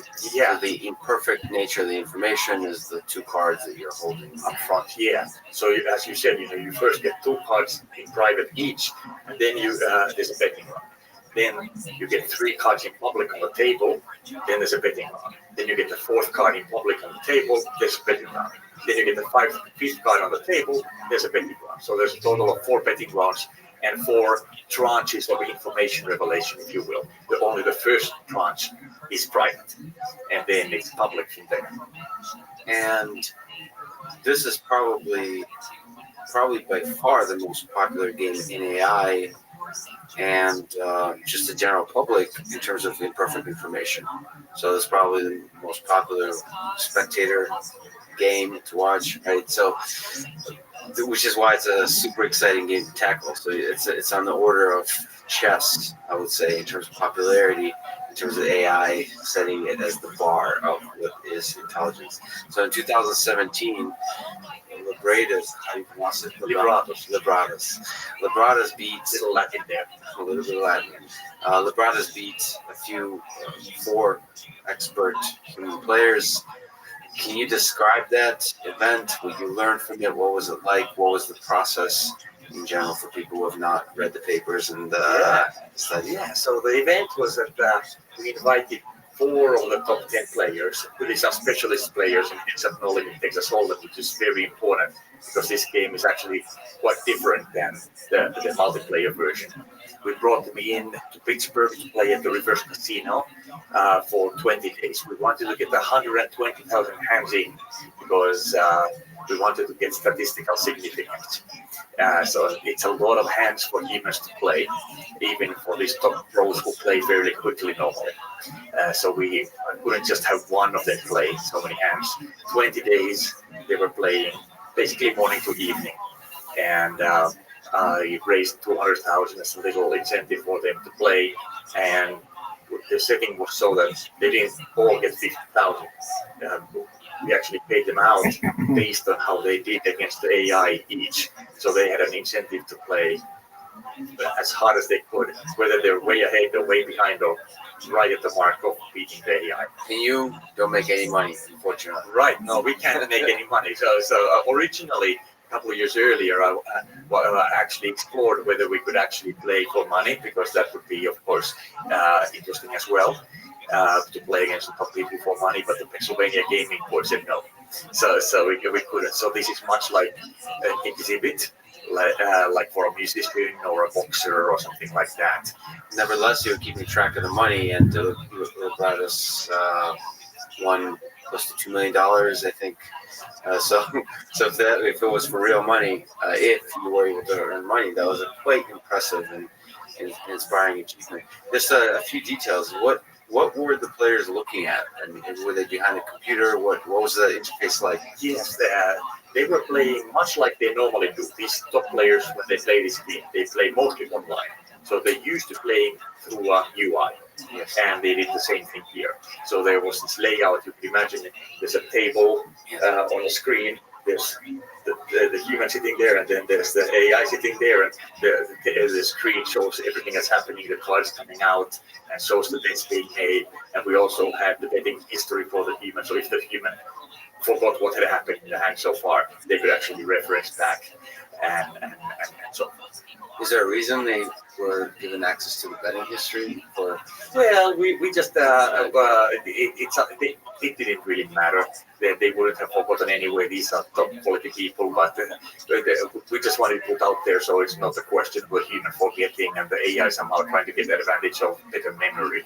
So what was that like? I mean, that was an incredible accomplishment. So what did it feel like before the event? Did you have doubt, hope, or where was your confidence at? Yeah, that's great. Great question. So 18 months earlier, I had organized a similar Brains versus AI competition with our previous AI called Cloudical, and we couldn't beat the humans. So this time around, it was only 18 months later, and I knew that this new AI Libratus was way stronger, but it's hard to say how you'll do against the top humans before you try. So I thought we had about a 50-50 shot. And the international betting sites put us as a 4-1 or 5-1 underdog. So it's kind of interesting that people really believe in people and over AI. Not just people don't just over believe in themselves, but they have overconfidence in other people as well compared to the performance of AI. And so we were a 4-1 or 5-1 underdog. And even after 3 days of beating the humans in a row, we were still 50-50 on the international betting sites. Do you think there's something special and magical about poker in the way people think about it? In the sense, even in chess, there's no Hollywood movies. Poker is the star of many movies. And there's this feeling that certain human facial expressions and body language, eye movement, all these tells are critical to poker. Like you can look into somebody's soul and understand their betting strategy and so on. So that's probably why, do you think that is why people have a confidence that humans will outperform? Because AI systems cannot, in this construct, perceive these kinds of tells. They're only looking at betting patterns and nothing else, the betting patterns and statistics. So what's more important to you if you step back on human players, human versus human? What's the role of these tells, these ideas that are romanticized? Yeah, so I'll split it into 2 parts. So one is, why do humans trust humans more than AI and have overconfidence in humans? I think that's not really related to the tell question. It's just that they've seen these top players, how good they are, and they're really fantastic. So it's just hard to believe that an AI could beat them. So I think that's where that comes from. And then that's actually maybe a more general lesson about AI, that until you've seen it overperform a human, it's hard to believe that it could. But then the tells, a lot of these top players, they're so good at hiding tells that among the top players, it's actually not really worth it for them to invest a lot of effort trying to find tells in each other, because they're so good at hiding. So yes, at the kind of Friday evening game, tells are going to be a huge thing. You can read other people, and if you're a good reader, you read them like an open book. But at the top levels of poker now, the tells become a much smaller and smaller aspect of the game as you go to the top levels. The amount of strategies, the amount of possible actions is very large, 10 to the power of 100 plus. So there has to be some. I've read a few of the papers related. It has to form some abstractions of various hands and actions. So, what kind of abstractions are effective for the game of poker? Yeah, so you're exactly right. So when you go from a game tree that's 10 to the 161, especially in an imperfect information game, it's way too large to solve directly, even with our fastest equilibrium finding algorithms. So you want to abstract it first. And abstraction in games is much trickier than abstraction in NDPs or other single-agent studies. Because you have these abstraction pathologies that if I have a finer-grained abstraction, the strategy that I can get from that for the real game might actually be worse than the strategy I can get from the coarse-grained abstraction. So you have to be very careful. Now, the kinds of abstractions, just to zoom out, we're talking about, there's the hands abstractions, and then there's betting strategies. Betting actions, yeah. Betting actions. So there's information abstraction. To talk about general games. Information abstraction, which is the abstraction of what chance does, and this would be the cards in the case of poker. And then there's action abstraction, which is abstracting the actions of the actual players, which would be bets in the case of poker. Yourself and the other players? Yes, yourself and the other players.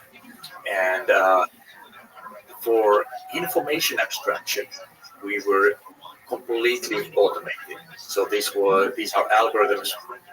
They do what we call potential aware abstraction, where we don't just look at the value of the hand, but also how it might materialize in the good or bad hands over time. And it's a certain kind of bottom-up process with integer programming there and clustering and various aspects. How do you build build this abstraction. And then in the action abstraction, there it's largely based on how humans and other AIs have played this game in the past. But in the beginning, we actually use an automated action abstraction technology, which is provably convergent, that it finds the optimal combination of bed sizes, but it's not very scalable. So we couldn't use it for the whole game, but we use it for the first couple of betting actions. So what's more important, the strength of the hand, so the information abstraction, or the how you play them, the actions? Does it, the romanticized notion again is that it doesn't matter what hands you have, that the actions, the betting, may be the way you win no matter what hands you have. So that's why you have to play a lot of hands, so that the roll of luck gets small. So you could otherwise get lucky and get some good hands, and then you're going to win the match. Even with thousands of hands, you can get lucky, because there's so much variance in No Limit Texas Hold'em.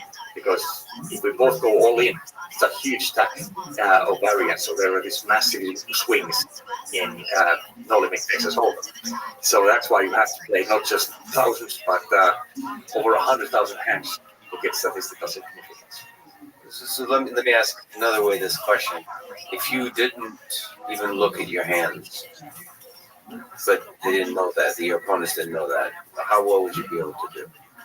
That's a good question. There's actually, I heard this story that there's this Norwegian female poker player called Annette Otterstad, who's actually won a tournament by doing exactly that. But that would be extremely rare. So you cannot really play well that way. No, okay. So the hands do have some role to play. Okay. Yes. So Lebradas does not use, as far as I understand, use learning methods, deep learning.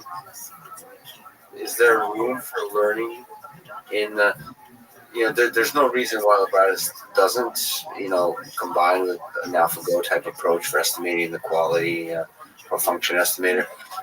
What are your thoughts on this? Maybe as compared to another algorithm, which I'm not that familiar with, DeepStack, the engine that does use deep learning. It's unclear how well it does, but nevertheless uses deep learning. So what are your thoughts about learning methods to aid in the way that Lebradas plays the game of poker? Yeah, so as you said, Lebradas did not use learning methods and played very well without them. Since then, we have actually here, we have a couple of papers on things that do use learning techniques and so on. And deep learning in particular.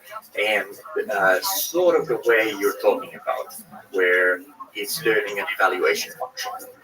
But in imperfect information games, unlike, let's say, Go or now also in chess and shogi, it's not sufficient to learn an evaluation for a state, because the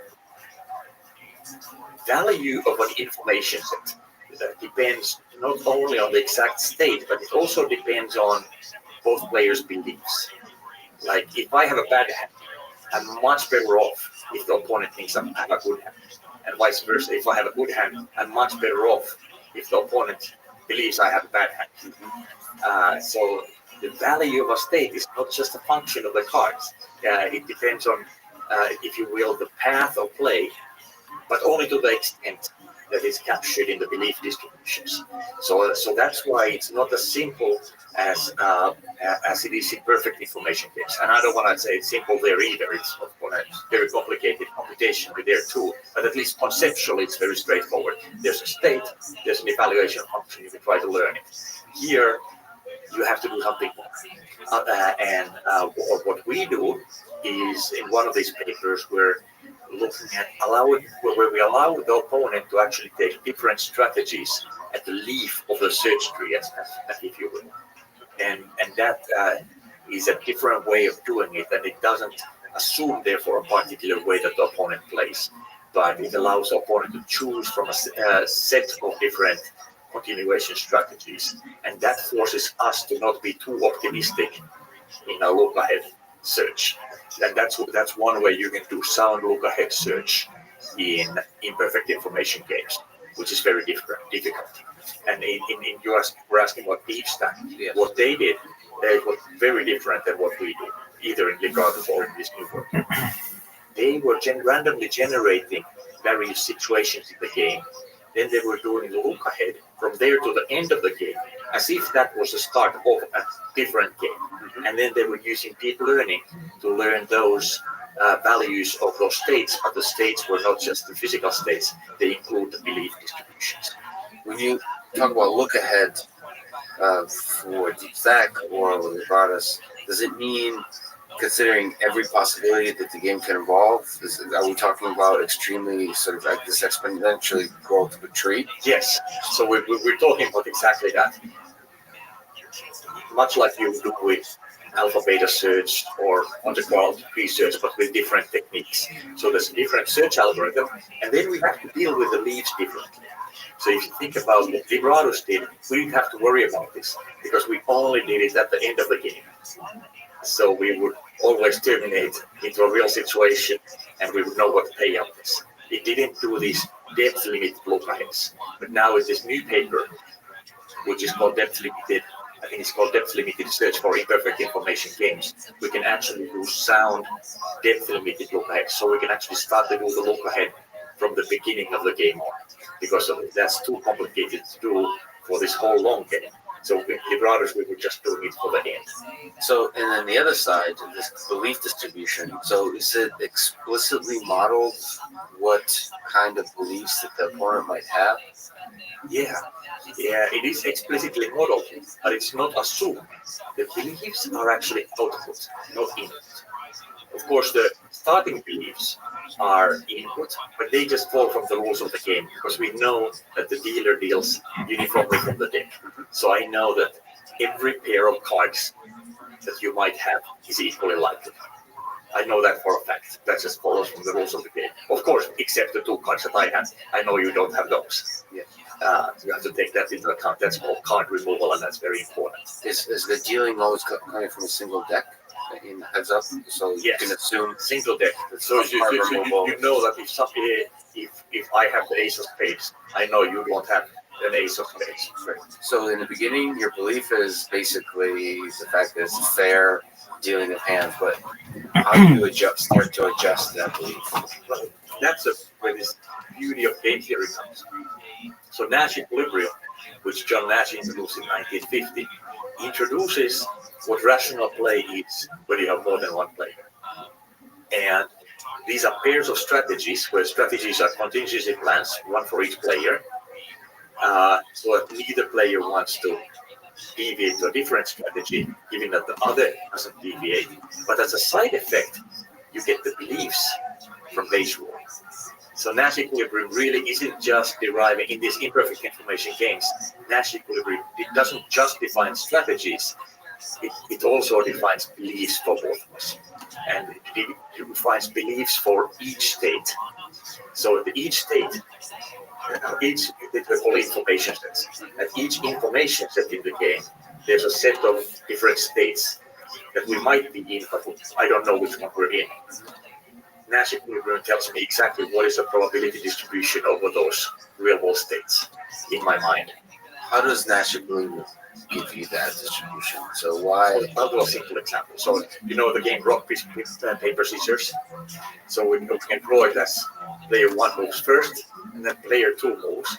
But of course, it's important that player 2 doesn't know what player 1 moved. Otherwise, player 2 would win every time.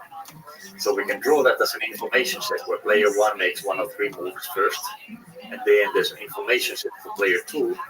So player 2 doesn't know which of those nodes the world is in. But once we know the strategy for player 1, Nash equilibrium will say that you play 1/3 rock, 1/3 paper, 1/3 scissors. From that, I can derive my beliefs of the information set that they're 1/5, 1/5, 1/5. So Bayes gives you that. Bayes gives you. But is that specific to a particular player, or is it something you quickly update with the specific player? The game theory isn't really player specific. So that's also why we don't need any data. We don't need any history how these particular humans played in the past or how any AI or human had played before. It's all about rationality. So we just think the AI just thinks about what would a rational opponent do, and what would I do if I were Russian, I am rational. That's the idea of game theory. So it's really a data-free, opponent-free approach. So it comes from the design of the game as opposed to the design of the player. Exactly. There's no opponent modeling per se. I mean, we've done some work on combining opponent modeling with game theory so you can exploit weak players even more, but that's another strand, and in Librados we didn't turn that on. So I decided that these players are too good, and when you start to exploit an opponent, you typically open yourself up to exploitation.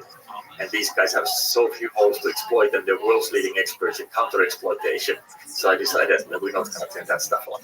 Actually, I saw a few papers on exploiting opponents. It sounded very interesting to explore. Do you think there's room for exploitation generally outside of Librados? Is there a subject or people differences that could be exploited? Maybe not just in poker, but in general interactions and negotiations, all these other domains that you're considering? Yeah, definitely. We've done some work on that, and I really like the work that hybridizes the two. So you figure out what would a rational opponent do. And by the way, that's safe in these zero-sum games, two-player zero-sum games, because if the opponent does something irrational, yes, it might throw off my beliefs, but the amount that the player can gain by throwing off my belief is always less than they lose by playing poorly. So it's safe. But still, if somebody's weak as a player, you might want to play differently to exploit them more. So that you can think about it this way: a game theoretic strategy is unbeatable, but it doesn't maximally beat the other opponent. So the winnings per hand might be better with a different strategy. And the hybrid is that you start from a game theoretic approach, and then as you gain data from about the opponent in certain parts of the game tree, then in those parts of the game tree, you start to tweak your strategy more and more towards exploitation, while still staying fairly close to the game theoretic strategy so as to not open yourself up to exploitation too much. How do you do that? Do you try to vary up strategies, make it unpredictable? It's like, what is it, tit for tat strategies in Prisoner's Dilemma? Or well, that's a repeated game. Repeated games. Simple Prisoner's Dilemma, repeated games. Yeah. But even there's no proof that says that that's the best thing. But experimentally, it actually does well. So what kind of games are there, first of all? I don't know if this is something that you could just summarize. There's perfect information games where all the information is on the table. There is imperfect information games. There's repeated games you play over and over. There's zero-sum games. There's non-zero-sum games. Yeah. And there's a really important distinction in making two-player versus more players. So what other games are there, and what's the difference, for example, with this two-player game versus more players? Yeah. What are the key differences? Right. So let me start from the basics. So a repeated game is a game where the same exact game is played over and over. In these extensive form games, where you think about tree form, maybe with these information sets to represent complete information, you can have kind of repetitive interactions. Even repeated games are a special case of that, by the way. But the game doesn't have to be exactly the same. It's like in sourcing auctions. Yes, we're going to see the same supply base year to year. What I'm buying is a little different every time, and the supply base is a little different every time, and so on. So it's not really repeated. So to find a purely repeated game is actually very rare in the world. So they're really a very coarse model of what's going on. Then, if you move up from just simple repeated matrix games, not all the way to extensive form games, but in between, there's stochastic games, where there's these. Think about it like these little matrix games, and when you take an action and your opponent takes an action, they determine not which next state I'm going to, next game I'm going to, but the distribution over next games where I might be going to. So that's the stochastic game, but it's like matrix games repeated, stochastic games, extensive form games. That is a from less to more general. And poker is an example of the last one. So it's really the most general setting, extensive form games, and that's kind of what the AI community has been working on and being benchmarked on with this heads up problem in Texas Hold'em. Can you describe extensive form games? What's the motto here? Yeah, so if you're familiar with the tree form, so it's really the tree form. Like in chess, there's the search tree versus a matrix. There is a matrix, yeah. And that the matrix is called the matrix form or bimatrix form or normal form game. And here the tree form, so you can actually do certain types of reasoning there that you lose the information when you go to normal form. There's a certain form of equivalence, like if you go from tree form and you say every possible contingency plan is a strategy, then I can actually go back to the normal form, but I lose some information from the lack of sequentiality. Then the multiplayer versus two-player distinction is an important one. So two-player games in zero-sum are conceptually easier and computationally easier. They're still huge like this one, but they're conceptually easier and computationally easier in that conceptually you don't have to worry about which equilibrium is the other guy going to play when there are multiple, because any equilibrium strategy is a best response to any other equilibrium strategy. So I can play a different equilibrium from you and we'll still get the right values at the game. That falls apart even with two players when you have general sum games. Even without cooperation, even without cooperation. So there's a big gap from two-player zero sum to two-player general sum, or even to three-player zero sum. That's a big gap, at least in theory. Can you maybe non-mathematically provide the intuition why it all falls apart with three or more players? It seems like you should still be able to have a Nash equilibrium that's instructive, that holds. Okay, so it is true that all finite games have a Nash equilibrium. So this is what John Nash actually proved. So they do have a Nash equilibrium. That's not the problem. The problem is that there can be many. And then there's a question of which equilibrium to select. So, and if you select your strategy from a different equilibrium and I select mine, then what does that mean? And in these non-zero sum games, we may lose some joint benefit by being just simply stupid. We could actually both be better off if we did something else. Yes. And in three-player, you get other problems also like collusion. Like maybe you and I can get up on a third player and we can do radically better on collusion. So there are lots of issues that come up there. So No Brown, the student you work with on this, has mentioned, I looked through the AMA on Reddit, he mentioned that the ability of poker players to collaborate would make the game. He was asked the question of, how would you make the game of poker, or both of you were asked the question, how would you make the game of poker beyond being solvable by current AI methods? And he said that there's not many ways of making poker more difficult, but collaboration or cooperation between players would make it extremely difficult. So can you provide the intuition behind why that is, if you agree with that idea? Yeah, so I've done a lot of work coalitional games. And we actually have a paper here with my other student, Gabriele Farina, and some other collaborators on at NIPS on that. Actually just came back from the poster session where we presented this. But so when you have collusion, it's a different problem. And it typically gets even harder then. Even the game representations, some of the game representations don't really allow good computation. So we actually introduced a new game representation. For that. Is that kind of cooperation part of the model? Do you have information about the fact that other players are cooperating, or is it just this chaos where nothing is known? So there's some things unknown. Can you give an example of a collusion type game, or is it usually so like Breach? Yeah. So think about Breach. It's like when you and I are on a team, our payoffs are the same. The problem is that we can't talk. So when I get my cards, I can't whisper to you what my cards are. That would not be allowed. So we have to somehow coordinate our strategies ahead of time and only ahead of time. And then there's certain signals we can talk about, but they have to be such that the other team also understands them. So that's an example where the coordination is already built into the rules of the game. But in many other situations, like auctions or negotiations or diplomatic relationships, poker, it's not really built in, but it still can be very helpful for the colluders. I've read, you read somewhere, with negotiations, you come to the table with prior, like a strategy that you're willing to do and not willing to do, those kinds of things.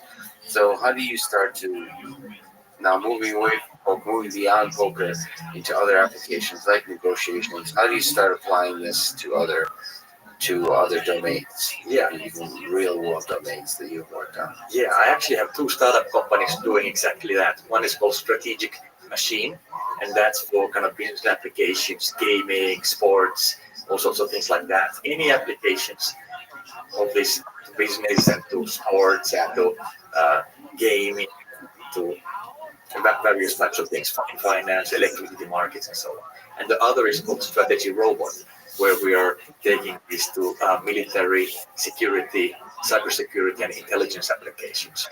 I think you worked a little bit in how do you put it, advertisement, sort of suggesting ads kind of thing. Yes, auction. and that's another company, Optimized Markets. But that's much more about a combinatorial market and optimization-based technology. That's not using these game theoretic reasoning technologies. I see. Okay, so what high level do you think about our ability to use game theoretic concepts to model human behavior? Do you think human behavior is amenable to this kind of modeling, so outside of the poker games, and where have you seen it done successfully? I'm not sure. The goal really is modeling humans. Like for example, if I'm playing a zero-sum game, I don't really care that the opponent is actually following my model of rational behavior, because if they're not, that's even better for me. Right. So see, with the opponents in games, the prerequisite is that you formalize the interaction in a way that can be amenable to analysis. I mean, you've done this amazing work with mechanism design, designing games that have certain outcomes.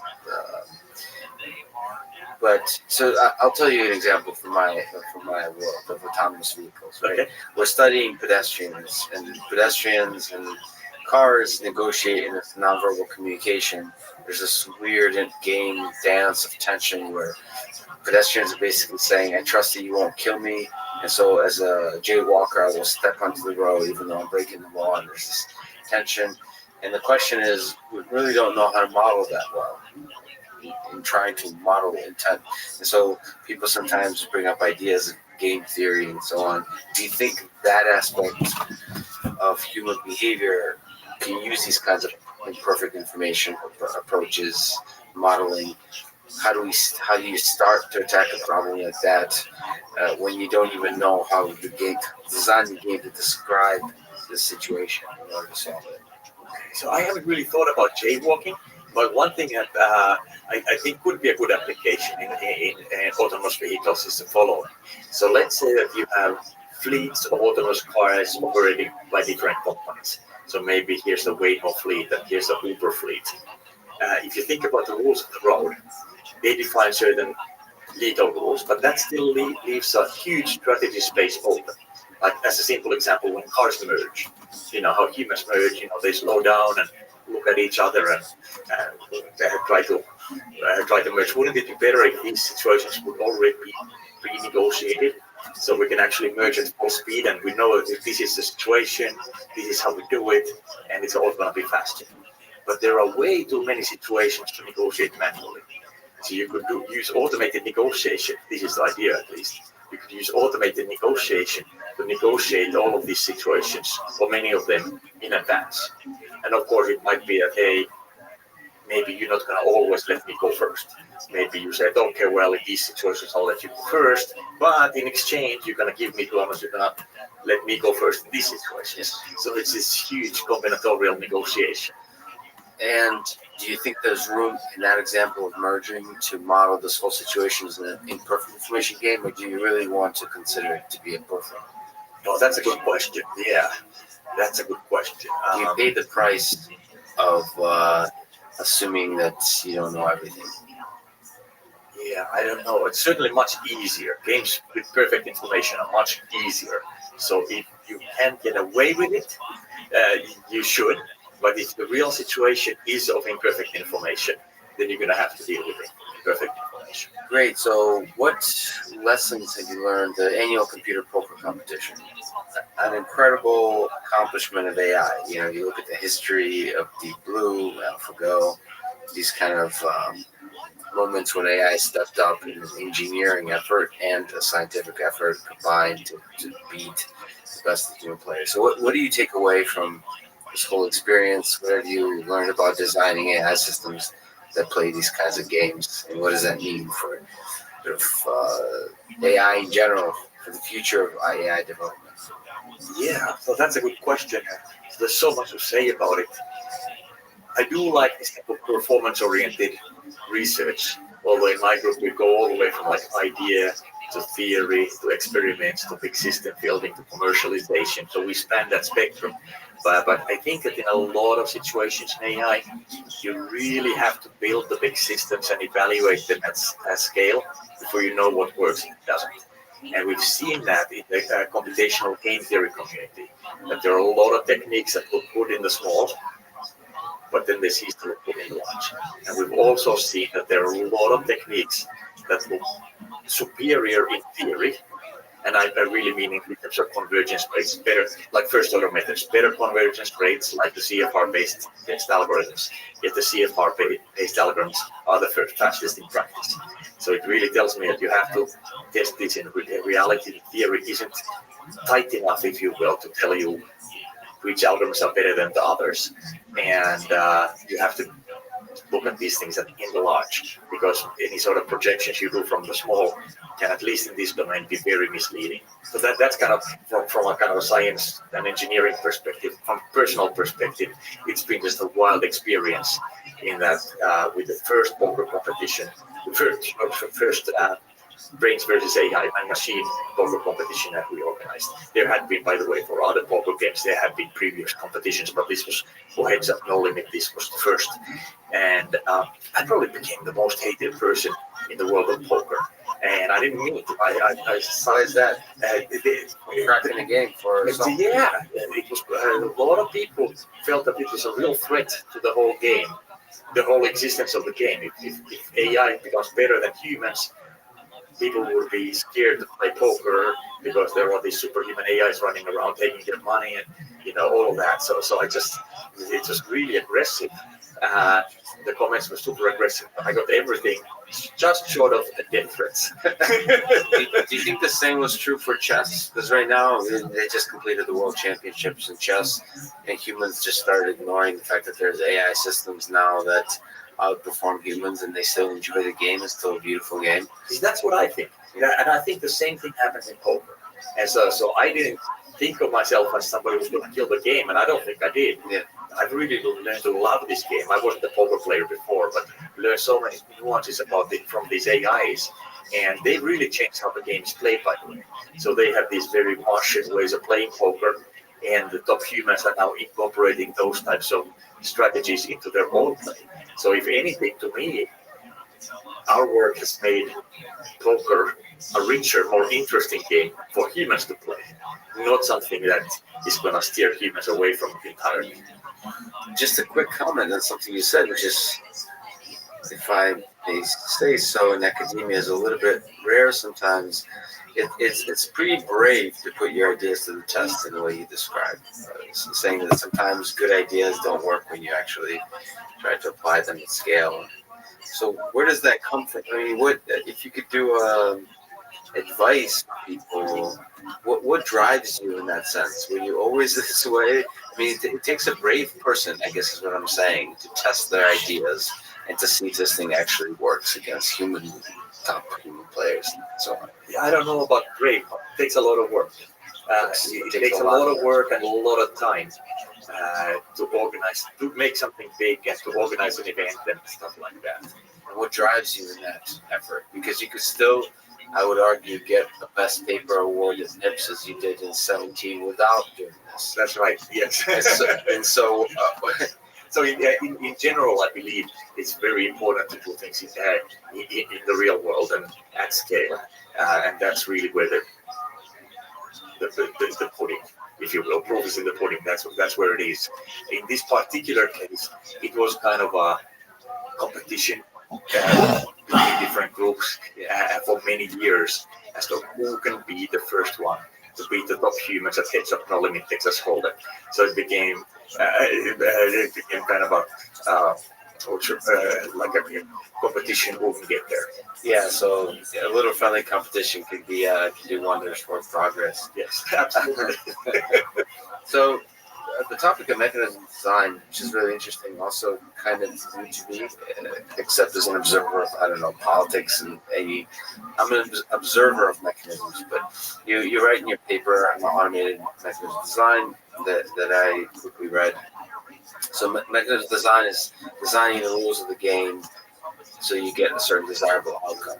And you have this work on doing so in an automatic fashion as opposed to fine-tuning it. So what have you learned from those efforts?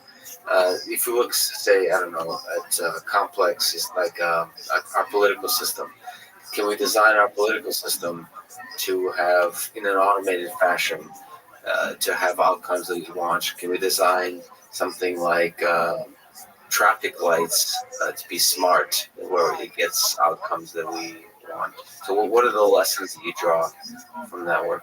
Yeah, so I still very much believe in the automated mechanism design direction. Yes. But it's not a panacea. There are impossibility results in mechanism design, saying that there is no mechanism that accomplishes objective X in class C. So it's not going to, there's no way using any mechanism design tools, manual or automated, to do certain things in mechanism. Can you describe that again? So, meaning it's impossible to achieve that? There's certainly impossible. So these are not statements about human ingenuity who might come up with something smart. These are proofs that if you want to accomplish properties X in class C, that is not doable with any mechanism. The good thing about automated mechanism design is that we're not really designing for a class, we're designing for specific settings at a time. So even if there's a possibility to result for the whole class, it doesn't mean that all of the cases in the class are impossible. It just means that some of the cases are impossible. So we can actually carve these islands of possibility within these non-impossible classes. And we've actually done that. So one of the famous results in mechanism design is the Myers-Satterthwaite theorem by Roger Myers and Mark Satterthwaite from 1983. It's an impossibility of efficient trade under imperfect information. We show that you can in many settings avoid that and get efficient trade anyway. Depending on how you design the game. Okay, so depending how you design the game, and of course, it doesn't in any way contradict the impossibility result. The impossibility result is still there, but it just finds spots within this impossible class where in those spots you don't have that possibility. Sorry if I'm going a bit philosophical, but what lessons do you draw towards, like I mentioned, politics or the human interaction and designing mechanisms for outside of just these kinds of trading or auctioning or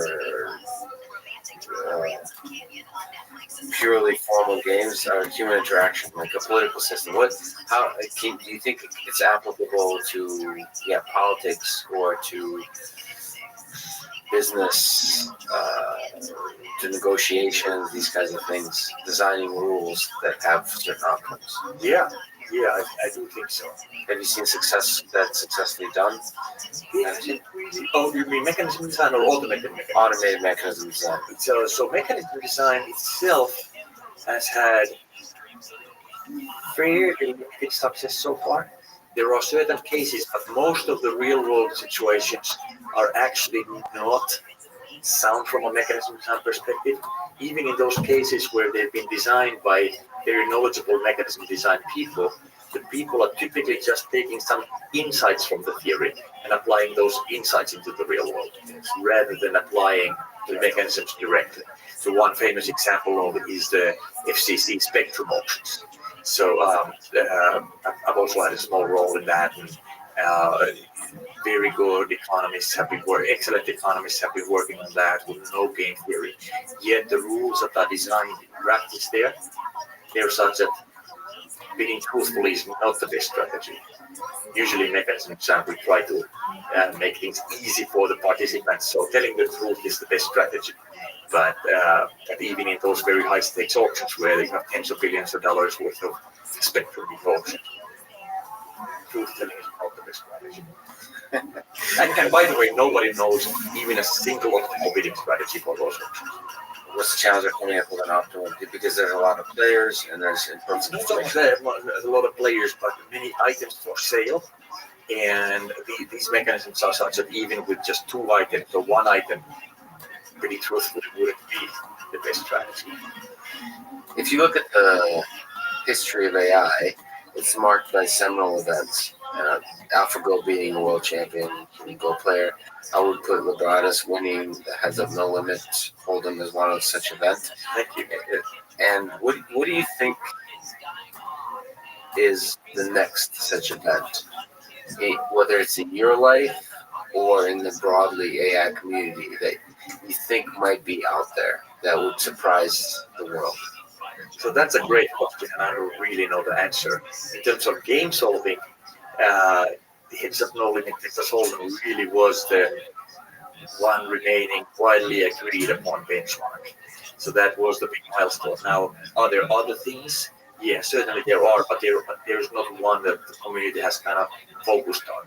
So what could be other things? There are groups working on StarCraft. There are groups working on Dota 2. These are video games.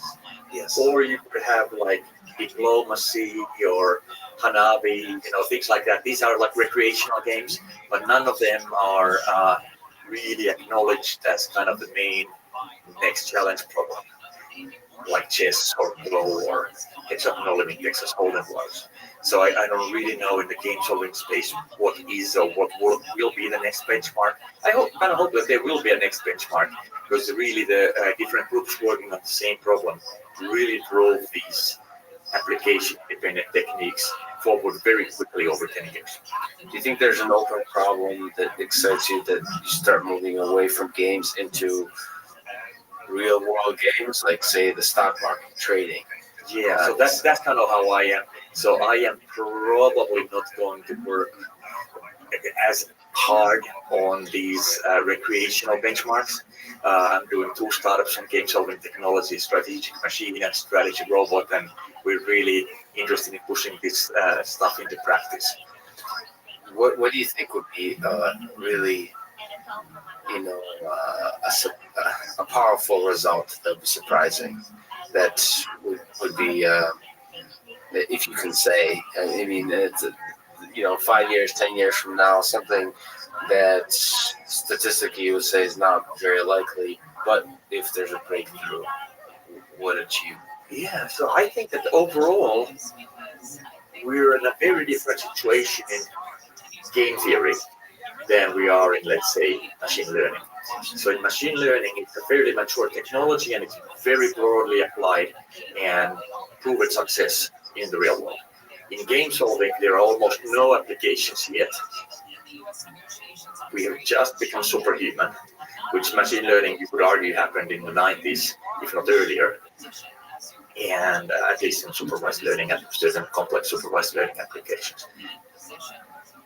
Now, I think the next challenge problem, I know you're not asking about it this way, you're asking about the technology breakthrough, but I think the big breakthrough is to be able to show that, hey, maybe most of, let's say, military planning, most of business strategy will actually be done strategically using computational game theory. That's what I would like to see as a next 5 or 10 year goal. Maybe you can explain to me again, forgive me if this is an obvious question, but machine learning methods, neural networks suffer from not being transparent, not being explainable. Game theoretic methods, Nash equilibria, do they generally, when you see the different solutions, are they, when you talk about military operations, are they, once you see the strategies, do they make sense? Are they explainable, or do they suffer from the same problems as neural networks do? So that's a good question. I would say a little bit yes and no. And what I mean by that is that these game theoretic strategies, let's say Nash equilibrium, it has provable properties. So it's unlike, let's say, deep learning, where you kind of cross your fingers, hopefully it'll work, and then after the fact, when you have the weights, you're still crossing your fingers, and I hope it will work. Right? Here, you know that the solution quality is there. There's provable solution quality guarantees. Now, that doesn't necessarily mean that the strategies are even understandable. That's a whole other problem. So I think that deep learning and computational game theory are in the same boat in that sense, that both are difficult to understand. But at least the game theory techniques, they have these guarantees of solution quality. So did you see business operations, strategic operations, and the military in the future being at least the strong candidates being proposed by automated systems? Do you see that? Yeah, I do. But that's more of a belief than a substantiated fact. Depending on where you land in optimism or pessimism, that's to me, that's an exciting future, especially if they're provable things in terms of optimality. So, looking into the future, there's a few folks worried about especially you look at the game of poker, which is probably one of the last benchmarks in terms of games being solved. They worry about the future and the existential threats of artificial intelligence, so the negative impact in whatever form on society. Is that something that concerns you as much, or are you more optimistic about the positive impacts of AI? Well, I am much more optimistic about the positive impacts. So just in my own work, what we've done so far, we run the nationwide kidney exchange. Hundreds of people are walking around alive today who could be, and it's increased employment. You have a lot of people now running kidney exchanges and at transplant centers, interacting with the kidney exchange. You have extra surgeons, nurses, anesthesiologists, hospitals, all of that. So employment is increasing from that, and the world is becoming a better place. Another example is combinatorial sourcing auctions. We did 800 large-scale combinatorial sourcing auctions from 2001 to 2010 in a previous startup of mine called Combined. And we increased the supply chain efficiency of that $60 billion of spend by 12.6%. So that's over $6 billion of efficiency improvement in the world. And this is not like shifting value from somebody to somebody else, just efficiency improvement. Like in trucking, less empty driving, so there's less waste, less carbon footprint, and so on. It's a huge positive impact in the near term, but sort of to stay in it for a little longer, because I think game theory has a role to play here. Well, let me actually come back on that as one thing. I think AI is also going to make the world much safer. So that's another aspect that often gets overlooked. Let me ask this question. Maybe you can speak to the safer. So I talked to Max Tegmark, Stuart Russell, who are very concerned about existential threats of AI, and often the concern is about value misalignment. So AI systems basically operating towards goals that are not the same as human civilization, human beings. So it seems like game theory has a role to play there to make sure the values are aligned with human beings. I don't know if that's how you think about it. If not, how do you think AI might help with this problem? How do you think AI might make the world safer? Yeah, I think this value misalignment is a fairly theoretical worry, and I haven't really seen it because I do a lot of real applications. I don't see it anywhere. The closest I've seen it was the following type of mental exercise, really, where I had this argument in the late 80s when we were building these transportation optimization systems, and somebody had heard that it's a good idea to have high utilization of assets. So they told me, hey, why don't you put that as objective? And we didn't even put it as an objective because I just showed him that, if you had that as your objective, the solution would be to load your trucks full and drive in circles. Nothing would ever get delivered. You'd have 100% utilization. So yeah, I know this phenomenon. I've known this for over 30 years, but I've never seen it actually be a problem in reality. And yes, if you have the wrong objective, the AI will optimize that to the hilt, and it's going to hurt more than some human who's kind of trying to solve it in a half-baked way with some human insight to it. But I just haven't seen that materialize in practice. There's this gap that you actually put your finger on very clearly just now between theory and reality. That's very difficult to put into words, I think. It's what you can theoretically imagine, the worst possible case, or even, bad cases, and what usually happens in reality. So, for example, to me, maybe it's something you can comment on. I grew up in the Soviet Union. There's currently 10,000 nuclear weapons in the world, and for many decades, it's theoretically surprising to me that the nuclear war is not broken out. Do you think about this aspect from a game theoretic perspective in general? Why is that true? Why, in theory, you can see how things would go terribly wrong, but somehow yet they have not. Yeah, what do you think so? So I do think about that a lot. I think the biggest two threats that we're facing as mankind, one is climate change, and the other is nuclear war. So those are my main two worries that I worry about. And I tried to do something about climate, and I thought about trying to do something for climate change twice, actually. For two of my startups, I've actually commissioned studies of what we could do on those things, and we didn't really find a sweet spot, but I'm still keeping an eye out on that. If there's something where we could actually provide a market solution or optimization solution or some other technology solution to problems. Right now, for example, pollution credit markets was what we were looking at there, and it was much more lack of political will by those markets who were not so successful rather than bad market design.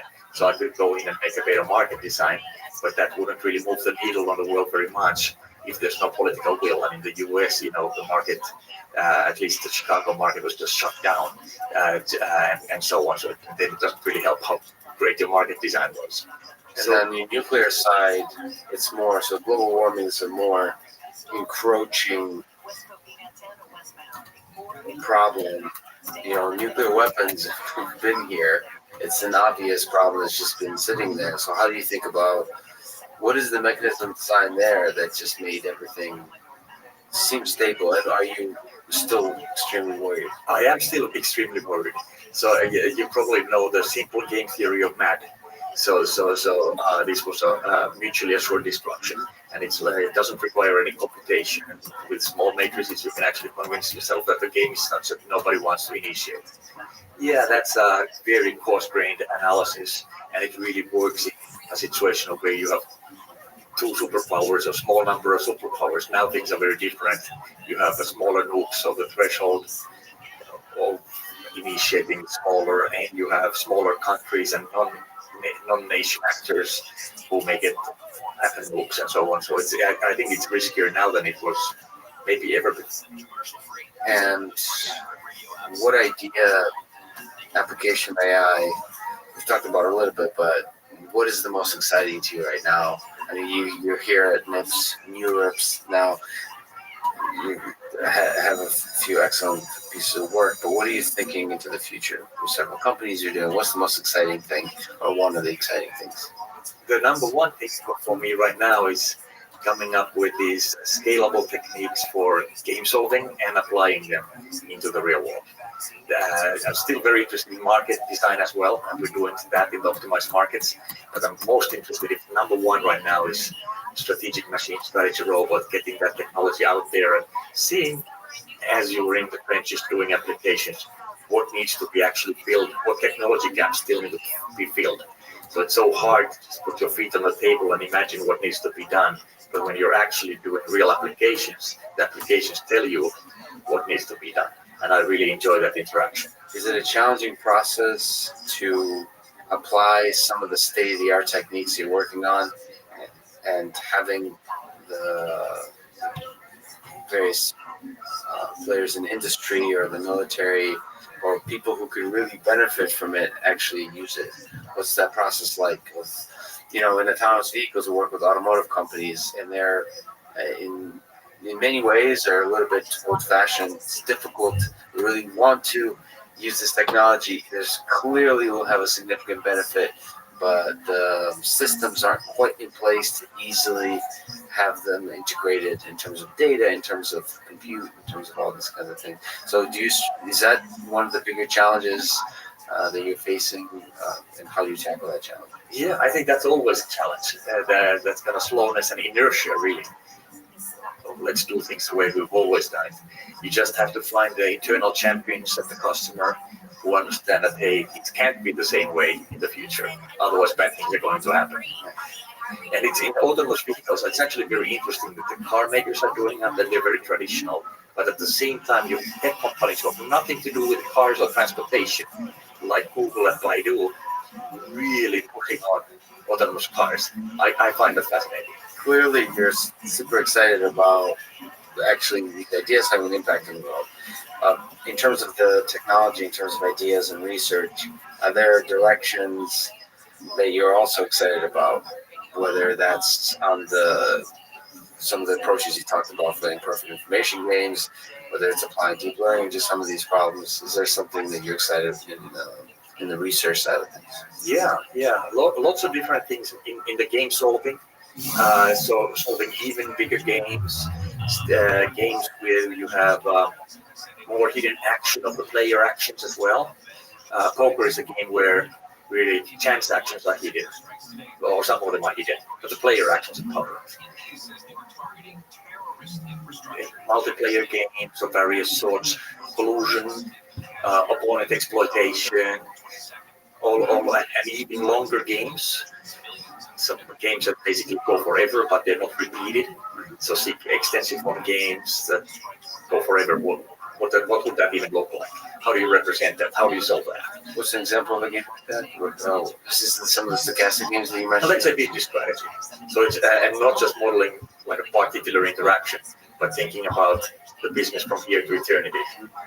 Or let's say military strategies. But it's not like war is going to go away.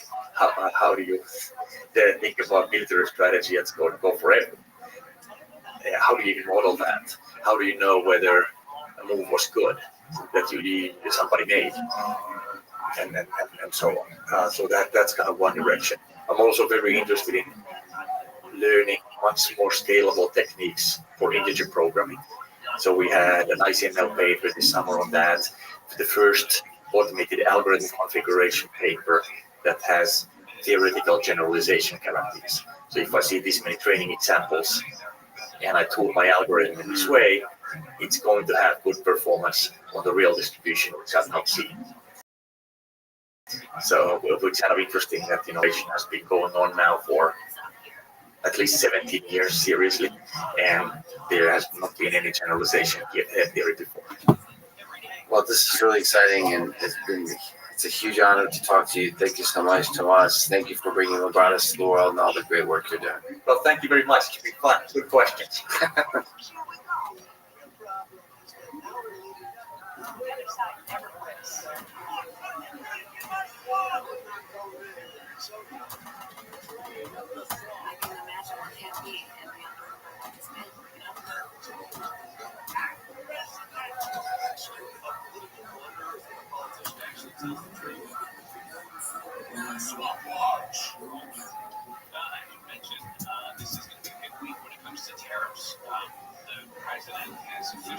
Following is a conversation with Thomas Sandholm. He's a professor at SAMU and co-creator of Labradas, which is the first AI system to beat top human players in the game of Heads Up No Limit Texas Hold'em. He has published over 450 papers on game theory and machine learning, including a best paper in 2017 at NIPS, now renamed to NeurIPS, which is where I caught up with him for this conversation. His research and companies have had wide-reaching impact in the real world, especially because he and his group not only propose new ideas, but also build systems to prove that these ideas work in the real world. This conversation is part of the MIT course on Artificial General Intelligence and the Artificial Intelligence Podcast. If you enjoy it, subscribe on YouTube, iTunes, or simply connect with me on Twitter.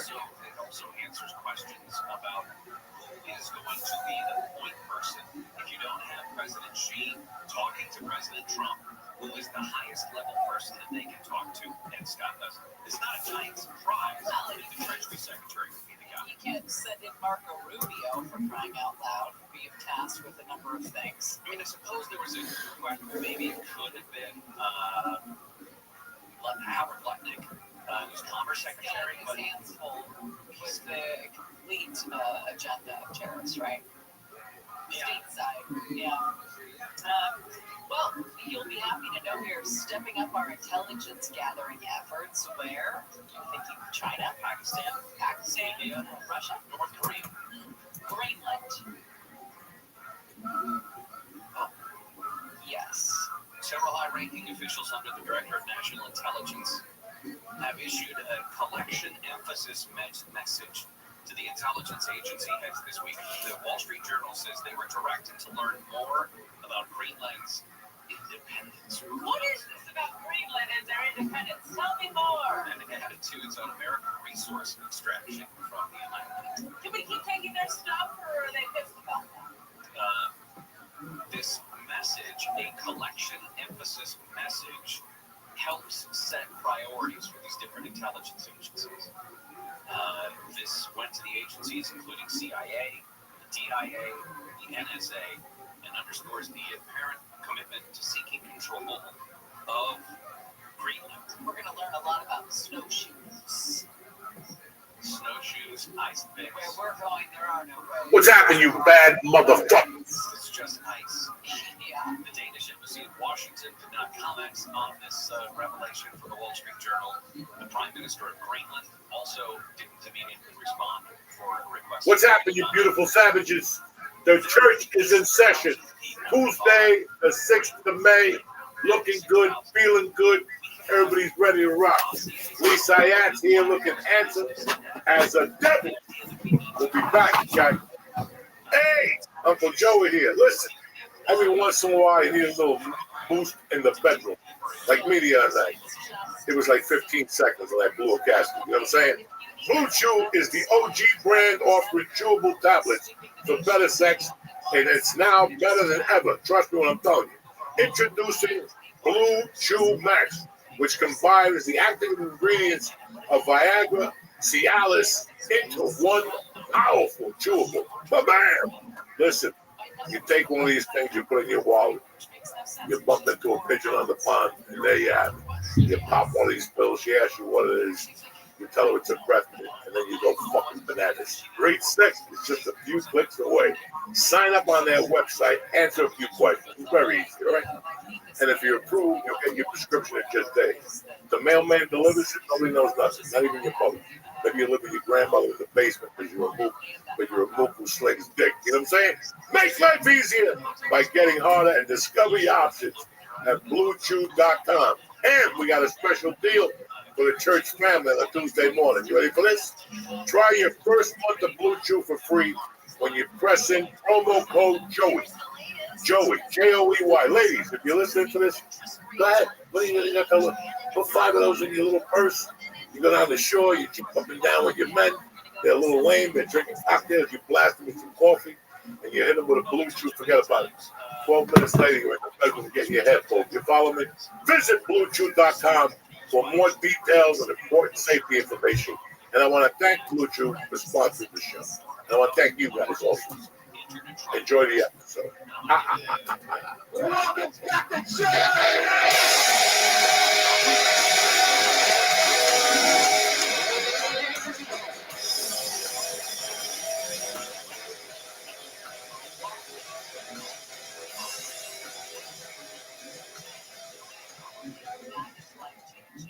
What's happening, beautiful people? We haven't seen you in a while. Where you been, Lee? I know. It's been in fucking May. 14 days I haven't seen you. It's been 14 days. Well, close to it, yeah. Close to it, yeah. 10 days, yeah. My heart, you know. I miss my little Jewy. But You miss torturing somebody. you know, I always miss you. I worry about things could happen. I don't know if you got fucked yet. So, Trust me, that's like the biggest question on the internet right now. What do you mean? You brought it up. We want to mug you somewhere. Like people are like, you know what? We're just going to mug them under the wrong state. Like next time you go away with John, we'll go mug you at Virginia. That's exactly what we May 30th. There you go. See, I can feel it. I can fucking feel it. Yeah, it's been a great couple weeks. Last week I didn't do shit. I was not feeling it at all. Yeah, I wasn't feeling it last week. I didn't do comedy. I wrote a little bit, but basically just worked out, stayed at home with the girls. I was pretty quiet all weekend too. I didn't do anything until last night. Last night was the first night I said, you know what? Let me wash my muffler and get out of the house. No, when you say you didn't do anything, how many milligrams were you taking? You The know, only I didn't do shit. I did do 1,000 milligrams a night. Friday night, I think I just did like a half a mushroom chocolate bar. Like that was it. And I got a little giggly, whatever. But it was just like a passing. Right. You know what I'm saying? Nothing really stuck me. There was no anchor to the ground. But Saturday, I went to a computer party and started up north. And I knew it was going to be good food. Oh, yeah. Fresh to 600 milligrams at about 11 o'clock in the morning. Just to be ready, tip-top Magoo as soon as I walked in there, one. No stories. Sure enough, I sat down. I did a couple sangrias just to loosen up the fucking whatever. But then, like, none of whenever if I ever am that high and there's food there, I'm not gonna say hi to people when I walk in. I'm just gonna walk straight to the food. No. I walked in, sat down, so long, gave the kid his fucking time. You know me, why fuck around? Dude, you saw me at their house a couple of years ago. I walked in, didn't say a word, and then bagels appeared, and it like saved my life. But it's a good fucking bagel. Yeah, if they come in the brown paper, I've never seen bagels come in their brown bag. That's the old school way. That's when you know they're real. But you never delivers a fucking silver container. A Jew shows up with a brown paper bag he's been carrying for years. There's everything in there. Mofongo powder, everything, just to keep everything alive. Well, that's What? God damn it! What's up? I had some bagels like in Maine, and because before people would be like, "Oh, I had like I didn't know what they meant." It was my first like not New York bagel, and I was like, "Oh yeah, this is what they're talking about." You've been eating non New York bagels since I fucking knew you. Yeah, but then I didn't buy the live Sara Lee bagels, the ones you bring home and put in the toaster. I'm like, please, you can't do that shit. Again, you live in the great. This is what I'm talking about. Even when you're in the greatest city, you still take the dumbest thing. You should start hanging out with my brother George more often. Both these. I don't know what's going on. The circuitry. You don't eat a bagel. You live on fucking. What do you live? Times Square, right? A couple blocks from Times Square. You do. Okay. You don't eat, and all of a sudden you go to Maine, and now you decide you want a fucking bagel off a bagel. I eat bagels here. I'm just saying. What is Maine known for? Grapes or something. They actually are known for blueberries. I didn't know that.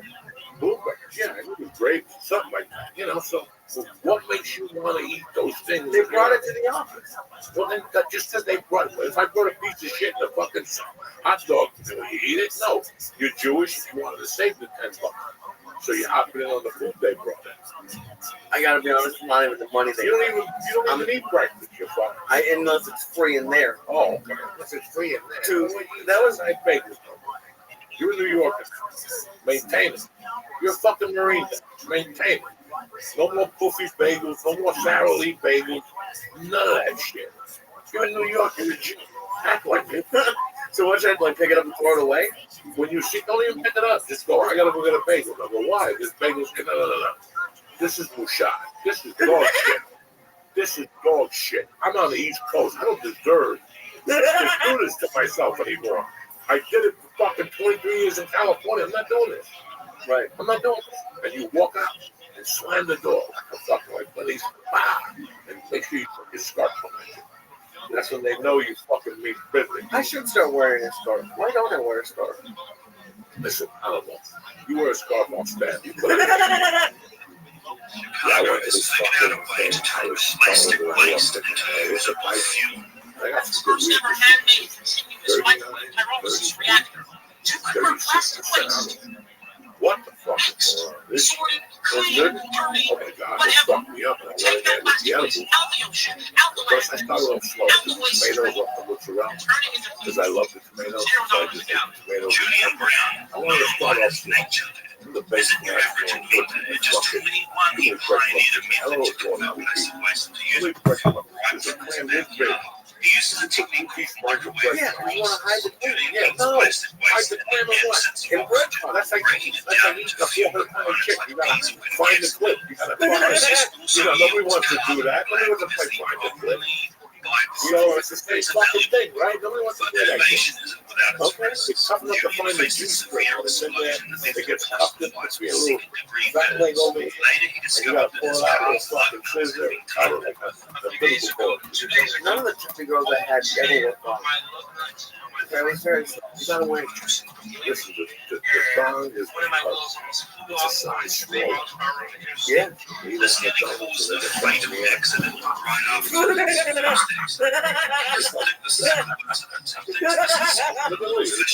where the explosion happened. Take a look at how high that fire got. You buy a chair. That's a fucking day on my feet. Julian is now working on a solar-powered version of his vehicle.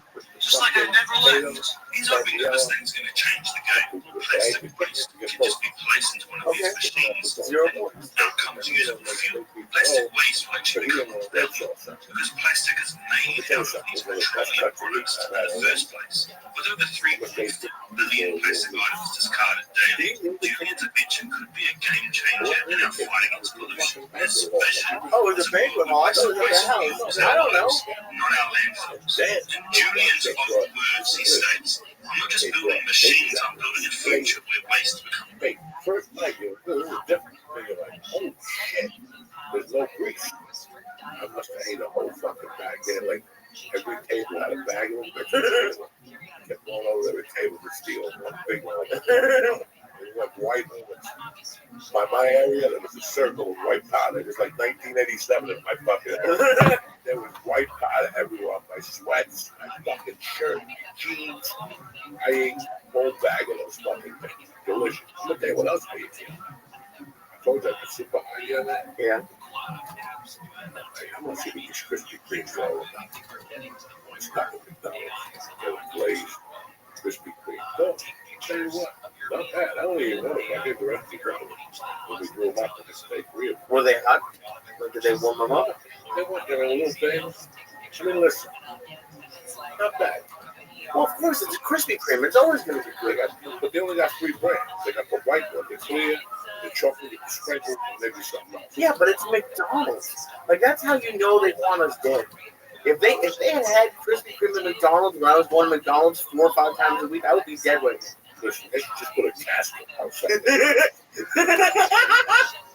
Like the first guy that got like a business called McDorkins and put it next to McDonald's, we don't call them. Then like bury people in their favorite like quarter pounder casket, fucking McNuggets, nugget casket, the whole fucking thing. It wouldn't be like right now. You fucking open up a funeral and just put like caskets made out of the French fries. Yeah, you can put a whole family together. Right, the whole family together. You can put them in the car, eat the French fries, bury them. In 200 years from now, exhume them. The skeletons will be dust, but the French fries will still be there in the package, and one finger would be stuck on the bone. By the time you go get it, just dissolves. Dude, that's the crazy. Have you seen that? Where like scientists will have like a McDonald's meal under a glass for like 30 years, and there's not even mold on it. Like that's how there's like 3 or 4 of these. That I eat, I think I ate more fast food than, like, you know how they have, like, that Spotify rap, like, we're in the top 1% of YouTube listeners?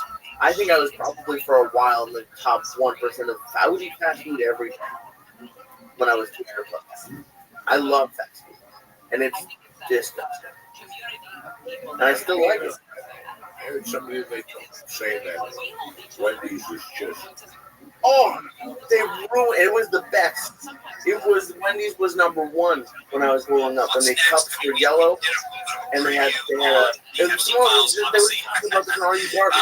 They had a salad bar that had pudding and yellow on it for free, and then you could and then the spicy chicken sandwich. This sandwich used to be big, and now it looks like they microwave. I hate that. Wendy's was number one, and now it's chili. I never had chili. Wendy's had chili. I don't think the Department of Justice has them, or at least the Attorney General does have them the President ordered them released. The Attorney General ordered them released. We all know they have not been released. And one of my biggest fears that I had when I addressed this with Crash Patel and a lot of people, Stephen Miller, and a lot of people going into the new administration, I'm like, I hope they're not treading documents right now. This was a few weeks before the transition. I said, I hope they're not treading documents. But you all need to go on that first day With the chili, isn't and that try to like get the all day this old stuff released, cheeseburger? because my fear is what I dealt with in the investigation in communication with this deep state apparatus is they're probably in there treading documents. So hopefully someone has a copy of that, and I hope we find out, because our task force has done everything led by Annalena Luna. You had her over joking up. I mean, she's relentless. She's persistent. She's pretty frustrated right now. It's Sunset. Oh, is it the? It's not the Chinese theater, is it? Order. Is that the fucking? I don't know where anything is. Sunset was great. You assume that somebody in the deep state said, okay, we'll just put things in a file back here. This is everything evidence on everybody, and maybe the next administration can do whatever they want to do. There was 1,000 things in that drawer. They taught karate upstairs. They taught then across the street was the other head shop. So they're just going to let the incriminating evidence sit there smoldering. Maybe not all in prison. And her husband was like Santa. I wish they should. We were going there every day to make copies. And one day, somebody told me, like, the deep state is really going to get did something. They come It in. must have been like 98. It's just hard for me to believe they're going to leave. And I remember me and my friend Ricky Lee had the biggest crush on Malaysia. We would go there every day trying to she was they're never going to be elected anything. And I don't think they would have any reason to protect Bill Gates or anybody else. We would go over there and make those Richmond copies. That whole neighborhood was the government involved? Did the government know? Was the government using Epstein and the videos to blackmail the local people around the world? If that's the case, then they knew there were But it's victims of sex so you crimes go there and there. you can get like the lunch And special. they did nothing. So, How is it? Did you get anxiety about that? Like, 'cause I know you didn't. It didn't seem like you minded being broke when you were back. I don't believe it's because of any love affair or affection for the family. Just like I never believed they were hiding and covered for the Bidens because they loved Joe Biden. It was really hated Trump. They did their agencies to be disrupted. The same thing with the Epstein files. I don't know this. My concern is that the government may have known a lot more and may have been an active participant. Well, that number could be Maybe with the intentions of intelligence guys. Who knows? But at the end of the day, I don't think American people would be okay if the government knew that crimes against young people were occurring, and yet they did nothing to intervene. I'm being broke. My cat swallowed a fucking needle. And we had to scrape up $600 and take 10 credit cards. Like 32 off one, 18 off the other. You know, but that's the things that set you back. When you're trying to get that off your fucking run. It's that fucking flat tire. And they can't get it now. It's a $250 tire. That destroys you. And it always happened, at least to me, it would always happen like right when I thought I was doing well. Like it would be like a couple weeks or a month of like, okay, I'm ahead now, it's okay. Anyway, I filled up my tank, groceries, and then you have a fucking, you hit a pole. I mean, one day I hit something. And I told Rabbi, yeah, there was no way. I just called him the truth. I don't have a dime. I got no tires. And there ain't no way I can make a living or get anything paid. He's like, go on, Goodyear, whatever. Tell him I sent you. Tell him to call me up. I'll get my credit card. Don't. How to do that? It was just, there was no hope. There was no way I was going to get 4 tires. Even if I went to Las Feliz and went to those little Mexican shops with tires at $20, even at that, I couldn't afford $80. Right. Because I've thought about that a lot. Because I've been very blessed. That, like, you know, things get expensive and, you know, money gets tight. But you think about that, like a single mom or anybody, where they're like, hey, you got towed, it's $200. And like, I don't know. Yeah. The car's done. There's no way I'm going to get $200. The car's done. I'll never see that thing again. Because if I do get $100 and then I'm looking for another $100, I'm buying Grandma Coke just with the price because I didn't get $100. There's always some guys. There's always something. You know, there comes a time in your life you go, okay, I'm in this debt. You know, college. Like I had a friend of mine a couple of weeks ago, and she has been out of college 10 years, maybe, even longer. She was saying she's trying to spend $50. Oh, yeah. You walk around every day with a student loan. I'm not judging. That's probably I used to walk around with a debt of $400,000 and not answer my phone. I couldn't even get a phone.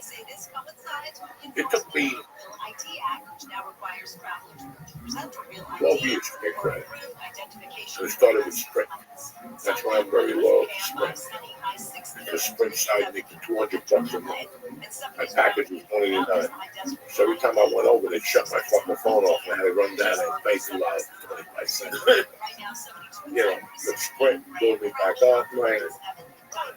Terry put me on the loan and get it back and stuff. There was just so many things to it. Just, I disappeared with them.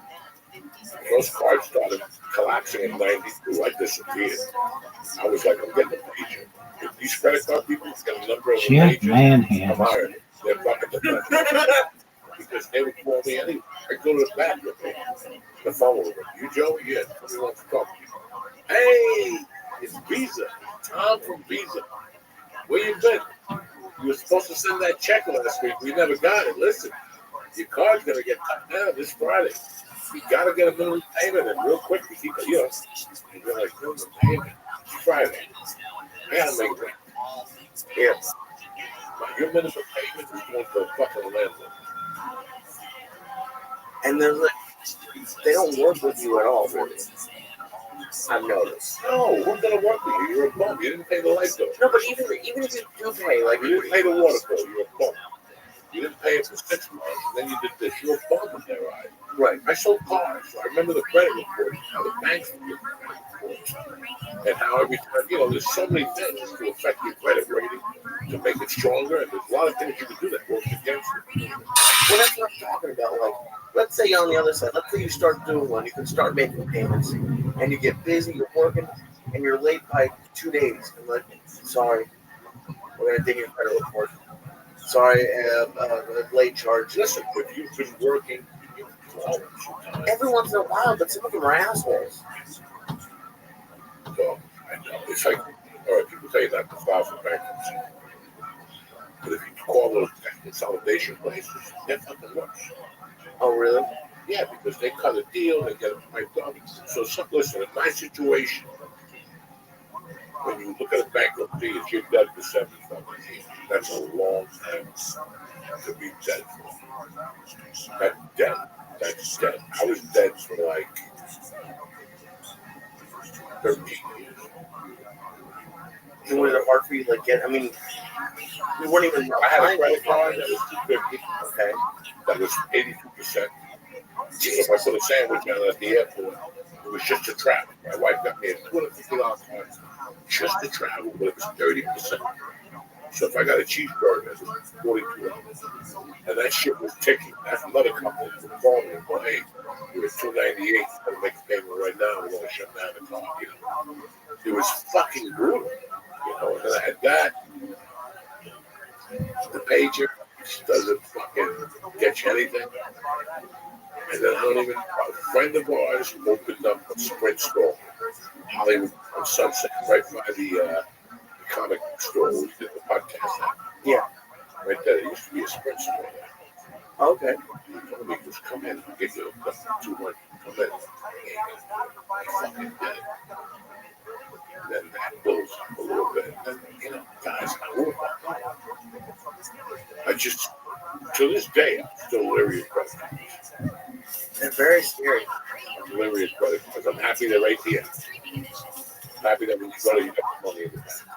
That's it. It's yours, not yours. But that other shit, that's the quickest way to shoot yourself in the head. Like the other day. And listen, you guys are going to look at me and go, Joe, you're a hypocrite. No, I'm going to tell you the truth.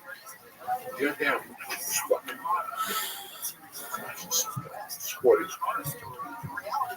and my wife goes, that's just weird. There's a sports betting on the TV. And I go, Terry, this is it. Listen, when you grew up in this area as a child, guys gambled all the time. So eventually you put in that first $5 night, which was $5 to win 25 or lose 30. And you get, and I grew up with 3 or 4 people that went to gambling problems. But I predict in the next 10 years, 5 years, the gambling problem is going to be worse than it's ever been. Because it's introduced to these kids at a young age and it's accepted. When I was 18, you had to call a guy, I'm a black cavalier. Now, you just put 200 on your books and you're ready to run. At 18, 19, little Joey, the kid around the corner had 3 or 4 accounts. He's fucking 10. He's 10. FanDuel and another one, And these kids figure it out. I don't give a fuck. The same way we figured out how to get somebody to buy liquor for us, they figure out how to open up. They'll go in front of the mother and take their hand while they're sleeping. And there's 1,000 things, right? And even then, I'm sure kids get credit cards on their phones now, and they bank you. All you have to do is attach it to a bank account. And luckily, a lot of these major people have they verify everything, but you never know. They could get into their parents' accounts and place bets. I'm sure that happens.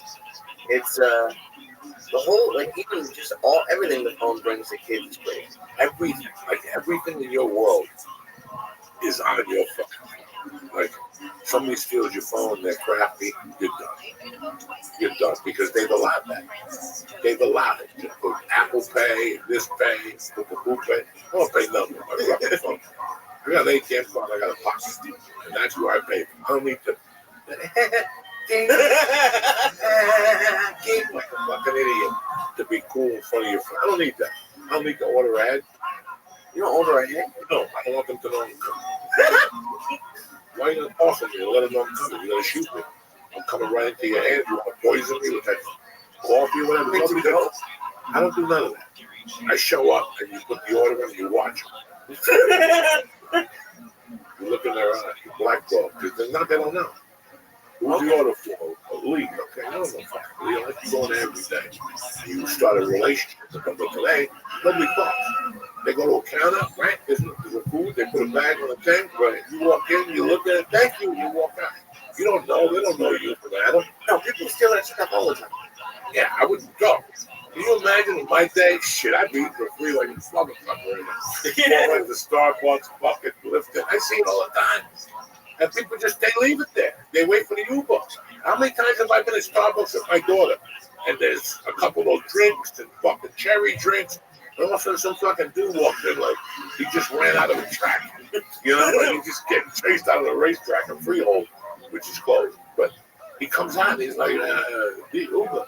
So Uber picks up coffee for you. Uber will pick up anything you want. I'm too old. I can't do it. No, I don't order ahead. Unless if I have to order, there's 2 or 3 things I could order from my favorite restaurant. I could order chicken parm and they'll cook it for me. I could order anything and they'll pick it up. I trust that. Right. Everybody else. I want to go there and order and see what they do and how they act. I go to Chinese restaurants. Right. I want to see them make it. It's right there, the kitchen. But you can't usually see into the kitchen. There's 2 restaurants in my neighborhood you can see in the kitchen, Chinese place. I had no idea that was part of the. Yeah, that's the whole thing. They get the food on the wok, the cat. They throw gasoline on that motherfucker. This thing blows up. They're yelling, "Ow! Do they ever get mad at you for just staring at them? Or are you no, I'm fucking amazed by them. Listen, if I go to How many restaurants you go to there, a la fresco, whatever the fuck, where the kitchen's wide open, the chef? I would never work with them. No? Like, if I was a chef, listen, this is what I need is a bunch of fucking jerk-offs looking at me. Go fuck yourself. El Nino has 3 tables for VIPs that you just look in the kitchen. Yeah, they No. in the kitchen so much. No, I'm not doing that. I gotta perform like a seal now. It's hard enough. I gotta cook. Now I gotta have 3 idiots like, looking at me with a fucking glass of lips. I forgot it was Cinco de Mayo yesterday. What a fucking fucked up. Yeah, like Cinco de Mayo? Well, it's like a bullshit holiday because even Mexicans don't do it. It's for white people to drink margaritas. Like right now, if you go anywhere on Route 22, those Mexican explosion, that's what you're going to see. A bunch of white girls about to get raped. You know what I'm saying? With that fucking tequila and shit. Letting themselves off. Somebody slips a roof through with a tequila, you're done. You wake up, what happened? Yeah, I'll tell you what happened. You dumb fuck. You should have stayed home. It is kind of amazing how, like, there's so many holidays that if you boil them down, there's people going to get fucked up. But you don't know. You only know 1 year when you puke on that holiday. When you puke on Cinco de Mayo and you wake up the next morning, look, I went to a bar, there was no Mexicans. There was not one Mexican jumping up and down. The only Mexican was the busboy. And they treated him like shit. They were whipping the whole fucking thing. Yeah, and like, what about like St. Patrick's Day? Is that really not like, do Irish people really care about that? Yeah, but listen, you don't want to hang on the Irish. What happened to the Irish? It's that day, St. Patrick is Italian, right? That's how fucked up it is. So just don't worry about it. If they offer you a drink, you take it. Like Mother's Day is bullshit. It just makes me sentimental. What the fuck? Mother's Day is everything. Right? In your world, Mother's Day is every other day. Call them, think about them, whatever. Right? And Father's Day, that's the worst. That's the worst of all the fucking holidays. You don't like it? No. I fight hard every day for that little fucking country. So what, you don't want, I don't know, it's not nice. We're going to go to a bar, trip around. It's a grill. Happy Father's Day. Let's go eat. There's nothing there. It's a homemade holiday. That's true. It's like, I think they're going to change a bunch of holidays back. They're trying to bring back Columbus Day, something else. No more Androgynous Day. That shit got cut out. That's it. There's one change that I saw that I wanted to get your opinion on, which is they're opening Alcatraz. Let's just say they do.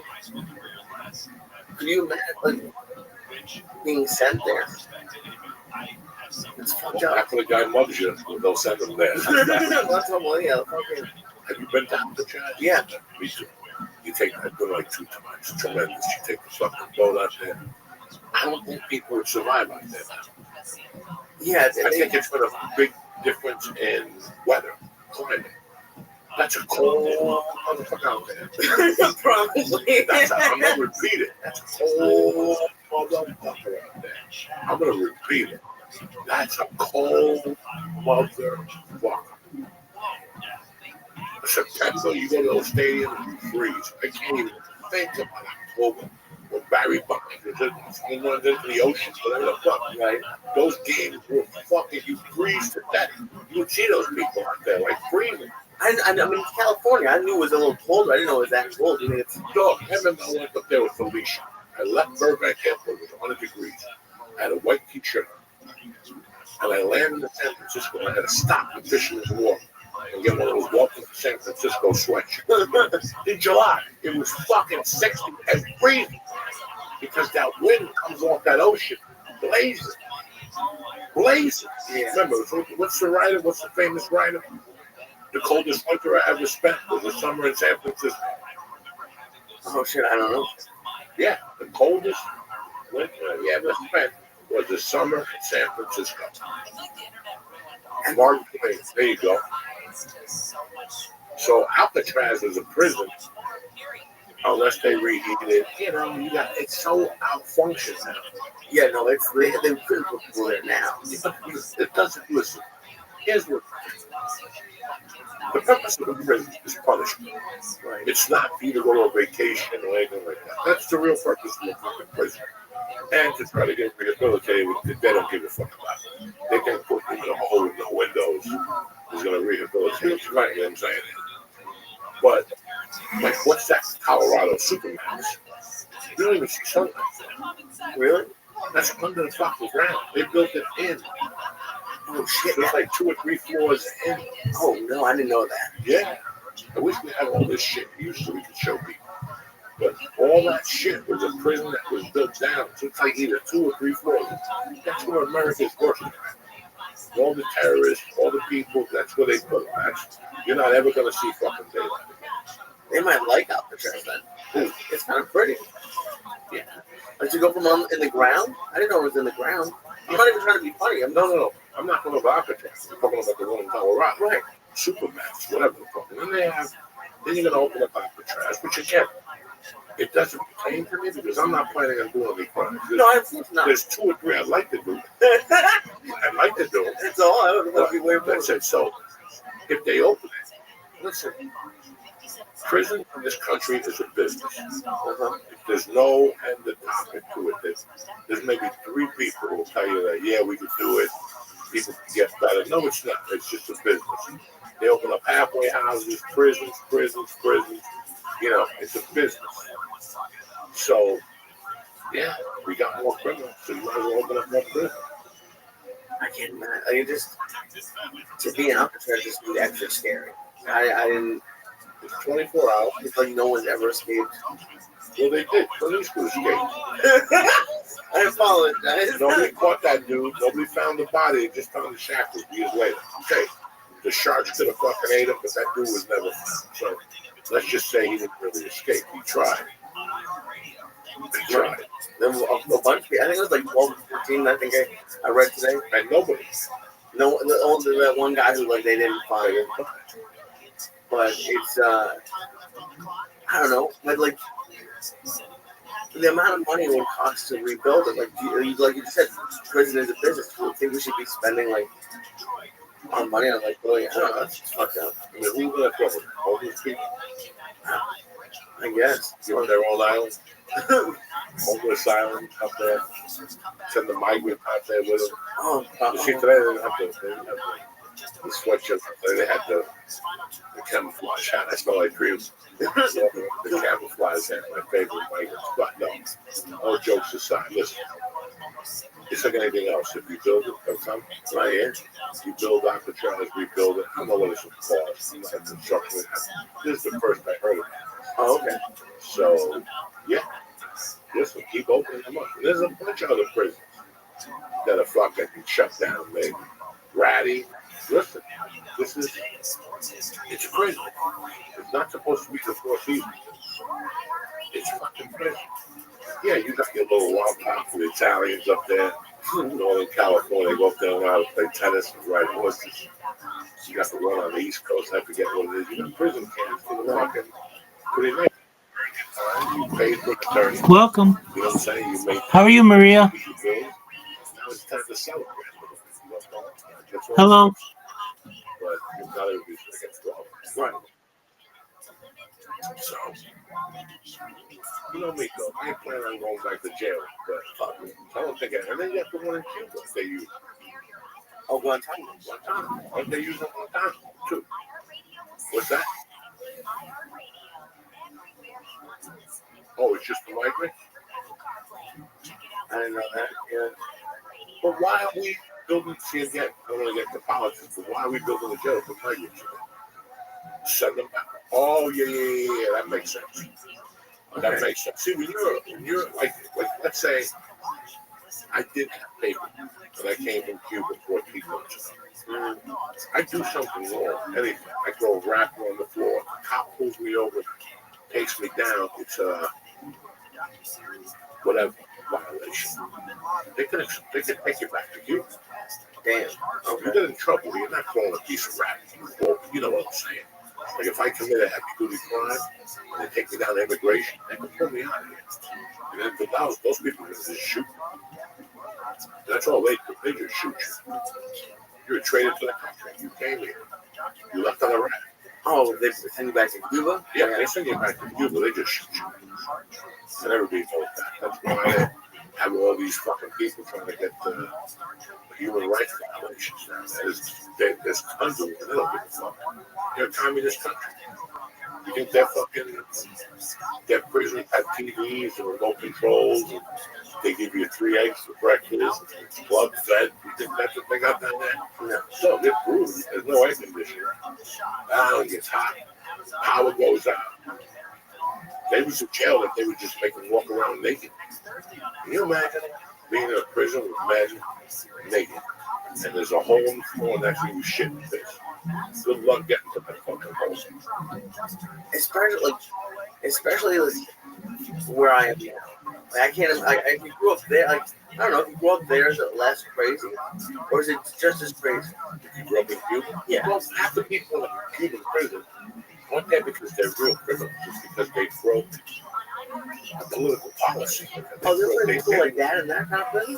I thought this was like Superman. Well, no. They have a couple prisons in Cuba. They have many detention centers and shit like that. But on every province, as they call it, they have only have But if you don't go to school, like, I forget what the rules were. If you didn't go to work like 3 days in a row, they put you in jail. They do a ton of shit we don't know about. What some of us do. But they do. But I know when I met people 40 years ago that would just get out of Cuba from Mariel, it was brutal. On Saturdays and Sundays, you had to go to a meeting place. And the dust from 8 to 10 hours. And you have to stand in the heat. And there's people watching in the audience to see if you're falling asleep. You have to clap after everything he said. You have to do all that shit. If people saw you not clapping, they come over, get you, throw you in fucking jail, give you a beat.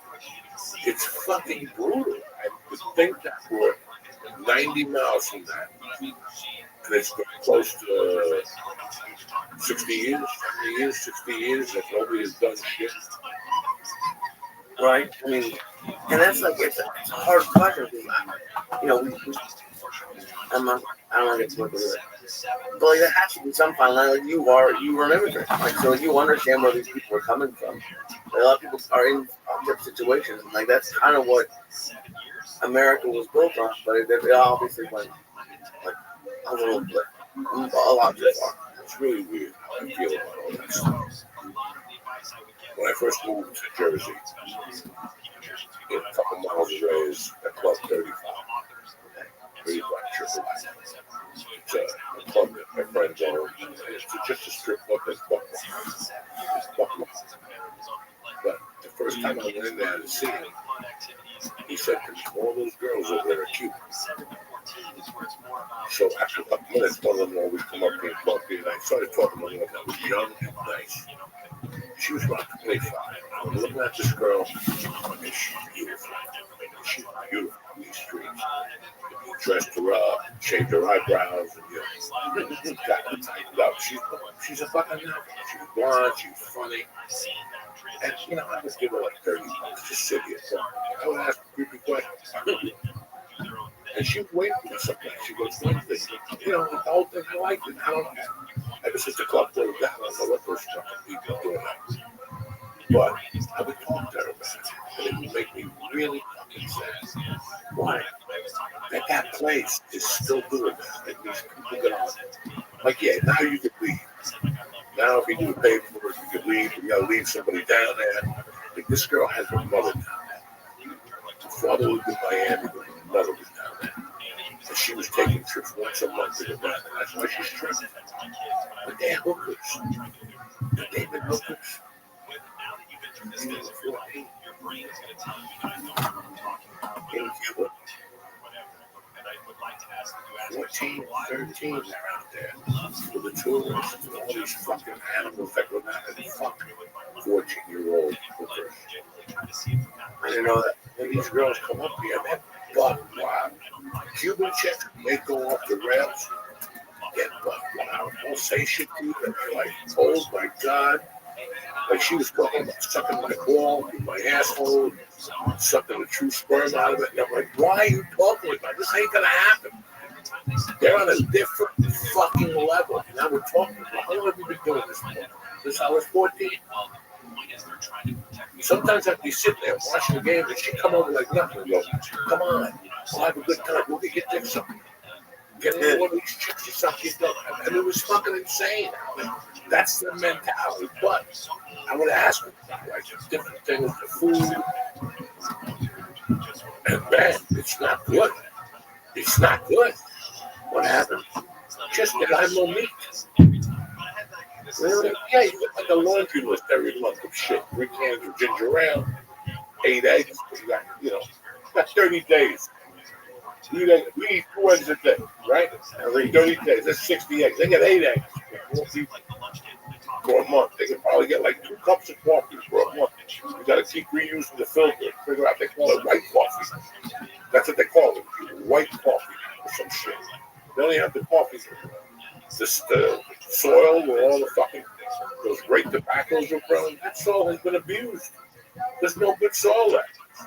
They've been banking on that soil since fucking 1920. In 2025, that soil is fucking. That's why they're not. They're from the Dominican Republic. Why not? Because like Dominican cigars are big. Really? Yeah. They got a grid. It hasn't been built. There's been, I think, a pirate built it. The electrical grid. Every time there's a storm, they lose power for 3 or 4 days. And it's still a communist country. Still a communist country, but on the other side of that, again, I'm talking hypocrisy because my cousins do it. Okay? My cousins belong to a national Cuban band. And guess what? They don't suffer. They don't suffer. They have beautiful homes, swimming pools. They get great money. My cousin performs everything. I'm not talking shit about it. I'm just telling you the realities of that fucking communist country. These people, they barely eat. They got no shoes. You see the cars in Cuba? Fucking a Cuban fucking puts the car up, bro. Right, they're all like 70-year-old cars, right? Yeah, 70-year-old fucking cars. They still got them on the road with duct tape and elbow grease. And I just don't know. Our problem is they're a communist country, like, so we don't let anything go in. It's like, is that the deal? We have an embargo. So nothing Americans can go in there. We can't help them. We can't do anything. So they would maintain for years off of Russia.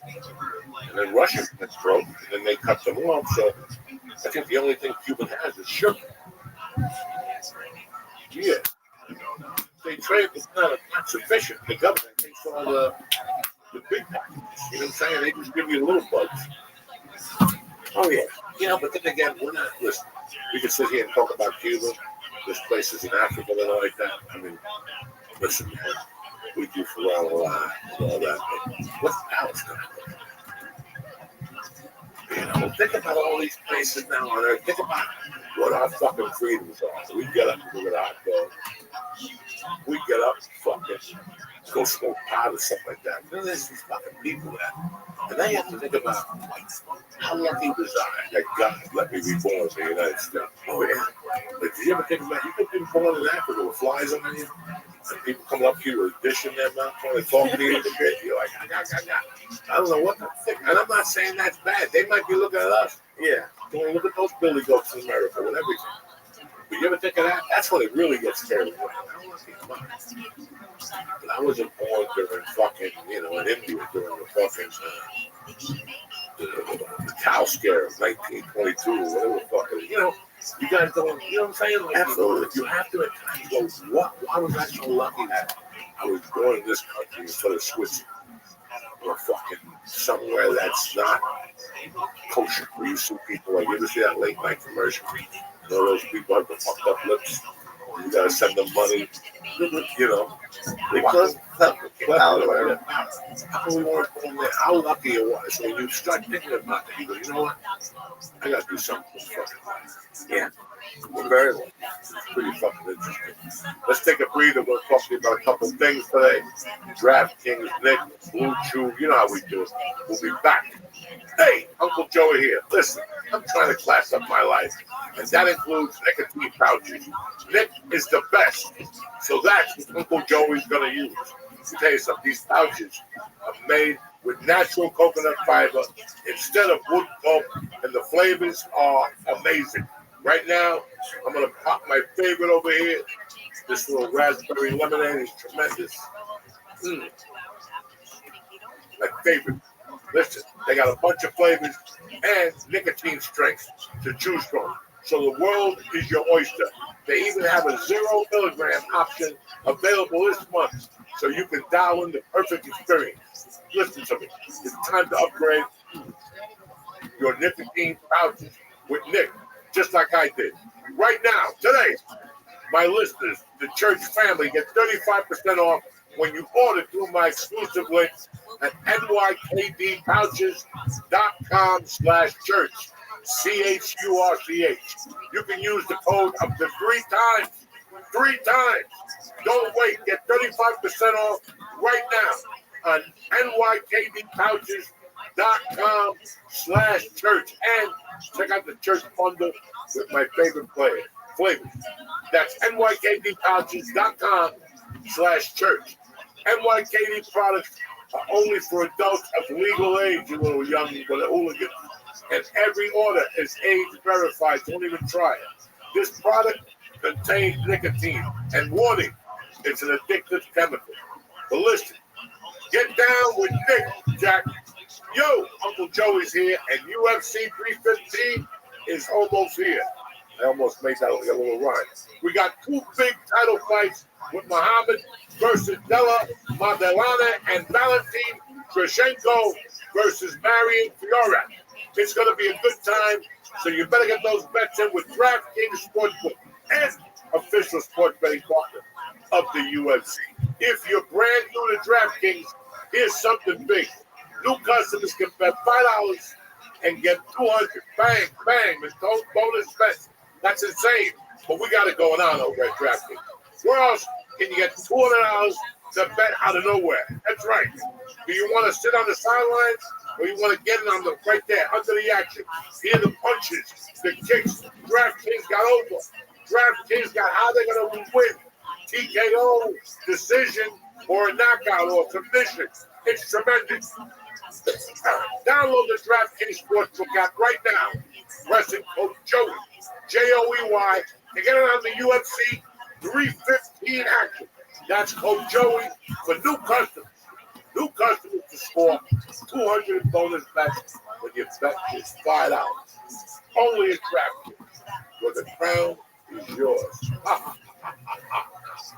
Gambling problem? Call 1-800-GAMBLER. In New York, call 877-8-HOPE-NY or text HOPE-NY 467-369. In Connecticut, help is available for problem gambling. Call 888-789-7777 or visit ccpg.org. Please play responsibly. On behalf of Boot Hill Casino and Resort in Kansas, 21 and over. Age and eligibility varies by jurisdiction. Void in Ontario. New customers only. Bonus bets expire 168 hours after issuance. For additional terms and responsible gaming resources, see dkng.co/audio. We're back, bitches. Anyway, Lee Sayat is fucking done. Because he took a week off, he went to training, everything was good. He went up there with his girlfriend. That means they on 5 milligram edibles and the whole thing. Do I ever get to defend myself? Then No, it's not. another surprise party. 400 milligrams. Yeah, but that's why. Yeah, but what do you mean that's We why? got to shock the fucking system. You took 10 days off. Didn't even bring an edible up there with you. Dicked around for 2 fucking weeks. You know, that's how you want to tell me. I know what I'm talking about. My mother sent me some, listen, leave me alone, right? You ate Puerto Rican food at some white people's house. No, Puerto Rican food. Nah, white Puerto Rican. Well, yeah, dude, if I ever had 400 milligrams, people come up to me and they tell me, like, I've had doctors come up to me and be like, we're surprised what yours okay. Oh, tell people fuck themselves. They're all pussies. These fucking things. They're a bunch of fucking pussies. They don't know dick about dick. They know something. I'm surprised you're still alive. When they knew so much, how come when I took 800 milligrams in the hospital and my heart rate was up above the floor? How come they couldn't figure it out? Because they don't think you And they looked at my eyes. And then they were looking at my eyes. Damn right, said, man. I'm like, you find the fucking helmet, you fucking. They couldn't find it. So don't believe it. They don't know a thing about the THC world. I've been involved in the team. I'm 62 years old. You got to, at this point, you got to say he's been doing something for 50 fucking years. Because 12 is usually starting. I've been in this shit for 50 years. Nobody's died. Nobody's OD. Nobody. There's a couple people who become retarded. But God loves them too. You know what I'm saying? God loves the retards too, and I'm one of them. I know it's affected me, but fuck, you're not going to come to me with some Chinese story about reef. Maybe anything else, or pills or whatever. Not reef. I've been living proof and all across the country. All across the country. From Taiwan in 83 here, all the way over there to the ship from the Golden Triangle before it was even the Golden Triangle. What's the Golden Triangle? I'm not going to tell you. It's those 4 cities like up in Northern California by Humboldt, the other one, and they grow weed up there. Okay. It looked like fucking coke in the 80s. That's how many white powders was in the fucking bag. So now people are going to come tell me about THC. I don't fucking think so. That's why when I go to weed stores, I just get aggravated. When people tell me that, oh, it's 29% because you got terpenes. Listen, these terpenes don't do nothing. I need torpedoes, not terpenes. Terpenes are faggots. I need torpedoes to shoot in my fucking. No, we don't even get iron 29, 30% weed. I don't. No. I got to put it up there and add my food gets used to it. Fucking, we've worked hard for these tolerance, and I'm fucking proud of it. So fuck you and fuck them. And fuck the doctor too, I'm gonna tell you. I hate when people listen. You're not gonna tell me that you got a license to smoke weed because your foot hurts. Listen, I'm too old. Just look me in the eye and go, listen, I like getting fucking high. Okay then. Don't tell me you get high, not you. No, I know. Like I'm accusing you. I'm not accusing you. You're good at it. Thank you. Fucking, people going right away. Well, he's been smoking pot. I'm sick and tired of people blaming everything on fucking drugs. Maybe you were a retard when you started and you should have done drugs. Did you ever think of that? Because I know that was my problem. I wasn't ready for drugs. I indulged in them and then went deep. And I wasn't ready for it. It broke me. And somewhere I made it back. I don't know where the fuck I made it back. I'm not all there, but I'm not fucked up either, hearing things. I live a very normal life. It's not like I'm fucking, what do I care? If the weed keeps my powder dry, so be it. You have to figure out in life what keeps your powder dry. For some people, it's reading a book. For some people, it's jumping off a fucking building. For some people, it's getting their dicks up. And for some people, like me, I'm very content when I can smoke weed. Very content. Very content. And is it something you see yourself doing for the rest of your life? Fuck yeah.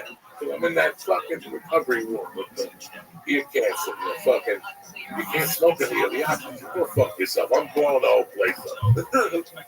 Yeah, I'm blowing the whole fucking place up. I'm not going sour tonight. I'm Uncle Joey's bitch. Speaking of which, we've discussed this person on the show again over the last couple of months because it's my entertainment right now. I don't have much entertainment. My form of entertainment is to torture certain people. I've been waiting 8 months to torture this girl, and she finally gave me the answer. This morning, I wake up at Monday morning, like I do every fucking Monday, 6:15, and I just picked up my phone. I have my whoop on there for sleep. So I usually do that when I wait for the coffee to brew. I hit the whoop button. It tells me how hours I slept, how many times I woke up in the middle of the night. I usually, because I don't do drugs anymore, I don't have anybody call me. Every person, I got somebody from California, there's a guy that's a writer that hits me up, he fucking forgets. Like I get text message at 3 in the morning. This guy's a fight. He's from New York. That's what really burned me up. He still texts me at 12 o'clock thinking it's 9 here. That's how retarded he is. So I gotta hit him up every once in a while. What the fuck? So this morning I woke up to 3 texts. One of them was crazy. And I opened it up. And she goes, good morning. I just want to let you know I went to see Rita, one of those people. And he said that you should be in my life. And he told me, or she told me that I'm from a different planet. And I always knew I was from a different planet. But then I went home and told my mother, and she said that she's honored that that planet let her raise this girl. Nah. Hold on. Dog, I don't know what this is. So I put the fucking phone down. I get my glass of water with 22 ice cubes. I drink like 3 glasses of water. I go outside. It was raining this morning, but I still went outside. I had a hooded sweatshirt. So I went outside. I thank God for giving me another day. I'm thankful for what I got, for what I don't got. And then I deal with it. And after I finish that cup of coffee, I deal with the world. I didn't even deal with it then. I went downstairs and I sprayed the shit in my lungs and fucking read Yahoo or something. I wanted to see if Houston won last night. I was looking for all that. And I finally went out, I smoked, and I came in, I go, now, I'm ready to look at this fucking text message. Because sometimes I think I can't read. Sometimes I'll get a text message and I don't even know the second. Like sometimes I can't see that. It's dark in my room when I get up and I just go to the bathroom, beat my sweats on. So I look at this message again. I got a message from a buddy of mine, some other lunatic. And I look at her message. This is the one I wanted to see again. And again, I read. I went to see a hand reader or whatever the fuck.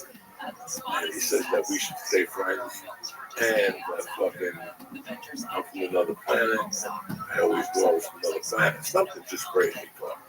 I put my glasses to actually look at it. And that she told her mother, and the mother said she's honored that the planet gave her to raise. And I'm like, wow, this is fucked up. I didn't even answer it. I just erased it because it was too heavy and I can't deal with that. I can't deal with it.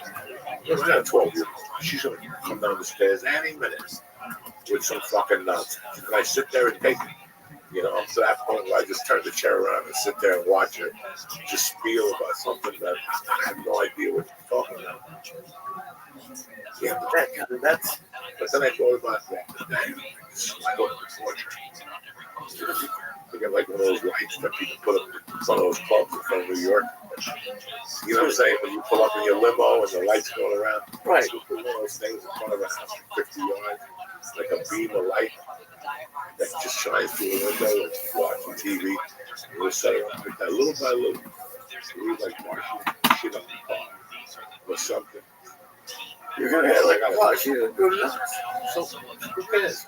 She's already nuts. If somebody goes to a pump reader, if I went to a pump reader as a group, this motherfucker told me that was another planet. What did I do? Yeah. I don't know. I don't fucking know, but I wouldn't believe it. You know, I mean, well, all you want to get that. Conspiracy will come up. It's just fucking weird what's happening in America today. It really gets. Did you see that? He just had his hand up like Chilla Peter. He had that little Jew hook up. Like he was scared. He couldn't even know what a. This is 400 million. And I ate like 6, this motherfucker. I didn't see you eat 6. I ate 2 here with you. And I ate 1 on the way up. And I smoked a blunt on the way up. There was a bunch of traffic. And I couldn't see. So I said, fuck it. If you walk like ice, you might as well stand. If you're not going to see with all this rain, I had this half a blunt left over. I smoked it yesterday at my daughter's game on the way to the game. Because I was running late. I was fucked up. My wife got McDonald's for her, but I killed that shit. And me and her were both sick last night. We had stomach aches. I had like 6 of those McNuggets and some fries. And I fucked the pit, and I was fucking fucked. I missed the pit. Whatever it was, Dr. Pepper, I don't even know. You're not going to give me the hand? You got the hook. Who was right? Yeah, I told you. We ain't fucking around anymore. We're adults now. You know what I'm saying? The church in LA was something different. You took 2-3 years off. And I told you, we're going to kick it back up again. And then you started fucking around with those edibles from New Hampshire, the faggy bagels, the whole fucking deal. And then now this is why you like this. You can eat 400 and fucking do backflips like that. You know, first of all, no, I couldn't. Yes, you could. Now you eat 400, look at you. You ain't going to remember the score of the Celtics Mickey. That's how fucked up you are, cocksucker. It's not going to be good. No, but it's okay. You need this once in a while. You eat too much of it. What do you mean? That's because you had a faggy week. That's bullshit. Work, a surprise party for mom. Come on. We got to pick it up a little bit. You got to talk about some sex clubs. I got to have Eric come back here and take you to sex clubs. That's what you need. I don't want to go to the sex club, but I love to see it. You need something. Because you're too, you know. Dude, there was one. You live in the city, you eat a bagel in New Hampshire. I've never seen it. What? There was a sex club that opened up in Connecticut right next to a church they just found. Did you join? No. Then why you buying? Did you put me a coupon so you can follow them from harassment? No, they were clothing it because they're right next to a church. That's, I don't understand. They work in strength. So if you want freaks, go to a church. That's all the freaky, all those people that pray to God, they're the ones that fuck little hookers on Tuesday nights after bingo and all that shit. They go down there and fuck a black chick even though they tell their wife they're racist. You know, that's what Christians and Catholics do. They're disgusting people. So a fucking hooker house next to a church would be the perfect thing. That's Well, it wasn't a hooker house, but yeah. But anyway, they're gonna take in this girl like an Eddie Bravo Brown. Like running an all assault phone video, tapping through a house, make little fucking like make those noises, you know, outside the window. Isn't she gonna fucking watch this? Huh? Isn't she gonna hear this? She won't. Wouldn't she hear this? No, she don't want it. She wouldn't even put this on. Even though they, you know, just do. How long do you think this assault will take? Right now, it's May 6th. By the time I get the wheels rolling, it's torches because you can't just hit them with one torch. You gotta hit with 3 in a row, like something in the car, like they got like a beam of light in the car. That's easy. That's easy around the corner. I don't know where she lives. That's the problem. That's the only thing. I gotta follow her home with me. Like your wife's car or something. Fucking, yeah. It's so secretive. It's my wife. I just gotta. When somebody tells me that they're from another planet, now we gotta work this. We gotta work this. We gotta put like a little, you know, like the hat Norton wore when he thought he was Captain Video, and those hats, the Space Ranger, you know, the space hats that you put on, right? You should put one on your car, just to let them know we're coming for you or whatever. Well, I gotta watch that movie with the Martians and the old people. What's that movie with the Martians come to the old folks' home? They got all the energy to fucking swim. Come on, none of you motherfuckers ever saw that movie. One of the greatest movies of all time. Yeah, they're old people, they're in their old folks' home, and Martians came and put the eggs in their swimming pool. So if you swam in the fucking pool, you got the strength of the Martians. And these guys were 60, 70, fucking breakdancing. That's right, I did see that, yeah. That's right, with Wilford Brimley and the guy from 48 Hours. The old guy from 48 Hours. Is it Cocoon? Cocoon. Cocoon is a badass fucking movie. So I could put something like that. You gotta watch Cocoon to see how the Martians attack. Maybe War of the Worlds. But everything thinks they come with satellites and shit. So I gotta work it different. We gotta hit it from a different perspective. Or you could just leave her alone and hope she goes and tells someone else about this stuff. Nah, it's too much fun. We gotta push her over the hill. One time we gotta have just a little push over the hill to make her believe she's a Martian. Oh my God, that's what we need to do. I need to make her believe that she's really from another planet, and she'll fucking listen. I don't need to do anything. I can just move on. You're right. But I haven't had that type of fun since Eddie Bravo with the CIA. You know what I'm saying? When I told Eddie about the Joe with the CIA, that was my best one. When I used to call you and tell you not to pick up the phone because the cops are going to call you, don't say a word, yeah, I hang up on you, same thing. They're all done. You go to a house and steal one of her shoes. It's like, why you break in a house and steal all her shoes, you're only the right one. Oh my God, that's diabolical. Leave a note. The Martians only dance on one foot. See, I'm thinking already. This is what I need. I need a little group here to help me. We can fucking do this correctly. Push her over the top. She leaves the state. And to Mexico, wait for Martians. Is that the goal? Like the goal to get her to leave? I have no clue, man. I just want to giggle, smoke dope.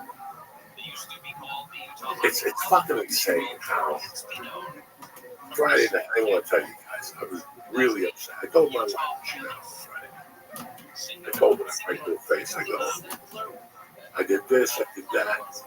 Went to the weed store, I did a couple of things. She go, what? I went to see a play Friday night. She goes, why did you go out? Why didn't you? And I'm like, I sat there thinking about what I was going to do. And then I said, you know what? I got Patreon. Like Patreon money that I never spent. Maybe I can cash it out and go to a strip club and just throw a bunch of singles up in the air. Right? Like, I even thought of that. I'm like, nah. And I was thinking about only when I go up north. Maybe I just walk into a disco. I was thinking about going to that fight. Now I kick myself in the air. You know, was it that fight at Times Square? Bro. And Tyson was there, bro. Man, I would have died because there were VIP seats. I would have just sat next to Roberto Duran and picked his fucking mind.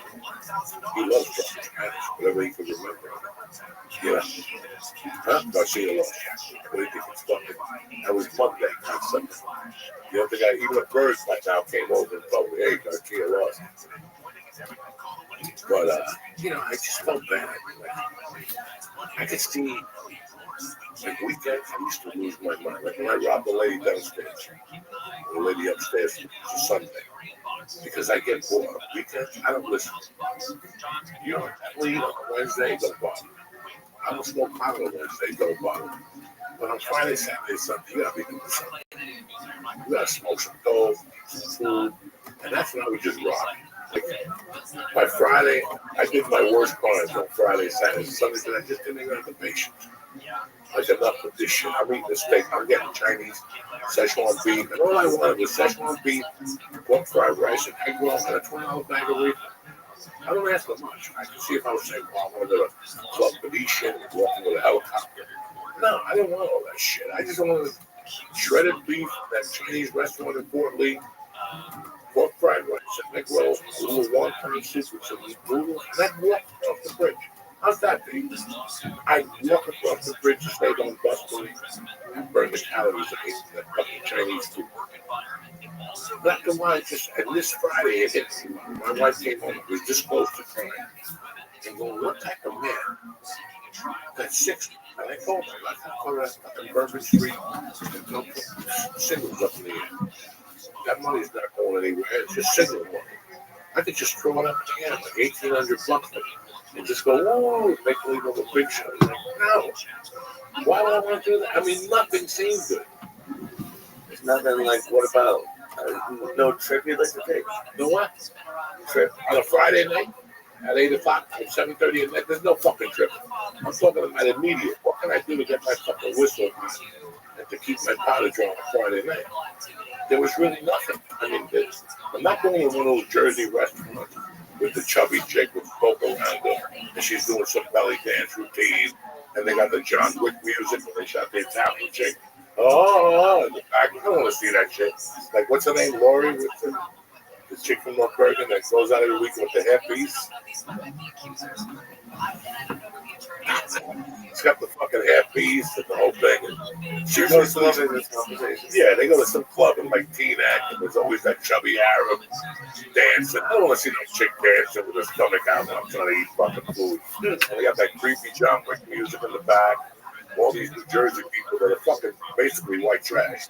I was sitting there making believe there's a bunch of folks walking around with giant shirts on a Friday night with hats, jet hats, and tattoos. I'm like, nobody's getting pussy.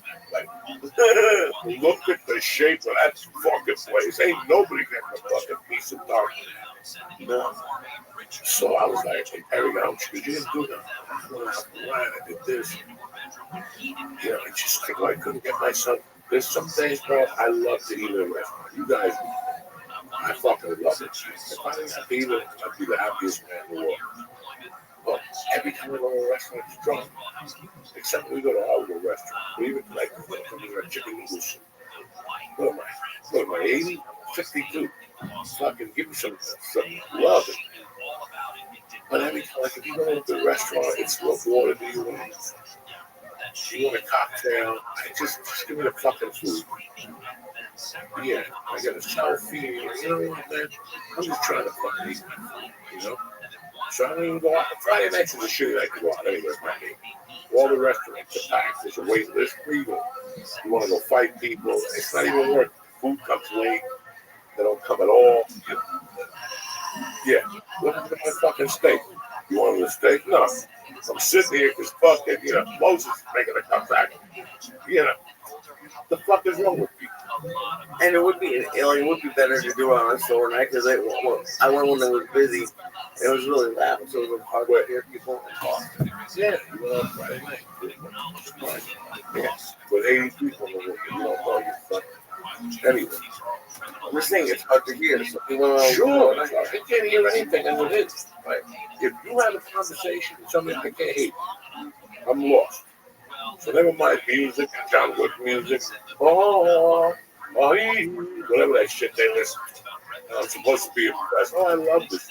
You're from fucking Cardi. Okay? Knock it off. You're from Cardi. You've been sucking dick since you were 8. And now you want to tell me about fucking, the fuck is wrong with people?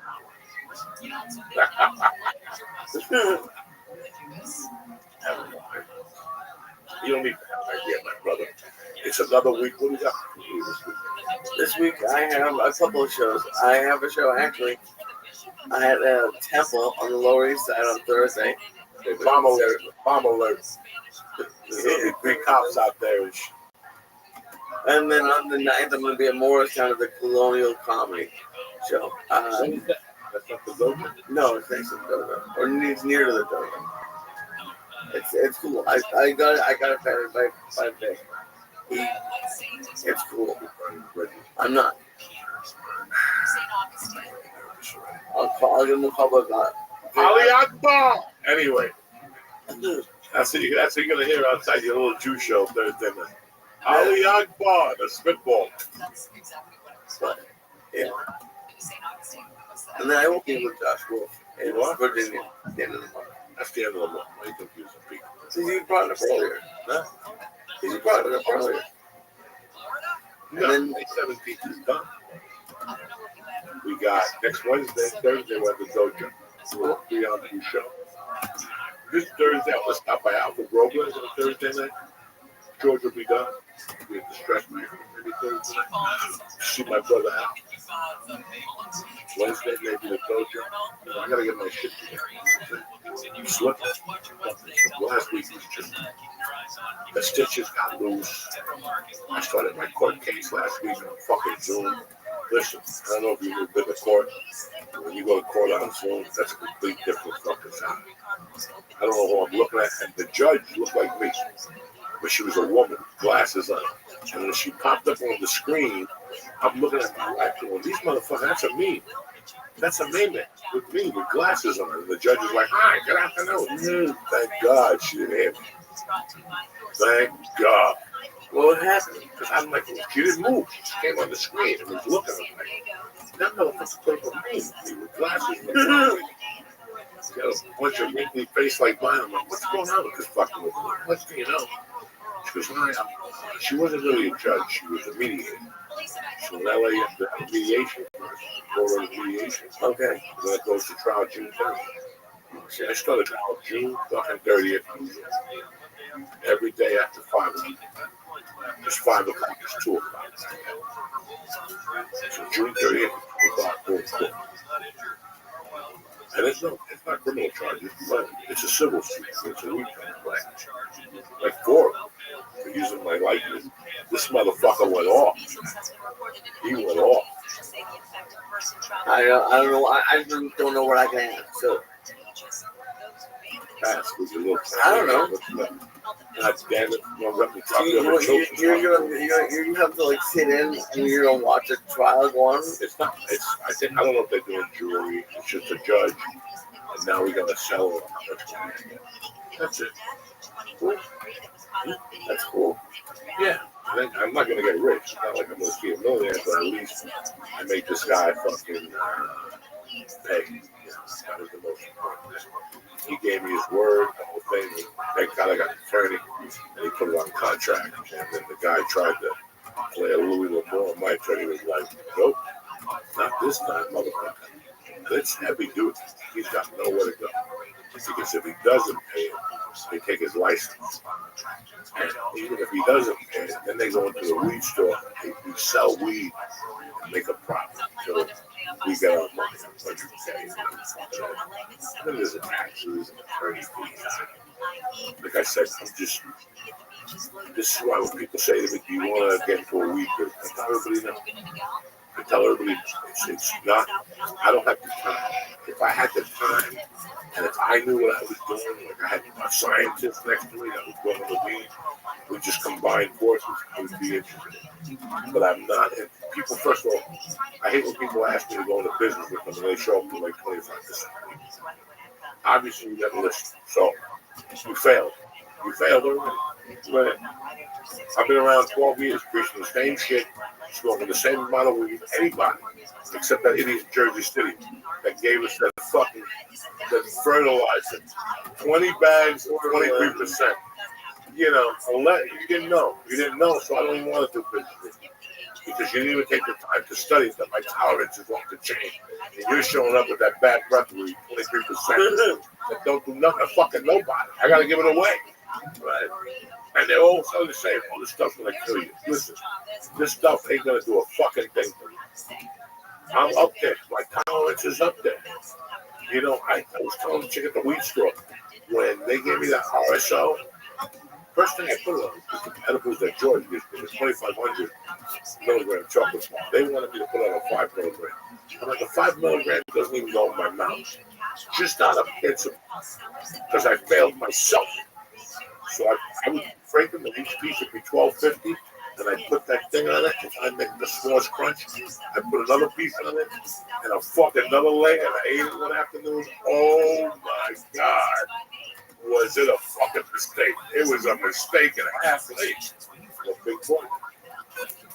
It wasn't a mistake. You like purposely made this sandwich. That's so. Let me ask you a question. What? When you went to McDonald's and got the fish sandwich, and you looked at it and said, okay, whatever, it's the same thing. I choose to edible myself to death. I didn't think about it. You looked at a Whopper and said, okay, this is my third Whopper. This ain't gonna do nothing to me. Dude, yeah. But I've never heard of an RSO sandwich. That's what you want, 8,000 milligrams? Whatever it is. C'est la vie. Life is, you can't walk on one leg. Pretty soon we're gonna be dead, man. Did you ever think about that? I'm fucking pissed off. I'm 62 and I got a bunch of life left. So I have a bunch of life. Seriously, like I have a bunch of life left.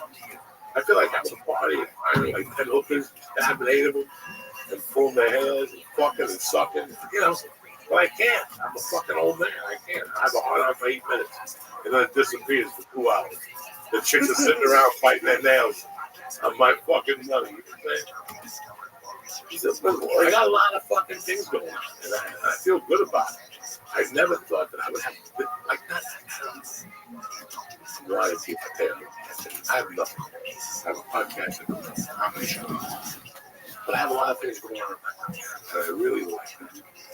This is a whole new set of life. I always ask myself, what would I rather be doing? That's my game I play, man. What would I rather be sitting here? Would I rather be somewhere blowing bottle rockets out of my asshole? That's the game. Well, what's worth it? I'm really happy now.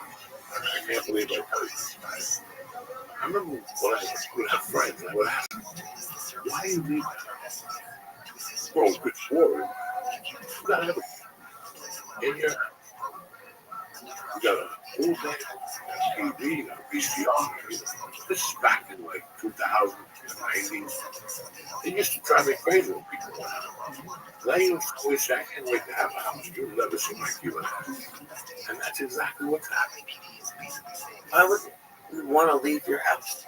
It's everything you like, no matter what it is there. I'm a lazy fuck in the sense that I can come up here and try to get you. I won't. It's 2 hours out of my life. I don't have it. It's not like the old North Burger. I come up at 1 and there's 18 people on the street. And the sandwich is somewhere. It's not like that. But at the same time, I like everything in my house. That's honestly everything could be 10 minutes from my house, 15 minutes. But you're not like that's where we were talking about like the delivery, but you don't do that. Like that's one level you don't. Because there's people who don't leave the house at all. No. Listen, that's stupid. Okay? That is stupid. I'm talking about getting up at 7, reading, drinking coffee, writing a little bit. You have to go to work, whatever. You have to leave the fucking house, okay? Those are losers. Those people are fucking losers, okay? You gotta wash your pussy every time, because those are the people that complain the most about life. And I'll tell you, get in the fucking shower. You know, I look at the contract. I look at the difference. I think about 94, when I would wake up with not a dime in my time. Not a dime. Hungry, puking the night before, did everything I did in college, sold every CD I got. So before I get started, I got to walk to the hill and steal a Bruce Springsteen album and walk into the store and sell it to get 12 bucks so I can eat breakfast. Now it's a different scenario. Now I wake up and I'm like, whatever. But every morning, the first sign of depression starts when you don't shower. That's number one. Get up, don't shower, go to the robot, and do that 3 days. So you do that in 3 days. You know? The first thing I do after I drink that coffee is I wash my face. You open up that curtain and go, God, thank you. You give me a fucking another day. I'm going to be better than I was yesterday. I'm going to be stoner than I was yesterday in my game. You thought I was high yesterday, God, wait till you see me today. This Forest Whitaker eye is going to be all the way down by 6:30. I give 0 fucks, Jack. But it's crazy. Like, then you do what you got to do. For me, listen, I always have a good day if I go to the gym. And if I have good numbers at the gym, my day gets on. Good numbers in terms of what, like what your workout I was? went to boxing today. My thing was 14.25. It's never been 14.25. And the year I've been. Oh, you're on your whoop or something? Yeah, my whoop is just a strain along. Just because I'm doing it. I see the exercises and I get my heart going. So what I did was I wanted to get my heart at 175 and stay there. Why is that? Because that's what doubles. I should be at 150, but I'm going to improve my cardiac intake. So I go to 175 and keep it over 20 minutes. It's like a long pace, you know? So that's what I did. That's my best day. I stop, I get a fucking freshly made juice. I go home, I take the garbage out, I do whatever errands my wife needs me to do. Sometimes I gotta go food shopping, sometimes I gotta go fucking CVS and get 18. You know, I gotta do shit at the house too. That's not bad. I mean, after like 3 o'clock, if I go home and I'm like, Mercy's home, my wife is home, the cat's home, I got 2 bags a week.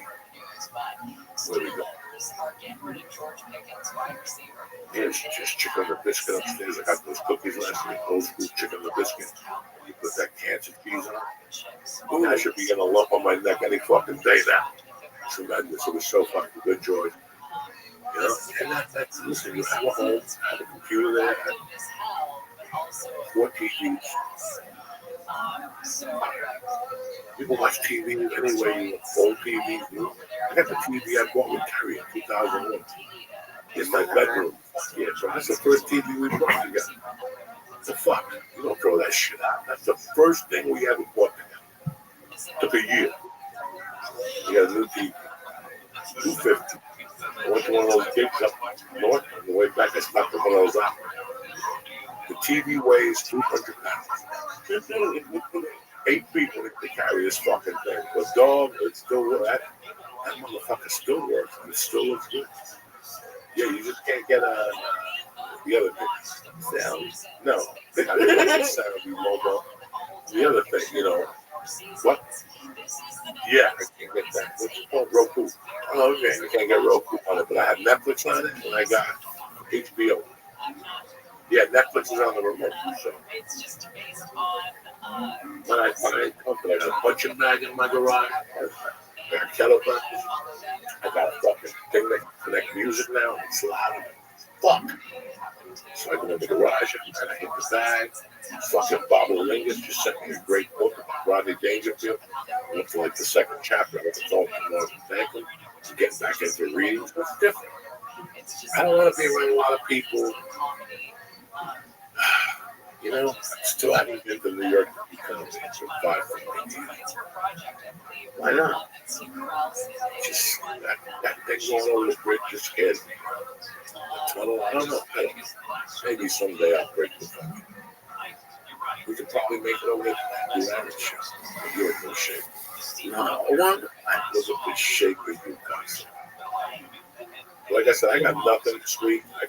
They're all guest spots if I do anything. I've been right. I'm really excited about the 27th. Really excited about Philly on the 17th. Then July we'll figure out what the fuck they got. I'm trying to get a little ball on my house. Something close to my house.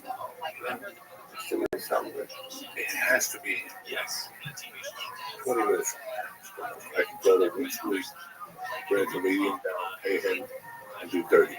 It would be cool. Like if there's a coffee shop or something that's closed, usually at night. Yeah, but I want people to drink. I want people to drink coffee. What is this? I want people to feel loose. I want people to be able to get an appetizer if they want. It doesn't I want this bar that's huge, with like a hole in it, so people can hear it. The side room, the back, like when you're telling me your buddies, Cafe Tivoli, I'm just not making that arbitrage. I'm not making the arbitrage. That's not going to happen. Right? So, yeah, I'm on. Well, at least I'm on. At least I'm fucking out. It's not, that's why. If I'm going to make the arbitrage, I might as well go over. You know what I'm saying? Right, so it's 10 minutes from my house. So the brass rail has an upstairs. But then people got to go down those stairs. Fall. And that's what scares me. You have to throw somebody out and they fall. Or my fat ass falls.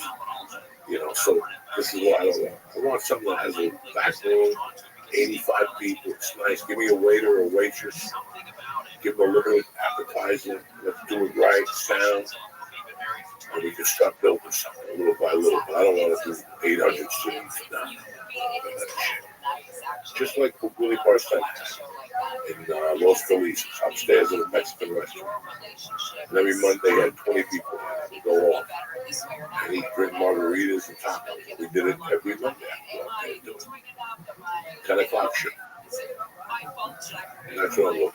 So, if I could get my hand on something like that, I would be real. That would take a big chunk of responsibility. I had a definite place to perform once a week. The hour, 25 minutes, that shit ain't gonna work. I want something in my neighborhood, you know what I'm saying? So, but that's it. That's that. It's another interesting episode of the New Testament. I don't know what happened to Lee today. You know what I'm saying? You know what happened. All I saw was a little claw hand. What happened? All I saw was a little claw hand. I have no idea. You came in here. Here's two. Two what? The 200 ABX. Yeah, because I told you we were going to shop the system. Why? Because you're fucking around going to surprise parties with 7-year-olds and shit. And eat with you on a Saturday night. I had a party for my mom and eat bagels and shit. God damn it, from New Hampshire. This is, you know, it's just bad. It's just very bad. So you got to shock your systems, right? Hopefully when you get home tonight, you go down the stairs and get a nice piece of real bagels to get you back on track. And that's it. I don't know what to tell you motherfuckers anymore. We will have 10 guests next week. And we'll be back.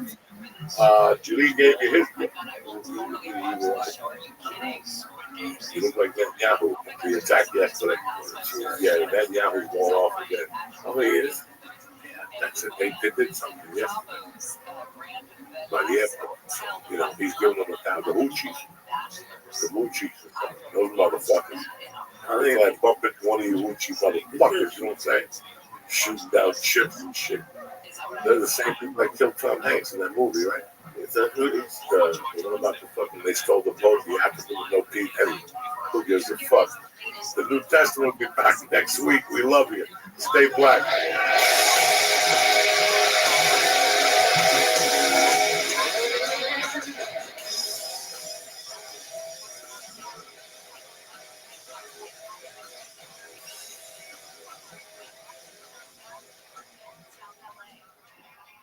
Hey, Uncle Joey here. Listen, every once in a while, you need a little boost in the bedroom. Like me the other night. It was like 15 seconds and I blew a gasket. You know what I'm saying?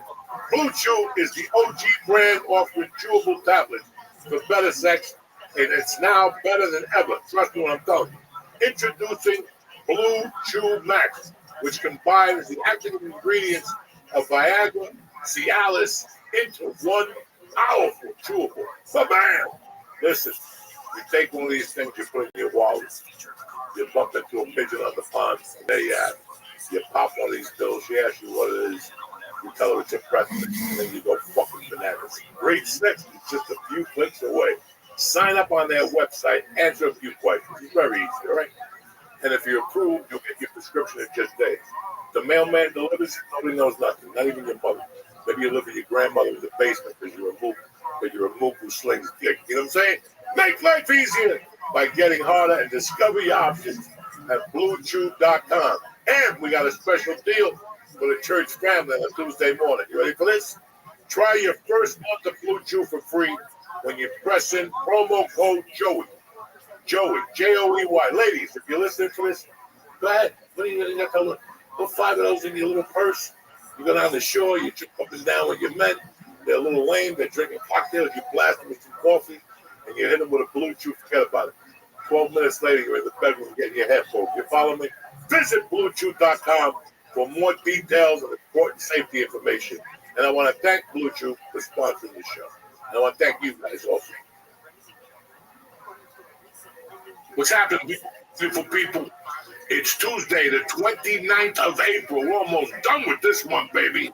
Bring on the dancing girls. It's the church New Testament coming at you live on a Tuesday morning. Welcome back to church!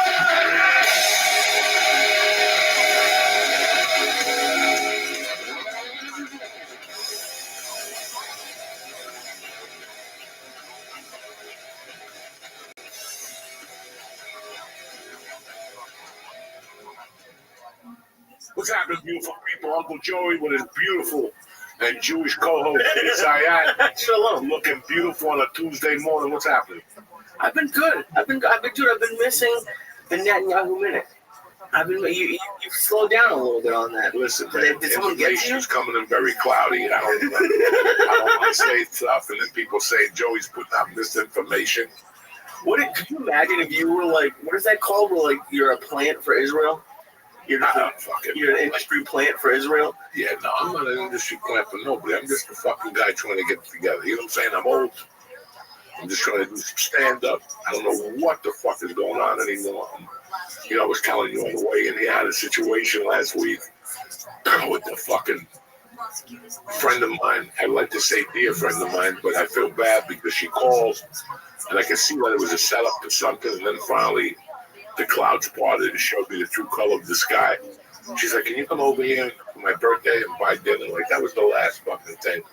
And I just felt like, like I was telling these guys, if I see you every day, you're like, come over and buy me dinner for my birthday, or come over for my birthday dinner, I'll go over that. You know what I'm saying? But I don't know. I haven't seen this person in 2 or 3 months. 2 months tops. I can't, I don't get angry at a lot of people. And there's a big difference between come over for my birthday and come over and buy me dinner for my. I hate more than anything people assuming that you're going to do something for them. You're very generous. I'm not as generous as you, but I would buy a friend something just because I wanted to. For anyone who would ask me for that, I don't think would be my friend, to be very honest with you. That's a terrible thing to ask. They're fucking wacky. They have certain expectations and stuff, but it was on the wacky, and I didn't even get mad about it until like Tuesday. Because you didn't realize what you did. I didn't even think about it. Like, I had so much going on in my coconut that I just realized on the drive now, a week later, that fucking, this is what went down. I'm like, that was the weirdest, because I never heard from her again. What a coincidence that you don't call the next day and go, hey, I'm sorry that I came off. Right. I was just goofing with you.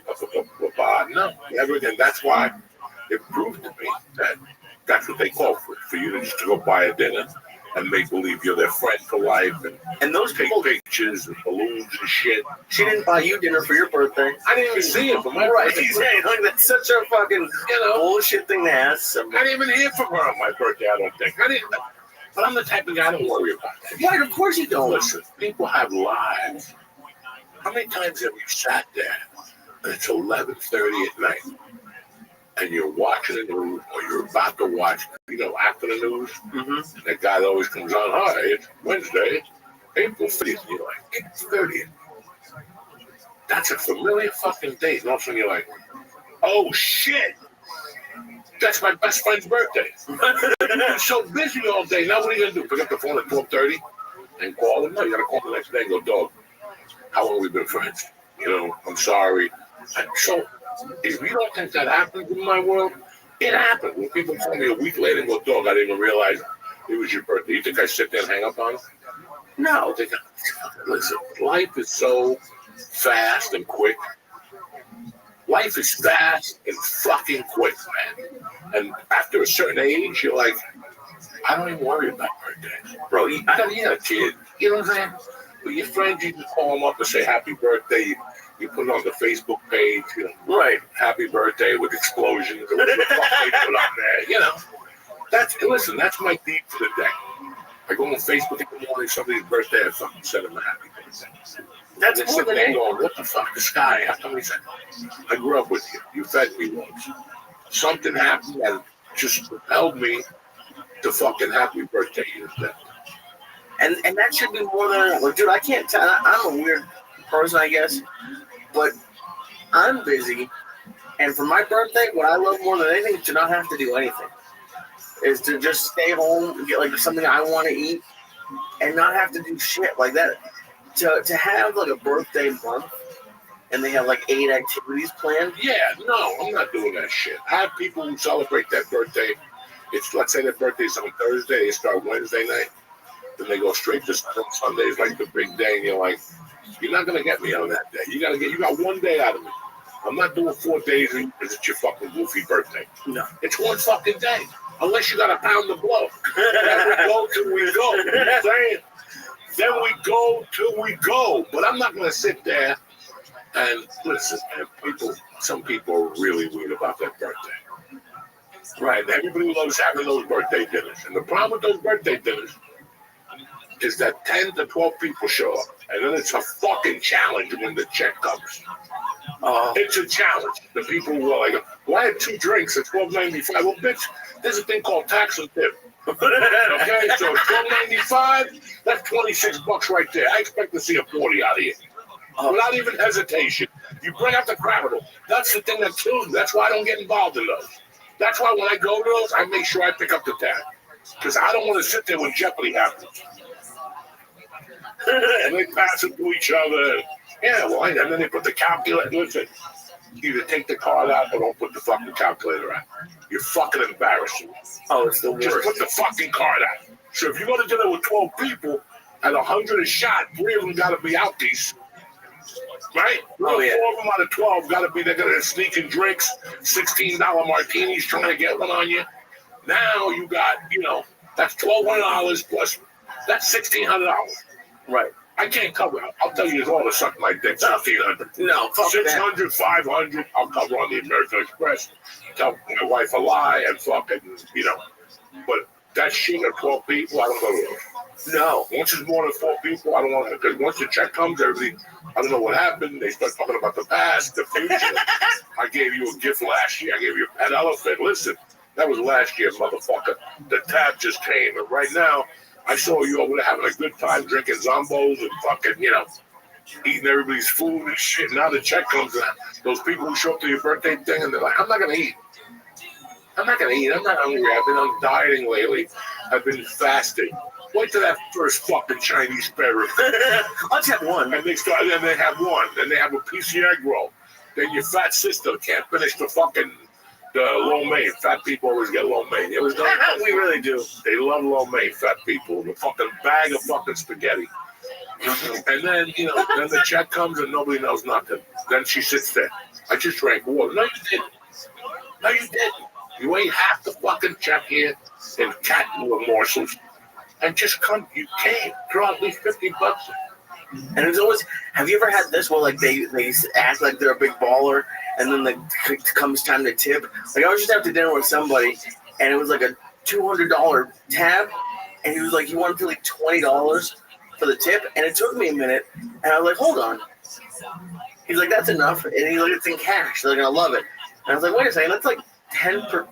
You can't, and I don't know the server, but like, I would feel so terrible doing that. I just saw it was just in a hotel, and that episode of The Sopranos was on where that server came out talking shit to Chris and Paulie, I think, and they hit him in the head with a brick and killed him. Yeah. And then, like, dude, I can't imagine. As a server, I would want to yell at people, and I never did. And I can't, like, the people who under-tip piss me off just as much as those people. I was never a server. If you know anything about me, people under tip piss the shit out of me. Oh, yeah. It's like the worst thing. I always need an extra tip. Like if I go out with three families, and one of them decides that, you know what, I pulled the chick aside, especially if there's kids at the table. Oh yeah. If there's kids at my table, I'll always tip happy, and I'll pull her aside. Not the fucking bus boy, because that shit'll go back to the door, whatever the fuck. You know what's crazy about those migrants? They really like their little backpacks, don't they?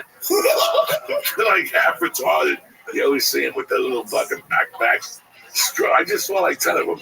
They all got that military hairdo. Like, I don't know who cuts that. It's not even a flow beat. It's something else, because it's a flow beat unleashed or some shit. It's like goes straight up this way. But all of them are like half momos with these fucking backpacks. I don't get it. I can't. You put a backpack on. I can't put a backpack on. What do you mean you can't put a backpack on? Fuck, you're like such a retard.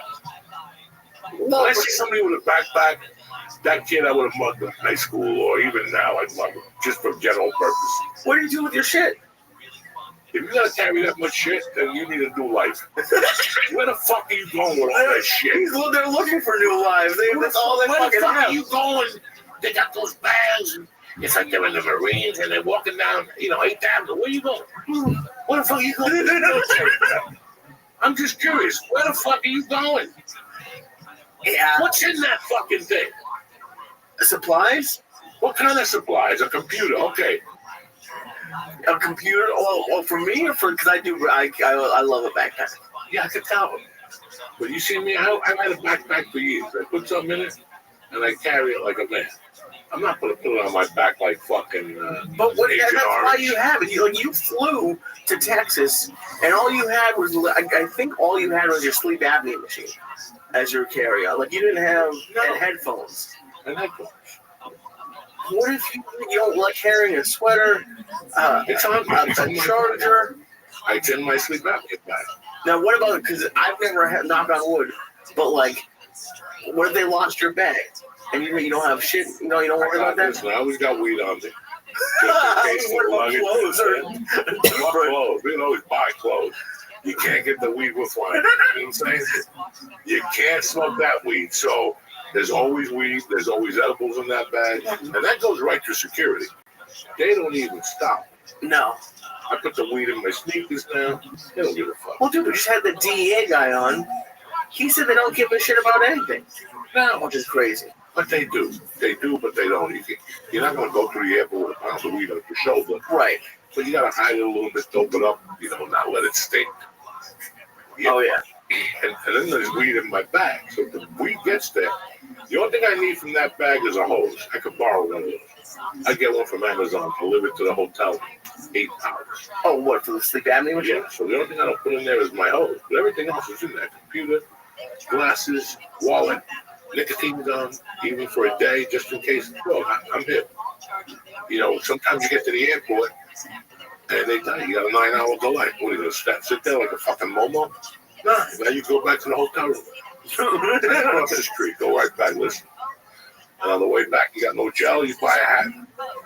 I got like 3 hats from places that I wouldn't even put a hat on. I just went to the airport, I doped it up before it pops back up, the monkey spit wears off.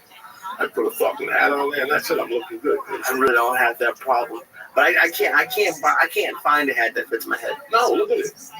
Look at the size of that fucking thing. It never. Oh, and I bought a hat recently, and I like it, but I feel like such a douchebag. Oh, that little Puerto Rican hat. Yeah, that's like an old Jewish man's hat. What do I say? I'm trying to fucking faggot on roller skates. Roller skates. Dude, could you imagine me on roller skates in New York City? I would die immediately. Oh, you pick $10,000 in a minute. Well, how? renting that asshole on roller skates. Because there's nothing more than a fag like the fuck you in the ass while you're on roller skates. You give him some roller skates and he's behind you, he's fucking in the ass, it's night fever. Just on the way to work. Just staying alive up the ass. You could be doing that fucking thing. What are those people doing in the Olympics? With the skates and shit. The synchronized skating or something? Yeah, staying alive. And he's just fucking with got a whistle, Judas Priest hat. Forget about it. Who's better than Lee with roller skates? I would pay to see two faggots fucking on roller skates. Yeah, I think so. You think this episode ain't gonna get 18 and under? Fuck it now. Oh my god. Listen, guys, if you're sick of this 18 and under shit, just go to Spotify and Apple. We're trying our best, but obviously it's not working no more. They want to put us on 18 and under. We don't even smoke pot on the fucking show. We don't even play music. We're taking away so many fucking things because, it's a shame. It's crazy how far YouTube has fallen. So you could use music on Spotify if you subscribe to Spotify. Yeah, you could use their music on a podcast or something. Yeah, there's something weird. So can we stream on Spotify or fucking? We can put video on there. I don't think they do live streaming yet. This is you can't say what's in your heart no more. And I'm not gonna sit here and amend this. The freedom of speech. That's bullshit. Okay, that's bullshit in my fucking world. That's the comics that want to just make something up. We're Avengers. Yeah, okay, good. You haven't paid your taxes in 3 years. But you're trying to fucking normalize life by fucking saying some fucking amendment or something. I don't even know what the fucking thing is. But dude, it's crazy. Because you think about it, when we started podcasting, whatever it was, on fire, fighting. Oh my god, we were doing everything, and then something happened. And listen, this is what it is now. I'm not mad at YouTube. They went corporate, rules tightened up, and this is the way it's going to be. It is, but it's also like, because I don't know if you knew this, YouTube right now is the number one. It's the number one place in the world where people watch and listen to podcasts. And the reason why people love podcasts is because of the hosts. They have a relationship with them. And podcasts like ours started like that. We're the reason why YouTube is up so high. I mean, yeah, a lot of it, but and then for them to be so short-sighted, I understand if you want them to be 18 plus, but don't hide us. Don't not tell people that we put up a video. We're not even doing anything that crazy. It's so wild where things have gone. And then what the consumer doesn't understand is they watch an old podcast and they watch one of these and they go, "These guys changed." We didn't change. Just the rules changed. Yeah. If there was no foul, no foul, guys, I'd have a 3-foot bar in here. I got one somewhere. I got the power one. Don't we have the power one with the fucking hoses and shit? Oh, shit. This is it. Don't you think I like to talk about music? We had Dina. We didn't talk about music. Didn't even put it on.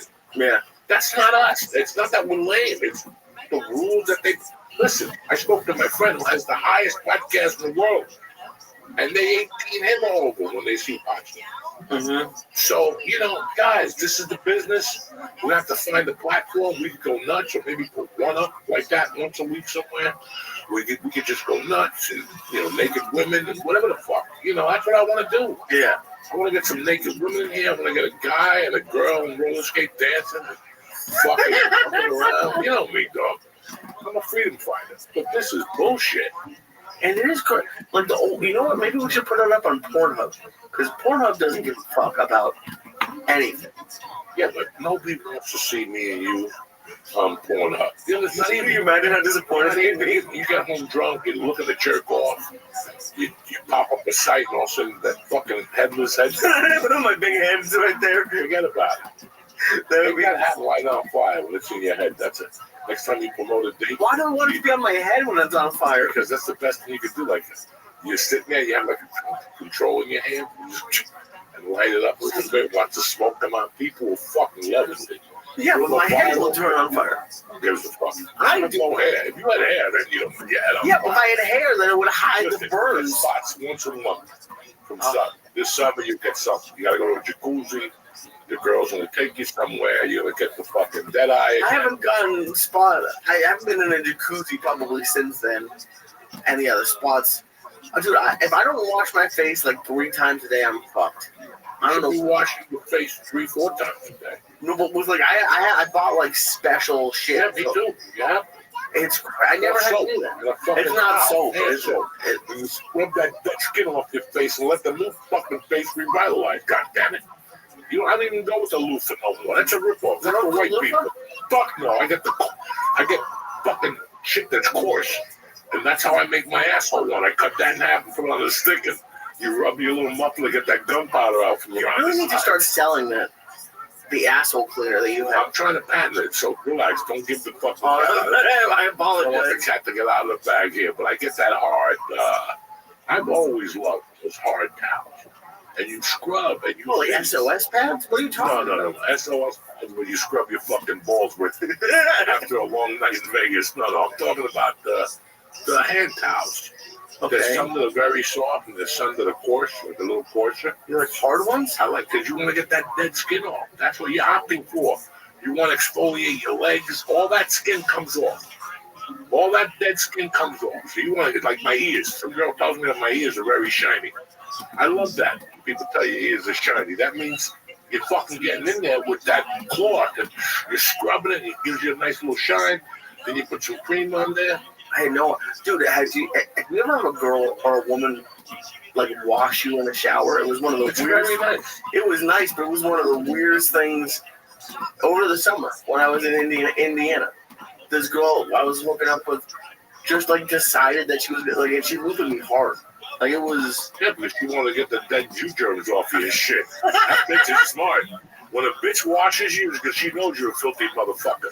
And she wants to make sure that asshole whose balls are clean before she puts her beautiful mouth on. But no, it was after sex. The what? It was after sex. That's right. She doesn't want you to take her over with her like a cat. Oh my God. That was wild. I never had anybody do that before. It's tremendous. When a woman bathes you, you just sit there. But by the time they go to bathe your knees, you get a hard on, it's all over. You know what I'm saying? They never get to your feet, those women. They never get under your knees. Once they bend over, you see the head in the area. Your dick just gradually stands up like a Ouija board, like those fucking Indian things. You know, what are you going to do? Then it's all over. They never get to do your feet. Anyway, back to the migrants with the backpacks. Okay. What the fuck? Why do they have backpacks? Can somebody please fix this microphone? No, don't get up. It's just a joke. I don't want to talk about the migrants with backpacks either. I don't know what they carry those things. They brought those from Mexico. They must have some food in there, you would think. Like they could probably set up a taco stand pretty quickly. Anyway, they can set up. They have no knives. There's no pots. They definitely have knives. No, well, they're Spanish. They definitely have knives. But just see a frying pan. Yeah, you're right. It's sort of like an Oregon Trail. You don't see that? Yeah, no. They're not going camping, these people. They're not camping. Well, they live in the mountains, these poor people. They jump through rivers, mountains, and shit. But they should be the real crossfitters, those motherfuckers. You're going to start a whole like, fitness trend of like just send white people to cross over the Mexican border. What a great idea, the migrant worker. 7 and 9 every day. You climb hills, you jump out of a burning building. You run away from fucking coyotes, you run away from more Mexican people, they chase you in Central Park. That's got to be good. You fucking, they throw you in a mud bug, you got to see if every time you see a green truck, you got to dive on the floor and shit and do a burpee. Every time you see an immigrant truck, you got to do a burpee.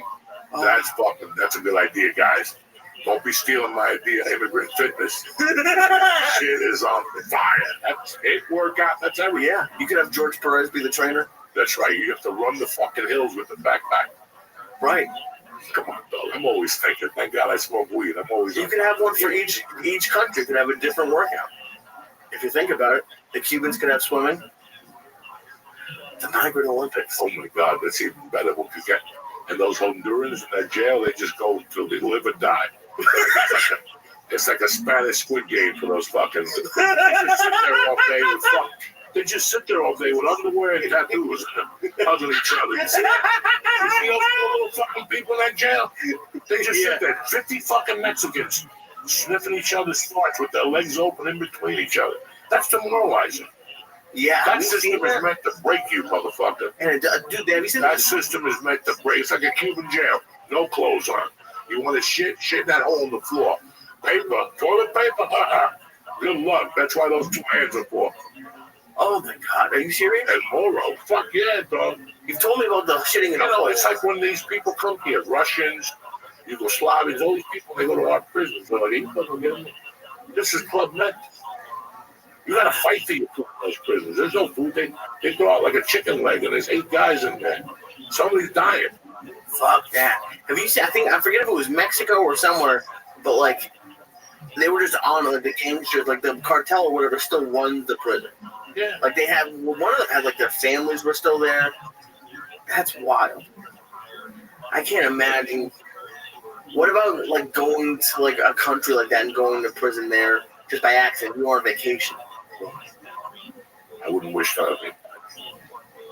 Oh, I wouldn't wish that on anybody. That's why people say, man, leaving the country. Listen, don't buy no coke.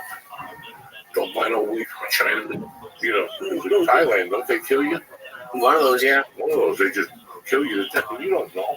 I think it's the Philippines. Yeah, I'm not in the mood to know that shit. I know what happens here. And nobody's going to throw me in jail for smoking dope here. Nobody's going to hit me in the knees. And you think, Joey, you're shallow. I am. Because I don't want to get in trouble in the kiss of death. All I do is go to a fucking hotel. The guy pushes me. I say something. Next thing you know, I'm getting beheaded. I'm doing 50 years and the government's on TV begging for me. Nobody wants me. You know, the Cubans, the Pope will feed them. Joe Diaz live. I don't need this. You don't think the government will come and try to exchange you? No, the government don't give 2 fucks about you. That's why I was talking about Russ Perot the other day.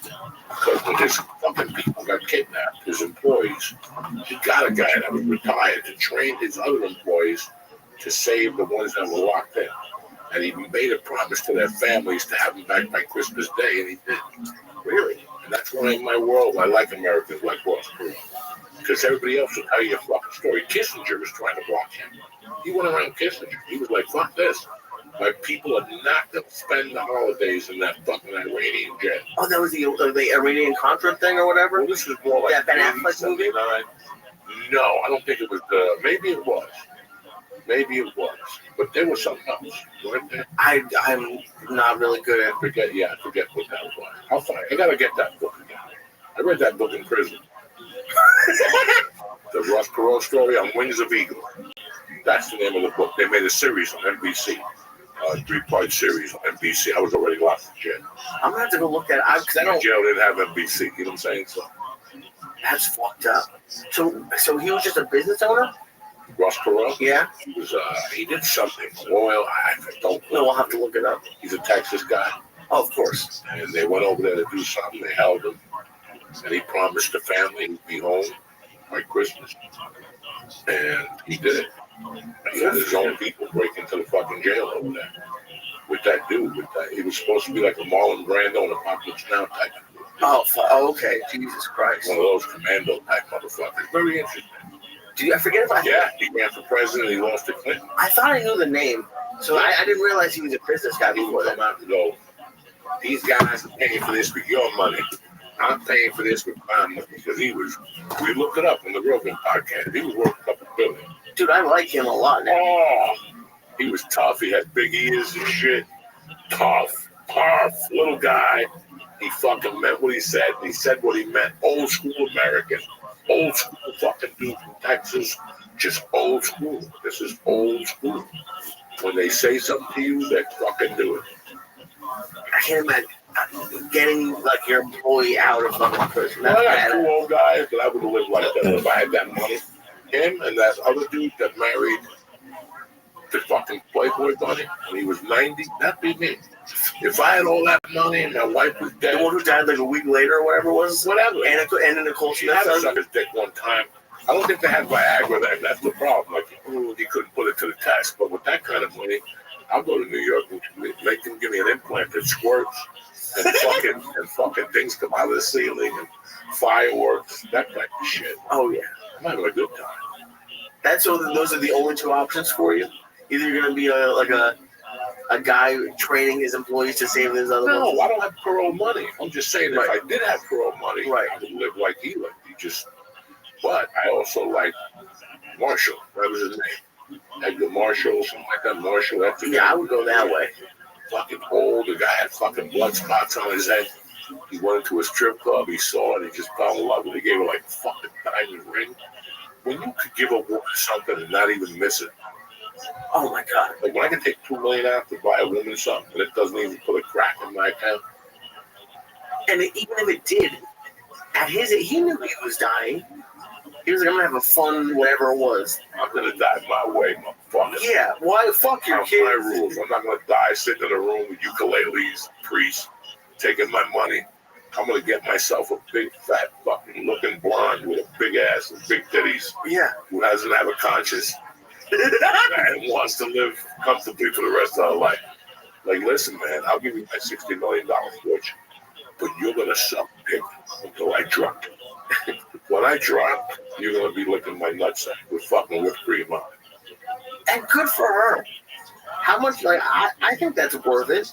Fuck yeah, to suck an old dick and have 60 million, and then at the end she got nothing. Did she really got nothing? Nothing. I didn't follow the son took everything from son. They got pissed. They're like, we don't think he was in the right mental state, which he wasn't. He's 90, and she's putting that 23-year-old fucking monkey in his face that smells like barbecue chicken and God knows what else.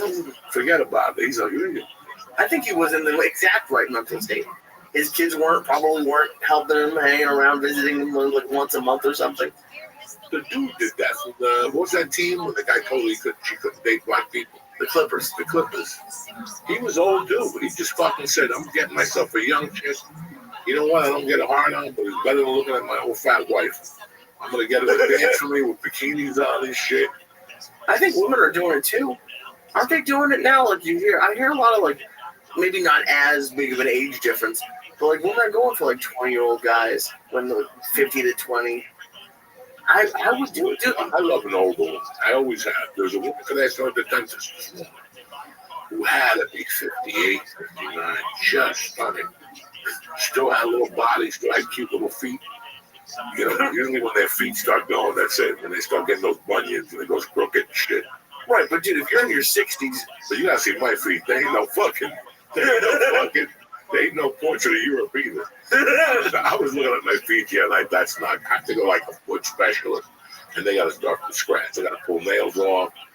They have to pull nails off? Oh, I got a nail that points up. Like it goes north. What did you do to your feet? I don't know. I don't listen. They've done everything, and every time I eat mushrooms, they grow. Like I think the mushrooms from the fucking mushrooms go into my toenails. Because the other night I buffed them out and I got high in the room. I was seeing shit. So I buff them out and it lands on my finger. You got to smell that finger. It is god awful. So you get secondhand smoke from your toenail dust? Oh yeah. That is fucked up. And I sprinkle them on the edibles. I give them to you. So I know you do. You keep saying, you keep giving me this coconut ones that have this white powder on it. That's it. That look like they were like you packaged them. And it had a weird taste to it. Yeah, they taste like they're sugar. They don't taste like sugar. Yeah, that was like, you know, the nectarine, whatever they put. Oh my god. The sugar substitute. Oh my god. Fucking crazy, dude. What are you gonna do? We're getting older, you know? Yeah, but my feet are fucked up. I mean, I looked at them the other day, I put cream on them. I got like blood spot. It's a nightmare. Like if I ever turn 90 and get a 16-year-old girlfriend, whatever that dude was doing, 23-year-old girlfriend, I'm not to get my dick sucked with socks on. You know how embarrassing that is? You don't like doing that? With socks on the backpack. No. Look at Bill Belichick. He's 73. She's 24. No, that's abuse. That's abuse. Dude, she has a joke. This is a joke here. Okay, this is a joke. I don't think I can show my balls for a year. Listen, if you're 55, yeah, you can look at my balls. That's what you see every day of your life. When you're 55, but when you're 26, you don't deserve that as a woman. She's running for like Miss America, but she's like as Miss New Hampshire or Miss Maine. One of those two I just read. She has a job at the University of North Carolina. Right, he got her a job. And she was in the Dunkin' Donuts Super Bowl commercial. Right, because he put her in there, not because... No, exactly. So I'm saying, so it's his balls must not be that bad. The what? His balls must not be that bad. No, they are bad. That's why he's has to do a little job for to stick around. Oh. He's giving us 3 different fucking incomes. Yeah. Okay, so that's... No, it just doesn't... Like, I know he's got a daughter or a son, and they have a hard time with that. Oh, yeah. They have a hard time with that. He has multiple kids. So, yeah. So I mean, when you have a 24-year-old girlfriend and your daughter is 38. You know, it's just some shit that just doesn't look good. Obviously, I know you're married. Nothing's ever gonna change. But like, I had a rule when I was last single that I didn't want to go under 25. If in a different world at 62, what do you think the youngest you would go is? 45. Okay. I have something to discuss with her. Right. I have something to discuss. What am I going to do with a 30? Well, listen, 30-year-olds are great. They're great. They're cute. They're silly. But come on.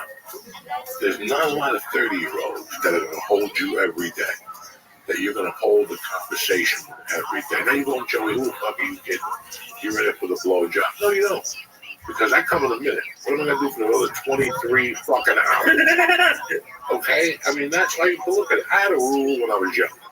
And as much people want to know or not, when I was doing coke in the 90s, before I met my wife, that whole 9-year run, I had a rule, man. And it's a simple rule. Look at her and talk to her. If you can wake up to her in the morning, bring her home with you. But if she's going to annoy the shit out of you, you might as well go home and jerk off. If she's already starting to get annoying late in the night and drunk, now she's going to go back to your house, she's going to be even drunker, and then she's going to pass out, and you're not going to get. Then you got to wake up to her with that drama in the morning, with that alcohol breath, and God knows what else. Now you got to give her a ride home and shit. Think about it. Oh, so after I was like 30, after I left Boulder, I had more control in my mind like that. I had more control of what am I getting myself involved in. Because when I left Boulder, I was sleeping with women, but there was nothing. They call me at 2. Hey, you have any blow? Yeah. Can I come over? I have a book, and some of them were fucking up with my girlfriend. No. Because then I got to work 2 chubbies. I'm saying no.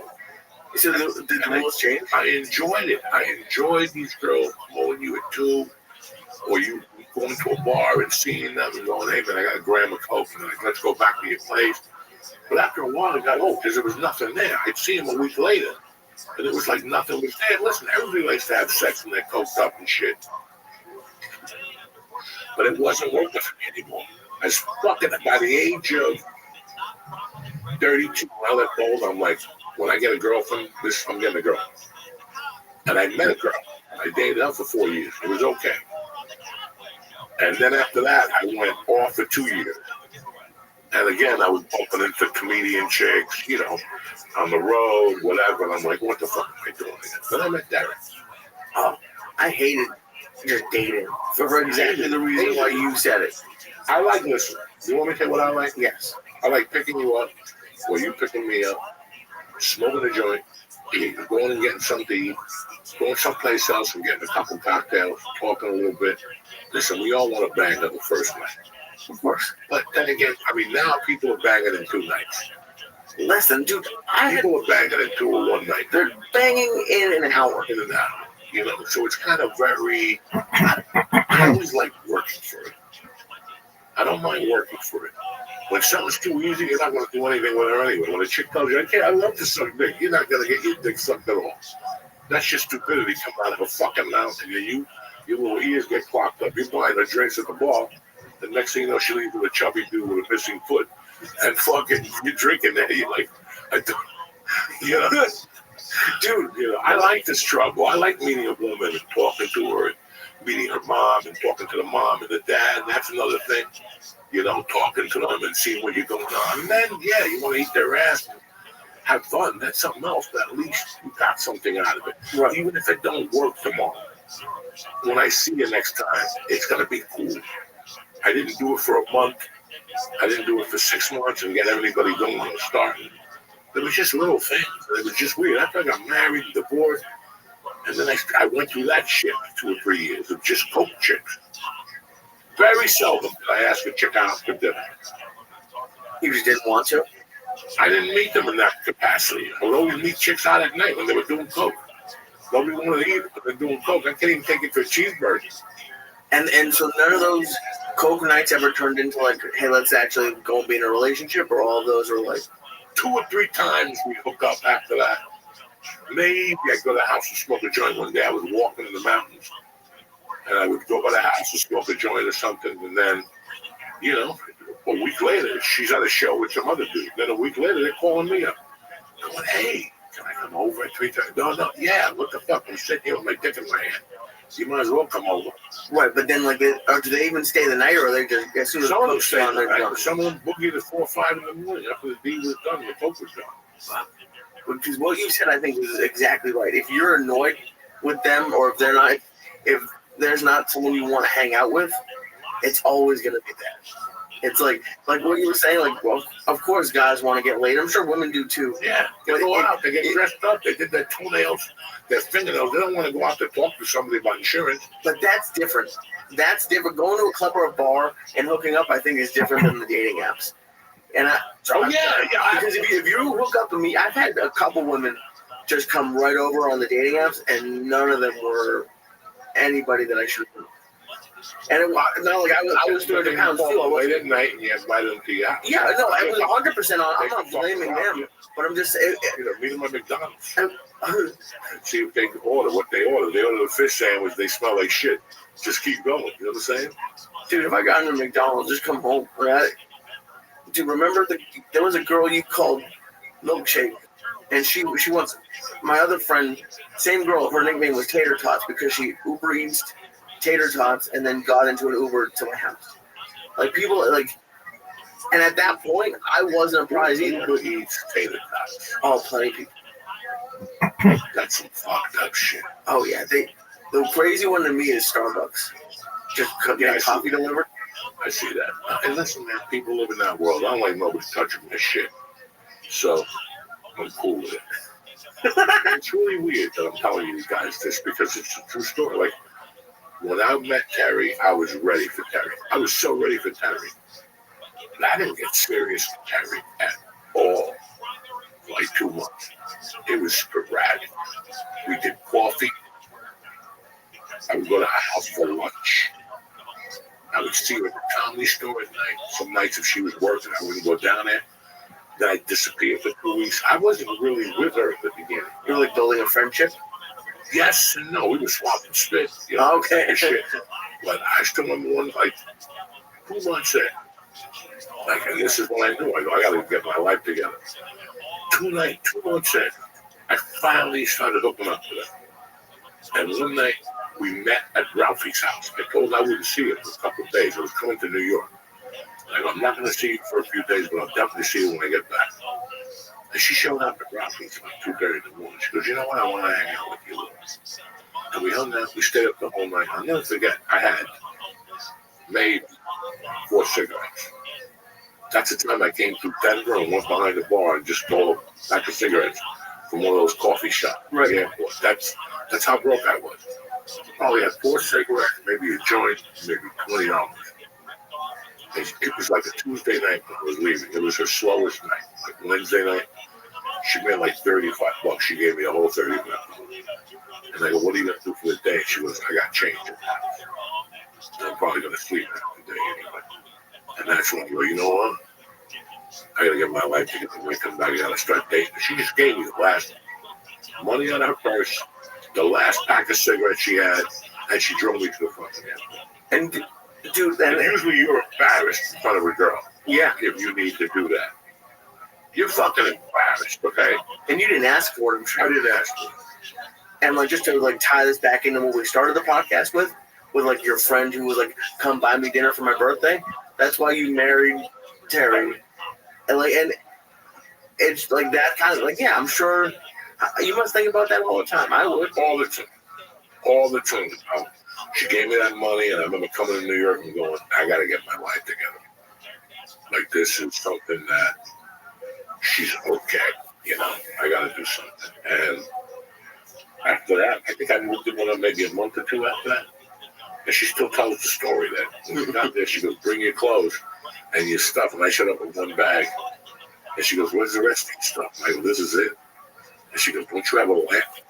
A radio, a TV, anything? And I'm like, no. This is it. I had a bag, guys. Fuck. And I moved in with my wife. I had a fucking bag. And it probably wasn't that big. Like, it was just a duffel bag, right? It was a fucking army duffel bag.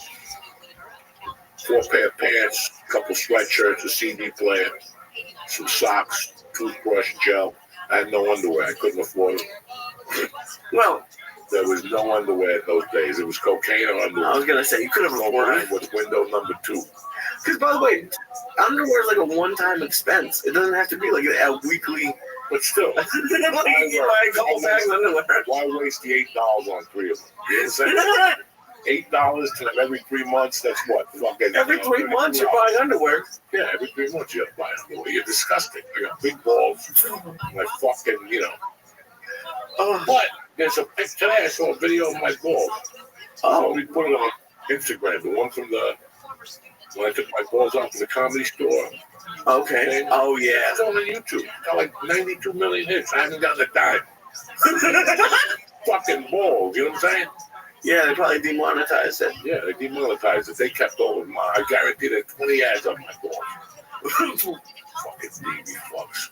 But yeah, man, that was, you know, it's weird that I'm about to have an anniversary this year.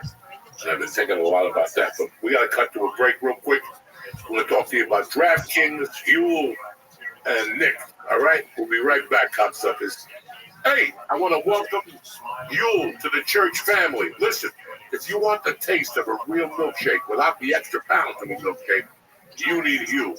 Yule is a complete meal in a bottle that tastes just like a milkshake, but it's good for you. It has 35 grams of protein, 27 vitamins and minerals that keep you going all day long. Me, I love the chocolate. I haven't tasted the vanilla yet, but the chocolate is scrumptious. You know what I'm saying? Choose between chocolate and vanilla, because both of them are incredible. Join the community of hooligans with this exclusive offer for new customers, okay? 15% off plus a free gift when you press in code CHURCH, CHURCH at Yule.com. Again, 15% off plus a free gift for new customers with code CHURCH at Yule.com. See our show notes for terms and conditions. But do me a favor, unlock a healthier, easier way to eat with Yule. You're on a run. You're on a move.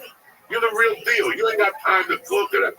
35 grams of protein, 27 minerals, and vitamins. Nutritionally complete meals in minutes, so you can focus on what really matters.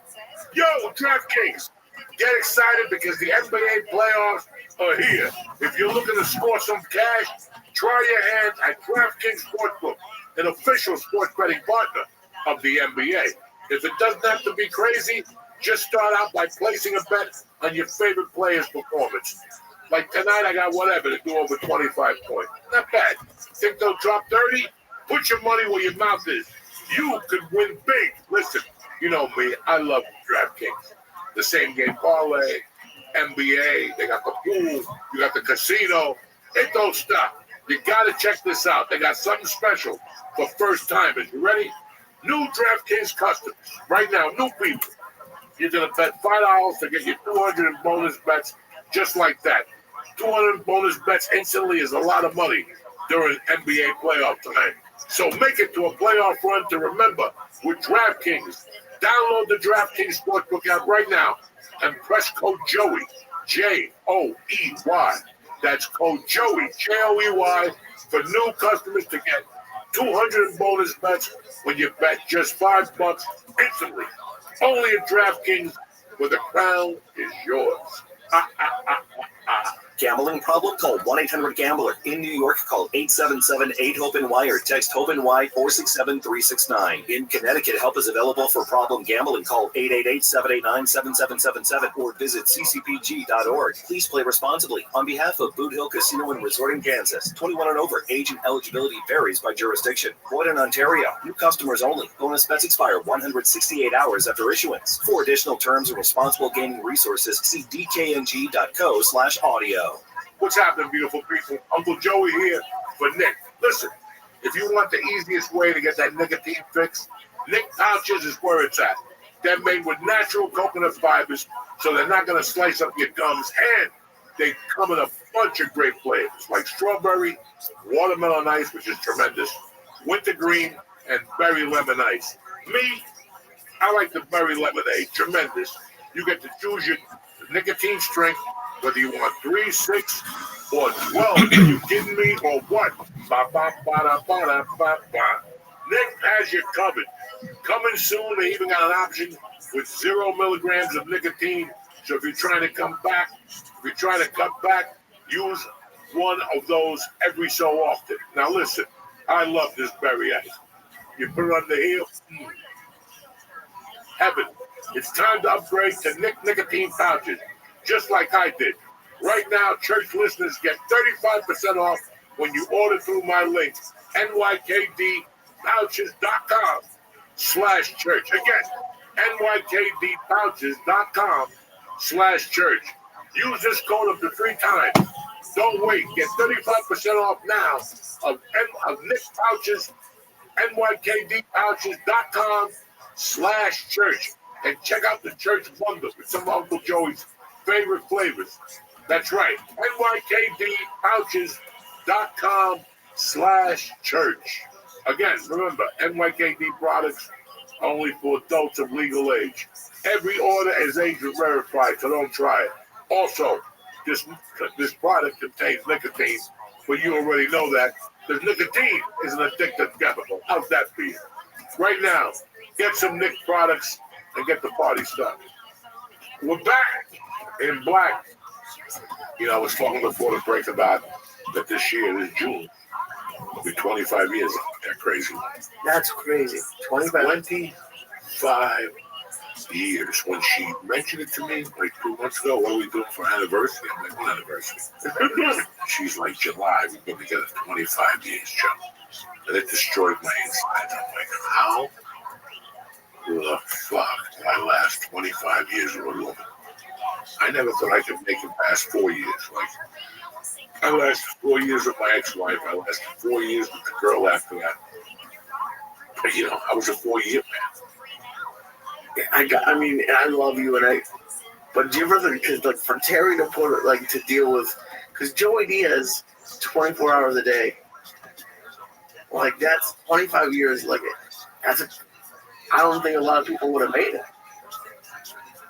Like, and you're great. I'm not saying you do anything wrong. It's not as bad as you think. It's not like it's. I'm not saying you're, but I'm just saying it's to last, for anybody to last. But you know, like. You've talked, and this is not a negative thing about you at all, but you've talked about, like, especially at the beginning, how wild you were to last through those years. It's not easy. For 7 years, she didn't know if I was coming home or not. That's crazy. Even when I was home, she's like, when is this motherfucker? When is the phone going to ring? And when is he going to leave again? She used to get really upset. Like, you were home at 12. When I went to bed, you were home. I got up at 7 to go to work, and you were not home. Where would you go? I would fucking go out in Hollywood. You just didn't like being home, or like, oh, I had a drug problem. Oh, okay. You have a drug problem. You don't want to be a fucking home. I would bring the drugs home, do them, and then go, what am I doing here? I got to get out of here. And then get back, wait till I sober up a little bit, make some calls, and get the fuck out of it. And in those days, there was always somebody up in Hollywood. Always. I had a friend over on whatever. She was a drunk, and there'd be people over there. She went to the bar. So at 3, she'd go home hammered, bring gay guys over there. They'd be doing coke and shit. And I'd slip by there. I had a couple of my favorite men. I'd slip by his house or 2. In those days, there was always action. The guys at the store would hook up again at 2 and go to some parties and shit. And I would let them know, and they'd call me. It was a different world, man. And then, like, by 2005, the paranoia started hitting me different. I wasn't going out after I got home. It slowed down a lot. Then I got off in the 2007. The rest was... But it's funny, I was thinking about that neighborhood. That one night I went downstairs to meet. I had 3 dealers at the time. I didn't want them to know what I was doing. I didn't want them to know how much I was doing, so I would go to all 3 of them instead of just sticking to one. And the guy at night, he was a bartender. His name was Johnny Blade. I used to call him Johnny Blade. And he would come over on a motorcycle. He got out of work at 2. He'd be by my house like 2:25. I could time him every night. Because it was 2 blocks away. And I'd be downstairs. One night, I'm waiting for him. And I'm out there on the steps looking. And there used to be a light. Not on my block, at a YMCA, but down the block there was a light. I'm looking at this light. And I'm looking at this car, the light turns red, and he's in no danger of stopping. I could hear the engine going, and he's like, oh, and he blew past me. And that 2 seconds after, the car was chasing him with a shoot with a gun. And you could hear the bullets, and I'm out there, fuck. Maybe I should go inside, fuck, no, I'm waving my coat. No, I don't give a fuck who gets shot. Holy shit. Like, that neighborhood used to be fucking insane. That's what I'm saying to you. I was out. I would go to Sergio's house. Sergio always had parties late night over there. He would fall asleep, and I'd take the coke out of his pocket. And then he'd call me in the morning. What happened, man? I had an 8 ball in my pocket. Somebody took it out. That chick. White chick. Blame it on her. Oh, it was just a different fucking world, Hollywood back then. I made spots at the store, and that's where the party started. Right. It was at the store where the party originated, you know, in those days. And meanwhile, you're like starting a relationship with Terry. So yeah, I mean that.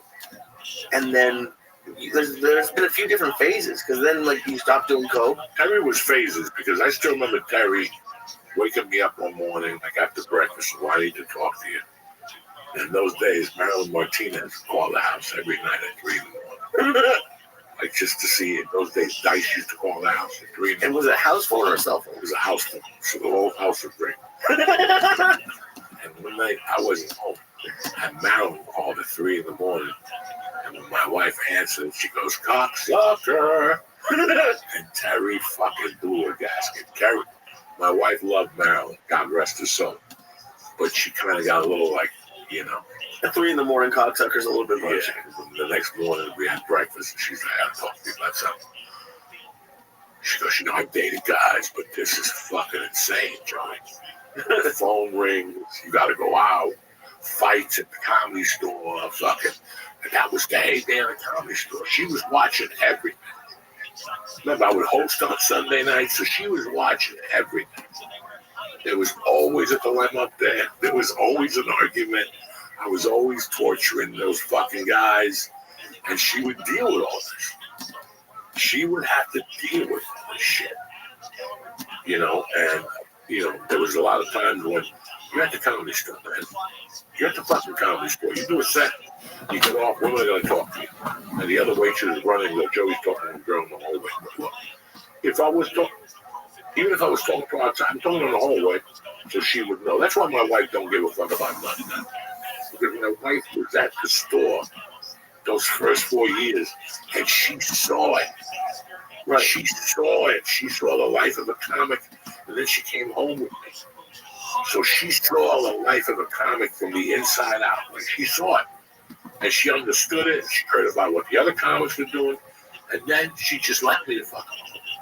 Until this day, I have, as a husband, I have one of the longest ropes in the world. If I call my wife right now and go, hey, I'm not coming home tonight, I'm going to stay at the office, she wouldn't say nothing. She trusts me that much. So she would go, okay, just be careful. You're going to go out. You go out drinking. We don't even talk about drinking. Right.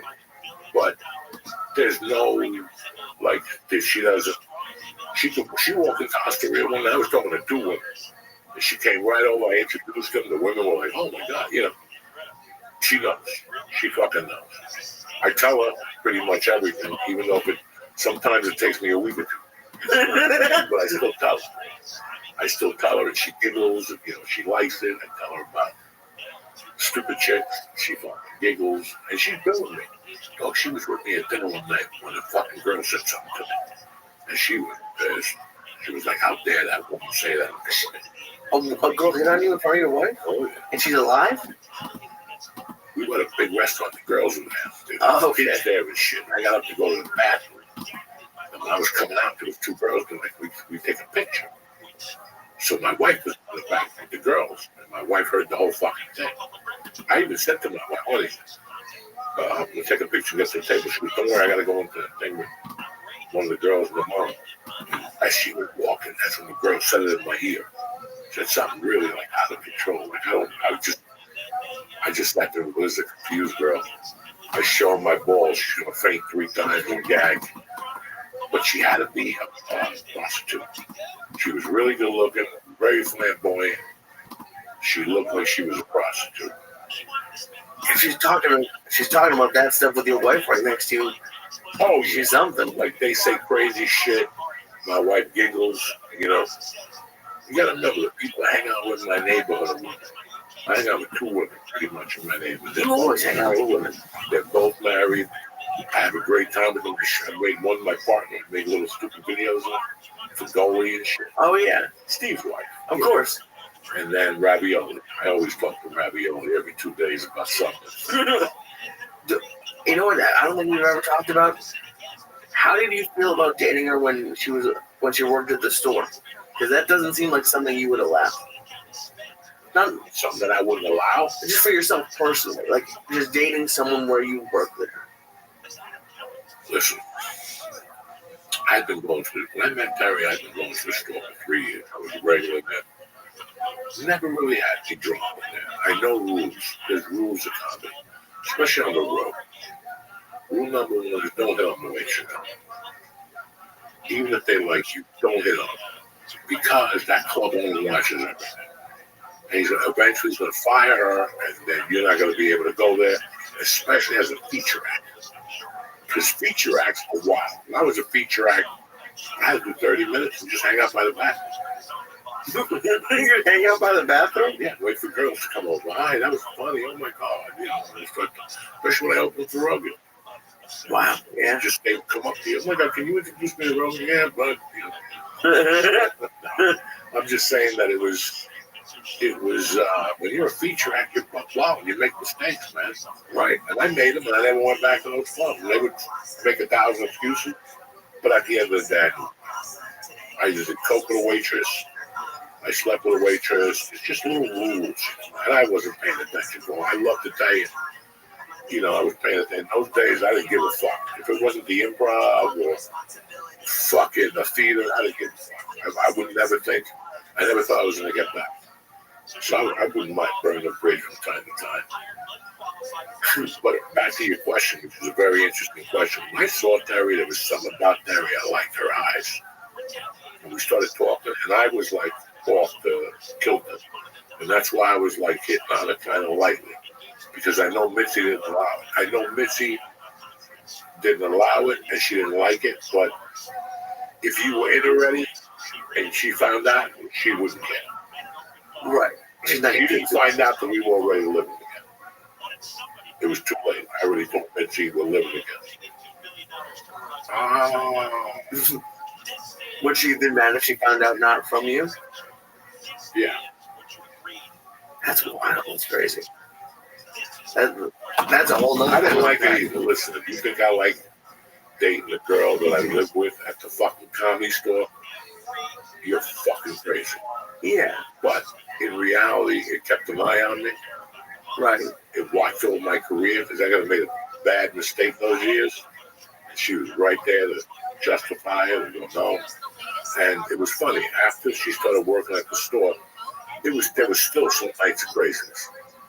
Don't get me wrong. Right, some stuff that she saw, not from me. Not from me. So she started understanding the game. And then she would put labels on it. Like, if that happens to you, Joey, she's not here. We would discuss it. So she got to see that also. The craziness was the women in the audience. When they're there with a man and they come up to you and go and fuck you upstairs and then go back to sit with that man. That never happened to me. But it happened at the store. It's a reality that it fucking happened. So, listen, I don't know how it worked. There's days I'm like, fucking 25 years and a kid. And a kid. I had a woman who ran from me. When we got divorced, she fucking ran like her asshole was on fire. Ran. Talked about me, fucking tortured me in the courtroom, tortured me in life. I took a beat. I didn't ever want to get married, and I didn't ever want to have a child again. But I met Terry. And then the relationship, I was like, this ain't gonna last. This ain't gonna last, because I'm a fucking animal. At that time, I was out there with a busted drum. But she calmed me down a little bit. And then I got off the coke, and then like a year after I got off the coke, there were some problems at the house. She was like, I'm getting old, and nothing's happening yet. And I was like, I told you when we hooked up, there's no marriage in this fucking house. I already did it. I failed. No reason to do it again. Once you fail at something like that, like marriage, like I failed the most basic thing you could fail at, communication. That's basic. Communication is basic. And we get together with women for different reasons. And yes, it's okay if you don't like somebody after 8 fucking years. It's okay. There's nothing wrong with you. But in that situation, I failed because I had everything in front of me. I had a job with her. I liked her family. But I also wanted to do fucking comedy. I also wanted to do comedy in a bad way. There was no way I was going to go fucking sell roofs for the rest of my life. I had to at least know that I failed at comedy, and then I would go back to a job anyway. But there was no way at that age I wasn't going to get into comedy. It had been on my mind for too long, you know? Right. And then, you know, I don't necessarily think you failed. It wasn't a great end to the relationship.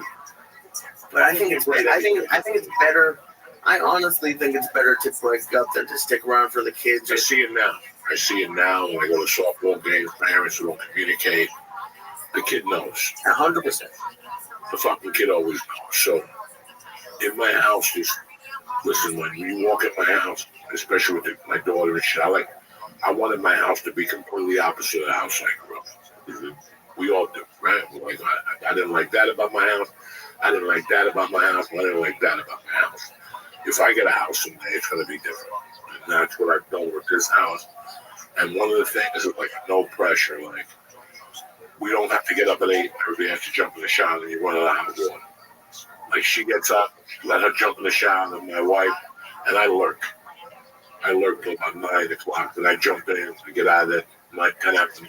So that takes a lot of stretch. There's just little things that nobody drinks in the house. Nobody drinks alcohol in the house. So there's no fucking arguments, there's no drunk talk, there's none of that shit in the fucking house. I smoke dope in the garage, or sometimes I go outside and smoke the car. You know, nothing's in my fucking house. Like, I don't want no smoke upstairs. I don't want, you have to, this is what I have to do to maintain this house with a daughter in the house. Would it be different with a son? Yes and no. You stop a child in the house. Right. So there's a certain way you have to act when you have this child in the house. You know, I don't want to smoke pot in my living room. No. I'd rather she don't see me and she have her suspicion. Have a suspicion. I'd rather her do that. And she knows. Right. She even told me when she knows it's my stash. But I don't want it to be the Grateful Dead in my house with a bunch of fucking people drunk. That was never going to happen. No, dude, and it's crazy because I have this written down. Another word I would use for what you're talking about, I think you've used it before, is peace. Peace. Like, it's crazy how much of a difference that has when you have when you have like a peaceful life. How much of a difference makes in your whole life. When I tell you, George, Nick, my wife, Christina, that I love you. When somebody tells you they love you, what the fuck? What are we gay? What are we faggots? No, that's a promise that I'm never going to bring stress into your life. That's a promise that a cop's not going to call you at 3 in the morning and go, George, come bail him out.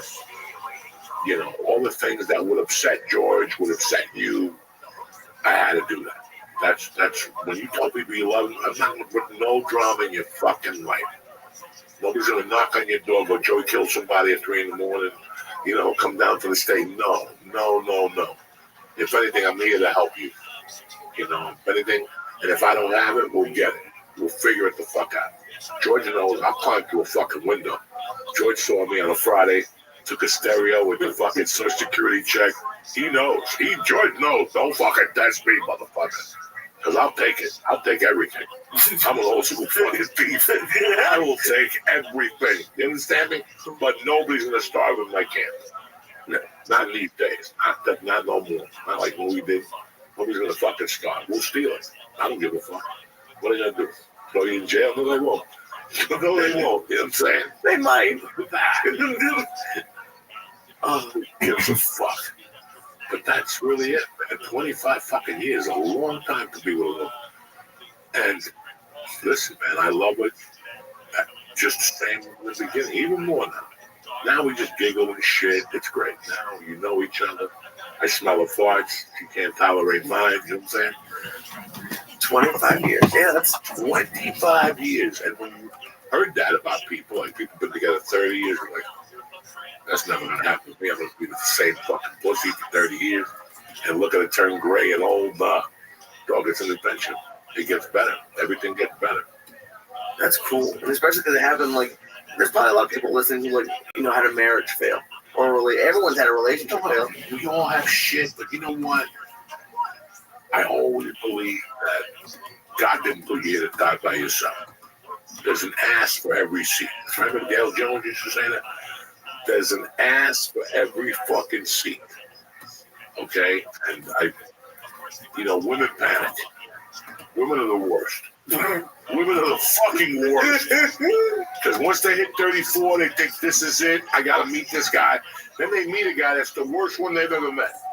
But they don't see sheep, what's that expression? A wolf in sheep's clothing, because they're so overwhelmed with the child and the fucking marriage and, pigeons and my cousins coming in from Hialeah, and they don't, and that's the biggest mistake they make. Now they're 43, still looking good with 2 fucking kids. And that bum ain't paying child support. And he sees the kids once a week. So you ended off in a worse position than you were by not just getting dick. It's like my friend's mom, my dear friend, called me. And we were talking about her daughter. 34, only a boyfriend, And you're like, after a while, you gotta say to yourself, wait a second, this pussy is making some horrible fucking choices. I'm gonna get off the dick for 1 year. I'm gonna get off the dick, like what I did. Get off the pussy for a year, just to focus you, to make you realize what you really want in a woman or in a man, before you make a bad fucking mistake. We've all made mistakes where in our mind, this is gonna be it. I'm gonna marry her, pigeons, I'm gonna live like a doctor. No, it's not always that way. It's not always that way because you went with a preconceived notion. It happens for men and it happens for women. When you're 34, you want to get married as a man, and you've been dating hoos all your life that cheat on you, fuck your brother, steal your car and crash it. You got to change dicks. You have to look at it from a different perspective and go, you know what? I'm not going to date a woman for a year. No more fucking websites, no more nothing. I'm taking a year off from pussy to make me really realize and build the woman or the man I want in my head to pop up next time. I know what I want, and this is what I'm looking for. Yeah, everybody wants a chick with fake tits or the sucking dick. Listen, 3 years in, you don't make the carpet. Those bitches are going to another guy who'll fucking pay for their tits. And I always learned something from Bruce Lee. Bruce Lee was a good-looking Chinese guy, international star. His wife was no fucking playmate. But she stood by it. And that's the woman that calmed him down. And that's a lesson for a lot of people. When you're 21, everybody wants to marry Farrah Fawcett. When you're 30, you'll marry that chick with the missing toe from the bartender at that fucking dumb bar you hang out with. Because that's it. The window's closing. And that's what we all do. We start getting desperate. Oh, my God, I'm not going to have a child. Oh, my God, I'm going to die alone. And we make the worst fucking mistake because we're going in there with something. We're not just getting together, sucking my dick, I eat your pussy, we smoke a joint, you go home. Let's start with that. Let's start with a walk to Carvel, and we'll take it from there. I'll suck your kids in the car. You know what I'm saying? What happened? What happened on the third date? Huh? What's the third date? Ice cream. Whatever. Carvel. I don't know. But these are all the decisions. If you're gonna go to a bar and you're gonna hit on a girl, she's smoking coke with you, and she just broke up with her boyfriend, and he's an animal, and you're gonna get engaged to her. That's not gonna work. She's been getting fucked at bars for 20 years. And once she dumps your ass, she's going right back to that fucking bar. These are things you gotta know. Like people, you want to meet a whore, go to a fucking bar and get one of those chicks with tight shirts on. You want to meet a smart chick, go to a fucking library. I met my wife at a fucking comedy store. What do I know? And more work, dude. I mean, it's crazy. Like I mean, you talked about your other relationships. Like, it sounds like you might have put like a little bit more effort in with Terry than you did with other ones, or like you. I didn't want to get married to the other ones. Like I didn't. After I got divorced, listen, I met my wife when I was basically 20 fucking years old. 21 years old. I met her. And here's the scary thing. Your first wife. My first wife. This August, I'll know that bitch for 40 fucking years. I met her August of 85. It's April of 2025. Yeah. She knows me like the back of my fucking hand, that bitch. Even though you haven't spoken to her anymore? Yeah. Because she was there in the beginning. She saw the animal. Wow. So I met her in 85, and we were done. In 91, maybe? You gotta figure I didn't see her for 6 months. I was locked up. Listen, man, you know, it is what it is. And I wasn't gonna get married again after that. I lost everything. I paid debt till fucking 10 years ago. I paid debt on that fucking divorce. So you said like you weren't gonna get married. What made you decide to finally get married? I wasn't gonna get fucking married. Right. I had met other girls. Some of them were nice. Some of them were. Nobody was marriage material. Honestly, Robert was making me married, Terry. Yeah. When I woke up at 4 in the morning one day, and she had my football suit out, the longest shirt. And I was like, what the fuck is going on here? This ain't a regular girlfriend. This is not a regular girlfriend. Up with me. Because I had to be there at 5. So I would have to get up at 3:45. Sometimes I'd just stop smoking coke at 3:30. She would get up, fucking I'd take a shower, put the football suit on. She'd make me a little breakfast, just so I wouldn't drive down there 45 minutes with nothing in my stomach. A lot of people don't do that. They wouldn't give a fuck if you left hungry. So that gave me all the consideration. It's really funny. There's an episode of Sopranos when he's going to go out and meet the realtor. And he goes to a house, but that's the night that she helps him button the shirt. Oh, yeah. Remember that? She helped him button his shirt. That's a really good scene. At least it was for me, because I understood. Then he went to his girl's house, and he was dying to fuck her. But as he was taking off his shirt, he thought about his wife. He goes, what am I doing? What the fuck am I doing, man? I just got shot in the head. She was by me for 6 weeks. And then I was home for fucking 4 weeks. And there she is. Now I'm going to fuck the first chick that moves around. And I learned that when I was like 20. The guy who used to own the gas station across the street from North Bergen had everything. The Porsche, he was 25, a Porsche, a house in Miami, a truck, and all these women would go to that gas station because he was a good-looking Spanish dude. And I remember a girl that has a boyfriend that was going to get married came up to him, and then she goes, you're really tight with him. Tell him I want to sleep with him on the side. Nobody will know. I go, okay. Next time I saw George, I go, hey, man. We started talking about my girl. He goes, yeah, she's pretty hot. I go, listen, you didn't hear it from me. But she told me if you wanted to sleep with her, she would give you a piece of ass. But he looked at me for a minute. He goes, she's really pretty, but it's not for me. And I was like, what are you talking about? He goes, bro, because I've been with my wife. We lived in a one-bedroom apartment with no money. What kind of man would I be now to cheat on her? And I was like, that's character. Yeah, I think it, and it would just destroy them. I think, and it's great. It's like even when you were saying that when you showed up at Terry's house with a bag, and to think about what you have now, but like she's been there for like to see what you guys have built is pretty crazy. That's why I tell her everything. It doesn't matter what the fuck I do, I'll tell her. Because she'll look at me and go, the fuck, Joe? I just tell her, because why lie to her? It's not good.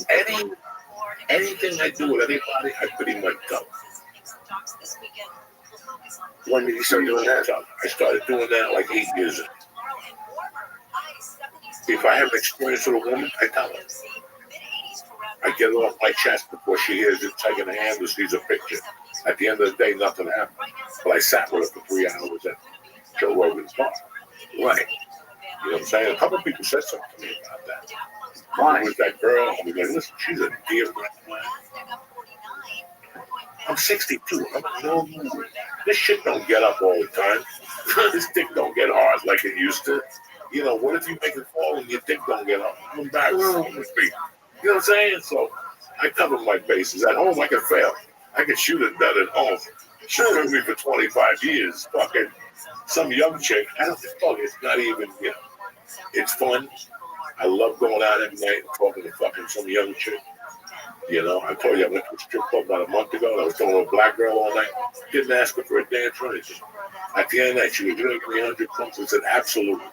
And I just gave her $100. I needed that $100 the next day. But I made her fucking world. And that's when I come back to me tenfold. And I didn't try to fuck her. And she's still my friend on Instagram. We'll be back next week, cocksuckers. Tip Top Magoo. What do you got this week? Anything? Yeah, May 4th, I'm at Broadway. Greenwich Village Comedy Club. There you go. And May 8th, May 17th, Philadelphia. It's sold out, so I don't even know why I promote the date. Go to the Excite page and look to see if they have tickets for August. I'm sure they'll have a bunch of tickets. Come on out, knock yourself out, have some fucking cheesesteaks at Berlino's, and do what you need to do. I love you, cocksuckers. Love you guys. Have a great week, and we'll be back next Tuesday. Tip Top Magoo. It'll be like May 8th or something. Stay black, cocksuckers. Love you.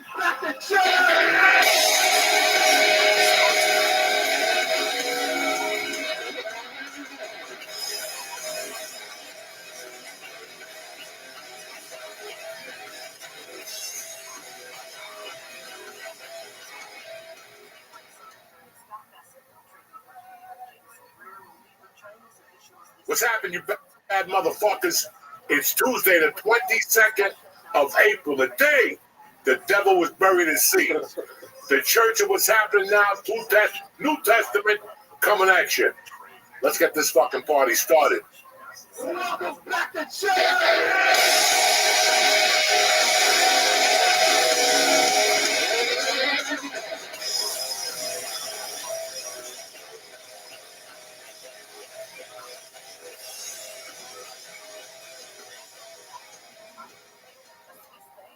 We're back. What's up, you bad motherfuckers? Uncle Joey here. My main man, Lee Sayat. We're solo, just how you like it. No guests today. Nobody busting your balls. Just us coming at you direct. You know what I'm saying? Just you to bust my balls. Nah, you're going to be fine, cocksucker. We had a great last week. Anybody who came out to the Paramount, I want to thank you with all my heart. You guys were great audiences. I was fucking really nervous in front of you guys. I didn't know what to expect, but you guys, it's fun. I was going to Texas. Who the fuck am I kidding? I'm happy Lisa Act came down. We had two great sets. And he got fucked up the first night at Terry Black's. He had to eat an Adderall at fucking Mitzi's. So then I found out a lot. So I didn't get fucked up at Terry Black's, but I think you brought me to Terry Black's on purpose. Someone reached out and was like, hey, edibles hit you harder when you have fat, like fatty food. So you brought me to the home of fatty food. When you eat those carnita lizard skins, you would get just as high, right? You eat pork tacos. When? All the time you have carnitas. When?